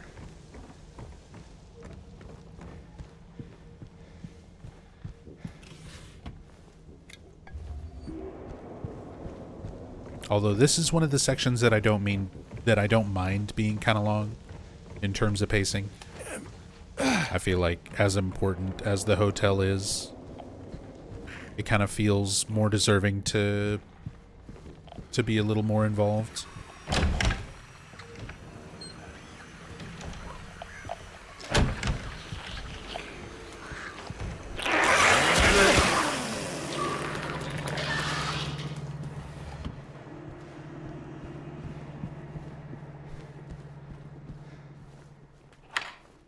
Sure to open up all these little shortcuts while I run around. Hedera Helix seems to have some kind of pest. Separate from the rest of the plants, or they'll all die.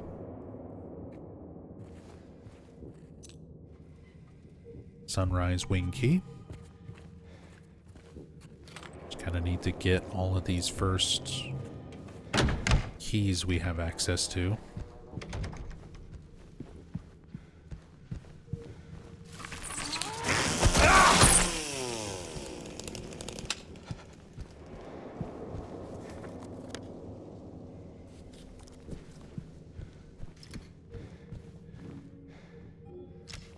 The one we get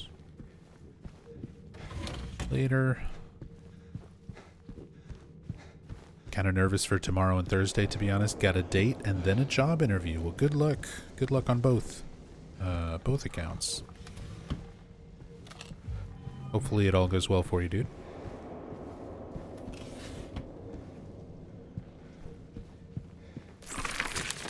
Oh, I dodged too early.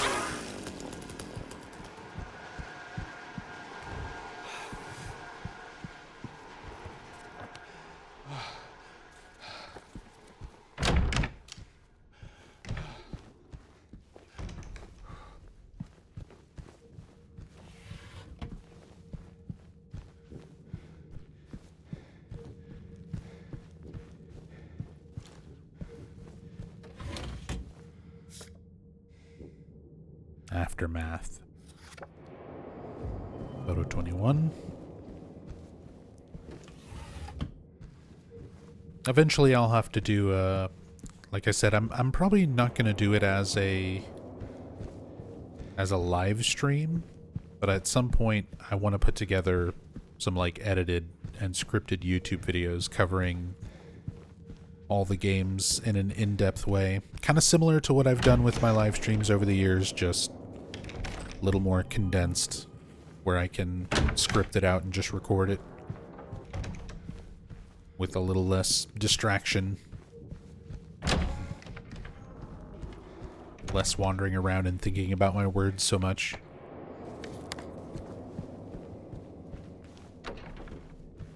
But I'll need to include, like, picking up all the photos and solving that whole Easter egg, doing that all together in one long run at some point.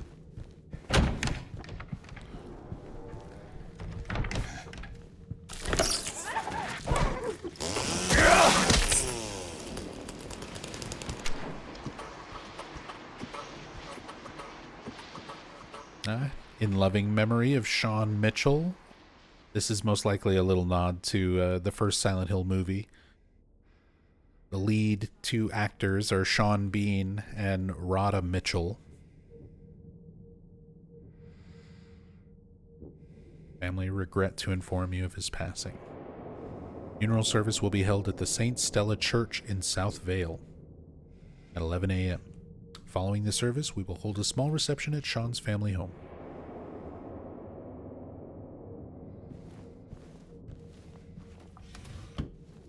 Which I don't think that church is a thing. That church they're describing at, what is it, Neely's? Nathan and Neely Street?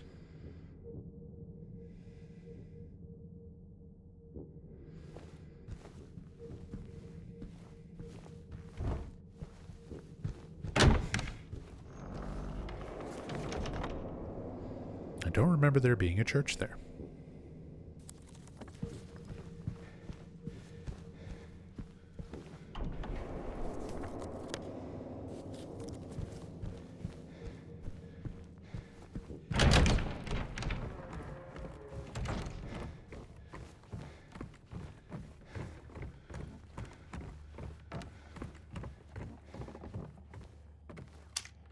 Got some... Get out of my throat. Got some references to Silent Hill 1 here. Painting of the Olsen house in Cushing, Maine, which is what the Gillespie house in Silent Hill 1 is based on.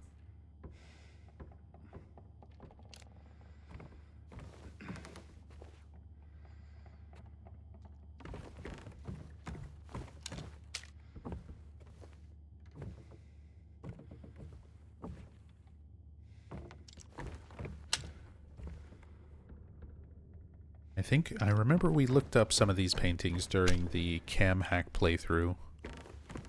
Or I was trying to look them up and I couldn't find sources on a bunch of them.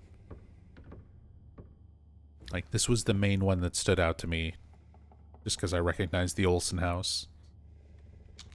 And that connection with Silent Hill 1. But not sure about the others. Some of them we were able to identify, but not all of them. Because Bloober Team does just like to use a lot of actual paintings and artwork. I mean, considering the Layers of Fear series is kind of where they got their start, it makes sense that they have a lot of appreciation for paintings and art.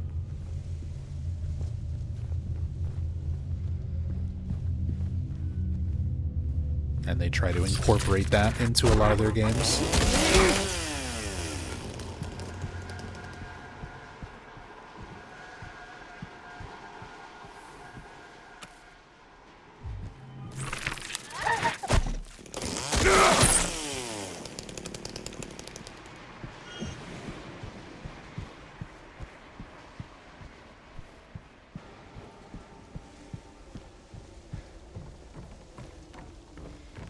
You hate that room every time.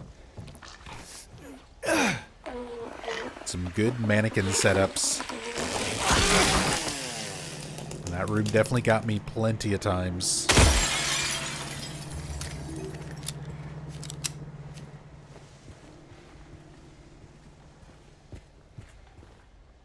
Medical record for patient MSS. That's Mary Shepherd Sunderland. Mary's full name.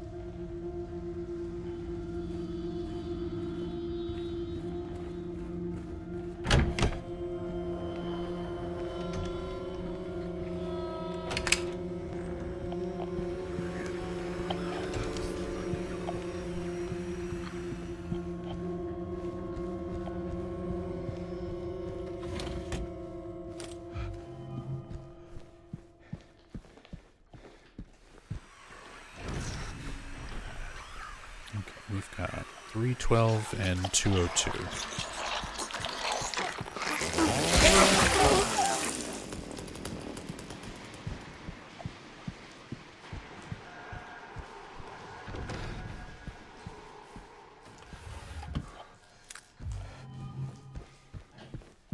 You were barely a teenager when you heard the screaming mannequin head falling in Silent Hill 3 and hated them ever since. That's fair.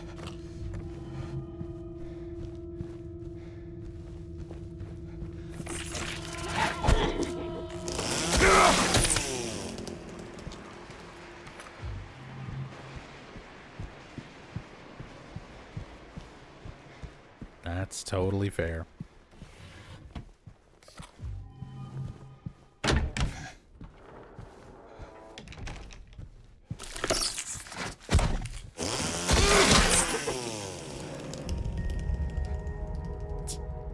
And here we have a flashback to Bloody Mannequin part. The music box in the briefcase.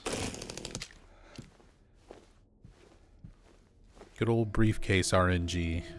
The original Silent Hill 2. That was another part of the speed run that before RNG manipulation was really just like, okay, it's one of these 22 four-letter words. Hope you get it. Good luck.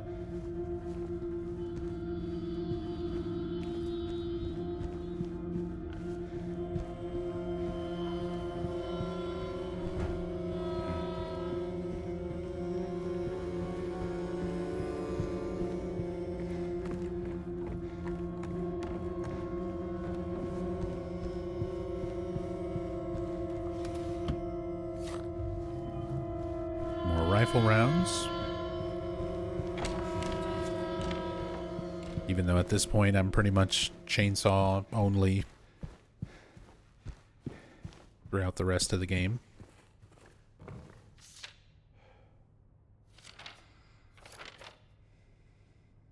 Note to staff, since it's taking you this long to get to the conference room, you might as well drop by room 107. I'm leaving you the key. One of the guests has made quite a mess.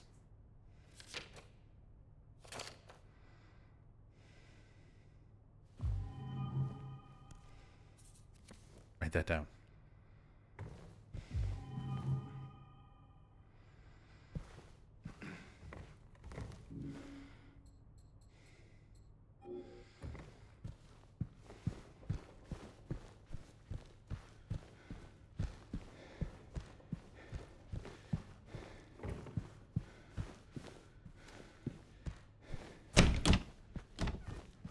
The addition of the new, like, Mandarin boss is kind of interesting.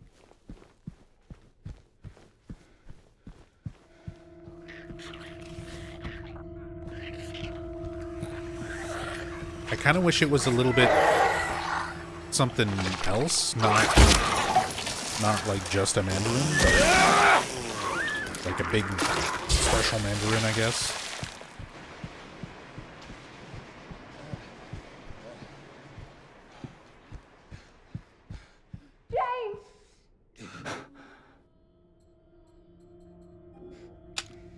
Yeah, and I've already talked about this on previous playthroughs and stuff, but I'm not a fan of the way they do the James yell here. Because this is a thing in the OG when you're going up the stairs to the 3rd floor to try to get to the room that James and Mary stayed in. As you, in the original, you like go up the stairs and you reach the gate and you see that it's locked. So you turn around to leave, and then as you're leaving, you hear Mary's voice call out to James. But it's like very sad, like she's calling back to him. You know, James. Here, she sounds like scared, screaming it loudly, like right as you approach. It's kind of a minor thing, again. Nitpicky on these little details, but those little details matter a lot.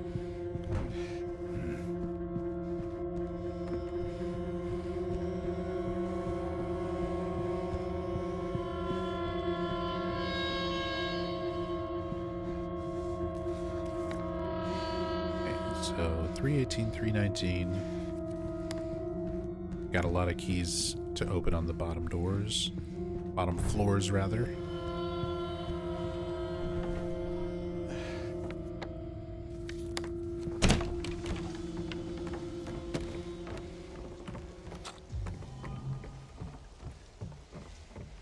Try to keep James injured throughout here.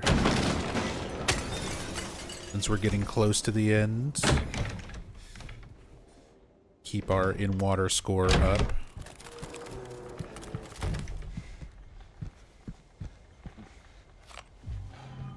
Which also, I think I want to use the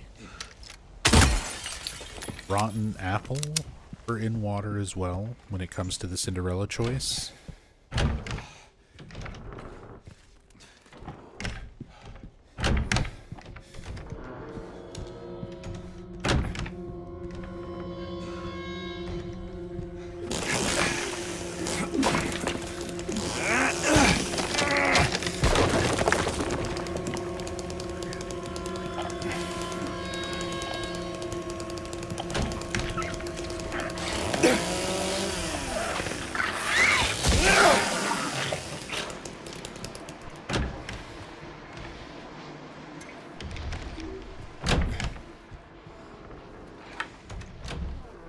A lot of these details pile up, which really detract points in the long run. Definitely to some degree. It's not enough to where... It's not enough to where I don't enjoy the experience of playing the remake. Not even close.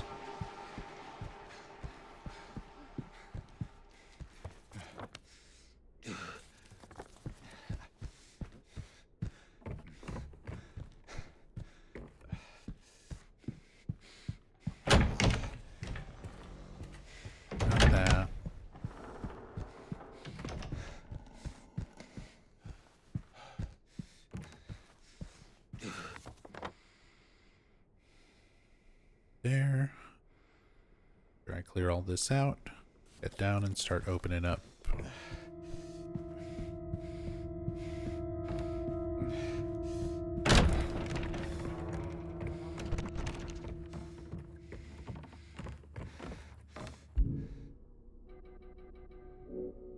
$107, 202.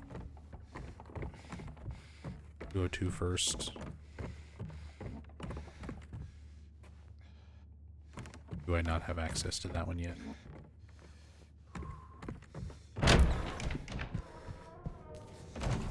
Nope, I just haven't been over on this side at all yet.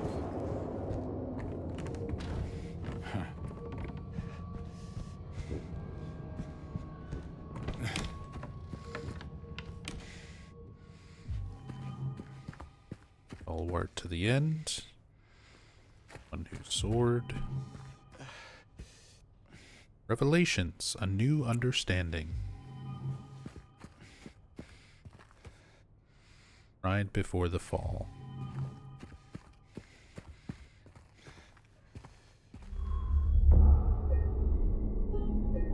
Kind of a simple puzzle, but I like this one.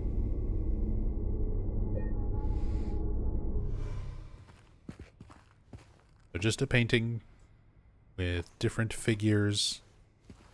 Man with the two spears, lion, eagle, bull, and angel. All in these four corners. We have our 4 books. Each book has a symbol on the back representing each of the figures in the paintings, and then your clue is just the 2 spears pointed up. So you're just flipping the painting upside down. So if you were to reverse it, which figure would be in which corner? Kind of simple, but I like these kinds of puzzles.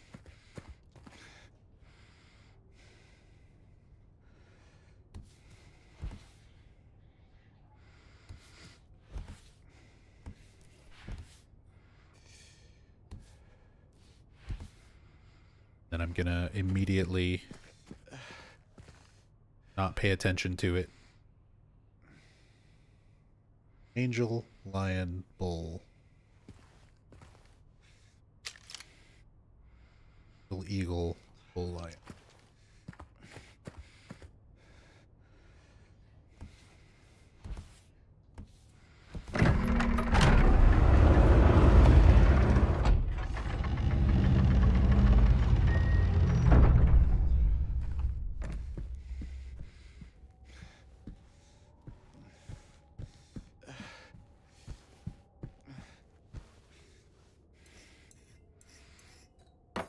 Then the damn light bulb.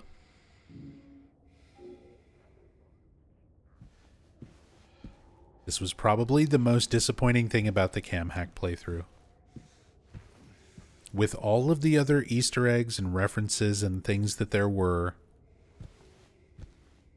I can't believe there was never a memory flashback moment or cam hack like out of bounds or hidden in the environment detail or Easter egg regarding the canned light bulbs from the original Silent Hill 2. And ultimately, I think we just kind of figured this puzzle where you get a light bulb and dip it into a can of red paint is like the reference to canned light bulbs. It's a light bulb and a can, but I was really hoping to find some reference to the original Silent Hill 2 canned light bulb, because it's such a goofy,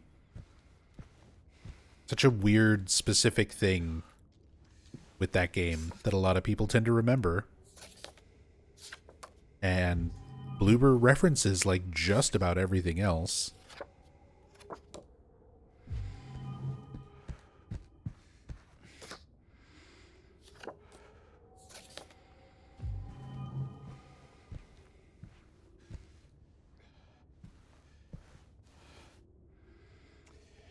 And solution for this actually stays the same. playthrough to playthrough,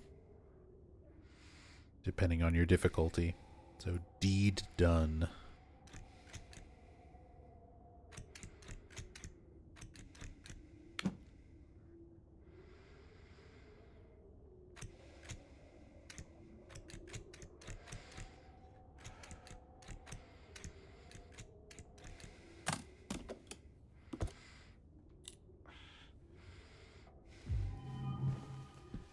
I'll assume canned light bulbs are a Japanese thing, like how bagged milk is a Canadian thing. I mean, I never saw canned light bulbs when I was in Japan. I don't think it is. I think it was just a weird thing. Possibly an obscure reference to something, but... because Team Silent like to use all sorts of weird imagery and movies and various other things to kind of base some of the weird imagery like that. You gotta know where to look. I mean, it's entirely possible I just missed it. That it's very well hidden. But I feel like we looked everywhere.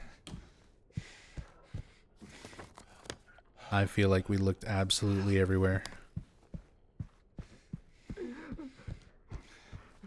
Oh. The sobbing man sound effect.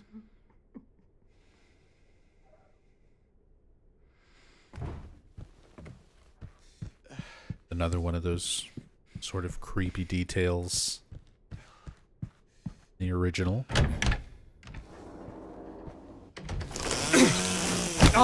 Phased right through it. Thank you.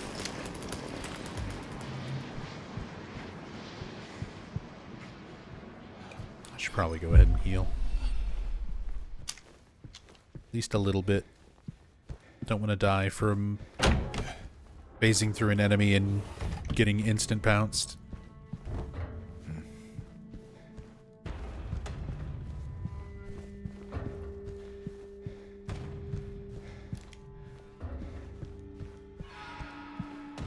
Zachary says, to me the creepiest thing in this hotel is how empty some of these rooms are. Empty hotels and like unfinished hotel floors can legitimately be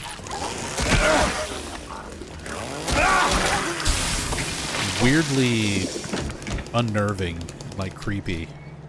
I guess any kind of place that you usually kind of associate with being, you know, more populated, when there's not a lot of people around or when it doesn't look quite right.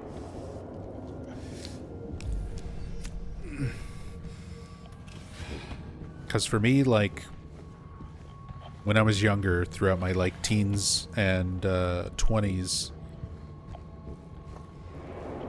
used to go to a lot of anime and video game conventions. And got to a point where eventually I was, like, working as staff at a few conventions. And there were times where the hotels we were working at, sometimes they'd let us have access to like some of the back hallways and stairwells and staff ways to get around, which are already sort of just concrete and metal, and you know, like the rest of the hotel is usually designed to be very nice and pleasant looking for the people staying, and you kind of go through couple sets of doors and get into staff areas, and everything is just very, yeah, exactly, liminal spaces. There is that. That's why there's so many games and media and stuff that makes use of liminal spaces like that, because they are genuinely creepy and weird and unsettling.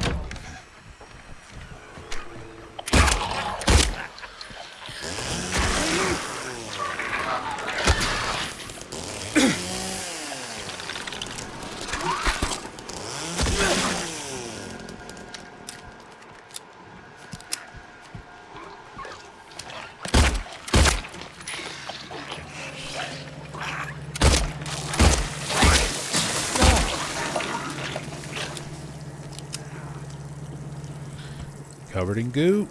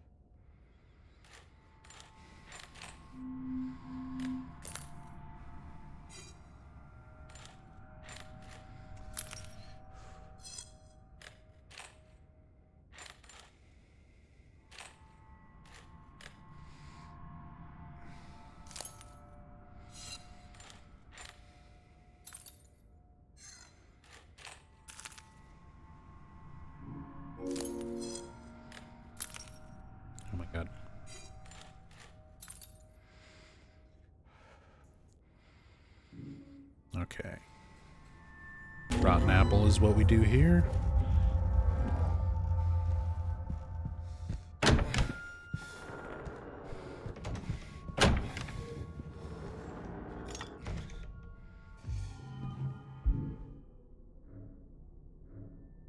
Got employee elevator key. 107.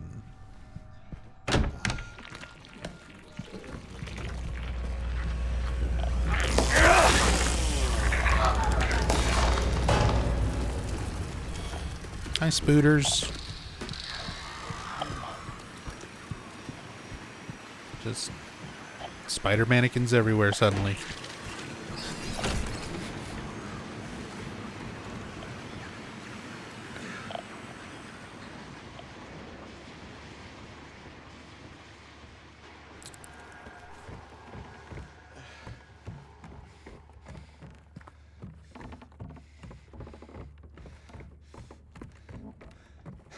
One con you went to, the hotel had a water park nearby, attached with underground corridors.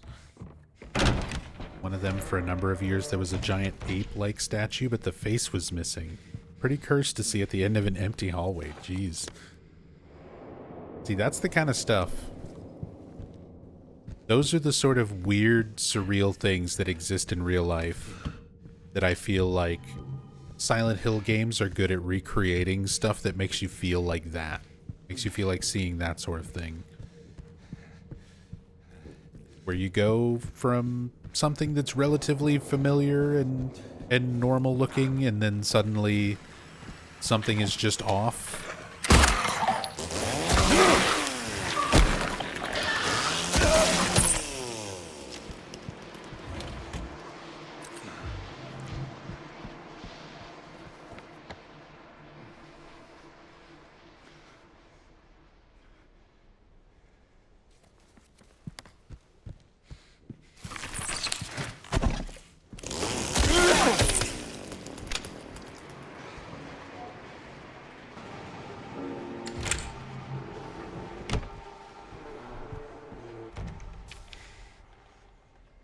Note to staff, while you're at it, be sure to sweep up the leaves out in the garden. Then you can get back to the fireplace.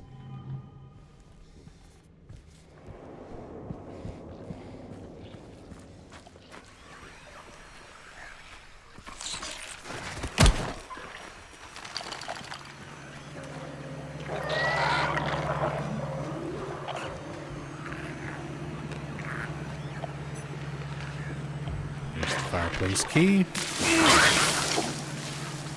Mistime my dodge.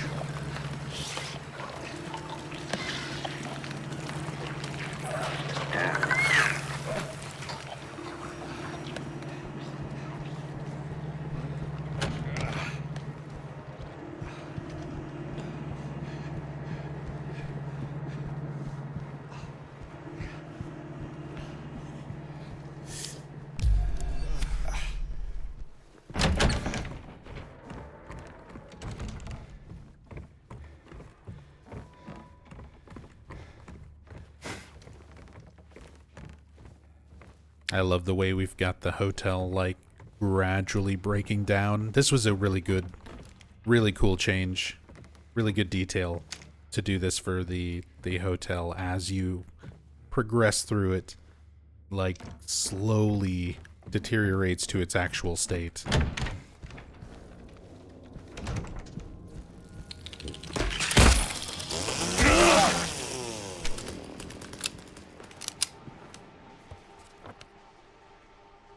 Employee elevator. Do I want to do that? Or do I want to do... Yeah, that's fine. We'll do that.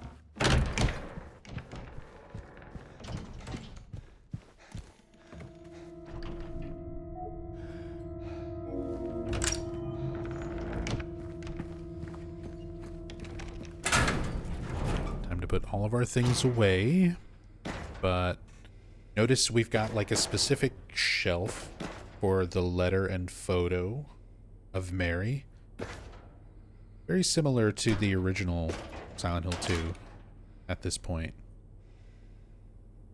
You are allowed to keep those with you. Although I think that contributes towards an ending that we don't want. I'm gonna leave him there.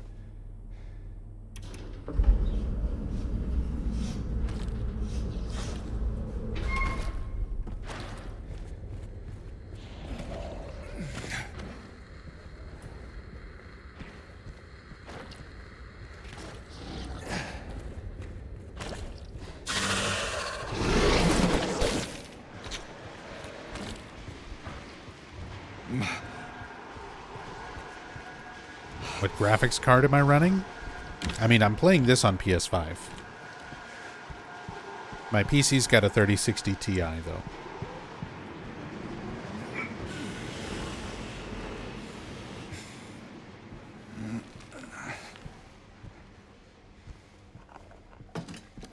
But yeah, I'm playing on a PS5 base model.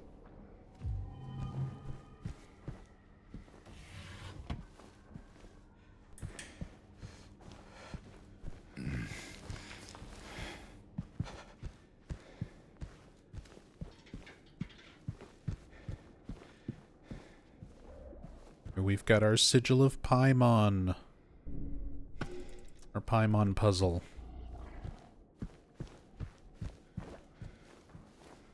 Definitely somebody on Bloober Team is a fan. Probably multiple people are fans of Hereditary for this to be in here. Like, Paimon exists within demonology and the occult stuff, like, well outside of Hereditary, but much more popularized because of Hereditary, and I'm willing to bet that's why that shows up. Somebody on Bloober Team's gotta be a fan of that movie.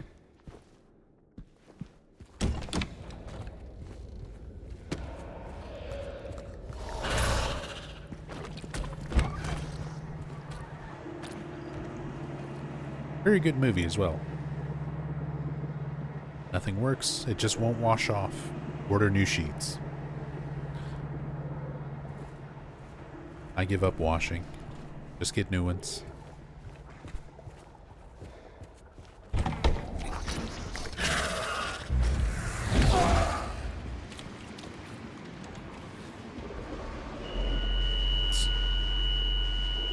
They're just out there screaming, shaking the camera around. There's our other broken music box from the original. Here in the pantry next to the food. Where you found it in the OG.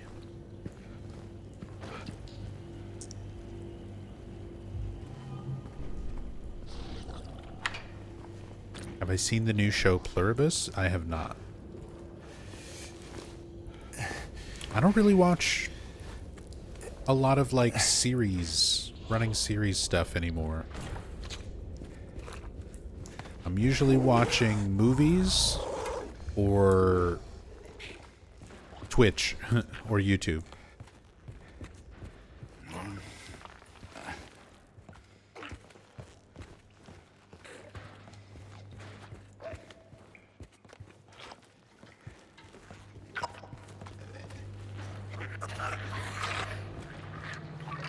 Oh, it's from the Breaking Bad creator.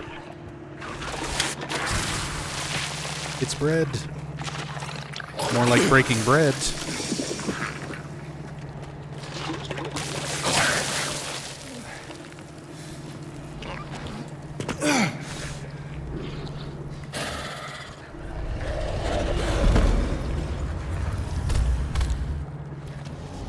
Yeah, I'll have to check it out.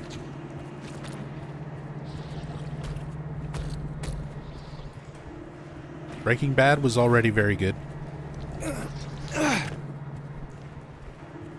I still need to watch all of Better Call Saul.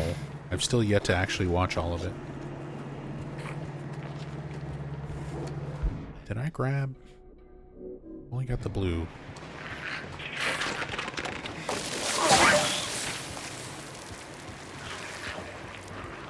There it is.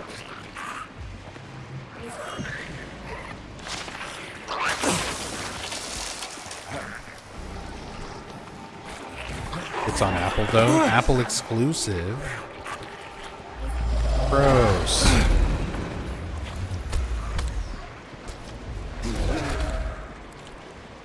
I don't care how good a new show is. If I have to sign up for a new service, I don't think I'm going to watch it. Especially considering I'm already at a point where I'm like canceling most of my services because, yeah, I need to keep my bills down every month.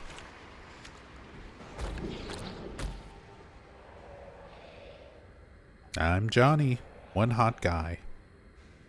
This is actually something in the original Silent Hill 2.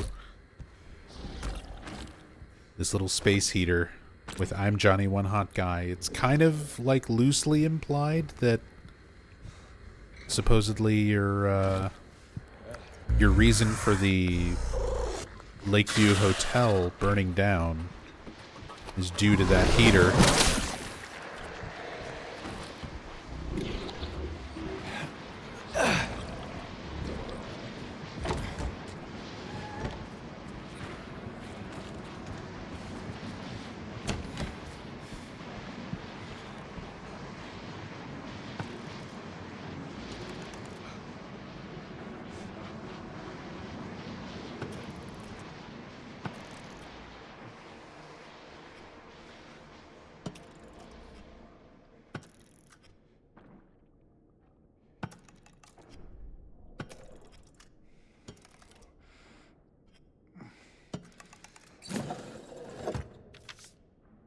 Go 7414. That's our code for the safe in the middle.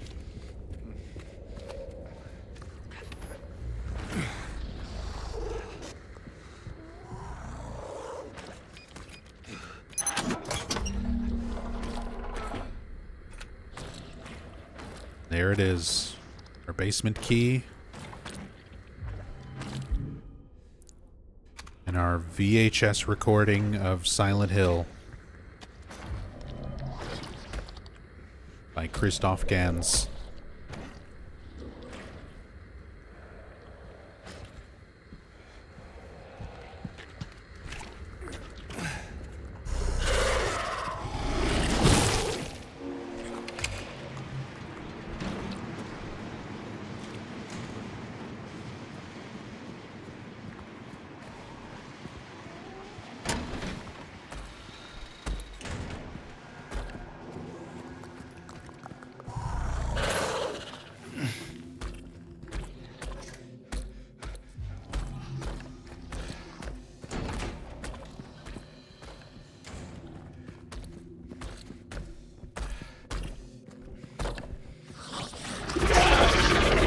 Come on.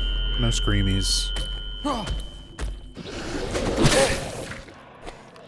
Don't smack the shit out of me either. Please.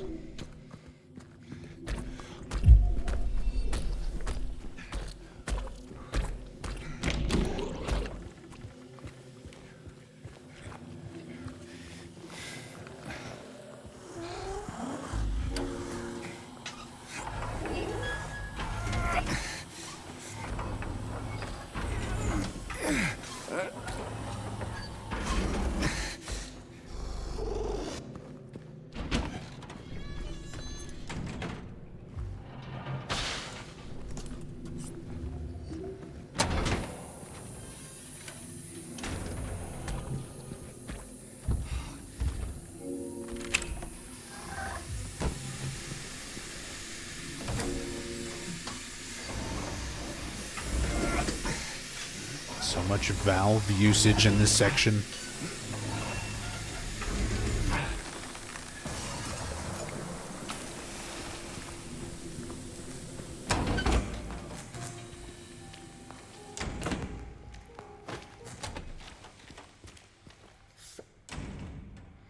Better leave. Last few photos to pick up. Although I haven't gotten all of them, not even close.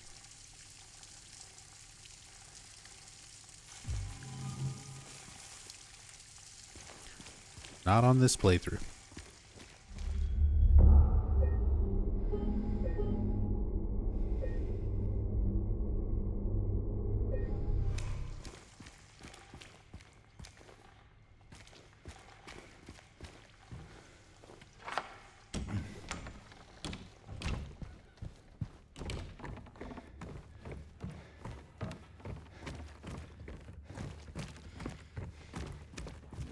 Alright, back up to the employee elevator, grab all the things.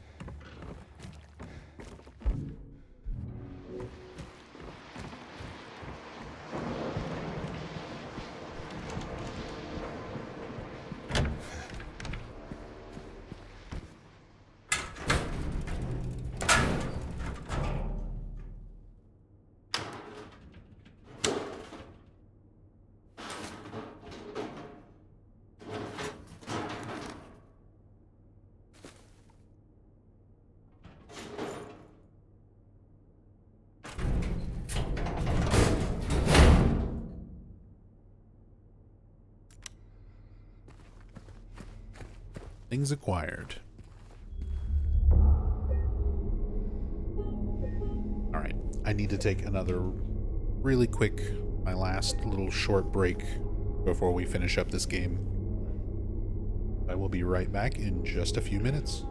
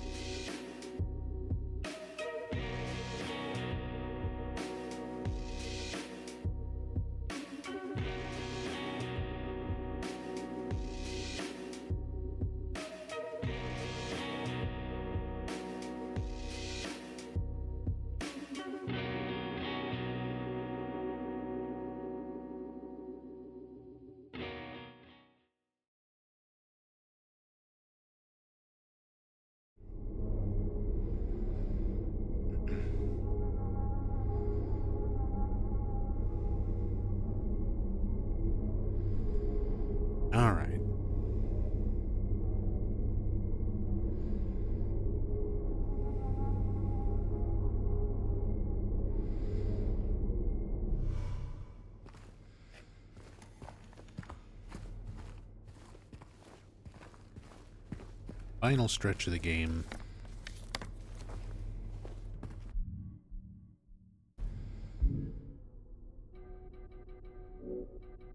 I should have 2 out of my... Yeah, 2 out of my 3 music box figurines, and we've got the fireplace key.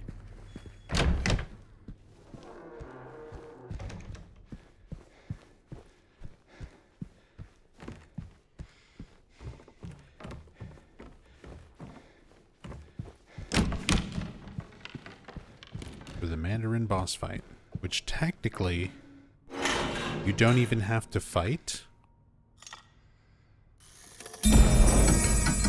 We'll see if I can successfully just run.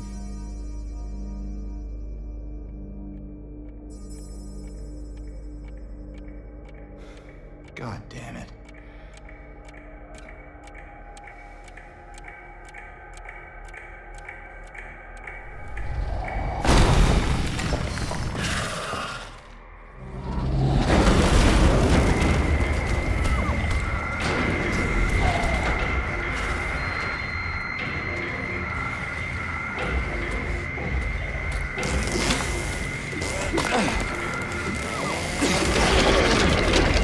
Oh, come on.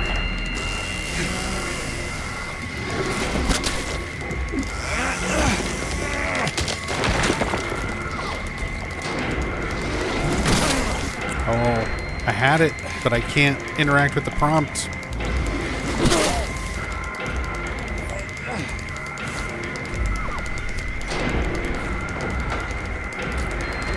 I think this needs to push a little further. Yeah. Here we go. And that's it for the Mandarin boss. The music just stops.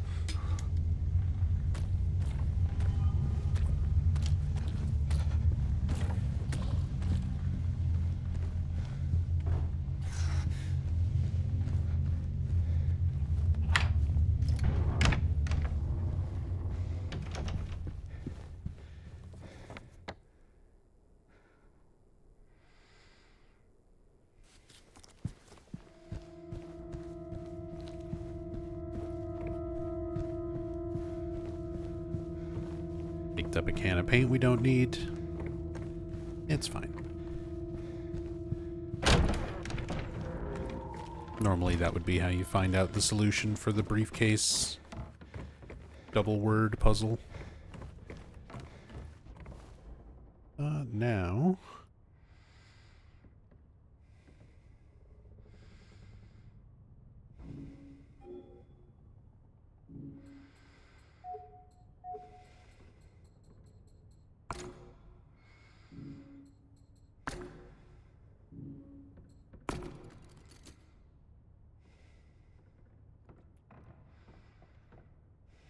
This was an all-new area. Which area is that? Like the boss fight, the Mandarin boss fight, and like the fireplace conference room area? Yeah. That was all added just for the remake. They expanded on the hotel in a lot of ways for the remake.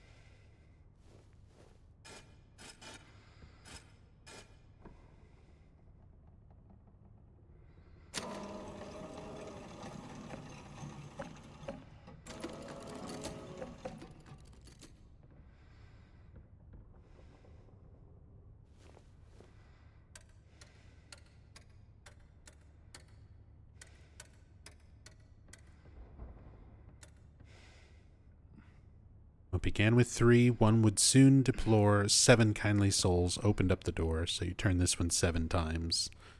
Trading 1 for 2, away she would roam, But the love of 5 would bring her back home. Turn that one 5 times. Haunted by the 2, she would toil away, leaving 1 behind. She has found a way. Turn that one 1 time.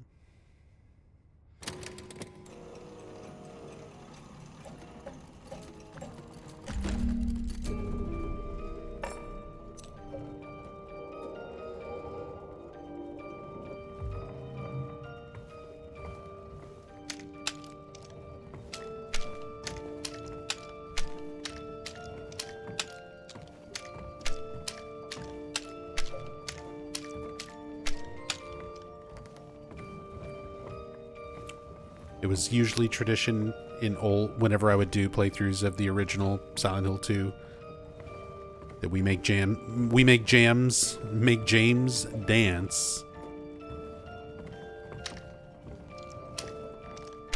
But he doesn't really have access to the same dance moves in the remake.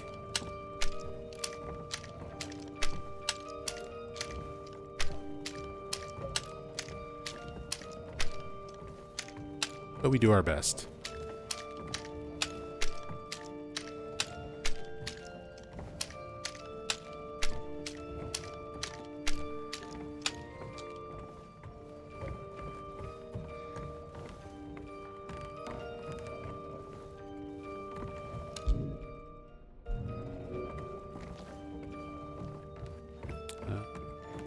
We want to make a save here.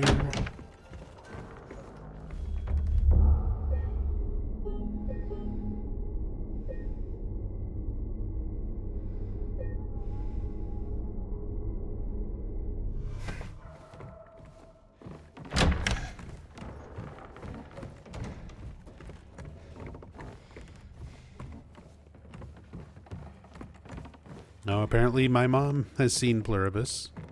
Mom Zombie chiming in saying, great new take on Invasion of the Body Snatchers.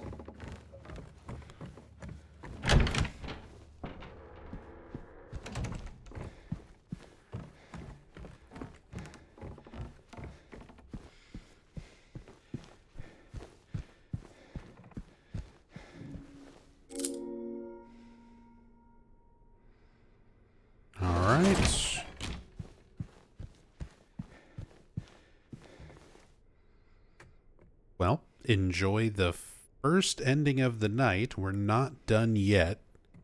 We are going to reload a save and see another ending. But enjoy the first ending that I'm going to be showing.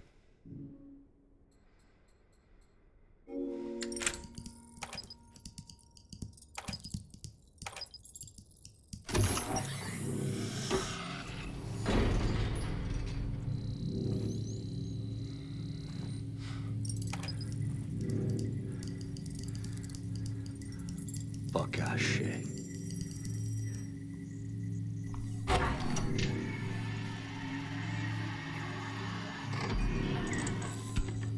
Nie. To nie może być prawda.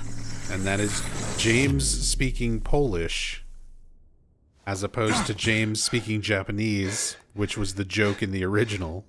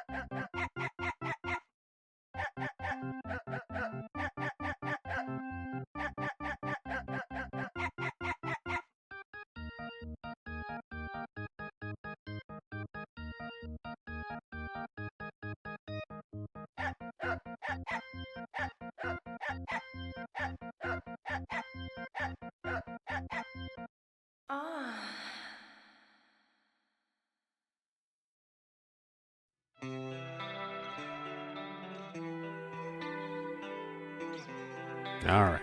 And then we switch over to this music after the glorious dog ending music. We just don't get the joke images. Bow, bow, bow, bow, bow. What's the tune switch to? This new version of Theme of Laura.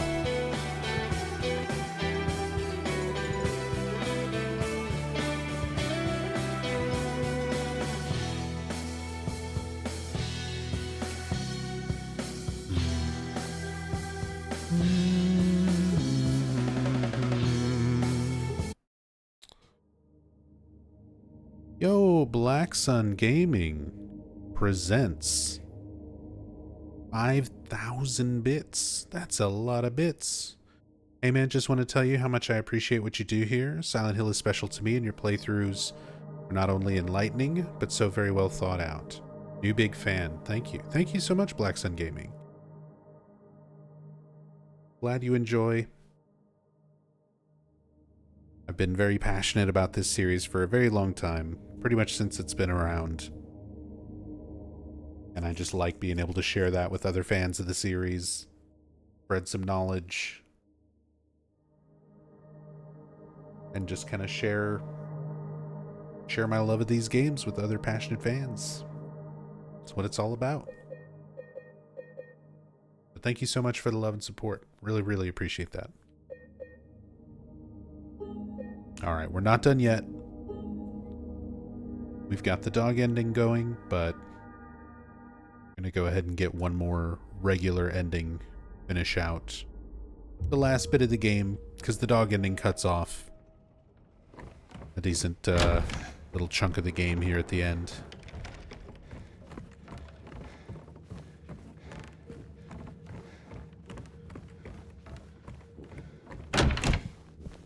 Oops, other side.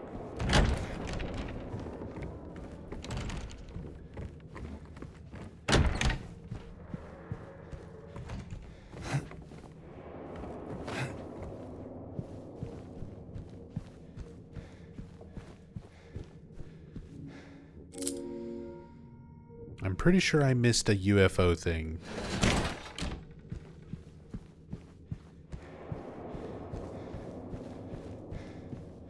Otherwise, I'd be able to show UFO ending.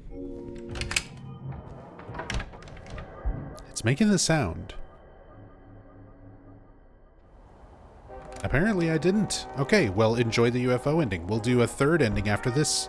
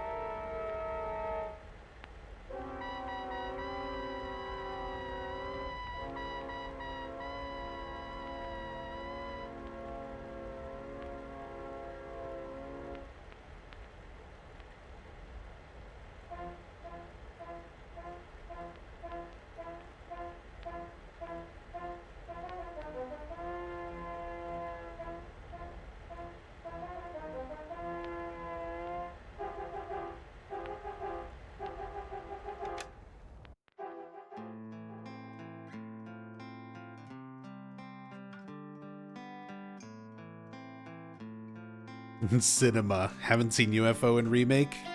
Well, there you go. There it is. The original James from the OG version of Silent Hill 2 shows up instead of Harry Mason, who shows up in the OG UFO ending.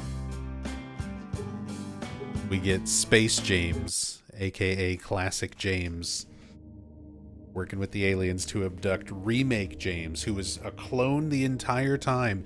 That's the real canon. That's the real canon ending. That's the actual explanation for the remake.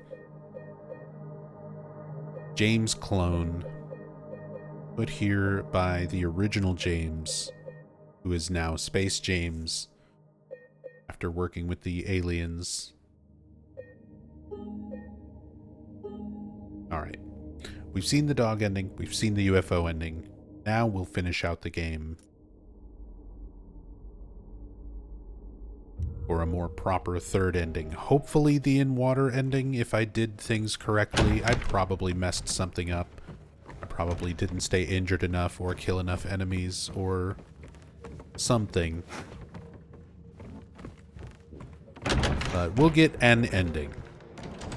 In-water would be mainly what I'm hoping to get, but we'll see.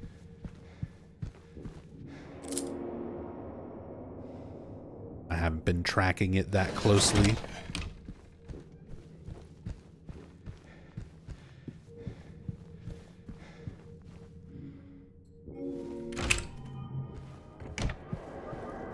All right. Prepare your feelies. It's time for the VHS tape.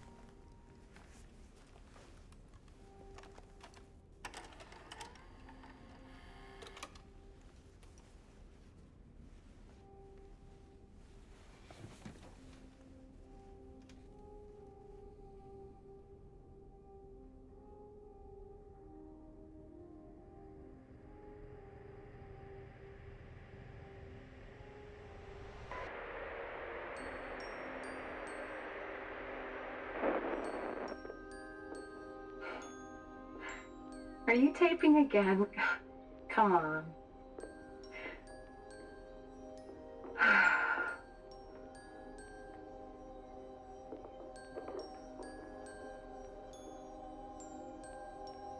don't know why, but I just love it here. It's so peaceful. You know what I heard? This whole area used to be a sacred place. I think I can see why.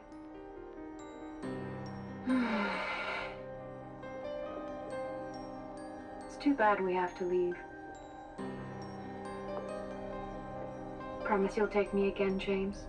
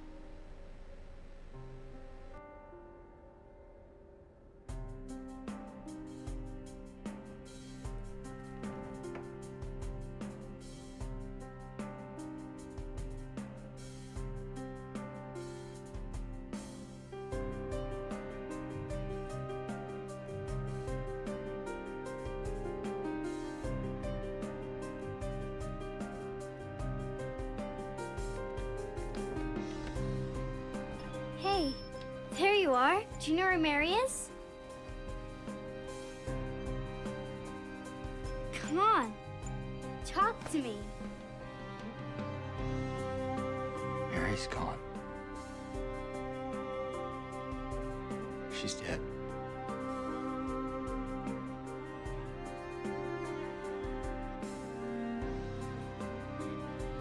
Liar. That's a lie. No.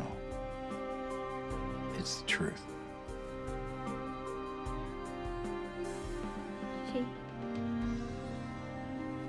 She died because she was sick?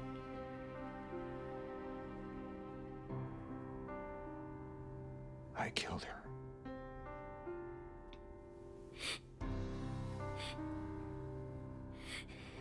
Killer! Why'd you do it? I hate you! I want her back. Give her back to me. I knew it. You didn't care about her. I hate you, James! I hate you! I hate you! I hate you!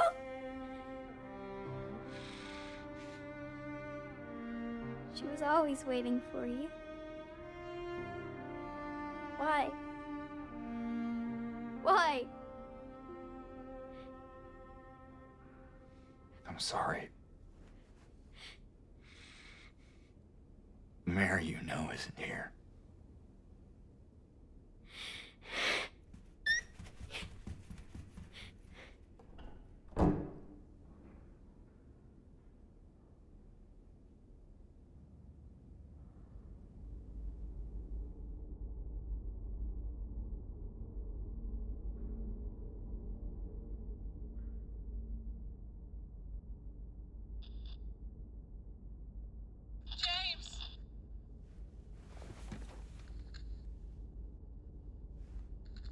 Mary?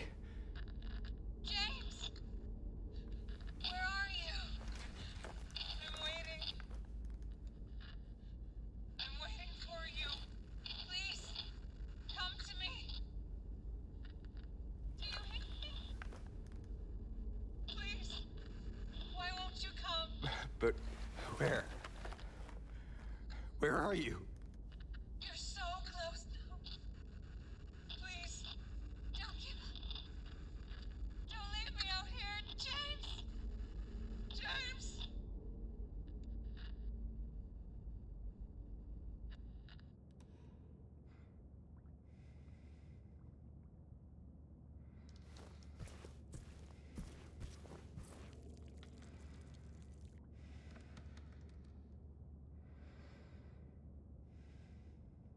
Now we actually see the hotel the way it actually is. The way it is in reality.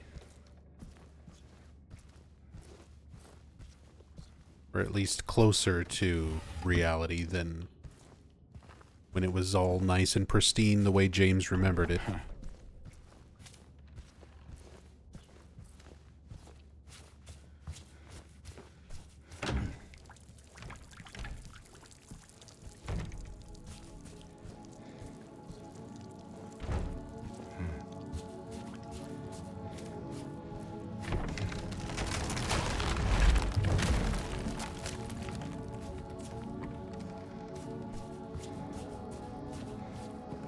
It certainly does look like it was set on fire.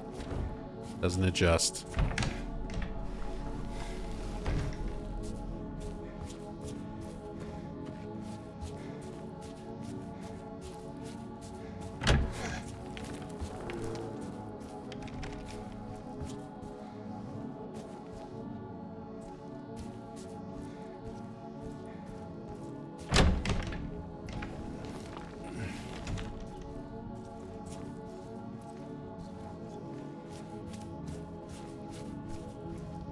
Although we've got this great music, one of my favorite music tracks from the original. Something so weirdly unsettling about such a simple, just wavering, dissonant tone.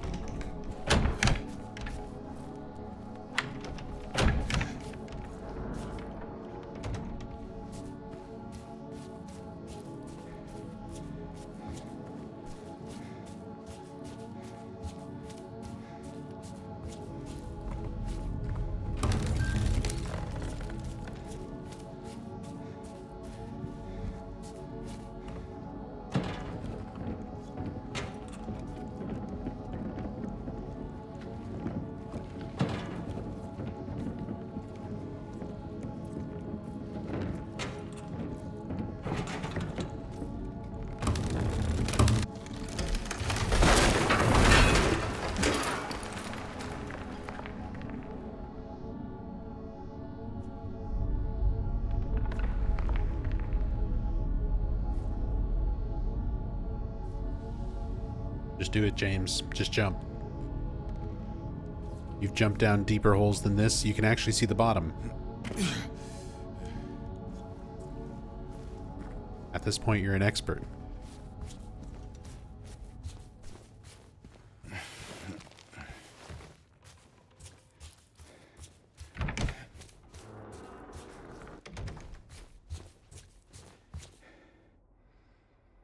Wash yourselves, make yourselves clean. Remove the evil of your deeds from my sight.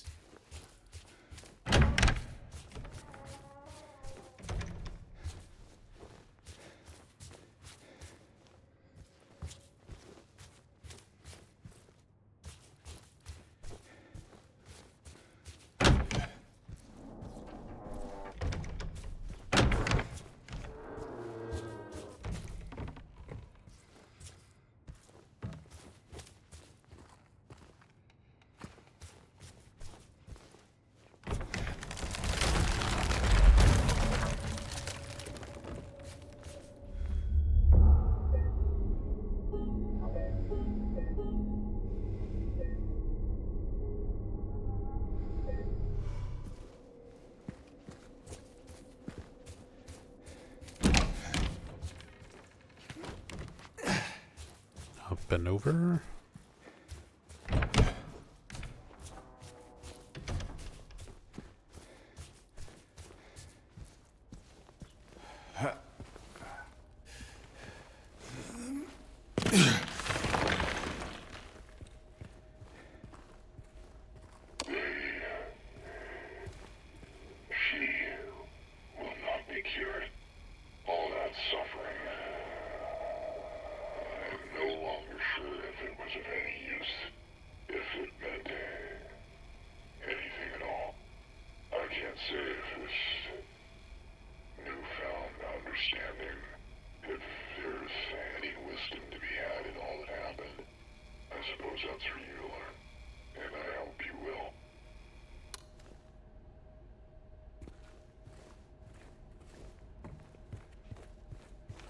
Last little message from the Brookhaven director.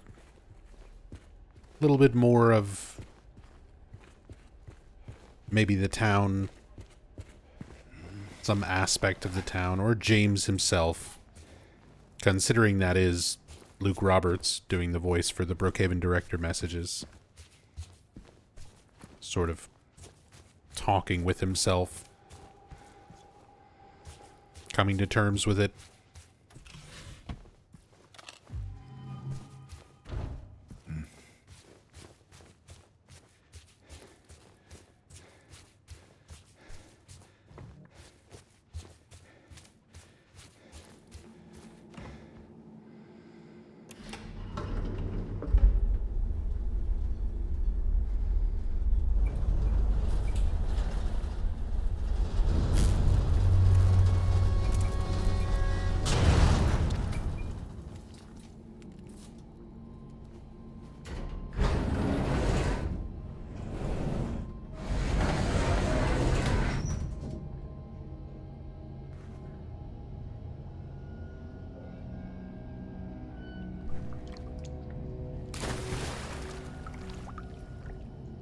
And then the lower, like, flooded...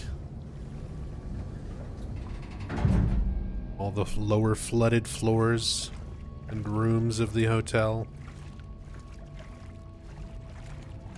Did a good job making this water look really gross.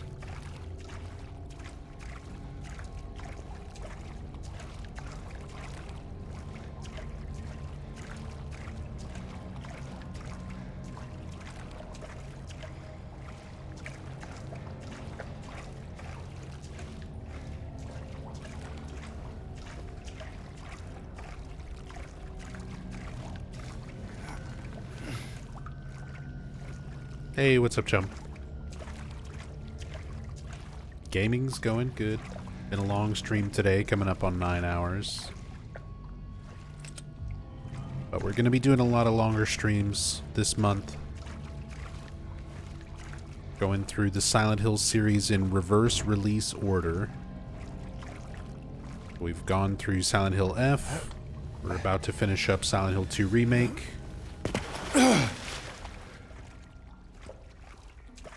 tomorrow will be Short Message followed by Silent Hill Ascension. We might just do a Short Message stream by itself, because sitting and watching all of Silent Hill Ascension is going to take all goddamn day. It's going to be like 12 hours.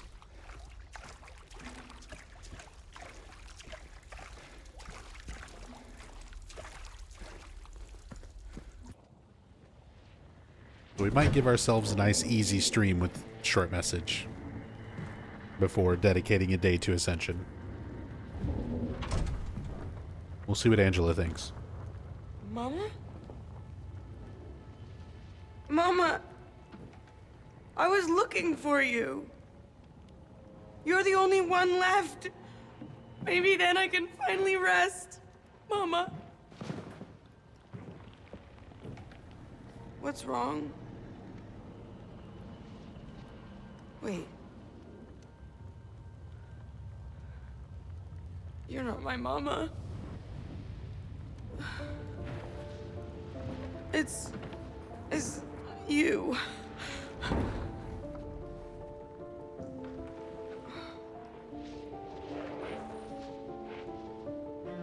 sorry, Angela. I think you were right. What we're looking for, it's not here. Not anymore.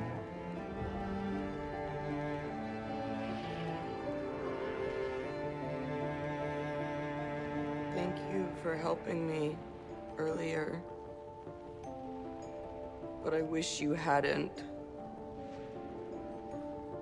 Even Mama said it. I deserve what happened. No, Angela, that is not true. Don't pity me.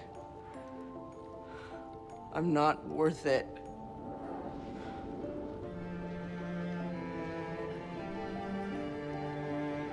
Or maybe you think you can save me?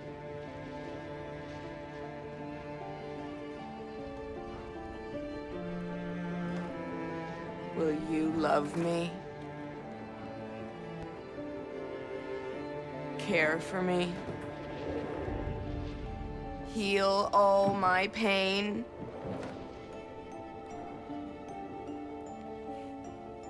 That's what I thought.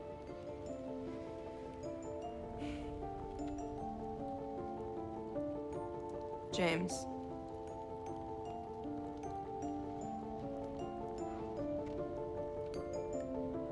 Give me back the knife.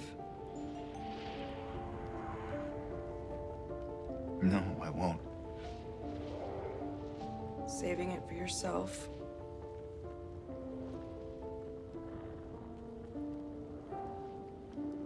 Have it your way. It doesn't change anything.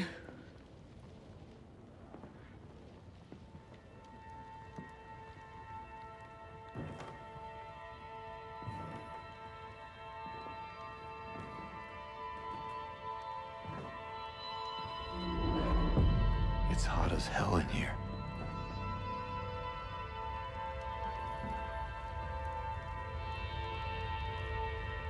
You see it too?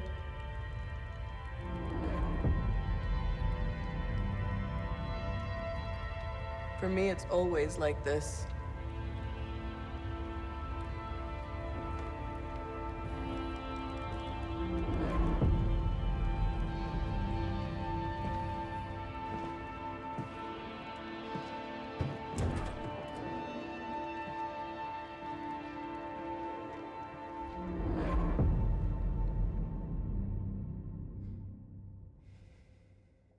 Yeah, still such a powerful scene. It's another one of those ones where I'm so torn between how much I enjoy the original and how much the remake manages to hit certain notes, but still kind of does some of it a little bit differently. But still a really good, well-performed, sad scene, tragic scene.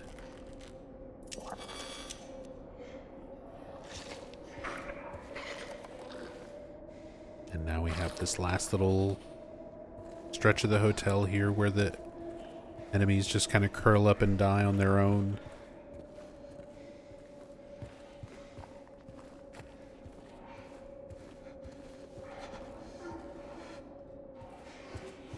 It's like the last little bits of the delusion itself are dying.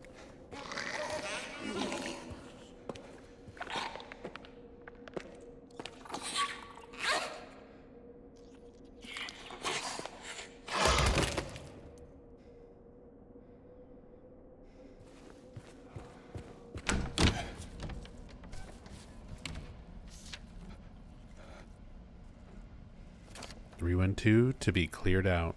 No one's returning.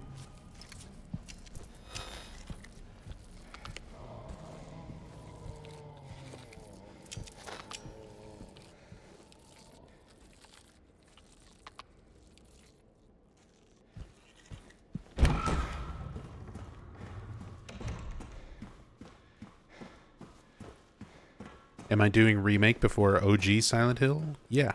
It's a reverse release order. So from newest game, most recent game, to oldest game.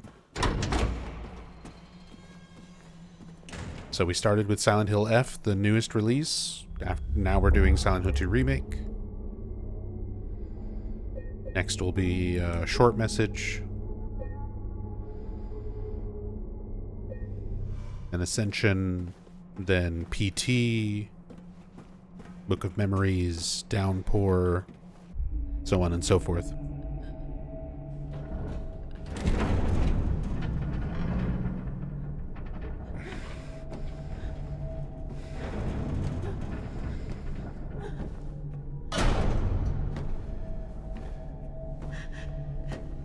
James!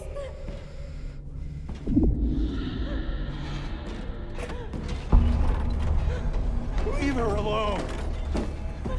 Leave us both the hell alone!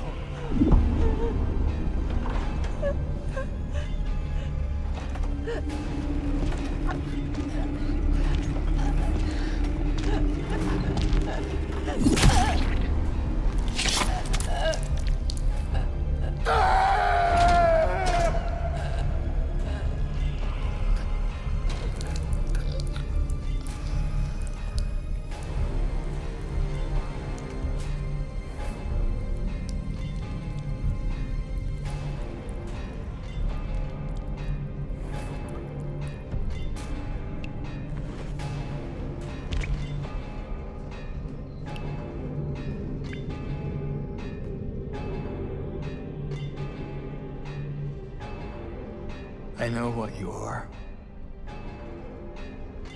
I know why I needed you.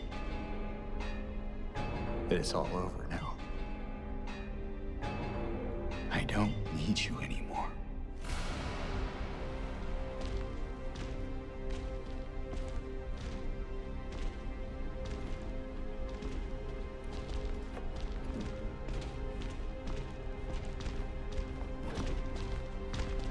I'm ready. I'm not ready. I wasn't ready.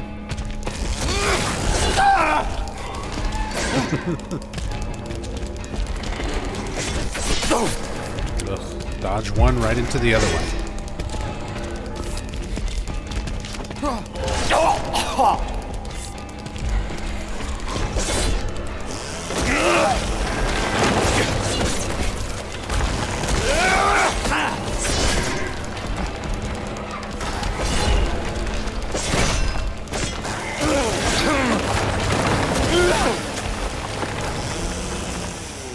Chainsaw. And then the Silent Hill 3 game over noise there for some reason. It always catches me off guard every time I get to this part.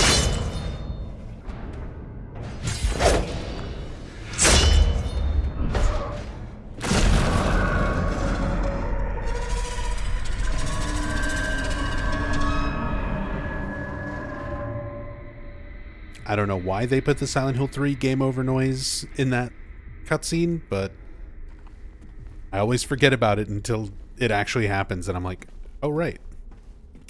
Sound.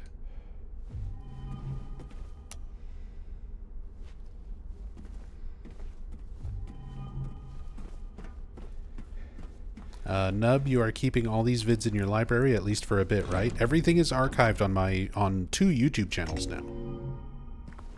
The raw stream VOD will go up on my Nub Zombie Archives YouTube channel.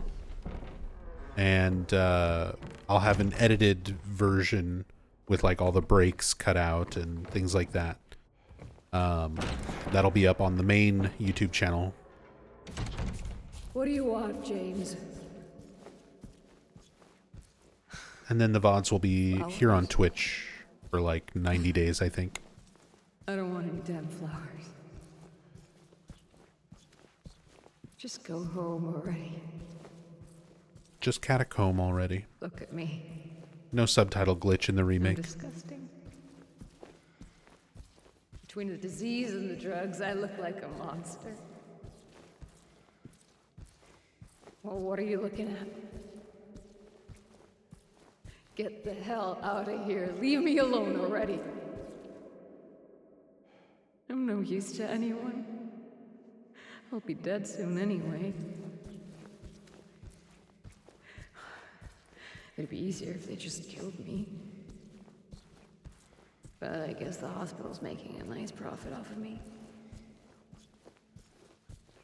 Why are you still here? I told you to go. Are you deaf? Don't come back. James. Wait. Please. Don't go. Don't leave me alone. I didn't mean what I said. Please. Tell me it'll be okay. Tell me I'm not gonna die.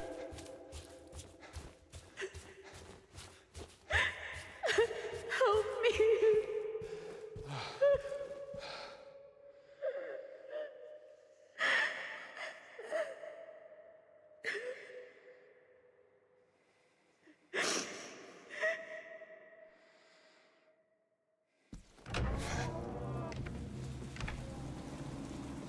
Yeah, really good performance by Salome there.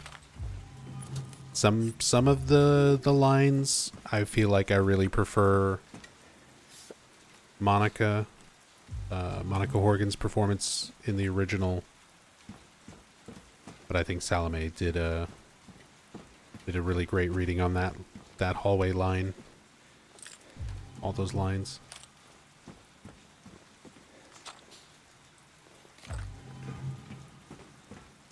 Again, I don't think any of Salome's deliveries are bad compared to the original or anything, but just different direction, different tone. Remake goes for some different approaches to some of the same scenes, same dialogue.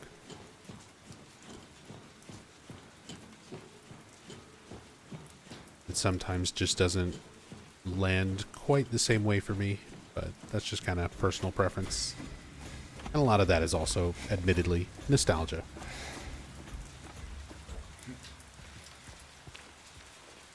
Almost 25 years of playing the original.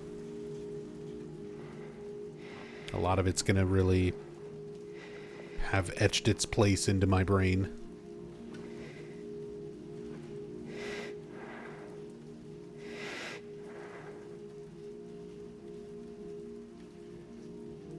Mary?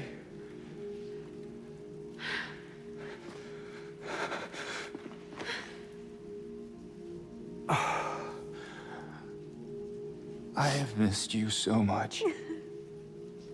I've missed you too. We can finally be together. Forever.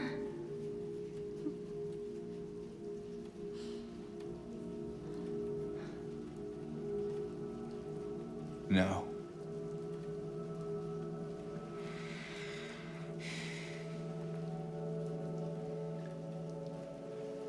James. Honey. What's wrong? I'm sorry. I know you tried, James, please. but she's gone. I know that now. Stop it. And I can't just keep pretending. Shut up! I like the name switch in the subtitles. Do you even know anymore? It's Mary I'm right up yours. until she says shut up. And then I'm it here switches for to you. Maria. So what if I'm not her? I can give you what she never could. I can be better than her. And you can see like her eye color, What else do you like want me little to be? subtle changes happening to the character model. What else can I be? I am so sorry, Maria. I really am. But this has to stop. It's time to let it go.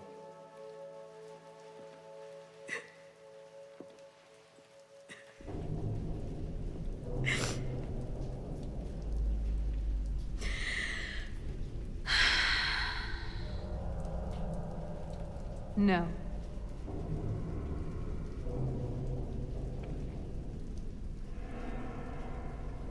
What? I won't let you do this to me. I won't let you go. I can't!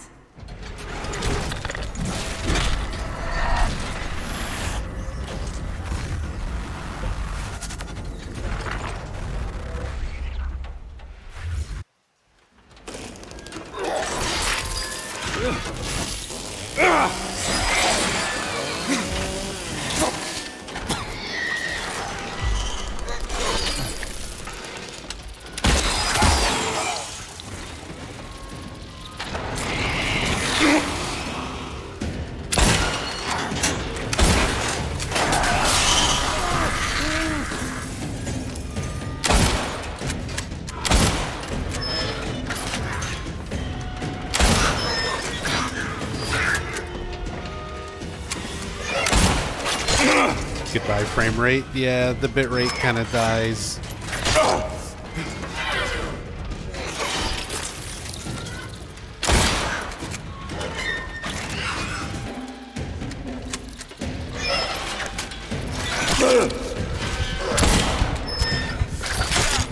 Oh, caught me mid-heal.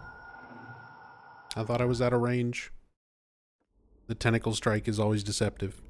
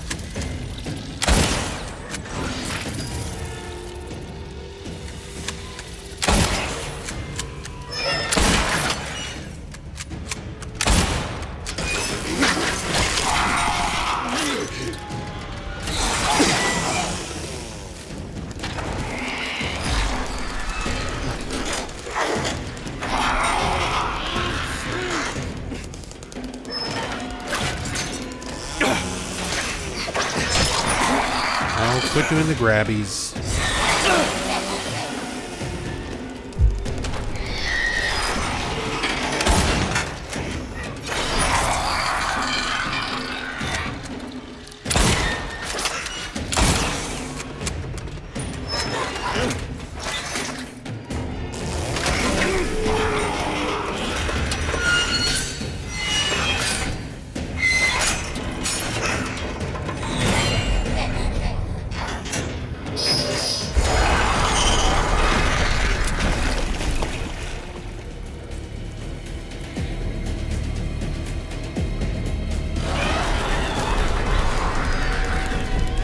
Can you handle me when I go goblin mode, James?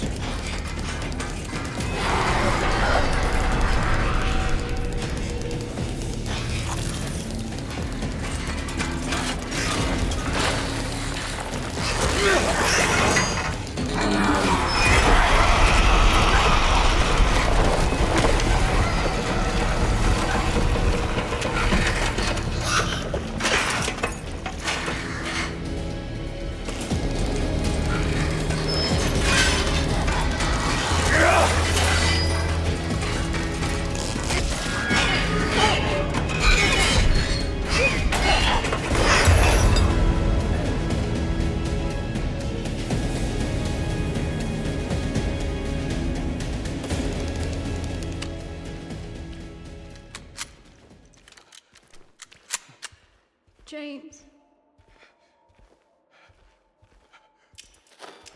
James.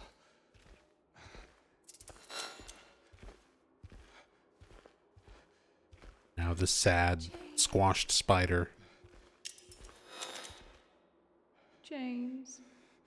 Sorry, Salome.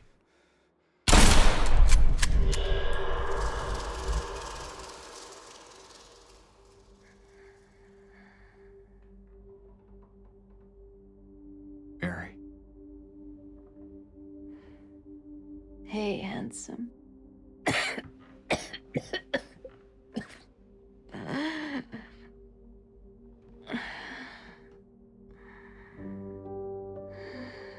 I'm sorry.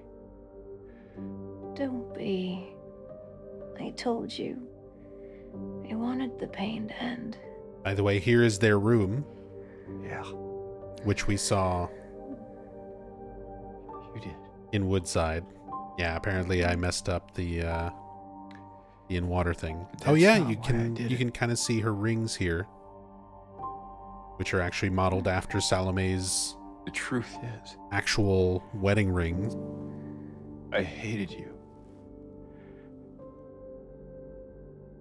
I wanted you out of the way. I wanted my life back.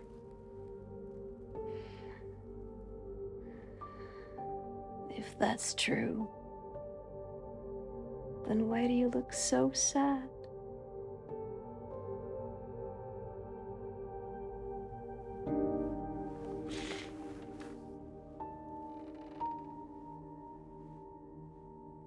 Mary. It's okay, James. Here.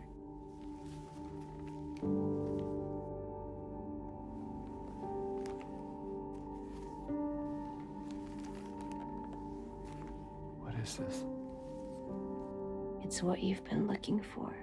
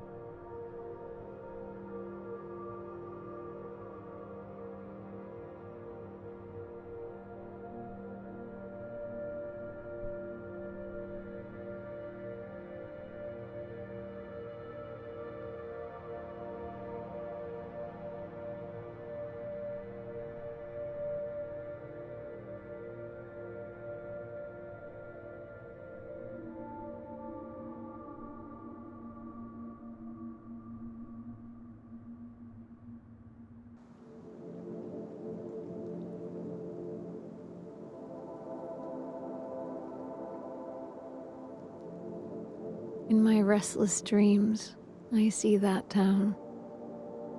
Silent Hill. You promised you'd take me there again someday. But you never did. Well, I'm alone there now. In our special place. Waiting for you to come and see me. But you never do. So, I wait. Wrapped in my cocoon of pain and loneliness. I know, I've done a terrible thing to you.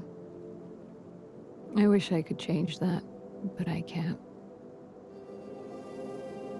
I feel so pathetic and ugly laying here.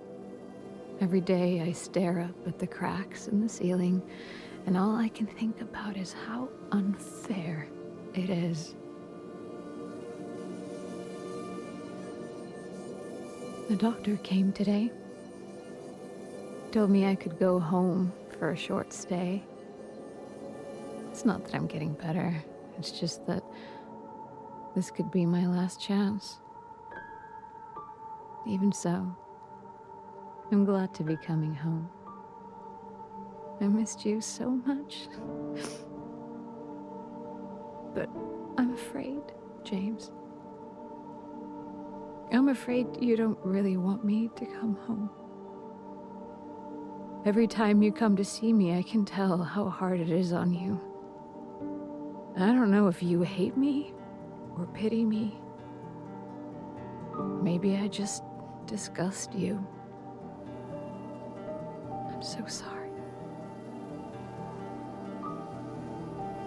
When I first learned I was gonna die, I couldn't accept it. I was so angry.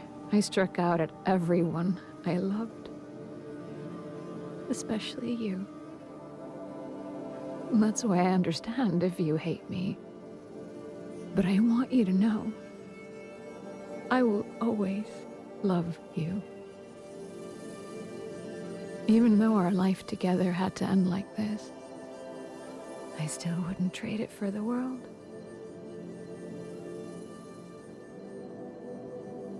Well, this letter has gone on too long, so I'll say goodbye. I told the nurse to give this to you after I'm gone. Which means that as you're reading this, I'm already dead. But that's okay. I'm not afraid of it anymore. I just hope the pain will end soon, so that you remember me for who I was, and not what the disease made me. I want you to go on. I want you to live. For yourself, and for others. Like you did for me. James, you made me happy.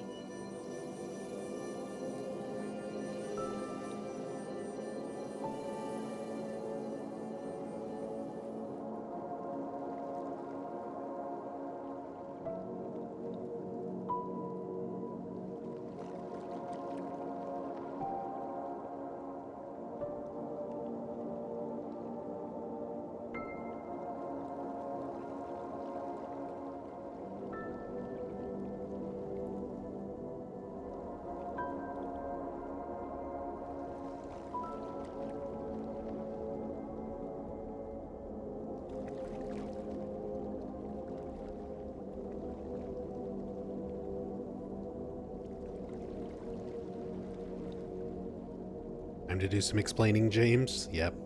Just don't look in the back seat, Laura. Also, Angela, if you cam hack this, Angela is standing just off frame on the left there. Just hanging out in the cemetery.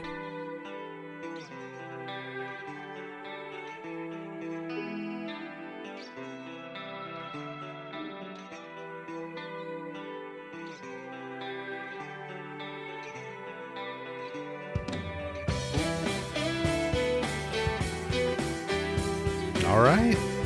Well, we didn't get the ending I needed to get, but we'll set up for In Water and Stillness and stuff another time. But yeah, that's Silent Hill 2 Remake. So that's 2 games down in our full Silent Hill franchise playthrough this month. We're doing a reverse release order playthrough of the entire series. So we're done with Silent Hill F. We're done with Silent Hill 2 Remake.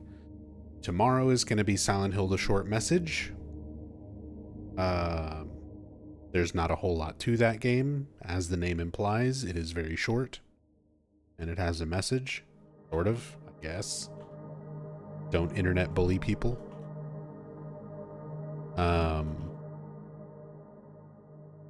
But we'll go through Short Message and then kind of figure out what we're going to do after that. Because I guess if we're going to watch all of Ascension, I might just leave tomorrow, kind of a short day. Oh yeah, that's right, Game Awards. So Wednesday, I think we'll try to do short message and just kind of, it'll be a shorter stream. That'll give me some more time to edit and set stuff up and work on some other things. Thursday, we're going to watch Game Awards, just in case there's a Silent Hill 1 trailer, Silent Hill 1 remake, or Townfall, or anything Silent Hill related. Also, it's Game Awards. Something might happen. Something neat might be announced, so we'll watch it. And then, I guess, Friday, we'll do the full Ascension watch-through, watch-along, which means this weekend, Rachel can play Book of Memories, because I'm not going to play it. Yeah, Saturday. Oh, is that this Saturday? Okay, Saturday we've got plans. Going out with the family, looking at Christmas lights. So then Sunday, Rachel gets to play Book of Memories, and I'll just sit here and commentate. I get to sit with chat while Rachel plays it.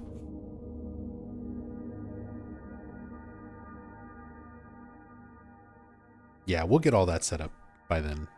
So.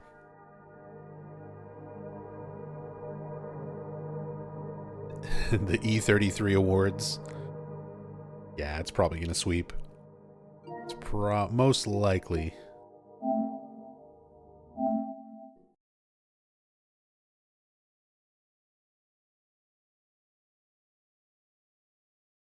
Poor Rachel.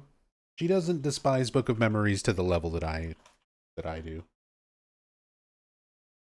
Yeah.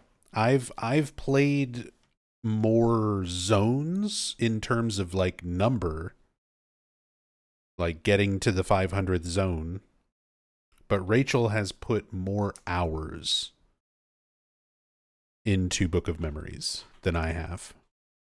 She's replayed zones to try to grind out specific artifacts and clear out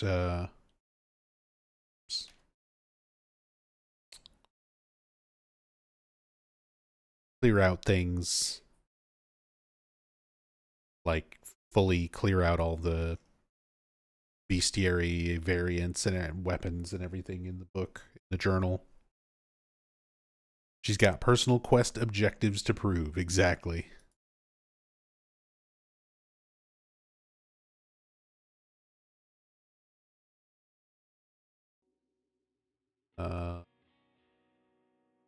Nick?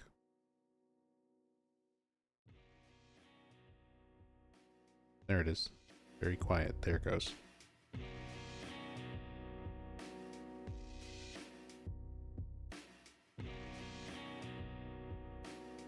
Think Punchy speedrunning Book of Memories this week? Well, good luck to him.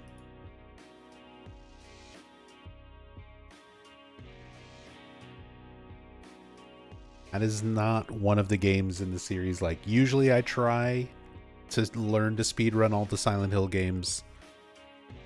I'm not gonna do that bullshit for Book of Memories. And there's no real trying anyway. Like, it's just pray for good RNG. That's all that game is. Alright, let's find somebody to raid real quick. Well, I can go eat some dinner.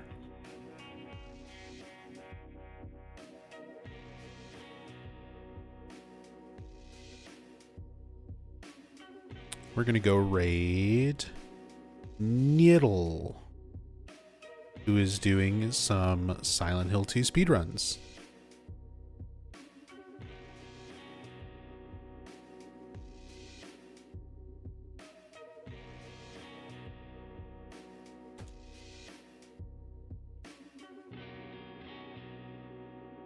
Niddle is awesome. Very, very talented Silent Hill speedrunner.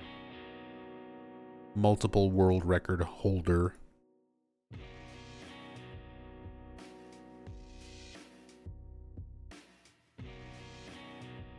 And they're currently doing some OG Silent Hill 2 speedruns with character mods, apparently. That's awesome. Wasn't expecting that. Eddie's wearing a pizza shirt. So go check him out. And I'll see y'all tomorrow for Silent Hill short message. Till then, be good to yourselves. Be good to each other. Much love. Peace.